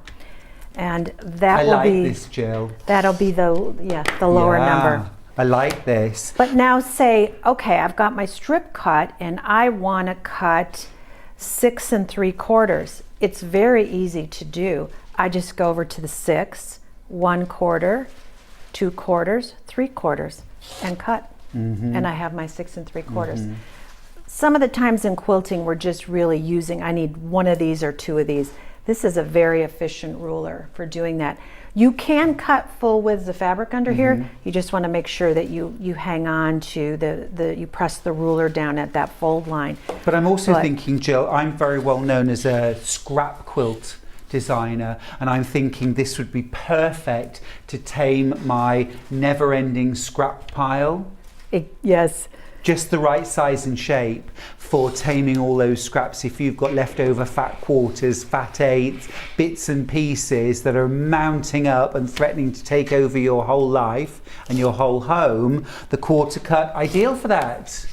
It is. And you know, the other thing we don't want to forget about is this is really a great ruler for when you're making half square triangles, because you'll know that the 245-degree marks basically outline the edges of your squares. So look how nicely your squares will fit underneath here. You can align them on the right or left side, and it's 12-inch ruler. You go to the center, which is 6, and cut right through the center. So this also allows us to make perfect half square triangles. Brilliant. Because no matter how hard I try, when I have to cut a square straight down the middle, well, to do it accurately, it takes a while every single time. So, that looks so easy. Because you have so many reference points on here. You have the center, you have the right, and you have the left. Close to selling out, folks at home, close to selling out. The quarter cut, we've only just got to it. This might be the shortest demonstration in the history of shopping television, Jill. We're going to do a little fringe here while we're waiting, right? Okay, we'll good. just do a little bit 1/4-inch fringe here. So if I want to do that, I'm basically cutting in every single slot opening here. I'm going to do 3 inches. Oh, cute. And so again, a lot of people are using faux leather and cork. And look at, it's just a great way to cut little fringes with this ruler. I like that. Yes, faux leather cork, that would be gorgeous. It is. There's a trim in a bag. Or a trim on garments or something like that. So this is wonderful for 1/2-inch fringe, 1/4-inch fringe. Sold out, Jill. All right. Sold out. All right. Well, get rid of it. Love that quarter cut. You're too good. Oh, now then, I'm thinking this is the big shape serious piece of kit now. I want to answer one very quick question while Jill gets ready.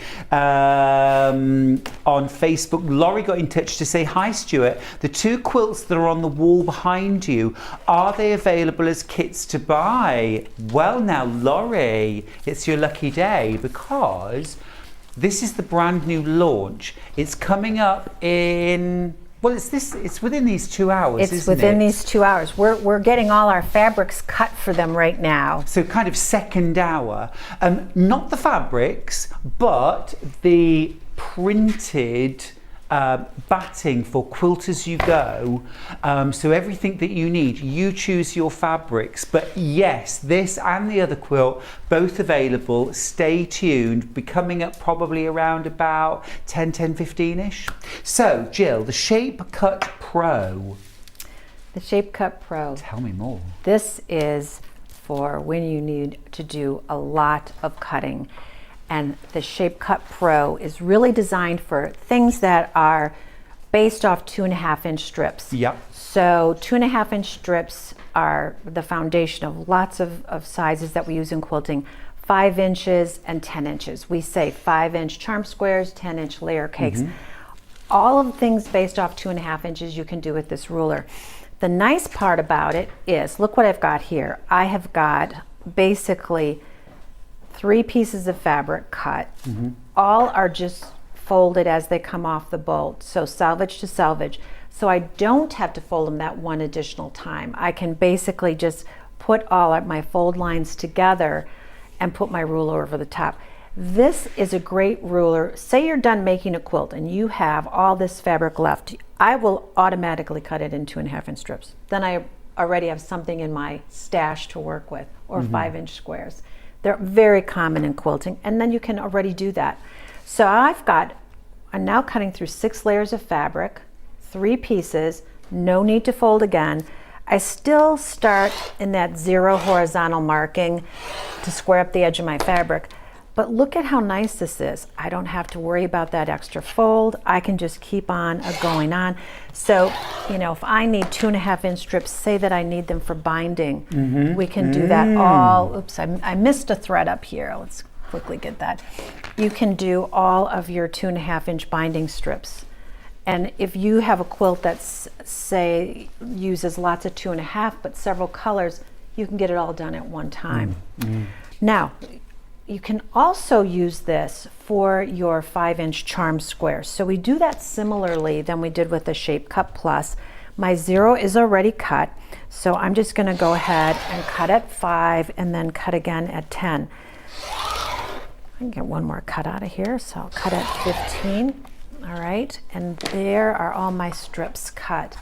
And then let's turn these, and I can cut in the opposite direction for my charm squares. You might want to actually turn your mat when you're doing this, but we're a little limited on room here today, so I'm going to actually turn the fabric.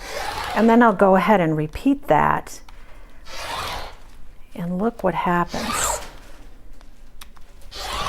You'll have all of your charm squares cut in no time. Fantastic. Stacks of charm squares that you can use in your quilt. Again, you can use any of the other 2 rulers to turn these into half square triangles or square them up for other quilt blocks. So Shape Cut Pro comes with a handle so you can actually hang it. This is what you are going to be using sometimes at the beginning of the quilt when you know you need a lot of one specific shape. Use your Shape Cut Pro. And definitely stack up the fabrics because you're going to be able to cut them with this. Yeah, that's amazing. And I'm thinking as well that sort of pre-cut quilting is so popular now. It's a genre all of its own, isn't it? But we haven't always got the pre-cut. Sometimes we've got our own stash, maybe we've got fat quarters. So we can actually start by creating our own charm pack and then create our quilt from that, can't we, using this? In about a minute. It's incredible. It's absolutely about incredible. A minute. I noticed on the Pro that you've got dotted lines.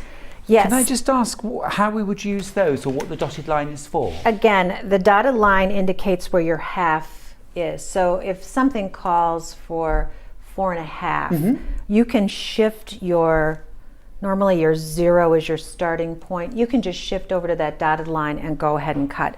So any increment of 1/2 inch can be cut on this as well. So if I wanted to create cut a 5.5 inch border for my quilt, you could do that. Perfect, perfect. Because as soon as I saw the size of this, I was thinking bindings, as you showed, borders, but those larger cuts.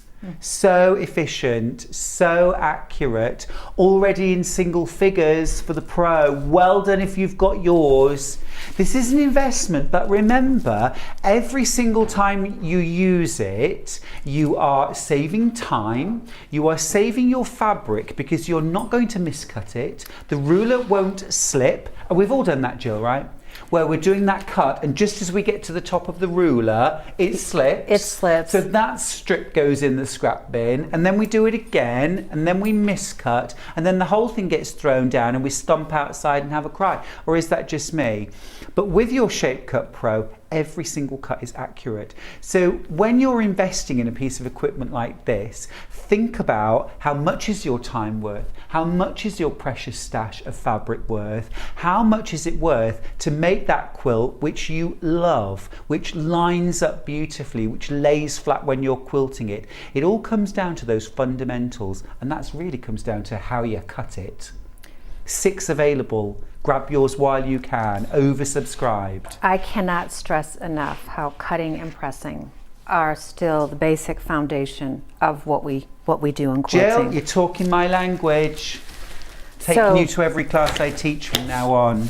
Now that we've got our quilt cut for the most part, and we're ready to look at binding, I want to show you our Binding Buddy ruler. It's a 2.5-inch wide ruler. It's very long, and the reason it's so long is because when we want to cut things on a bias, of course we need that extra length because we're basically cutting, you know, on a diagonal. What I love about this ruler, first of all, I love the fact that it's just a really long ruler. So if I've got a big long piece of fabric to cut, I can. Now, if I want to cut regular binding, 2.5-inch binding, and I can go ahead and take my fabric and cut straight of grain binding. Now we would use straight of grain binding on placemats and, you know, other types of quilts. But bias binding is a little different, and bias binding is a little bit stronger. So for example, if you think about how binding lays on a quilt, if it's cut straight of grain, there's just really one thread going vertically and one going horizontally. Yeah. If you're going to wash it a lot, that's going to put a lot of stress on those fabrics. So it's fine for things that are smaller, like placemats and smaller type of quilts, but for larger quilts that you're going to wash a lot, having that bias binding, all those threads on an angle really give it a lot of strength and a lot of washability. But cutting that is sometimes a little tricky. So for example, here's my big piece of fabric, and if I want to make a diagonal cut, I just have to take this angle on here, and I just simply line that up and cut, and I have my bias strip. Jill, that's genius. But I'm a lefty, so I'm going to turn it the other direction, line that up, and I'm going to make my cut. Oh, come on! And this is already 2.5 inches. So basically, I know with each cut that I just have to set the ruler on the edge. I don't even have to look at the measurements because I know it's exactly 2.5 inches. You know, when you look at a paper clip or a safety pin and you think, why didn't I invent that? I'm feeling that now. Jill. Why didn't I invent this? That is so brilliant. Half the stock's already gone. So as soon as I saw this on the list, Jill, this was the thing I was most excited about. Yes, I love bias binding. I like bias binding all the time, but I understand it takes a lot of fabric and we can't always afford to do that. But when you can, it's definitely better.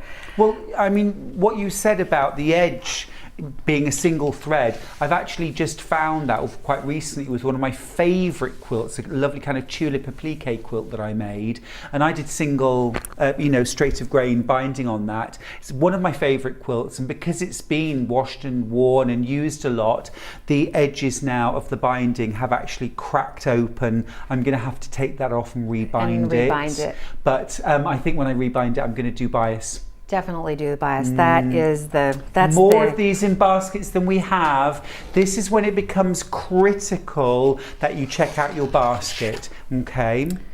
Now let's say they've gone. Okay, they've gone. Well done, Jill. But I have to just quickly show you. You can fold your fabric in half diagonally.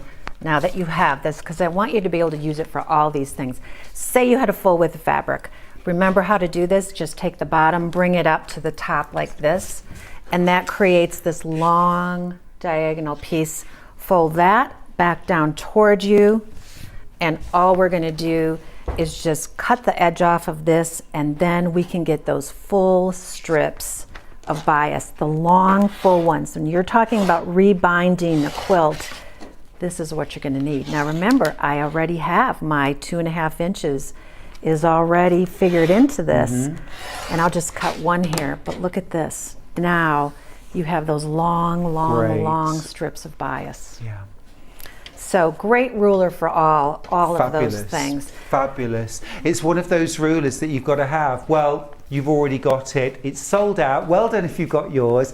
Gosh, we're having a busy morning, Jill. We are having a busy morning, and I'm so I'm so happy to be back. Yeah, just loving the demos. Everyone is loving the demos. We're getting so many messages in. Perfect. Great. Now, next up, we've got the Magic Seam Wand.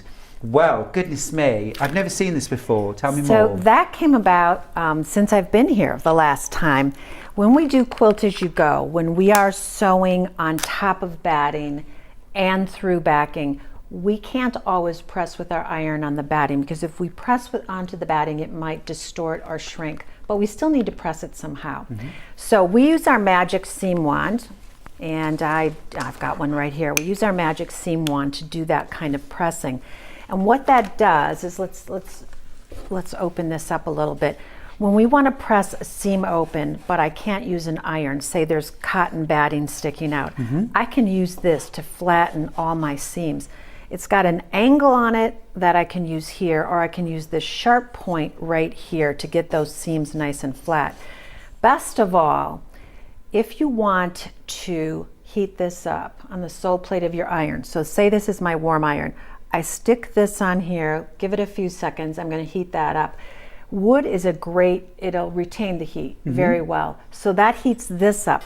Then I can really get that seam nice and flat. What a brilliant idea. And when we get to our Quilt As You Go, where we're using the batting and we can't use an iron, this is the tool that you're going to want to have. I love that, and it's such a beautiful thing too. It feels wonderful in your hand. Jill, I'm thinking if I'm using cork, PU, faux leather, those kind of fabrics I can't iron. This is what you need.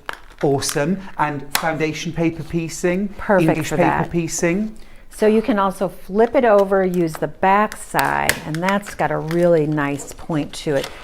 Anytime you can get those seams nice and flat, you're going to have a better end result. I love that. It does feel wonderful in your hand. And also, Jill, I'm a little bit reluctant when I'm in the zone, when I'm sewing. I don't want to have to keep on getting up and going to the iron either. So this I can just have next to my sewing machine. Exactly. Jill, may I go just slightly off piece for a second? I wanted to ask a quick question. Sure. And it's really about the Shape Cut and the Shape Cut Plus and Pro from Sue, who says, could you tell me what the best way to store my Shape Cut Plus or Pro? Should I hang it? Should I lay it flat? Yes, hanging it is always the best, and everything has a handle or a hole in so that you can hang it. Great. Because all of those slot openings in there, it is not fragile, but you know, it's just a little bit, it's not like a regular ruler, so hanging it is best. Otherwise, you can lay it flat, like if you can stack it on your mat and make sure nothing's gonna, interfere with it. But I prefer hanging it. Hanging, perfect. Thank you very much. Nice message on screen for you as well now. My Magic Seam Wand, my Magic Seam waves magic through my workroom every day. I love that. I love that. It's an amazing tool, fabulous for EPP and turned edge applique. Yes, applique too. Great use for that. Fab. Could you show us this again, please? Magic Seam Wand. Yeah, we just really want to use this to get those flat seams. I almost always heat it. I never even thought of doing that. What a super idea. And it's a great example there, the pinwheel block. The center, there are so many seams coming together. You've really got to smush that down, haven't you? You do. And so sometimes heating it up is the only way to do it.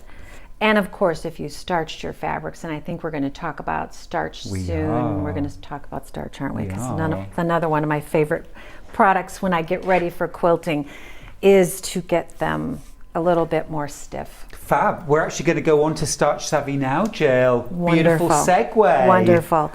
So Starch Savvy is a man-made material. So this does not contain potato, it does not contain corn. And why? Who cares why it would or wouldn't? When quilts sit for a long period of time in a bin or wherever, or cardboard box, and you bring them back, sometimes the corn and potato will attract moths, and you'll have holes in your. I didn't know that. And so having this man-made formula, it stiffens your fabrics, makes them easier to cut, easier to sew. And when you're actually doing your quilting, where you're running your quilt under your feed dogs on your sewing machine, it'll glide nicer. For me, I just like to piece with something that has been starched because it's so much easier. Me too. If you're going to pre-wash your fabrics, and I always suggest if it's something you're going to wash a lot, obviously you want to pre-wash your fabrics. Starch them before you cut because it's going to make cutting so much easier. It stiffens the fabric, it just makes the ruler glide nicely. And with Starch Savvy, the big difference between this and any other product on the market is it gets stiffer with every application. So people that do embroidery can even use Starch Savvy to stiffen things.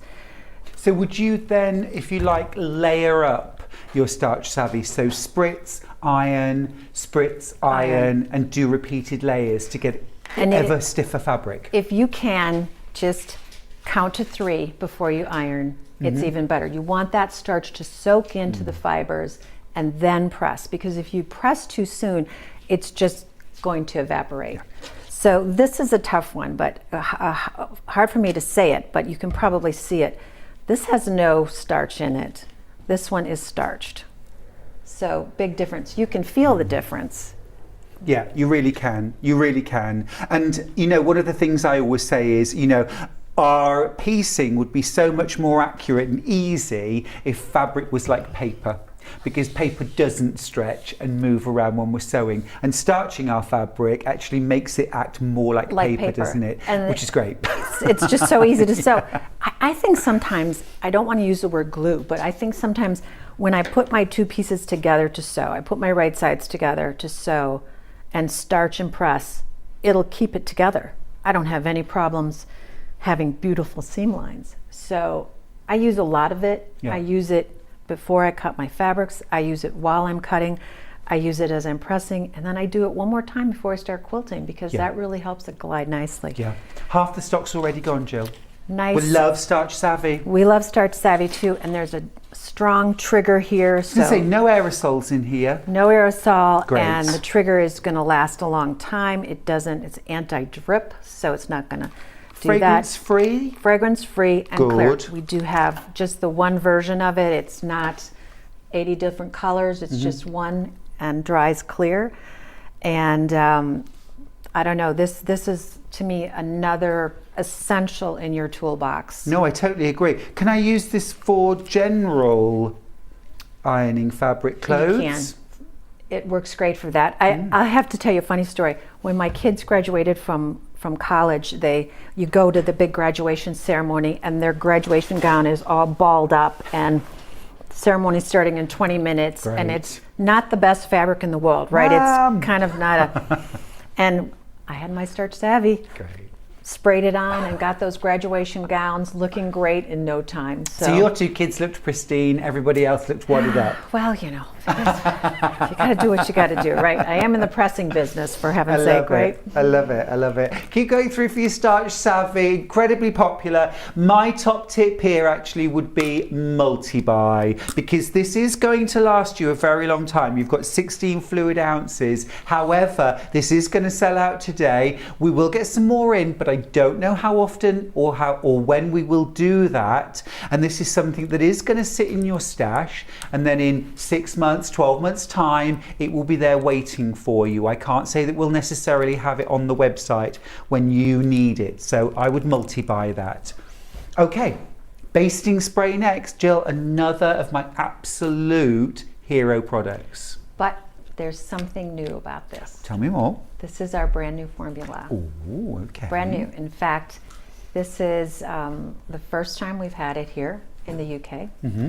And we've been working at this new formula for probably almost 3 years, because when you make an adhesive, there's propellants, and there's the glue or the sticky part, and everybody has a different opinion of what they like, how sticky it is, or how does it smell, what is the spray pattern. Yes. So we collected data over all these years, and we found out what people like.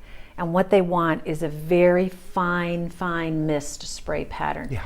Now, when you're using basting spray, you are always spraying the batting, and then you put the fabric on top.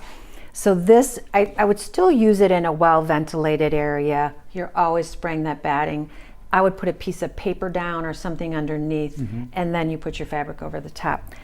Odorless, colorless, and it is something that will not gum your needle. Great. So brand new formula, first time we're showing it here.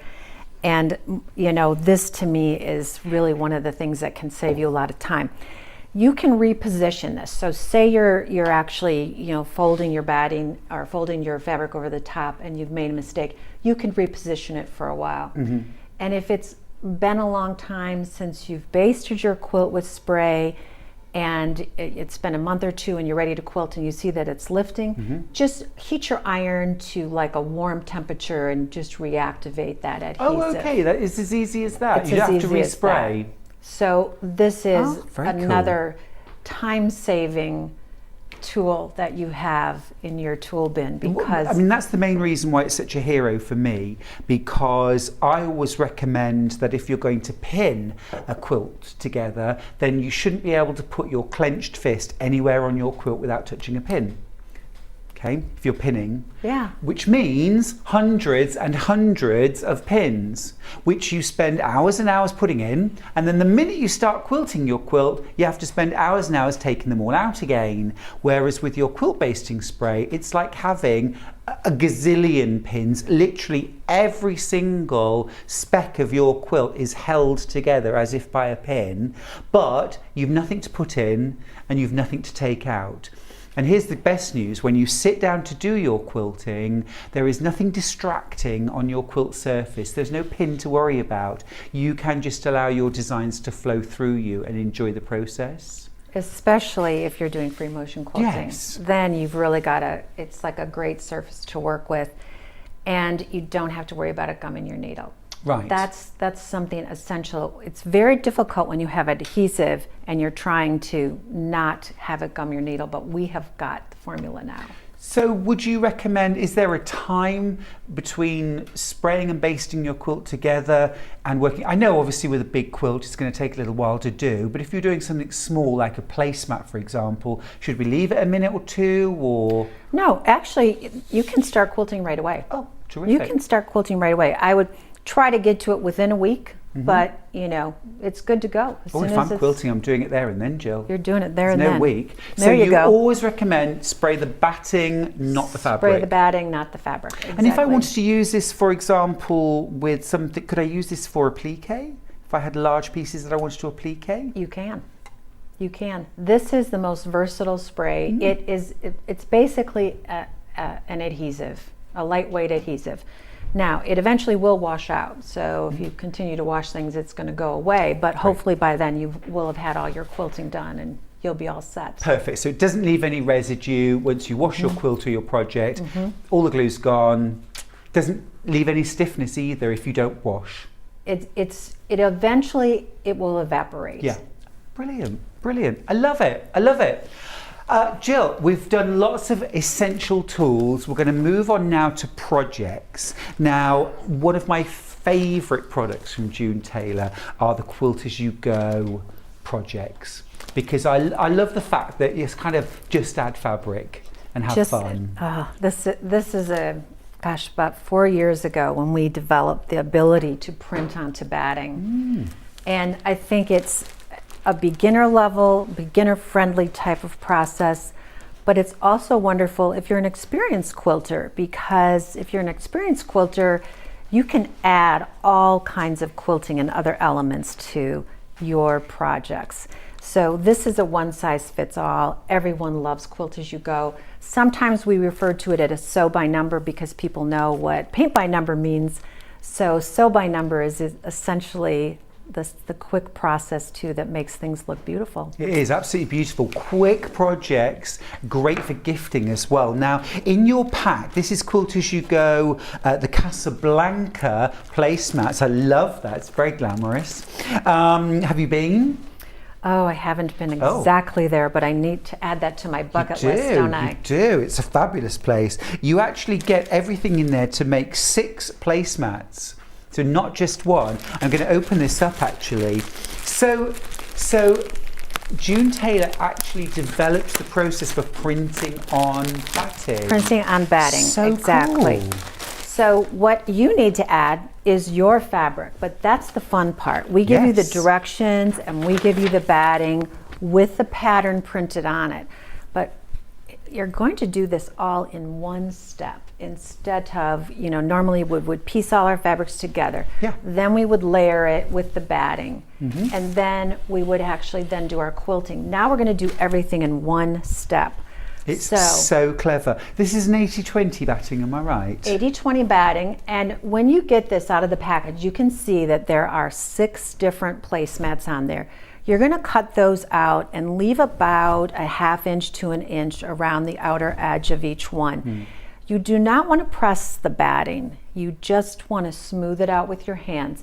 If you can let it sit for about a 1/2 hour and just kind of absorb the air as it is in your house, there's all different kinds of humidity, and sometimes we find when it's really humid, batting stretches.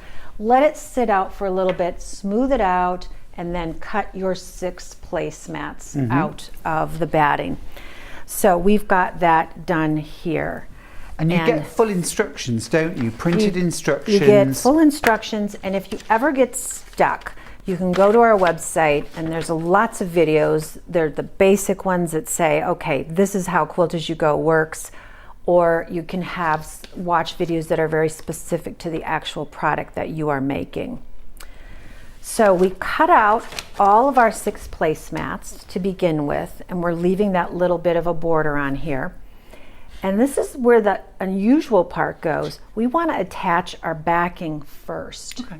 So I typically just take that quilt basting spray and spray the back of the batting, spray that, and then smooth the backing on. So now my backing is attached. And then what you're going to do is you're going to cut out all the pieces that are required for each placemat. Now, if you have this particular one uses a lot of 2-inch strips. So if you have that Shape Cut Plus, I would definitely defer to that, because then you're going to get perfect 2-inch strips. And this particular square I think is around an 8-inch square, something like that. What you're going to do then is you're going to starch the fabrics. We want them nice and stiff, because as we work on the batting, we are not going to be able to press with our iron. Right. So we're going to want our magic seam one. We're going to want a way to get those nice flat seams without using our iron. So here's the fun part. Piece number 1 goes into the number 1 position. So when I say sew as you go or sew by number, that's exactly what we're going to do. But if you have a glue pen, and I think I have one here in my pile somewhere, you can actually start out with your first piece, and hopefully we can see this. Is that showing up? Yeah. Just a couple of lines here with your glue. And then we put piece number 1 down, and that's going to secure that in place right on the grid. So Jill, when we put the fabric down, does that actually sit just on the line? It sits just on the line. Doesn't overlap it? The lines, intrigued. The lines on Quilt As You Go batting are placement lines, Okay. not sewing lines. Oh, okay. They're placement lines. So when you see a 2-inch strip, but you say, that's not 2 inches, you're right, it's not, because it's got to absorb a 1/4 inch seam allowance on one side and a 1/4 inch seam allowance on the other side. Got you. So if I can make one point very clear, the lines are placement but not sewing. Perfect. So piece number 1 is basically glued into position. Can I pin it? Yes, you can pin it. I always just look for the quickest, easiest way, and pins, then I don't necessarily have to deal with those. Piece number 2 goes here where number 2 sits. So what you're going to do is line up piece number 2 and piece number 1 on the placement line between 1 and 2, and we're going to sew in 1/4 inch right along here. When you sew in that 1/4 inch, you're connecting these 2 pieces of fabric and the batting and the backing. So let's set this aside and do our sewing, which I have done prior. And you can see the stock has gone. Lots of you going to Casablanca. Play it, Sam. Play it again, Sam. I love that film. You can see my 1/4 inch seam is right here. Now take your magic seam wand and flip that over, and it should land on the next placement line here. And then you're just going to flatten that seam. Now you can again use an iron. Remember, you can heat this up against an iron and make that nice and flat before you go on. We will eventually press this, but not until we get all our piecing done. Understood. So for now, let's use this. Piece number 3 is also a 2-inch strip. Place that right sides together. And if you ever get stuck, just say, well, piece 3 is supposed to go here.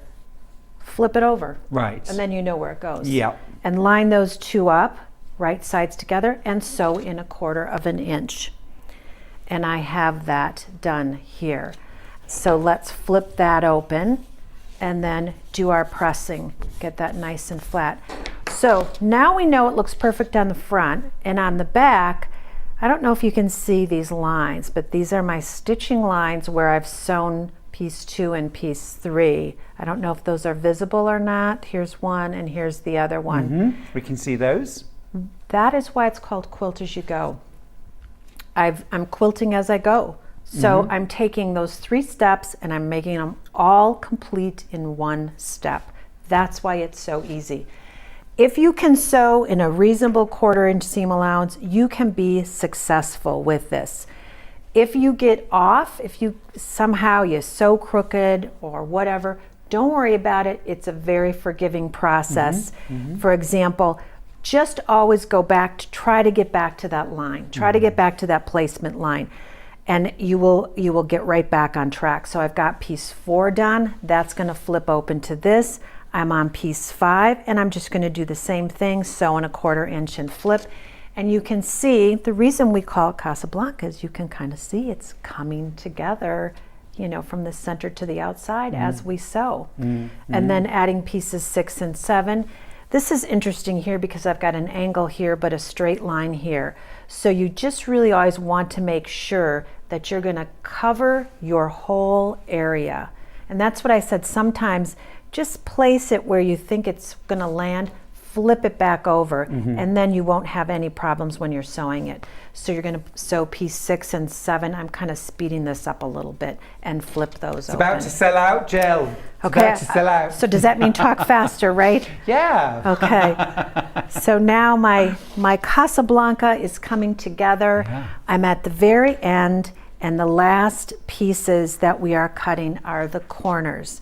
And what we had you do is start out by cutting a square, and then we made that half square triangle. So again, if you have that Shape Cut Pro, cut right through the center to get your 2 half square triangles. And those are pieces 18, 19, 20, and 21. And those go right sides together, just like you did with the strips. And then you flip those over and they create your corners.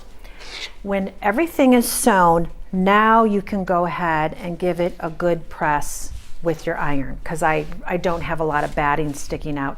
So I've done my pressing with this. Now I press with the iron. And then what I want to do is trim all these off. So lift up at the corners. You can see crosshairs here, and you can see crosshairs here. And all you're going to need to do is put your ruler down in those crosshairs, line it up, and go ahead and trim. And do that on all 4 sides.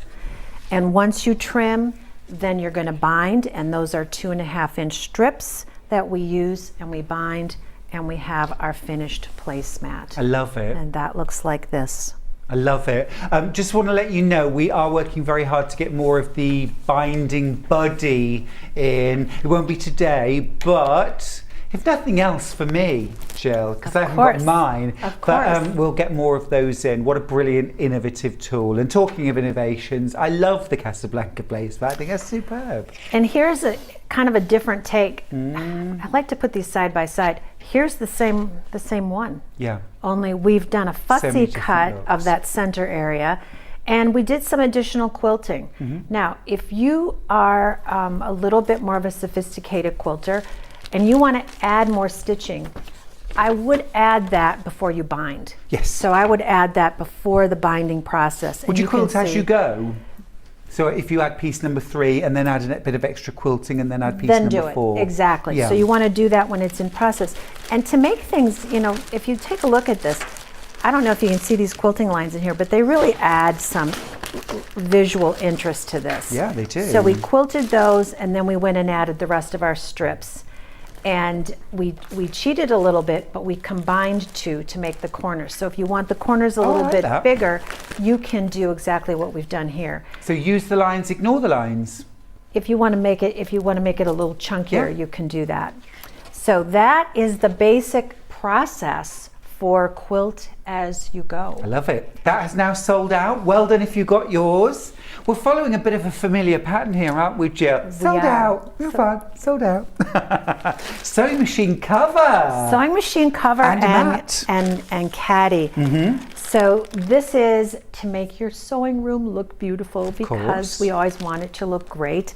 And the sewing machine cover and caddy has, oh now I guess we can see it. Here it is when it's complete. It's covering our sewing machine. And then I'm just going to lift this up so you can see the sewing machine is actually underneath here. And then it has a caddy that goes with it. I get all of that. And you get all of these. You get both pieces. And this caddy actually is built that it has built-in pockets in it. So this part of the caddy will actually hang over the edge of your table, and you will be able to use that to store all your favorite sewing essentials. So the batting comes in, you get two pieces, one to make the cover and one to make the caddy. I'm just opening them up now, Jill. There's so much value in this. There I love there it. is. That's the caddy right there. So there's the caddy. Half of the stock went before we even got to it, Jill. So just letting you know. Because we all want to make our sewing rooms look great. Oh, it's a brilliant project, and it's so self-contained. Just add fabric Just and add thread. fabric. Now, and this is the that's cover the sewing itself. machine cover. Now, I want you to notice that there are 3 different sizes, and there's a key at the bottom. So you're going to measure your sewing machine, and you're going to figure out which size you want to make. Oh, that's really clever. And then you're going to use those lines to do your cutting. So if you want to make the size large, which I think is 20 inches in width, you're going to cut your batting about 1 inch around that outermost line. We always like to give you a little extra inch just to make sure that you have enough.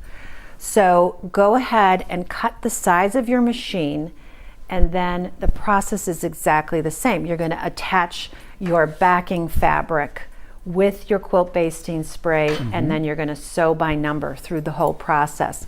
I'm just going to pick this up here for You get full instructions, of course, too, which are really detailed, make things very, very straightforward. It's such a great project. It's really pretty, looks great fun to make, and I just love the fact that it's quilt as you go. It's quilt as you go, and you also get this little strapping material that goes in here, and that's what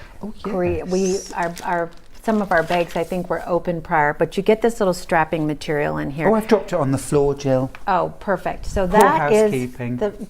the webbing, and that is what we cover a piece of fabric with, and that helps us lift this on and off. So this is just a really fun, easy project to make.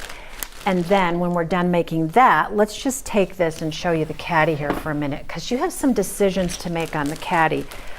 This is basically quilted with, you can use a solid color fabric for your lining. So this is actually the back part, and this is where I'm actually doing my sewing on the front. Wow.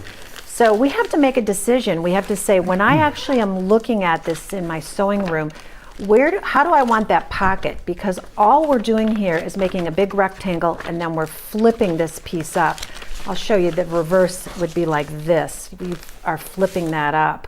So you could also say, I want my sewing machine part to sit on this pretty pieced area.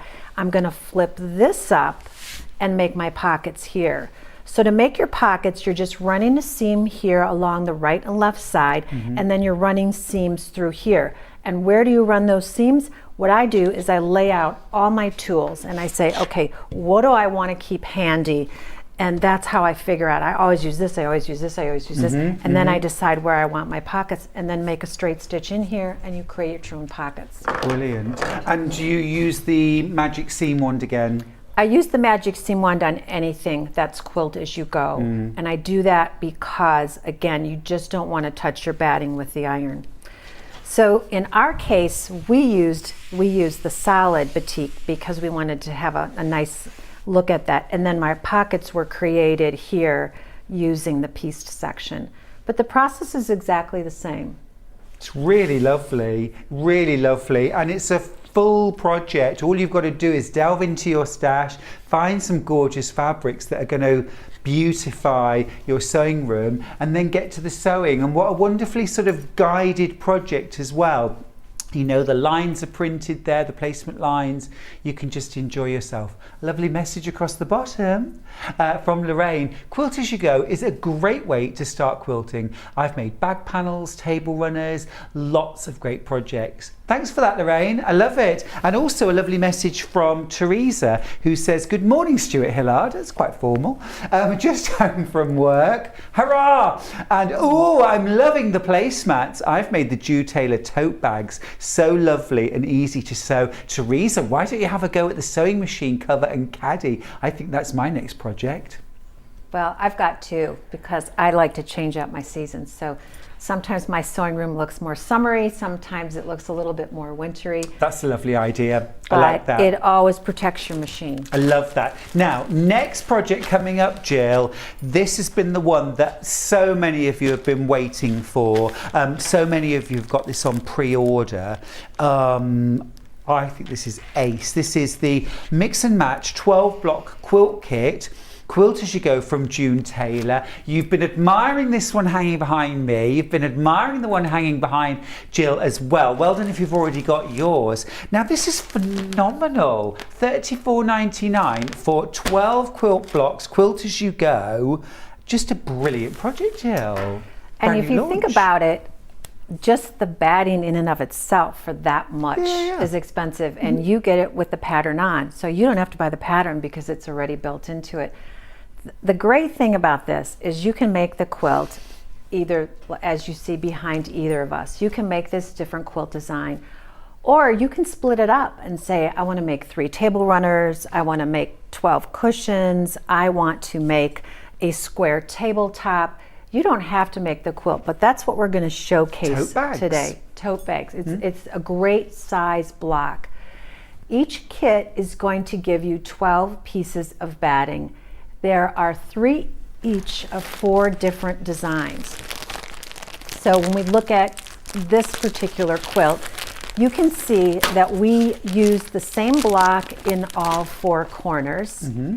And then we repeated the same block on the 2 side edges, here and here, and on those 2 side edges. And straight down the middle, we use the same block. So now you've seen the 3 different blocks, but the key to this product is how you lay those blocks out once you've actually quilted them, because you can get about 1 million different looks. Well, I'm trying to fathom how, would you believe this quilt is exactly the same and exactly the same layout as the quilt that's hanging behind Jill? Because I've been trying to work it out and I didn't and I hadn't, but it is exactly the same, isn't it? With one change. Yes. The corners, squares are inverted. So here we have the small square up in the outer corners. There we have it in the inner corners. So one is going to give the quilt a look of more of the inversion, and the other, has it more bordering. I was going to say this almost creates a partial border, doesn't it? And really frames the quilt beautifully. But what we did differently, which is why it's called mix and match, is because whatever you use for fabric, you can change the look of this. You can have your joining fabrics all being the same. I should say not joining fabrics, but your corner fabrics all being the same and get one look, or you can do it differently and get another look. So fabric selection and fabric layout are really important when you are making this quilt.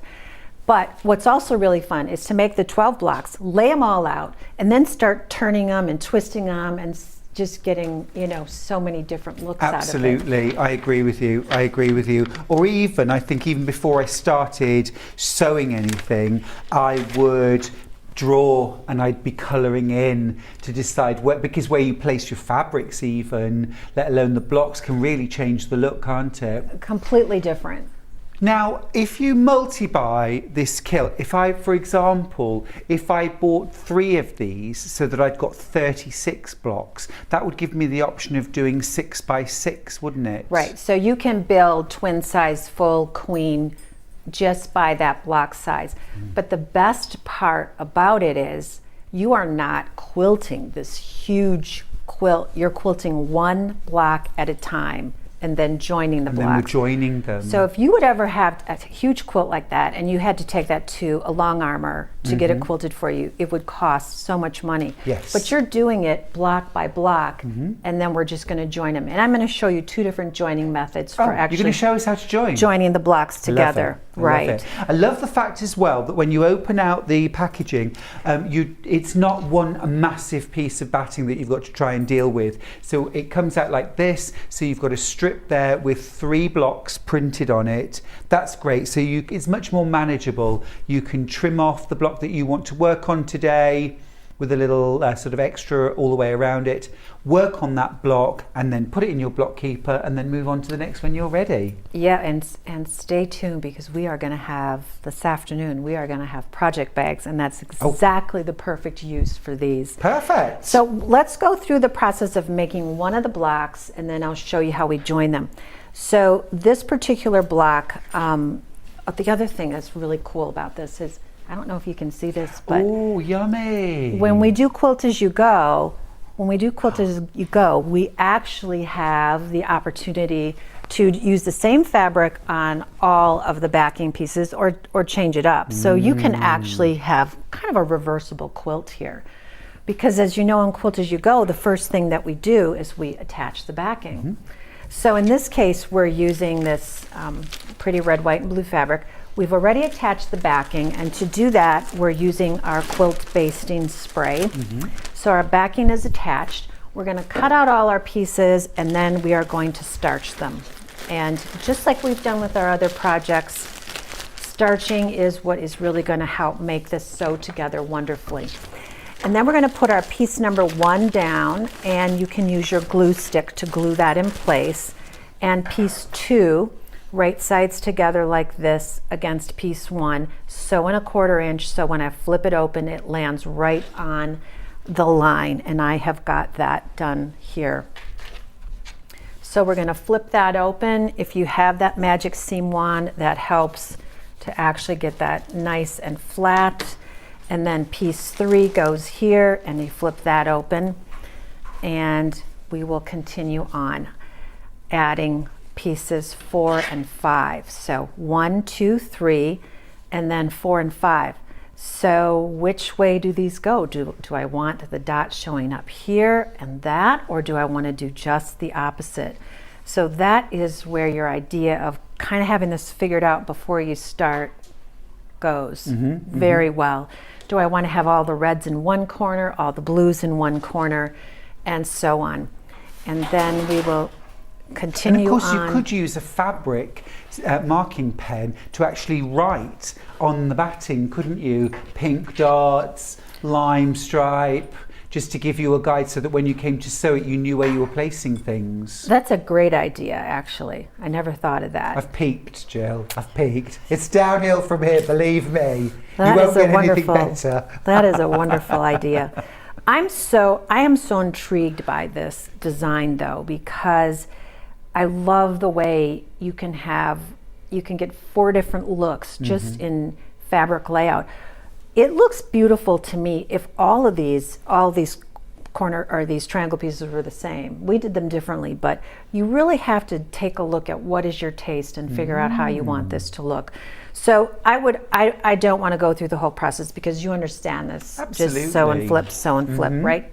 I'm thinking as well, Jill, because there are 4 blocks or 3 sets of 4 blocks, I could actually make 3 wall hangings out of this kit, because I could put all of those 4 corner blocks together, sashings, borders. There's my first wall hanging. I could use these 4 blocks together to make a second, and then these blocks to make a third wall hanging. So there's huge value in this for $34.99. 3/4 of the stock now has gone. If you want any of those last few, you'll need to be quick. Now then, Joyce, who's in Greater Manchester's got in touch to say, how big, Jill, is each block, please? Amazing lady. And products. That's you. So each one, I think, finishes at 14 or 14 and a half. Let's just take a look. It finishes at 14 and a half. Brilliant. And so your idea of taking 4 blocks and putting them together, this block ends up giving you that gorgeous, I just lost the name of it, labyrinth, or that gorgeous log cabin kind of look. Yeah. And really, those 4 together, I think, are spectacular. So I love that idea of doing 4 of a kind. Because it's split up like a log cabin, you could have lights on one side, darks on the other, couldn't you? And then put them together. So much you can do. This is what your block would look like when it's all pieced. Now, if you want to add extra quilting, now is the time to do that. We had all our blocks done, and now we have to join them. So I'm just going to shift over to this design because I think just to give you kind of some idea of looking at a different set of blocks. But here is one of our blocks and here is another block. So we need to somehow join these 2 together. So I have a couple of ideas on how to do that. And this is a very easy method.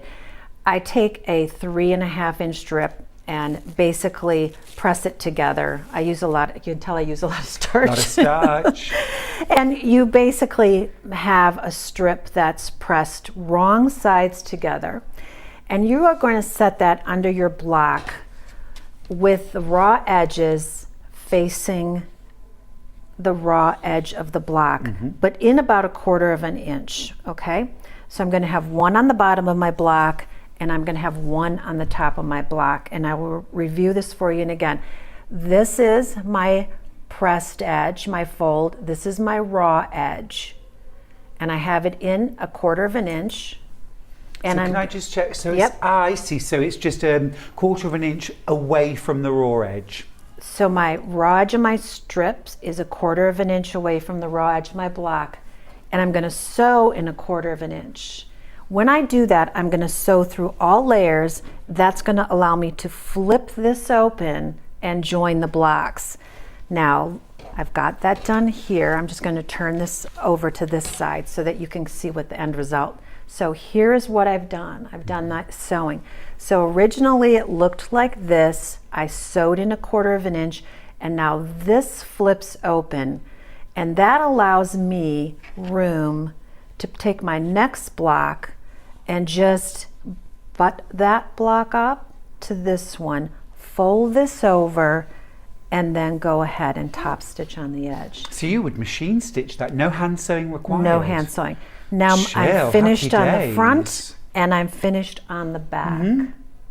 So that is one of my favorite block joining methods. I love the sound of that because a lot of traditional quilt as you go involves a lot of hand sewing, doesn't it? But this is all machine. This is all machine. Right. Now, if you don't like this wide casing in here, just cut your strip a little narrower. Use the same process and you can have a much narrower.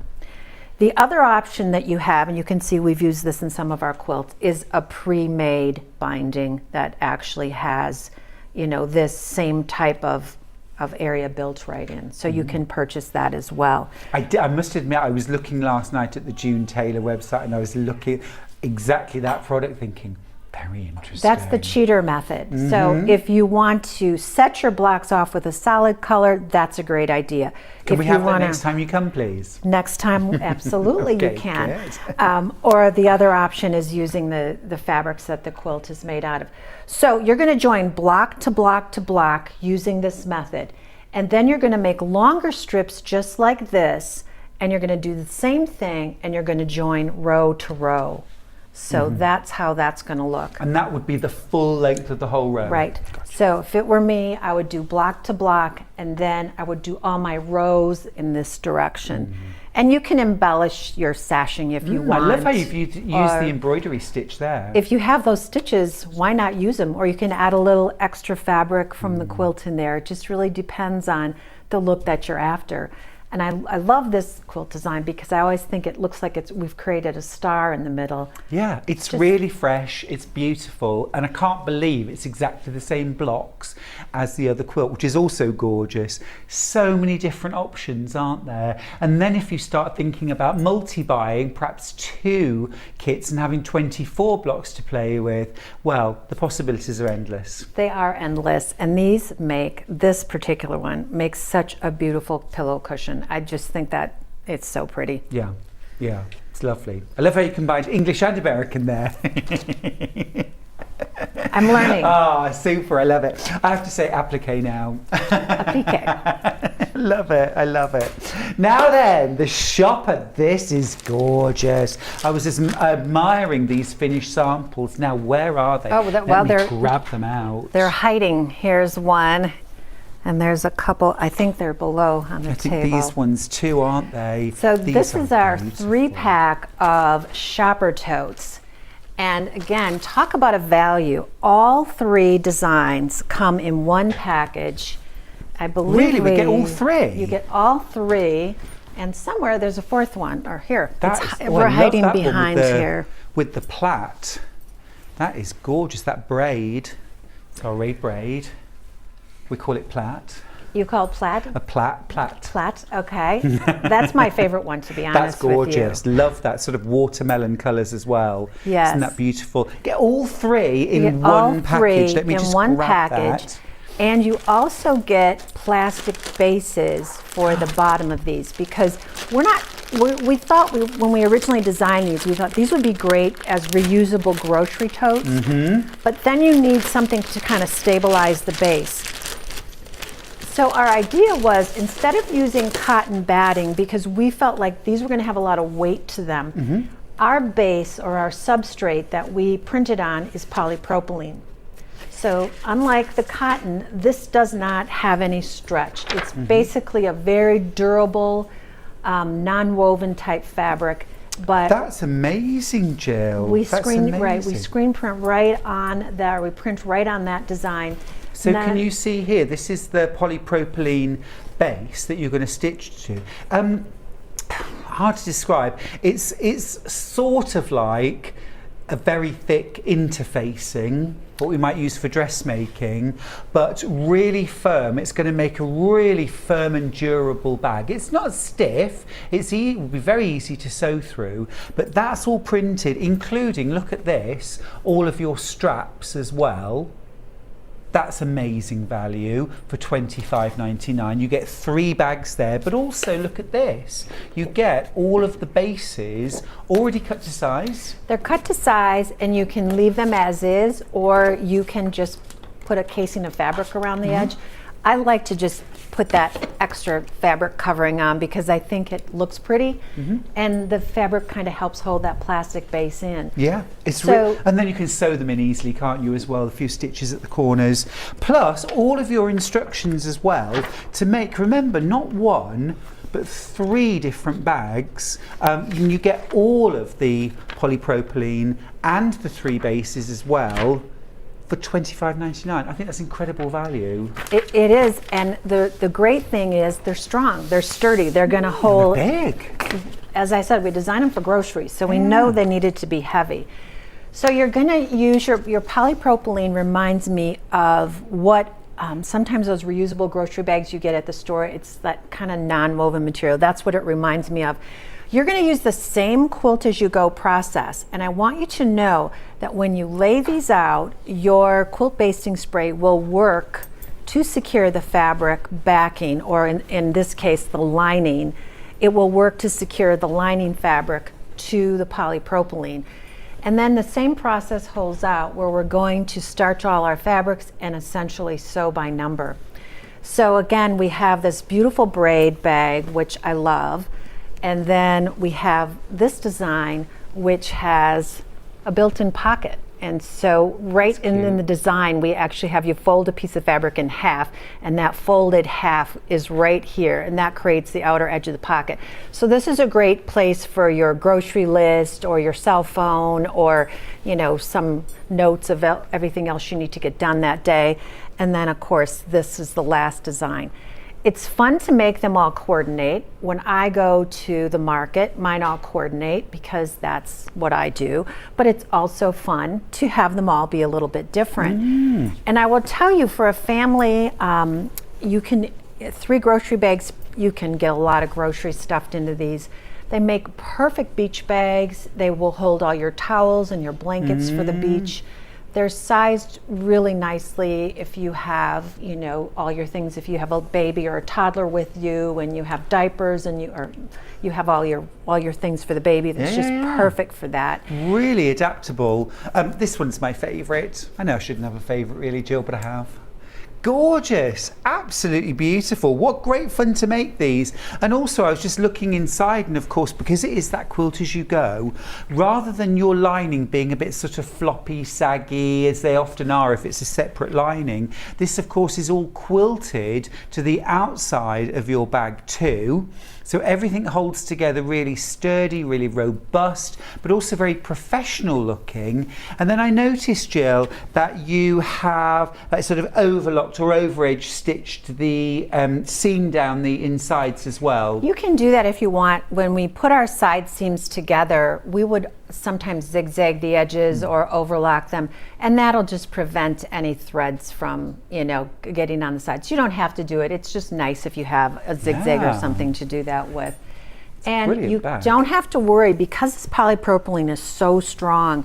When you cover your handles, you don't have to worry that these are going to break, because that material is made for heavyweight things. So and how washable is that polypropylene? It's extremely washable. Okay. I would, if you cover the base with, cover the plastic base with fabric, you can wash that as well. Let that air dry. This you can dry on low heat or just let it air dry. I've washed mine many times. Again, if you're going to do that, why don't you pre-wash your fabric and then starch it before you get going. Great. So this has just been one of my favorite gifts to give someone. Well, funnily enough, Lorraine agrees with you, because she messaged in to say 3 bags, 3 great gifts. Exactly. Yeah, perfect. This was my go-to Christmas gift. So anybody that I knew got either 1, 2, or 3 bags for Christmas, and who can't use an extra tote bag, right? Yeah, absolutely. They're gorgeous. And I love the fact that they're all different too. So you can maybe try some different patterns, try some different techniques. It's all guided. Everything's beautifully accurate as well. It looks really professional. They're sturdy, they're useful. Who doesn't love a bag? And again, if you are doing quilt as you go and you get a little bit off, remember, just go back to the line and you can get yourself right back on track. You can add more quilting. We didn't, we kept ours just as is. But if you want the bags to be, even have more body or to be more stiff, add more quilting. That'll always do it for you. Either stitch in the ditch or decorative stitching, all will make these look even more beautiful than they are. I love them. What a great project. Really, really popular. If you're on the phone line to our call centre, hold on. They will get to you very, very quickly. It's a little availability, but they are proving incredibly popular. That's your Sew by Numbers quilt as you go. 3-bag pattern. You get all 3 designs included, including your straps, your handles. You get your pre-cut bases. I think that's amazing. Really cool, great value, and full instructions as well. How much fabric roughly would I need for each bag, Jill? I think you'd need roughly a yard. I'm approximating here, but I think it says right on here. I think it's a yard for the, let's look at the lining because that will tell you exactly. You need 3/4 of a yard for the lining or the inside part. So that means you need probably about a yard for the outside when you consider all the piecing that you're going to be doing. And again, you can use, we say 5 to 7 fabrics. It really depends on the look that you like and if you want them to be really colorful or you just want a few. So we say 5 to 7. And many of them take 2.5-inch strips. So if you have that big Shape Cut Pro, you can get this cut out and sewn up in no time. I mean, I can make one of these things in about 2.5 hours. I've gotten down to, you know, because sew by number is so easy. It's something where you say, I need a gift tomorrow. Guess what? Dig into your stash and you have something. And then the straps take about 1/2 yard each.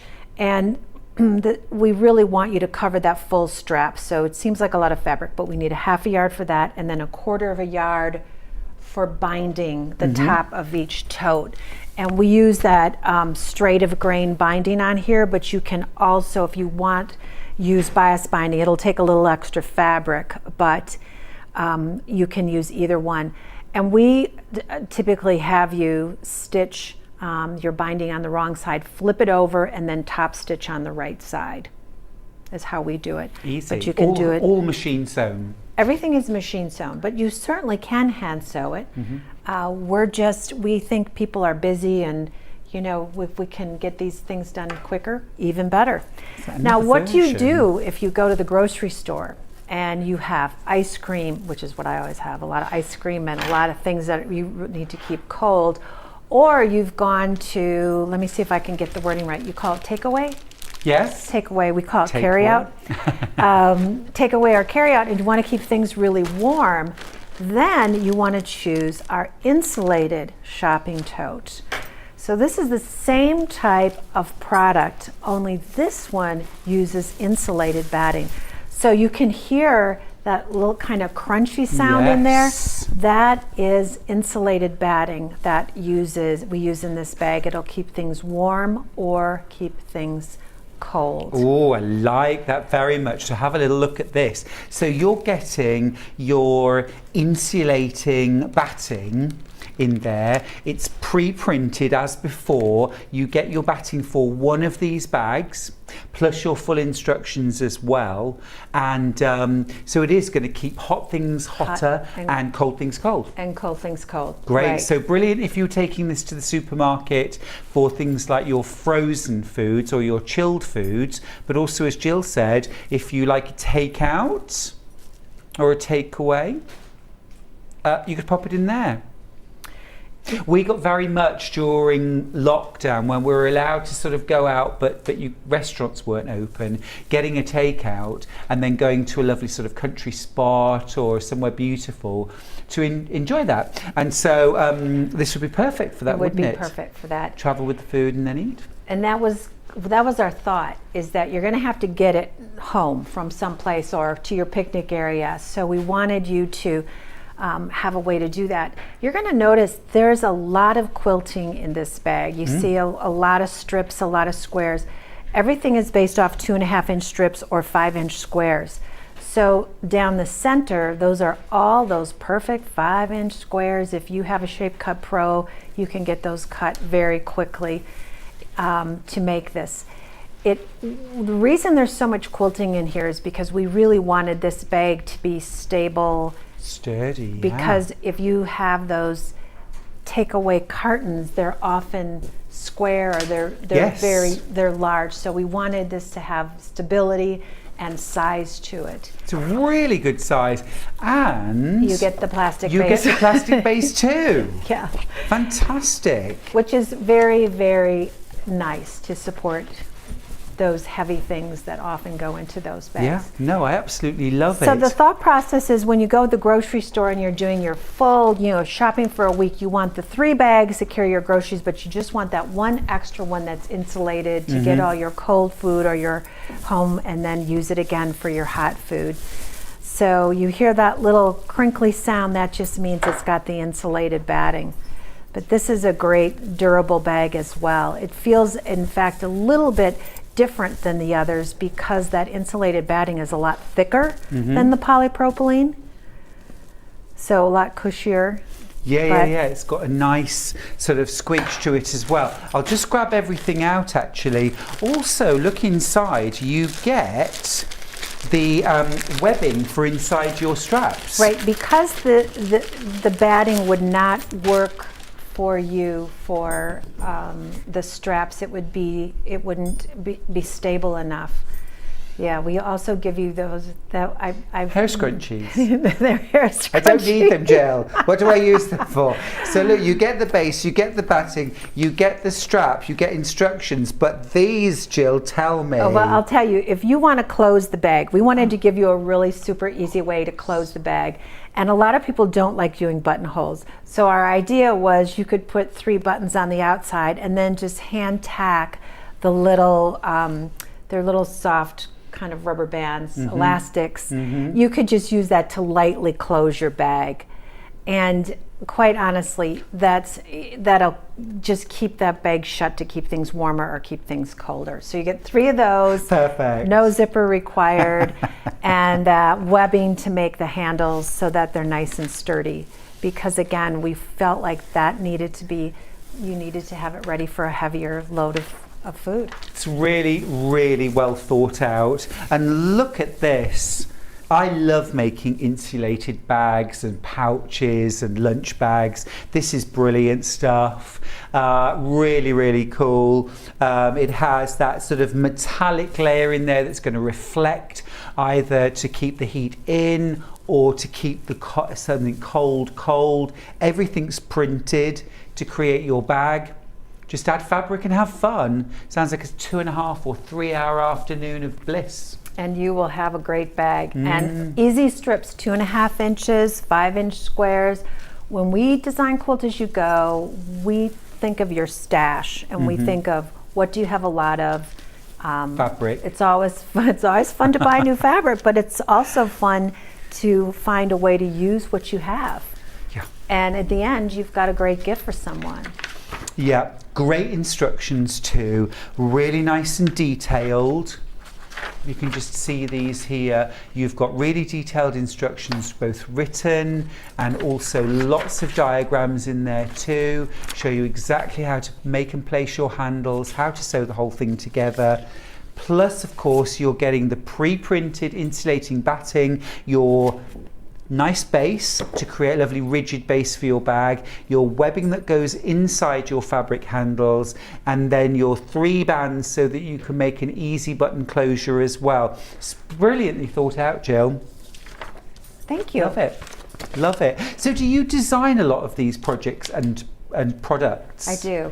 Product development is a big part of my job, and so to be honest, the way the idea came up is I was actually traveling to a quilt show in Australia, and I bought groceries at the grocery store, and I went to the self-checkout area, and I just put all my groceries in a bag, and I left the store, and I got tapped on the shoulder by the store manager to say, "You have to pay for that bag." Oh. I didn't realize that in America, when we get our groceries, they have plastic bags that you can use. And I said, okay, I explained that I didn't know the rules, and obviously, I think it was like a nickel for the bag. It was not a big deal. And so after I got done being embarrassed about my little faux pas, I wrote to the office. I said, we need reusable grocery bags. This is what we need. Great. I mean, this is what's coming to less and less plastic being used. These are washable. These are green. These are good for the environment. And again, the fact that they're so sturdy means they're going to last for years as well, doesn't it? It does. And if you can sew, the really cool thing is I have 4 sets of grocery bags. Yeah. I have one for summer and spring and winter. I like to just change my tote bag. I think that's just what women like to do. They like to see different fabrics, and they like different things. Too, this would be great if you were going to a potluck. It would, and then leave it as the gift. That's your hostess gift. So you bring something warm for your guest or for your host or hostess, and then you leave them the gift as their bag. I think that would be a great idea. Oh, Jill, you have made me laugh. Sue, sorry, there's a message in to say, as a child in the UK, we used the term carry out for the 7-pint party beer can you were sent to fetch from the off licence. We're bringing back memories here, Jill. We're bringing back memories. Okay, take away, carry out, same difference, right? A message across the bottom. Morning all. Will Jill be at Festival of Quilts, as I can't find her on the show guide? Loving all the products. Keep missing out. Oh, I'm sorry, Wendy, but be quick. Jill, will you be at Festival of Quilts? And where are you? All 4 days. So I believe I am at a meet and greet Thursday midday sometime, something like that. I'll be at the Sewing Street area. Oh, fantastic. And then I will also be working out of the White Gecko booth. So please stop by to White Gecko and say hello, and I would love to meet you. And I will have many of the June Taylor products there. I'll have all kinds of demos, and I will be very honest with you. We are developing this Quilt As You Go line as fast as we can. New coming up, we're actually going to have printed designs on foam. Oh, fantastic. I love using foam. So you can have even more durable products, tote bags and things, purses, and we're having a adopt kit, a shaving kit, I think is what's called, made out of the foam. But I love hearing about what you want. So what are the projects that you want us to make next? Because this Quilt As You Go is just basically, it's a big math problem, and I love the challenge of figuring out how to go backwards and make quilting numerical but easy to follow. Because you can't just say, well, a strip can be sewn to a triangle and that can be sewn to this. There's a little math involved. But what are the projects that you're interested in us developing for you? Because those are the things that we want to work on. And it's different wherever I travel. Everybody has some, something different that they want. Indeed. We have a great big weekender bag on the drawing board that you travel with on a plane. But there's lots of other things that maybe you want to see us make. Let us know. Stop by or write to Jill, Stuart. Prepare to be inundated. we got lots of ideas. Don't forget as well, of course, Jill is back at 12 o'clock with some more great projects, all brand new projects too. Now we have something else. Quilt As You Go Express. Pre-printed batting. This is sophisticated strips. Sophisticated strips. Let me grab the quilt. We do have a quilt. We do. I might just undo this and bring it in. This quilt is printed on our 80-20 batting, so cotton poly batting. And this is, the reason it's called Express is because you can make this quilt in 12 seams, 14 seams. Wow. 14 seams.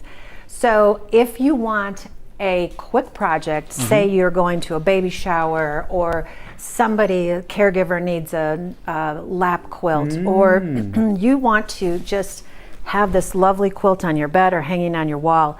The reason it's called Express is because it goes together really quickly.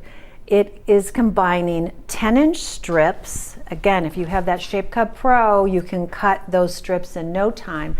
So 10-inch strips in the center, and you go to the 5-inch strips, which are on the outside edges. So 10 inches and 5 inches. You can make this quilt design out of cottons. You can use plush velour. You can use minky, any type of fleece or plush velour or cotton to make this design. And when you start, you're going to start with the lightest blue in the center is your piece number 1. I don't have the full set of samples here, but the process is the same. You start out by attaching your backing fabric using the quilt basting spray. Then you cut your 10-inch strips, and those all go in the center area. Starch those and go ahead and sew those on. This is a great quilt to showcase additional quilt designs because the piecing is so large. There's still enough piecing in here for you to hold it together through washings. But in each one of those sections, use your machine stitches or maybe over the top of your seam lines, do some kind of decorative stitch in the ditch. That would really, really jazz up this quilt. We have several of these great designs, fabric designs on this quilt, but I only could take over 2 suitcases, so I couldn't bring everything. So I brought the one that was the most compact. But this is a great one to do some additional quilting on because there's such big spaces in this. So you can really showcase. Or you could use like a real large scale or kind of novelty prints as well. I'm thinking nursery style or juvenile prints would look gorgeous on this quilt. Well, and juvenile prints often have a bigger motif, which is why this is perfect if you're making a quilt for a young person or even a baby quilt. The other thing you can do is you can pre-piece these strips. So like a piano key or something like that. Instead of using the full strip of fabric, you could pre-piece something out of triangles or strips or squares and then use that as your main strip in this quilt. Yeah, so maybe 2.5 inch or 3.5 inch strips that you've sewn together and then just cut it to 10 inches wide. 10 inches wide, and then go ahead and start using that as your main strip. So 14 seams and you've got it all done, and then you bind it. Quick binding. Over half the stock? Over half the stock is already gone. It's brilliant value, isn't it? $16.99. I'd have a couple of those in my stash, just as you said, for those. I don't know why baby quilts always come out of the blue. We must have some warning, but they always seem to be a last minute gift, don't they? Do you know what I mean? But I'm always making a last minute baby quilt. And a baby quilt with one of those large tote bags would be a really great gift for somebody. Absolutely gorgeous. Especially if they were in matching fabrics. I think that would be a lot of fun. Beautiful. A question for you from Rosalie. Hi, can you join these to make a larger quilt? You can join them. There are a couple of different ways to join them. There are batting joining strips. I don't know if you've ever seen them. It's like an interfacing that has fusible on both sides. You can use that before you would continue on. You can use the joining method that I just showed on the block, and you can just expand that and join your sections together. I know of some people who have actually bought 2 kits of those, sewn their batting together, and then constructed it as one. So that's another option for you. On our website, I believe in the Q&A area, we have a couple of options of ways for you to join these quilts, and we give you sizing according to full, twin, queen, and king, if you want to do that. I'm just thinking, Jill, about how good 4 of these joined together with the stripes going almost in like an X through the center. Oh, that would be beautiful. And the triangles meeting up, and then just have that joining method, those strips through the middle, almost like window panes, and a border. So many different options. It's the starting point, isn't it? It's a beautiful thing in its own right. Right. But it really gets my juices flowing in terms of I could add embroidery, I could add embellishments, I could pre-piece, I can join them. There's so many different ways we can use these panels. We've seen a lady that did this, and she put a monogram in the center, and I thought it was just absolutely striking. Yeah.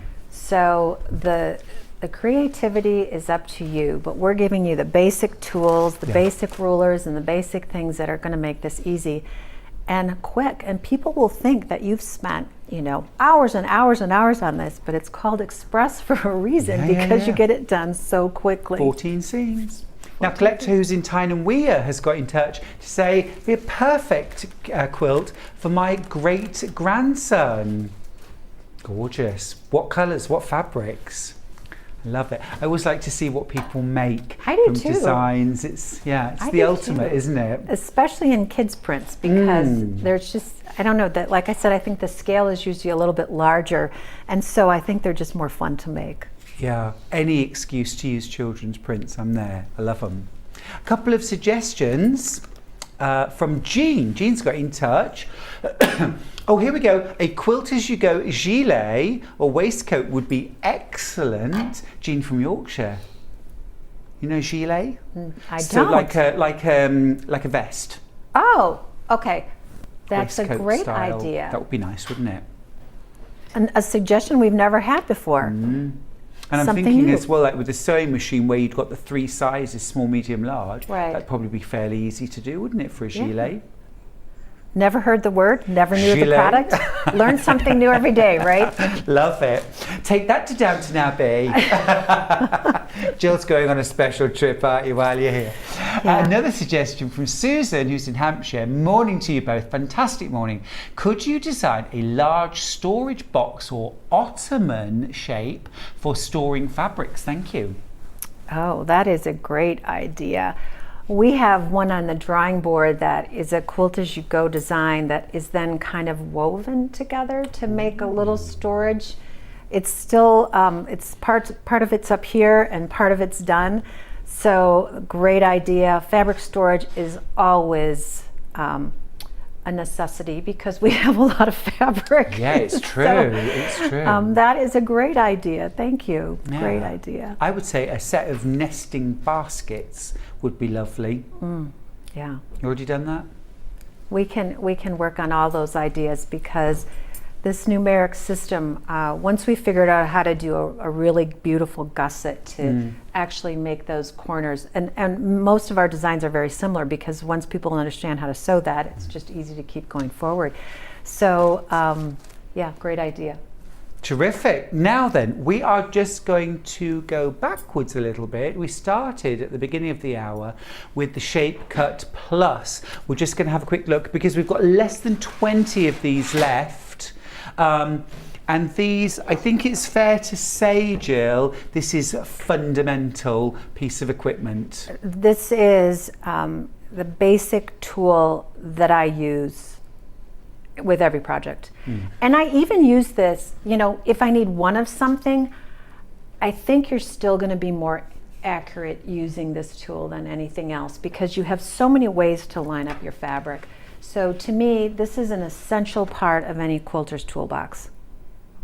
Yeah, and if you didn't see the beginning of the show, of course, you can watch again, but Jill showed us how to cut strips, squares, half square triangles, binding, hexagons, diamonds, so many different shapes, accurately, quickly, safely, using the Shape Cut Plus. It's an absolutely brilliant piece of equipment.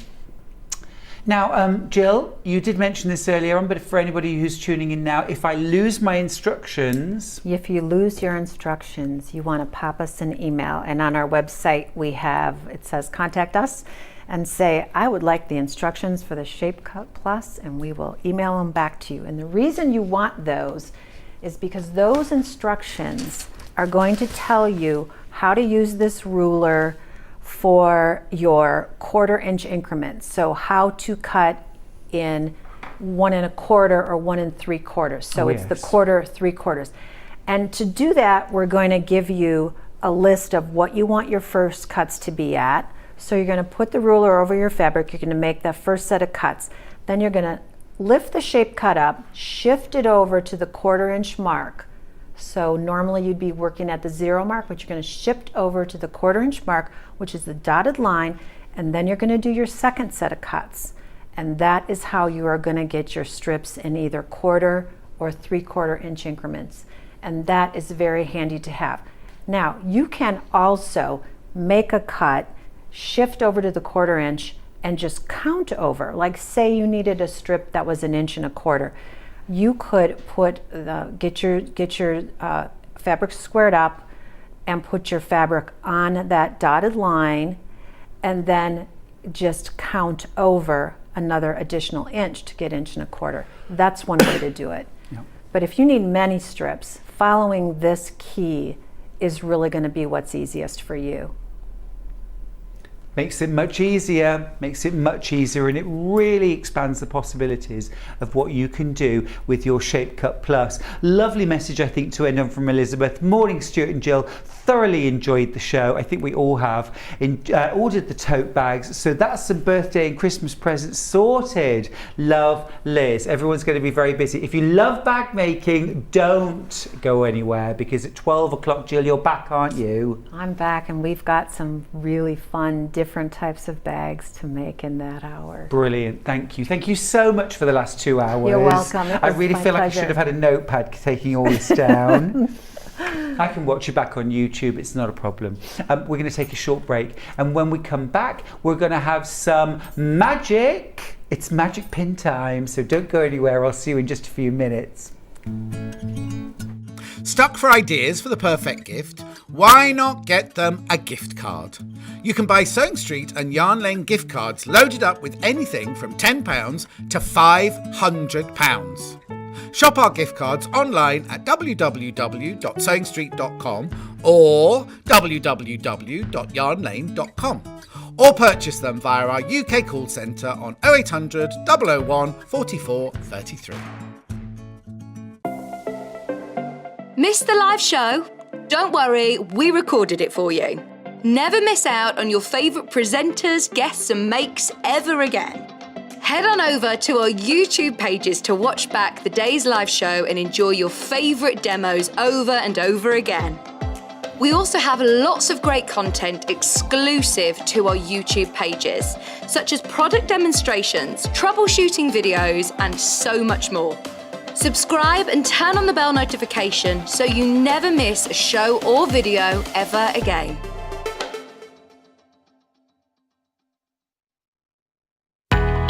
We know that shopping online can be a confusing and sometimes daunting task. And sometimes all you want to do is talk to a human being. Our family-run customer service team are on call 24/7. Full of friendly, warm-hearted individuals, all trained to make your shopping experience as easy and enjoyable as possible. Not only will they take your order, they'll also help and guide you on your shopping journey, so you never miss out. Sewing Street have our very own app. You can now watch and shop from anywhere. Simply download the app from your app store onto your smartphone or tablet, then log in or create an account, and you're done. You can watch us live from anywhere, browse all our recently played items and pre-orders so you never miss out on any show deals, and message the studio to say hello at any time. And remember, you can check out as many times as you want and only pay 1 P&P all day.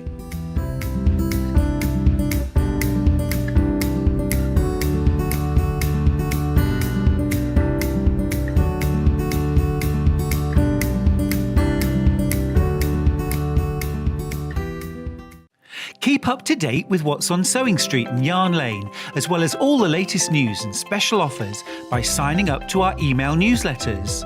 For Sewing Street, head on over to www.sewingstreet.com, scroll down to the bottom of the homepage, type in your email address, click the envelope, and you're done.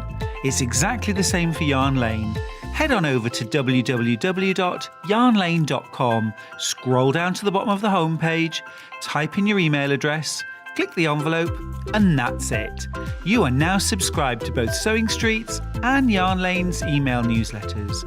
Never miss out on the latest news and special offers ever again.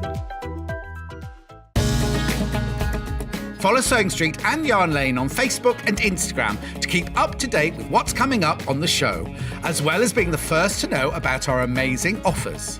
Get involved with our competitions that are exclusive to social media, and pick up some top tips from us too.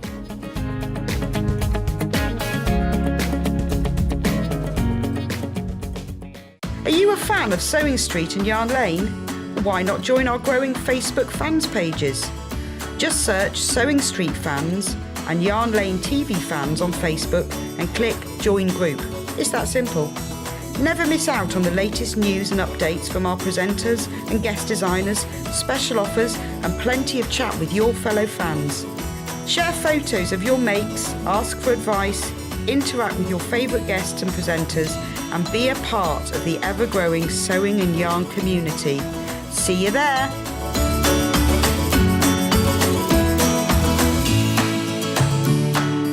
If you're a Sewing Street or Yarn Lane customer, no matter how many times you check out in one day, you will only pay 1 postage and packaging. So don't wait to add the item you want to your basket and check out. You will only pay 1 P&P even if you check out multiple times in one day. Keep up to date with what's on Sewing Street and Yarn Lane, as well as all the latest news and special offers by signing up to our email newsletters. For Sewing Street, head on over to www.sewingstreet.com, scroll down to the bottom of the homepage, type in your email address, click the envelope, and you're done. It's exactly the same for Yarn Lane. Head on over to www.yarnlane.com, scroll down to the bottom of the homepage, type in your email address, click the envelope, and that's it. You are now subscribed to both Sewing Street's and Yarn Lane's email newsletters. Never miss out on the latest news and special offers ever again.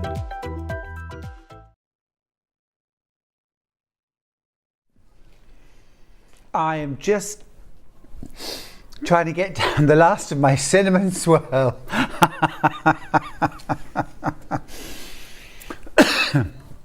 You know, you've got to take these opportunities when you can get them. Gosh, what a busy day. What a busy day. Now then, this hour is mostly about magic pins, but we are going to start by having a little look at the June Taylor cut and press, because we have been waiting for so long for these to come back in stock. Now then, let me just explain. These are going to sell out today without a doubt. Yeah, so essentially we do have more of these coming, and we're going to actually record a show today, Jill and I, for when the stock arrives. We have got a few of these in stock now, so if you're quick, you can get one of these today. I know a lot of you have been waiting. Now this is the smaller cut and press. It's 12 by 18 inches, gridded, pressing surface on one side, and then your cutting surface on the other, all in inches. You've got your carry handle that's part of it too, $49.99. We've got very, very limited stocks of these, but if you really want to get one now, then grab one while you can. We will be getting more stock in soon, but we don't have any more stock at the moment. We've just got a few. I'm going to unwrap this because this is now mine. Lots of you have been asking for this back. We love this product. I use it all the time. It's so useful here in the studio, and it'll be useful for you at home for exactly the same reasons. And that is that we're space poor. We're space poor in the studio. We need things that will do more than one thing, and that are easy, convenient, ergonomically designed, easy to store. This is brilliant because propped up at the side of the desk, lift it up, do my cutting, flip it over, do my pressing. I mean, it's just absolutely brilliant. Now, if you get one today, fab. We have got limited stock. We've actually got single figures of these left now, but we will be having a proper launch show with Jill. As I say, we're going to pre-record that today while she's here, but the show will go out when the stock's arrived. Okay, that one's going to sell out. Now then, we've got, now this is called the Cushioned Quilters Square and Blocker. So this is also from June Taylor. So this is a fantastic pressing surface. So first and foremost, if you don't like to have to get up and go to the ironing board and back and forth while you're piecing, this is brill because you've got a really, really good size to do your pressing on. Also, maybe you don't actually have space in your sewing room or in the kitchen room to have your ironing board out, but this will do the job. You can also use this for blocking things like your knitting, your crochet, and you can also use it for sort of blocking up your blocks to size. We're waiting for more of these, but there are literally 2 left. There are 2 left. Okay, we will have a show when all that stock comes in. Don't worry if you didn't manage to get it. Okay, magic pins. Now then, I know that a lot of you have been waiting for magic pins to come back in stock. Our hero product for a lot of us are the quilting pins from Magic Pins from Taylor Seville. I'll introduce both and then I'll kind of explain where we're going. So we're going to start with the pack of 100. Now, I think before, in the past, we've only ever had these in 50s. Shall I open these? Can I open these? No. No, I can't. No. So this one's got a pack of 100. So what you've got here is 0.6 mil thickness. So they're really quite nice and fine. 1 3/4 inches in length. They have this gorgeous, easy, comfort grip handle to each pin. They're heat resistant. These are the 100s. We've also got the same pins, but in 50s. And they come in this fabulous box that you can store them in. The 100s are about to go, by the way. So if you manage to get the 100s, well done. Now, both pins, whether there's 50 or 100, exactly the same type of pin. It's the regular thickness, 0.6 millimeters. 1 3/4 inches in length. Magic quilting pins are ideal for using with multiple layers of fabric, fabrics with loose weaves, synthetic furs, plush velvets, bulky fabrics too. A pleasure to use with comfort grip. Includes attractive designer storage case. Coloured top means if they're dropped, they're easy to find. And they are just beautiful, beautiful pins. Oh, now those are lovely and fine. I like those. I like those. Let me just open. I was going to say. Give me a sec. There we go. Now, Susie Duncan's got in touch. Susie Duncan uses these pins. As you know, I love magic pins. This is Susie Duncan. I have them all and use them all the time. Comfy, sharp, minimal fabric damage and goes through layers. Love. Brilliant. Thank you, Susie. Thanks for getting in touch. I'm just going to grab a little bit of fabric. Excuse me a second. Oh, I've got a couple of hexagons that Jill cut earlier on. So, you know what's really important about pins is that they are sharp and quite fine and are going to go through your fabric easily. Oh, those glide through. Absolutely beautiful. It's so busy on the phone lines. Half the stock of the 50s has gone. The 100s have actually sold out now. So if you want to get these pins, this is the regular quilting pin, 1 3/4 inch length, 0.6 mil diameter. Grab these while you can. Just glide through. Absolutely gorgeous.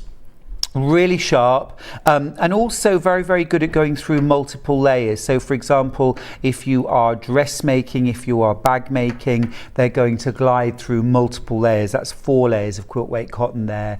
Also things like faux fur fabrics, loosely woven fabrics too.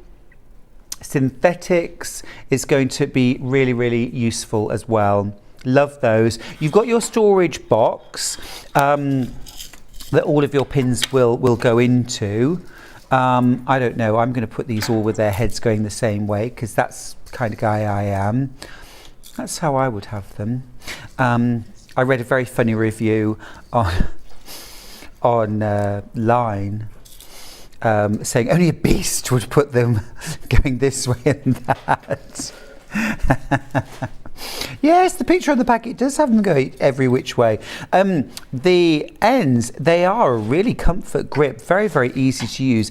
And also that end, the grip, is heat resistant. So obviously when we say heat resistant, we're talking about, you know, if you catch the pin with the iron, it's not going to melt, it's not going to spoil. But obviously don't, you know, just plonk your iron on and go and make a cup of tea. It's not that heat resistant. There we go. There we go. Just to let Jan know, Jan will let the team know. Jan says, I love those blue magic pins, use nothing else. Please tell me what's on at 12 on Freeview. The guide says jewellery maker sales and demos. We'll get that changed, Jan. 12 o'clock, it's Jill Rep is back, and she's got bags. You can see a few of them behind me, really brilliant, with the Zippity Do done, which is just brilliant. So stay tuned, it's bag making and more June Taylor rulers at 12 o'clock with Jill Rep. So yeah, don't go anywhere, Jan, stay with us. A beautiful, beautiful set of pins there. Pins are one of those pieces of fundamental equipment that we use for our quilting, for our sewing, bag making, dressmaking, and they are fundamental. There's that saying, isn't there, pin money, and now it's used as a sort of, I don't know, it's kind of a little something and nothing, but it actually comes from a time when pins were individually made by hand, as by home workers, and they were really expensive, and they were something which was highly prized, highly valuable, and for very, very good reason. Of course, everybody sewed then. Certainly every woman sewed, and good pins were fundamental to a good result.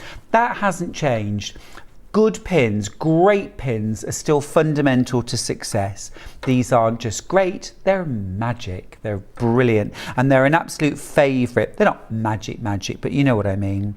But they are a firm favourite with many, many guests here at Sewing Street. Brillo, come in a pack of 50. You can multi-buy, of course, if you want more than 50, and they do come in that gorgeous little box that keeps them nice and safe and secure. I love a pin cushion, but I'd actually keep these in the box. $12.99 for those. Now then, we've seen the blue ones before, but have you seen the green? Am I allowed to open these? These are my favourites. These are my favourites. I'm going to open these ones up. So you've got the case for them. These come in a pack of 100. And these are the ones that before we even started the show, I said these are the ones I need. These are the patchwork pins. Let me grab these out. And of course, don't forget as well that you also have a pin in like a little bubble at the top. So don't forget to take that one out. It isn't more magic than the others, but it is just as magic. Fab. Okay. I may not sort every single one of these pins. Now there are only 14 packs of these left. They're brilliant value at $19.99. You get 100 of these. And these ones are 0.5 mil. So they're very slightly thicker. They're shorter. So they're going to be absolutely ideal for either. So you can see on this little hexagon, if you like to pin sort of horizontally with the seam, and then you can sew and take your pin out as you get to it. Or I know a lot of people like to pin outwards towards the seam that they're sewing, so that when you're sewing you can remove with your left hand. Or personally, if I'm going to sew like that, I will pin this away, and then as I'm sewing I can take the pin out with my right hand. It's really what feels more natural and comfortable for you. Now Jill, who's in Devon's, got in touch to say, I always use these pins and I love them. I have arthritis in my fingers and these are much easier to use than normal pins. Jill on Dartmoor. Jill, that's such a good point, thank you. And it is about that sort of ease of being able to grip, because flat head pins, tiny, you know, the traditional tiny metal headed pins, or something like a glass headed pin, perhaps more difficult to get hold of, but these are very comfortable for pulling out and putting in. Yeah, it's definitely something that your dexterity in your hands does change with age, doesn't it? I'm starting to notice that for sure. Oh, it's just one of the joys of getting older, believe me. Yeah. Terrific. I love those. You get 100 of them. About to sell out. Grab yours if you can. Now, another favourite thing of mine to do is applique or applique. These are the applique or applique pins. Now, when you're doing applique, it's important to use shorter pins. These are going to, so you don't catch them with your thread, especially if you're doing hand applique. So you get 50 pins in here. They're 1 inch long and 0.5 mil in diameter of your actual pin itself. I'm allowed to open these as well, aren't I? I'm just going to do it. Just going to do it. So there's my little short pin there. So again, they come in the case. These are yellow, so it's easy to tell these apart. Because obviously you don't want to muddle these up. Keep them separate if you're buying several different sorts.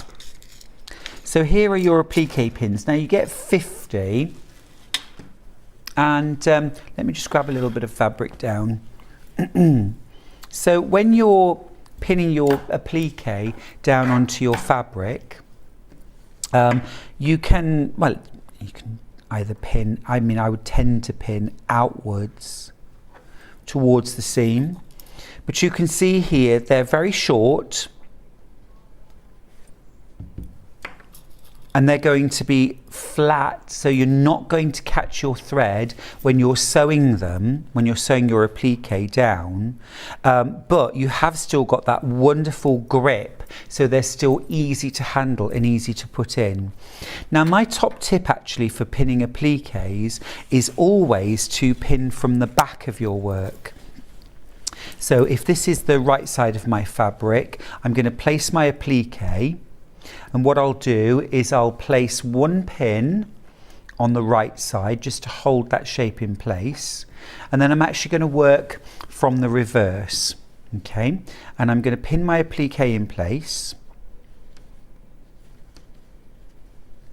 I might just put a couple of pins in place there just to hold that. Okay, and then I'll take the top pin out. And so what you can see now is that my applique is held in place, okay, firmly from the back, and then if I'm going to do something like needle turn applique, I can work from the top, and I know for sure, because there isn't anything to catch my thread on, because I've pinned from the back. Really, really useful tip, that.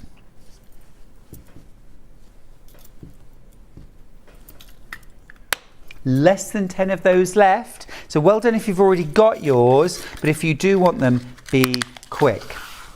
Okay, next up we've got Thread Magic. Now this is a thread conditioner, and this is about keeping your thread tangle free and snap free. Are we going circular? Yeah, circular. Okay, this is one you perhaps recognise. We'll show you a little slide actually in a second. But so what this does is eliminates static and reduces friction. It helps to reduce tangling and knotting, and it also protects your thread against UV rays, mould and mildew. So whether you're doing EPP, whether you're doing applique, whether you're doing cross stitch, you can use this thread conditioner to condition your thread, to prevent that static, to prevent tangling and knotting, and also to protect your thread and your project. Now, I'll just open this up so you can see. Now this can also be used on your sewing machine. So, for example, if you're, say, quilting from the back and you want to condition your bobbin thread, you can sit this on the top of your machine, run your bobbin thread across the top, and then as you're filling your bobbin, hold the thread down into the thread conditioner as you wind your bobbin.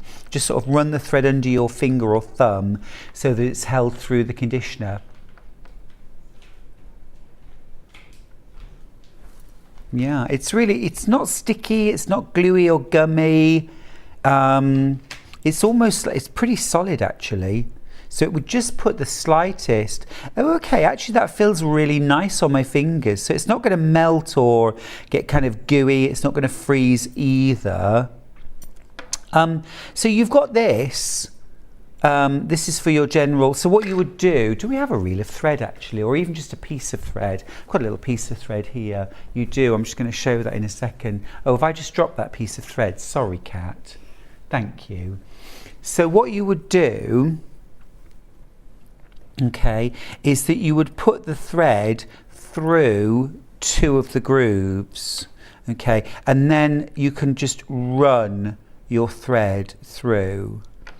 And that, you barely feel it on the thread, but what it does is it helps to eliminate static and knotting, tangling, and so on. Just pull it through the thread, and you can do this with embroidery floss too. Collector who's in Tyne and Wear's got in touch to say it's perfect for metallic thread in cross stitch. I wouldn't be without it. Okay, what a good tip, because metallic thread when you're cross stitching twists and knots, and it can be a real nightmare, can't it? Try using the Thread Magic conditioner. Now the other thing as well is that you get a little block with a little sticky on the back. And I believe this is for putting on your machine. So if you want to condition your top thread, you can actually pop this onto your machine and then guide your top thread through the grooves front and back to run through the center of that thread conditioner. We'll get there. There it is. Can you see that little groove front and back? And that's in the same pack. And there's that little stick. You just peel that off and stick it to your machine. So you get that, but then you get your main. That's brilliant, isn't it, for $12.99? No more tangles in your thread. Cool, I'd sign up for that. Another tip from Jan, Thread Magic is good for smoothing wooden crochet hooks after sanding rough bits with an emery board. Just polish a bit in. Jan, that's a brilliant tip. Thanks for that. Brilliant. Do you know, I love these tips, and it always makes me think, I wonder who and how that was discovered. But yeah, it makes perfect sense. Love it, love it, love it. That's your Thread Magic. That's the sort of usual one that we're used to, that round one. Love that you get the little extra round one as well. Brillo. Now then, I'll pop that to one side. Now then, this next one is the thread. It's Thread Magic thread conditioner, but it also has a thread cutter on it. So I'm going to open this one up. Better than wax.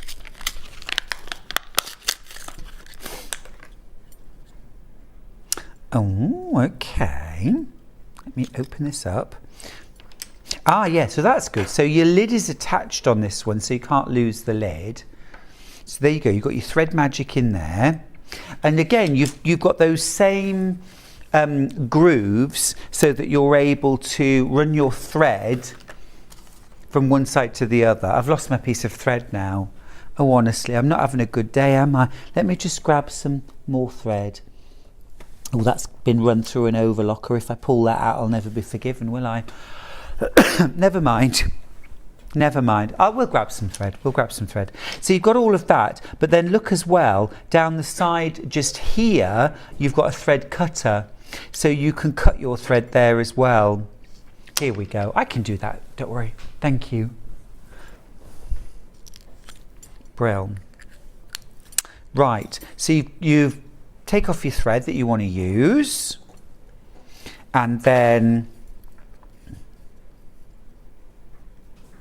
so let's just pop it through like that, so from groove to groove, and of course you make sure you use all of those grooves, and then you're just going to pull your thread through to condition it, and then when you've got enough thread you can just cut it off using your thread cutter, and then you are good to go. And you've got your conditioned thread. It's all cut perfectly. You can thread it up and away you go. Really neat, that. So they're both $12.99. Do you want one with a cutter, or do you want one with a little mini to go on the top of your sewing machine? They're the choices, really. Very clever. Very clever. I like the fact that you can't lose the lid on this one, and I do like having the thread cutter, because that could go in your EPP kit, couldn't it, quite easily. It's all self-contained, thread cutter, thread conditioner, you got it all in one. But this one would also work very well if you're going to use this for your machine sewing and have this with your machine. Very good. Now then, another really essential, can I open this one too? This is the seam ripper. No more lost seam ripper caps. Gotcha, gotcha, gotcha. Okay, so this one,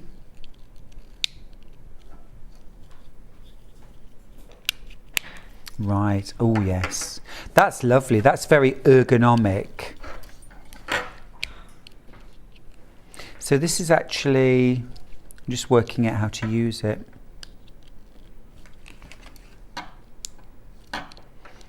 Oh, there we go. Right, so you've got the large seam ripper down one end. Excuse me.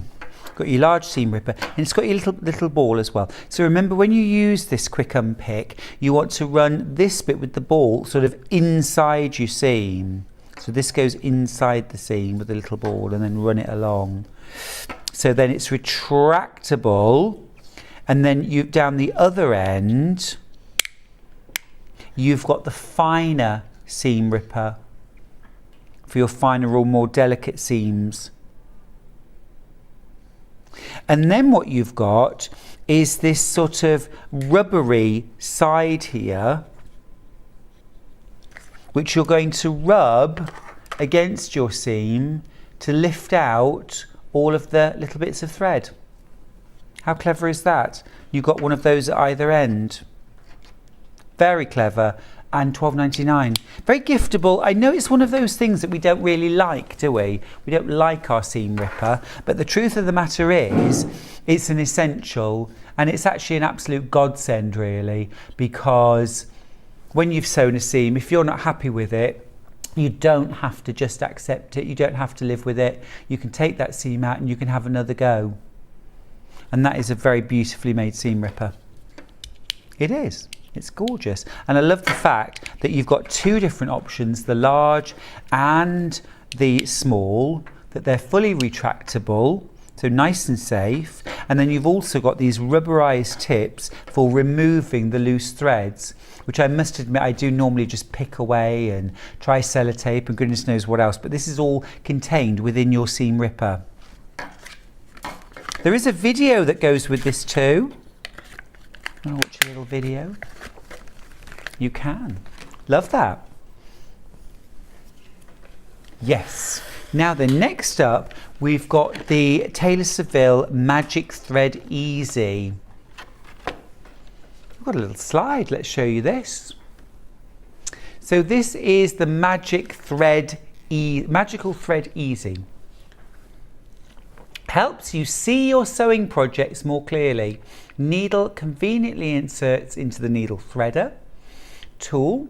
The Thread Easy allows you to safely and easily insert your sewing needles into the tool. Works with all popular sizes of needles. Handy LED light helps you see your needle and thread so much more clearly.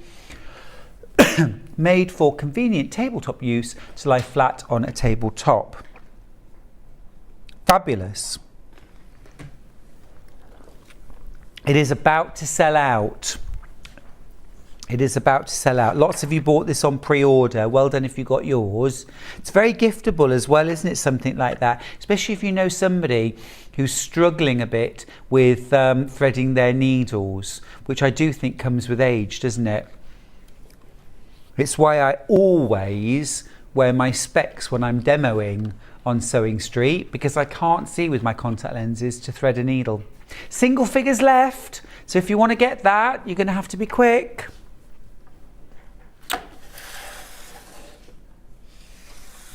Ambidex scissors. Ambidex scissors. Now then, Saturday, just gone, was World Left-Handers Day. Lot of scissors don't really work for left-handers, but with these ambidex scissors, it doesn't matter whether you're right or left-handed, you'll still get perfect cuts. They're stainless steel and feature an ergonomic handle that's comfortable and provides precision cutting. Finger holes are cushioned and flexible and adaptable for small or large hands. Those do feel very comfy.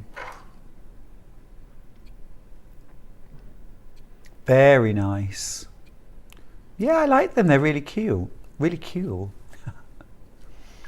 So it doesn't matter if you're left or right-handed. And they do feel really nice and comfortable. I mean, they look a bit strange, don't they? And I'll be honest, at first we were like, how do you put your fingers in those? But they do feel really nice and comfortable.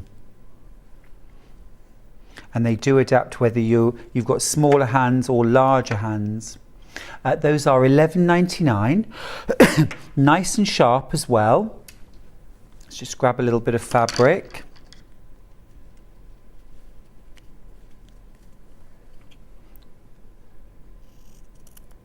Oh yeah, nice and sharp.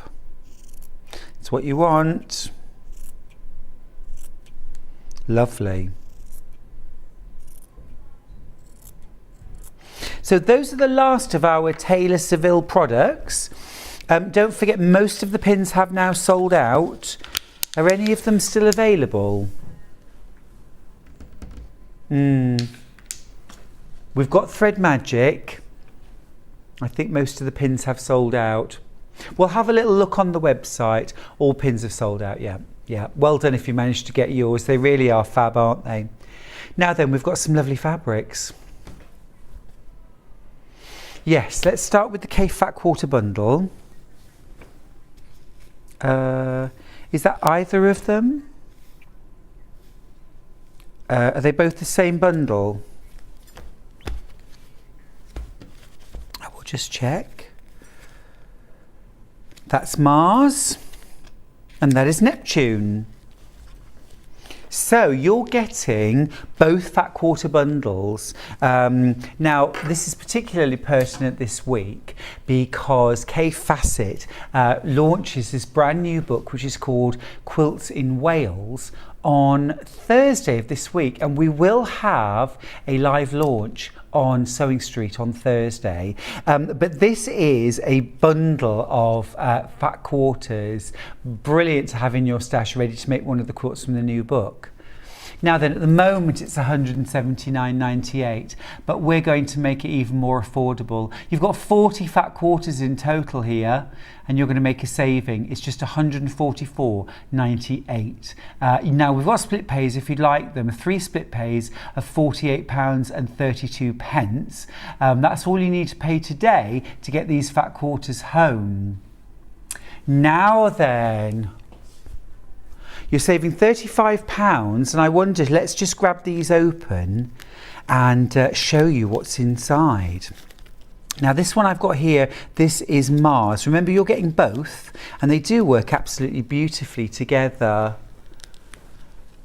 Sorry, let me just grab this. Not very good at knots. There we go, there we go. Right, so these are Neptune, and these are the sort of gorgeous pinks.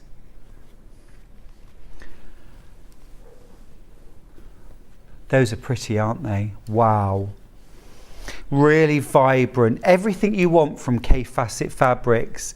Vibrant, juicy, eclectic. And they go right through from sort of pinks and bubblegums. You've got lovely purples in there, deep reds. Absolutely delicious. So pretty. You get 20 fat quarters. And if you haven't bought fat quarters before, approximately 18 inches by 21.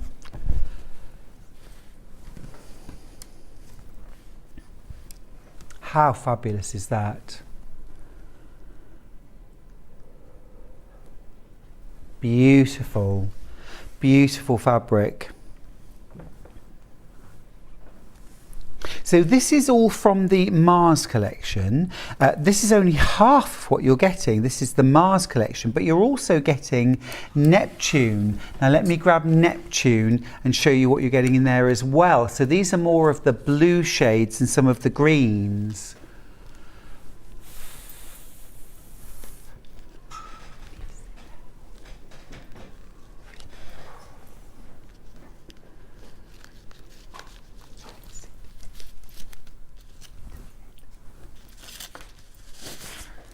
Let me grab these out and show you.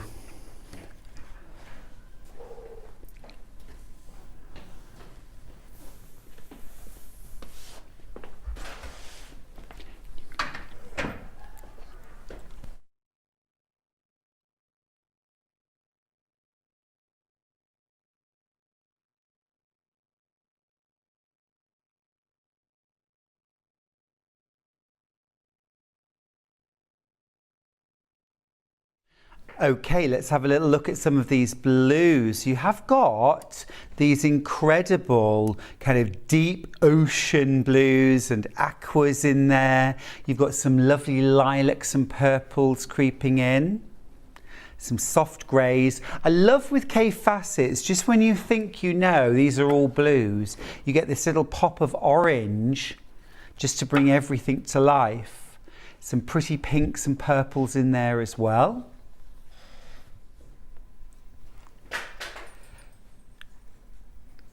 And then through into some of the more green shades. You've got jade, you've got aqua, turquoise.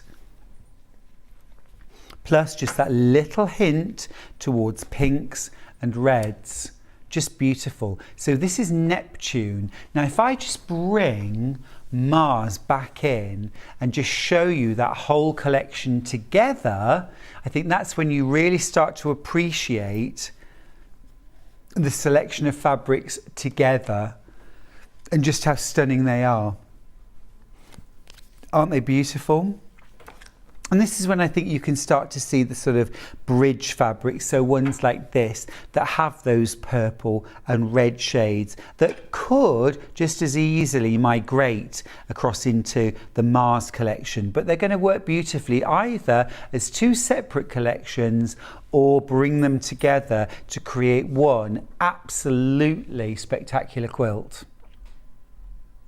Now you're saving £35 on those. Big bundle today. This price is just for today. I don't think for a moment we'll have this on Thursday when we launch Quilts in Wales. Have we got the book in the studio? Have we got the book in the building? You've seen, Hannah, our producer, has seen it. I need a little flick, yeah. I need a little flick of that later. When we get off air, I should be having a little flick through that. So that is Mars and Neptune, amazing.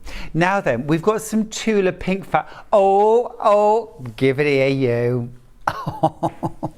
Can we just look in a second? Now, no graphics because this doesn't launch until Thursday, but quilts inspired by a Welsh castle. This launches on Thursday. Oh. Well, I'm just doing a very, very quick flick. Love that. Quick flick, Stuart. Quick flick. There you go. All right. I'll have a look at that later. I'm getting told off now. Right then.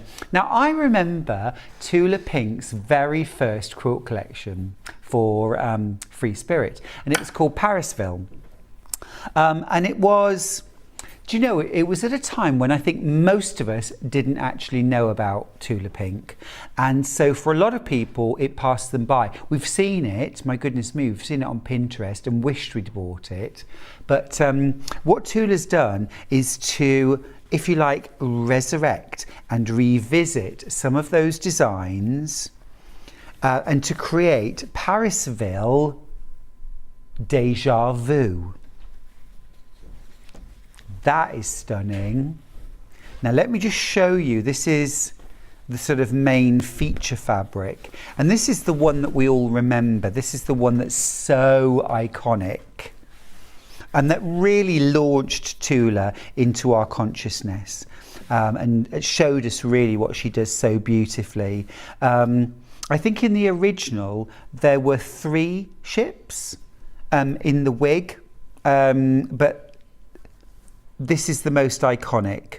And that's what Tula's done for this collection. But it is absolute quintessential Tula pink, isn't it? The colours, the designs. The whole collection was inspired by Marie Antoinette. You can tell that, can't you? It is extravagant, it is opulent, it's detailed. I mean, the level of detail in each of these motifs, and they are big.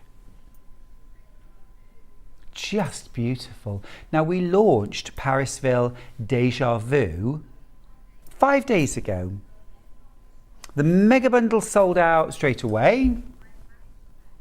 We've managed to make 9 bundles. So we've got 9 bundles. And that's it. Yeah, no, we can't make any more. We can't make any more. Once they've gone, they've gone. So you get these 9. I absolutely love this. This is beautiful, featuring, they're almost like eyes, aren't they? That's really gorgeous. That's, again, very Tula. Very Tula. Love those colours. And then this fabric here is stunning. This one's crying out to be fussy cut and appliqued. This is called topiary.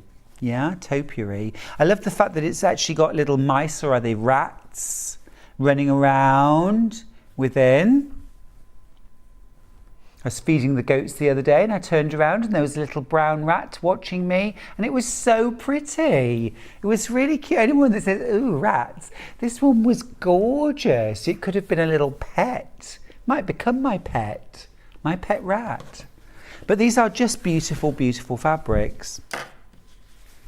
I love this clamshell design. I want to make a bag using that. Beautiful. Don't you think Becky Alexander Frost would be all over this range? If you love Becky's designs, perfect. Absolutely perfect for that. Fans. Sorbet. Don't you think Tula takes the ordinary and makes it extraordinary every time? Tula Pink can make rats beautiful and reimagine clamshells or fans into something which is remarkable and modern and fresh. Have a look at this fabric now. This is a damask dot. So clever. Yeah. Beautiful, isn't it? Looks like the kind of thing that you would fix, like those hot fix crystals to, or like diamond dot painting. Have you seen those? That looks very absorbing. Beautiful. That would be amazing to line a bag with, wouldn't it? We've got 5 of these mega bundles left. 4 of you, well done, who have got yours. This is gorgeous. This is using the wig. I love that. Instead of waves, it's curls. What's this one called? Sea of Tears. Sea of Tears.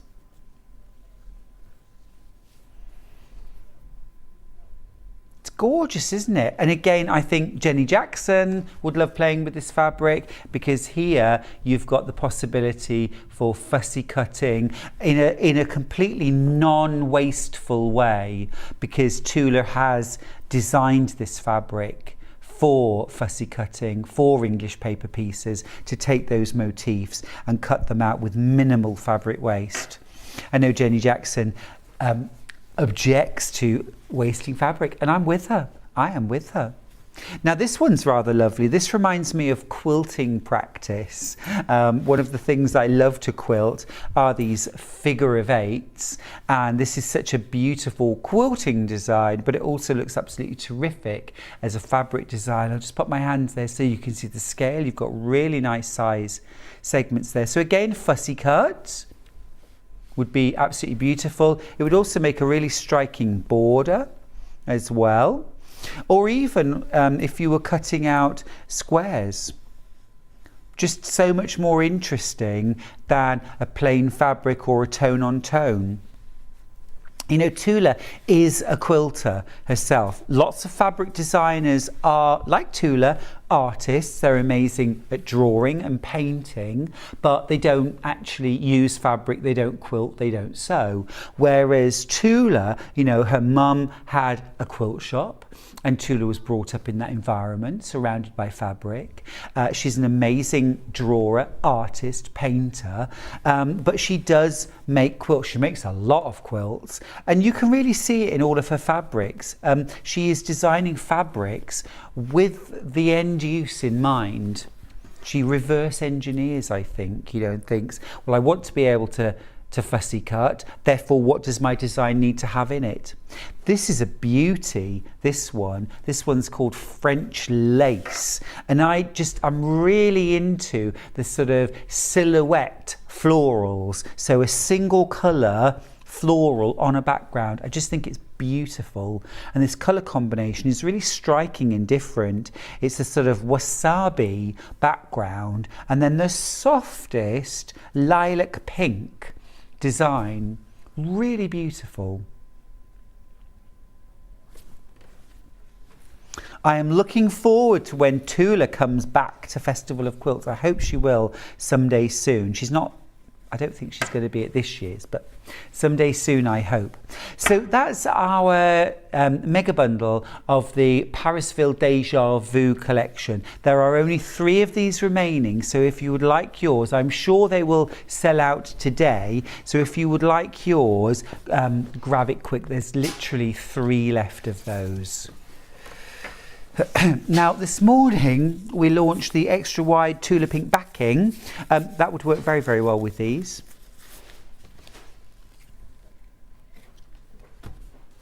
We do, we've got them right here. Let me just show you these again. Let's start with the blue. So Tula Pink started doing backings, well, fairly early on actually. I really hope she repeats this one day. Her first backing she did, that I remember anyway, was like a sort of frog print, and it was like a huge print, almost like an art print of this design. Amazing. Well, yeah, with the Deja Vu, yeah, she's repeating early ranges, isn't she? So maybe we'll get that opportunity. So this is the Ladybirds. This is Lady Luck in Glimmer. Half the stock of this is gone. You get so much bang for your buck. This is 1/2 metre of fabric. They're sort of kind of like in zigzags.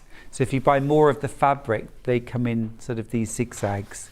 Absolutely beautiful. I mean, amazing on the back of your quilt, but imagine doing a whole cloth quilt where that was the front or the top. You could make pillows, pillowcases, you could make large floor cushions. What about making a beanbag armchair or a big triangular pyramid shaped beanbag? What about curtains or a Roman blind or a roller blind? Lampshades, that would be so cool. I mean, you don't need very much fabric. Just gorgeous. You get such a lot. And this is a cotton sateen. So it's pure cotton, beautiful. It's got a slight sheen and shimmer to it, just very slight. And I think for that reason, and also the gorgeous softness and lightness of it, it would be absolutely beautiful for dressmaking. Now, I know it would make a pretty bold dress, but I mean, I would love that. These would also make absolutely amazing appliques.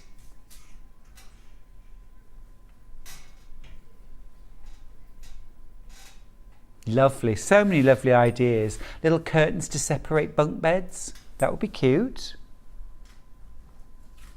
And bag making, of course. You get a lot for 1/2 metre. It's 108 inches in width. Now, yes, Louise has asked, what size are the Ladybirds? So, excuse me, about 3 inches in width.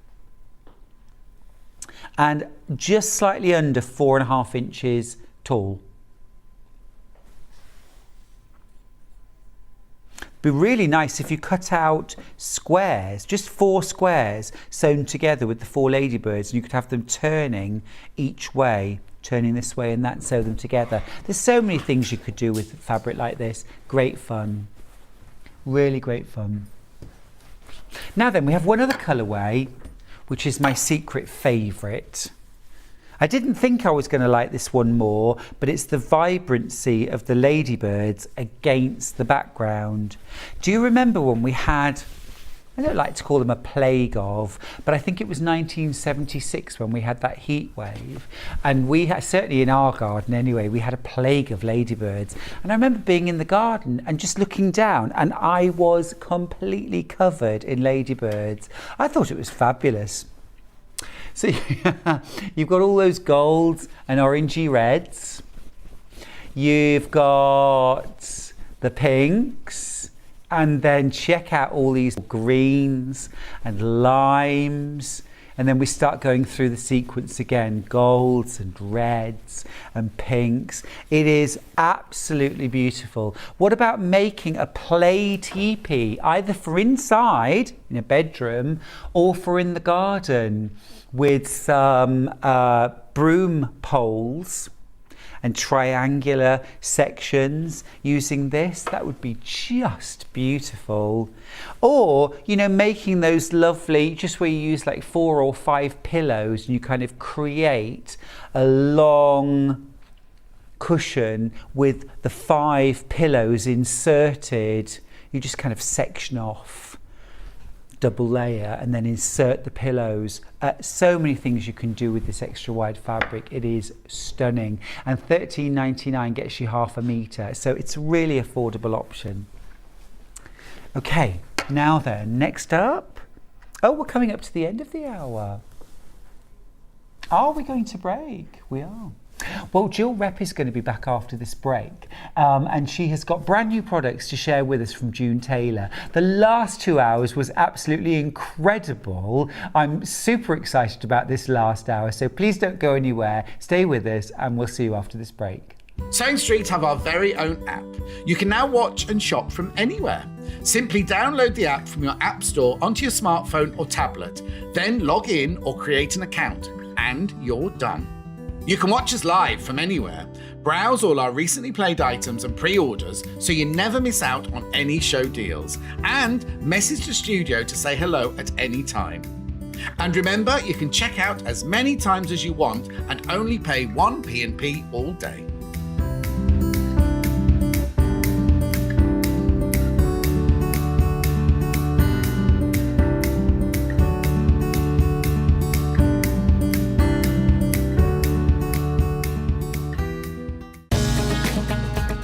Follow Sewing Street and Yarn Lane on Facebook and Instagram to keep up to date with what's coming up on the show, as well as being the first to know about our amazing offers. Get involved with our competitions that are exclusive to social media, and pick up some top tips from us too.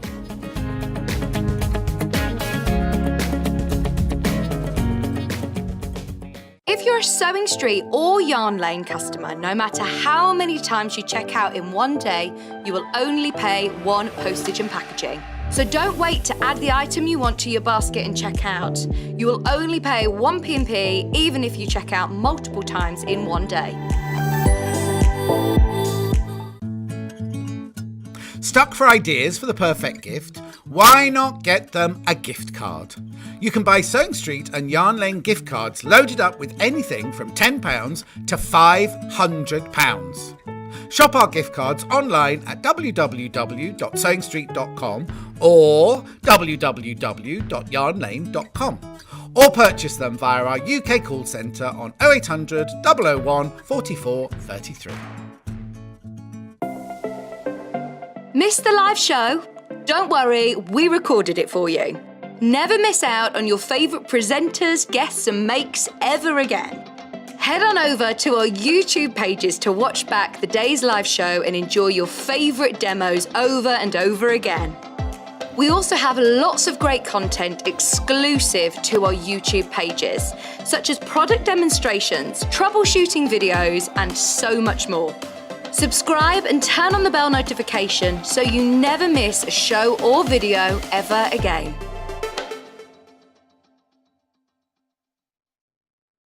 Are you a fan of Sewing Street and Yarn Lane? Why not join our growing Facebook fans pages? Just search Sewing Street Fans and Yarn Lane TV Fans on Facebook and click Join Group. It's that simple. Never miss out on the latest news and updates from our presenters and guest designers, special offers and plenty of chat with your fellow fans. Share photos of your makes, ask for advice, interact with your favourite guests and presenters and be a part of the ever-growing sewing and yarn community. See you there!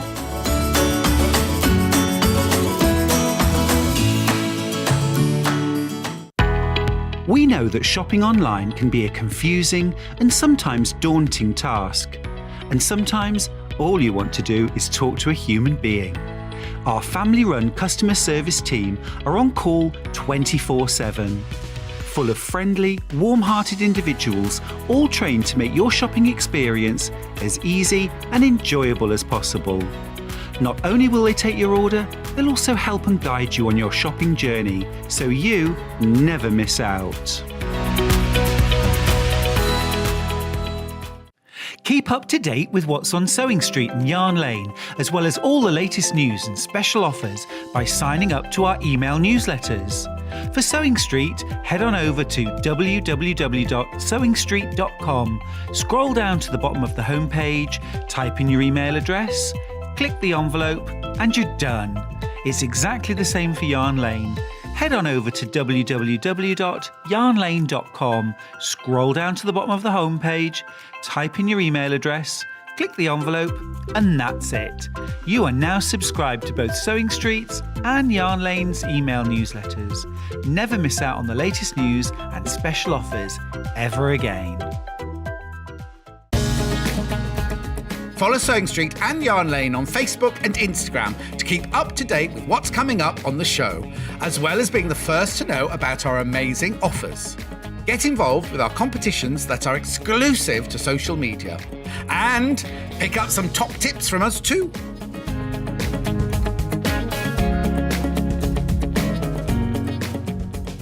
If you're a Sewing Street or Yarn Lane customer, no matter how many times you check out in one day, you will only pay one postage and packaging.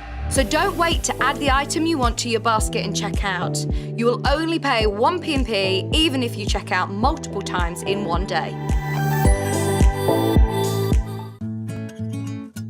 Stuck for ideas for the perfect gift? Why not get them a gift card? You can buy Sewing Street and Yarn Lane gift cards loaded up with anything from £10 to £500. Shop our gift cards online at www.sewingstreet.com or www.yarnlane.com, or purchase them via our UK call centre on 0800 001 44 33. Sewing Street have our very own app. You can now watch and shop from anywhere. Simply download the app from your app store onto your smartphone or tablet, then log in or create an account, and you're done. You can watch us live from anywhere, browse all our recently played items and pre-orders so you never miss out on any show deals, and message the studio to say hello at any time. And remember, you can check out as many times as you want and only pay one P&P all day.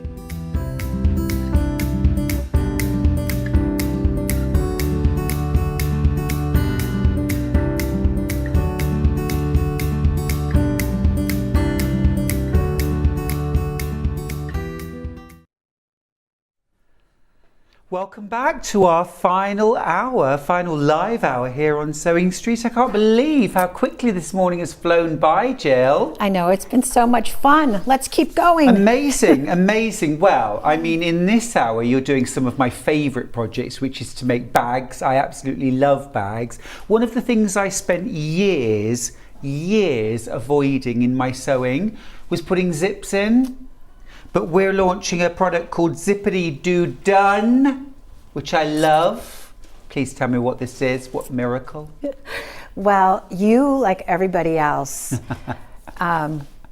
sometimes we don't like zippers. Right. And so when we look at product development at June Taylor, we say, what do people not like to do, and what can we do for them so that they will feel more comfortable attacking a project? And one of the things is zippers. And so we invented Zippity Do Done, which is basically a zipper that's been pre-sewn into a casing. So the casing actually has a front and a back, and I'm going to see if we can get there we go, a little bit of a better angle here. So there's a casing on either side of the zipper. Let's take the red one. Maybe that'll show up a little bit better. Okay. Yeah. So there we go. So now you're going to see the front side of the zipper and the back side. And the zipper is already sewn into the casing. So there's a pull in the middle, and just beware of one thing. We don't want to pull the pull off, or the pull will actually fly right off. So we want to keep the pull somewhere in the middle. But essentially what this does is it allows us to join two things together with a zipper in the middle. So what two things would you join together? Well, you could finish off the top of a bag, you could finish off the back of a cushion, you could put this in the front of a jacket or a skirt, but the key is that you're nesting your project into this casing right here. So for example, in its simplest form, I'm going to join these two pieces of fabric using our black Zippity Do Done. We have 3 colors we're working with today. We have black, we have the navy, and we have the red that we're working with. So let's cut right to the chase and show you how this works, and then we're going to show you some applications for it. So can I ask for a favour? Would you mind using the red, please? It will go just beautifully with that fabric. The cameras won't pick up the black very well, you see. Okay, Is that all right? I don't mind it, but our thread in our machine is black. So everybody understands that, oh, it's going to just look a little interesting. If that's okay for you. That's totally fine for me. Thank you. So we're going to open up this casing, nest our project. Our project could be a quilted sample, our project could be a piece of fabric, our project could be t-shirt material, anything. And because these glue pens are handy and sitting here, I'm just going to run a little bead of glue. You don't have to do this, but it's here, and why not use it, right? I'm just going to run a little bead of glue down here, and we're going to nest our fabric in this side Zippity Do Done inside the casing, and I'm going to run a straight stitch down here.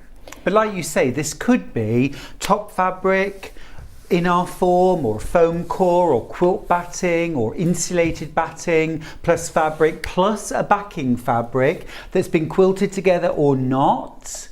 And then we can sandwich the whole lot between those two fabrics on the Zippity Do Done, and then we just stitch down. And we stitch down. And what I'm doing is now again, excuse my black thread, but I'm sewing on the outer edge of the casing. So the casing is finished on both sides. And I notice as well, regular foot, so no zipper foot required, no changing your foot. You could use a walking foot to do this if you'd been quilting. You can. This is the beauty of it. No walking foot, no zipper foot, just whatever foot is on your machine you can use. So when I finish this, my zipper is going to be half sewn in. And again, we're going to excuse the black thread. So here it is. My zipper is already attached to this piece of fabric. So neat. Now I'm going to open up the other casing, and I'm going to nest this piece of fabric in the casing.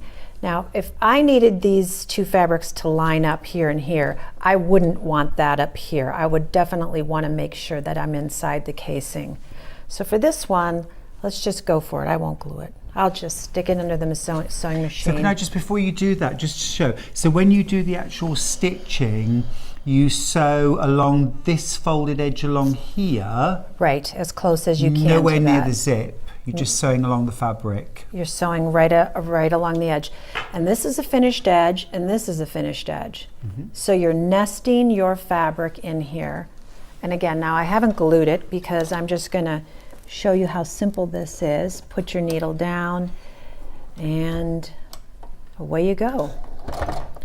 And my needle position is over, so let me just move this a Now little our bit. viewers haven't let us down, Jill. You asked for new product ideas. We got it. What a great product idea, Jill. This would be great on a roll, so we could choose the length we use with multiple zip pulls. Well, guess what? Guess what, Jill? Go on. Don't tease us now. We have this on rolls with 120 pulls. So you can say, you know, everybody wants a different length, so you can pick whatever length I'm you making want. a wish list now. This is Okay. on the top of it. Okay, and I should have added that right now these are 18-inch lengths. If you want a shorter length, all you need to do is cut with the scissors. It doesn't, there's no magic about that. Great. So let me quickly finish while we're getting our new product ideas. And I'm not being terribly careful here, so I'm just trying to get through this with a little bit of speed, nesting this fabric in here. Perfect. Neat on front and back. Love it. Remember, you've got 3 different colours to choose from. However, the navy is seriously limited. Now, red details are on screen. $7.99 for 18 inches. We'll put the black up next. Black is next. Very, very versatile. Love that. And I'm just going to grab this one down. Black looks terrific. I'd multi-buy that. And then the navy is last. Oh, the navy has sold out. Now then, I just want to show you this. Now, I was looking at this earlier on and I hadn't quite worked out how it had been done, but now I have. Look at the top of this bag. Now, this is pretty special. Isn't that the smartest zip you ever saw? Jill, can I just take you away from what you're doing for a moment just to tell us what you did here? Okay, actually, a better way for me to show this to you is, let's look at this sample. Okay. When my zip is sewn in, like I have here, by the way, it's done now, and it's finished. It's already, Yeah. it's that fast. I want you to know I ran a set of stitching across this end because that way I'm not risking the pull coming off, all right? This casing is about 1 inch on either side. We are working to reduce that casing right now, but right now it's about 1 inch wide. I think we can reduce it slightly more. So if you love the look of the casing, that's great. If you want to embellish the casing, here's the black, and we've embellished the casing with this red machine stitch that matches the fabric. It really does, it's lovely. You can go ahead and do that. Or what we did there was we took a piece of fabric and we folded it, you know, and just made a little casing. If you have a bias tape maker, you can use that. We just used the fabric from the lunchbox, folded the ends under, so I cut 1 1/4 inch strip, folded the ends under, and top stitched it. On both sides. I top yeah. stitched it on both sides. I'm going to show you that method in the rest of the show.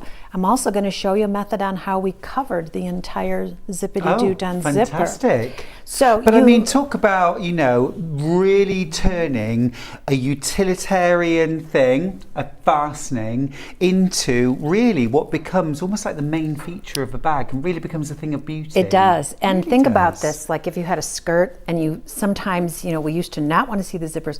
Now people like to see the zipper on the back of a skirt, and you can have that decorative stitching along the edge and it just really looks nice. So I wish I could make this more complicated, but I can't. It's Zippity Do done. It's done. And then you decide. If you want to embellish it, now is the time to do it. So when you are still working with your flat project, and I'm going to show you the step when we make that lunch bag, I'm going to show you exactly where we did it. But here's my zipper sewn in. Again, navy, black. You can add these lovely machine stitches if you want. If you were sewing a quilted project like you see here, this is actually another type of bag. This is our Quilt As You Go cosmetic bag. That bag has 2 halves, a right and a left. So I've sewn one side in. There is my stitching. I'm going to open up this casing. I'm going to nest this in here like this and sew this in, and then my zip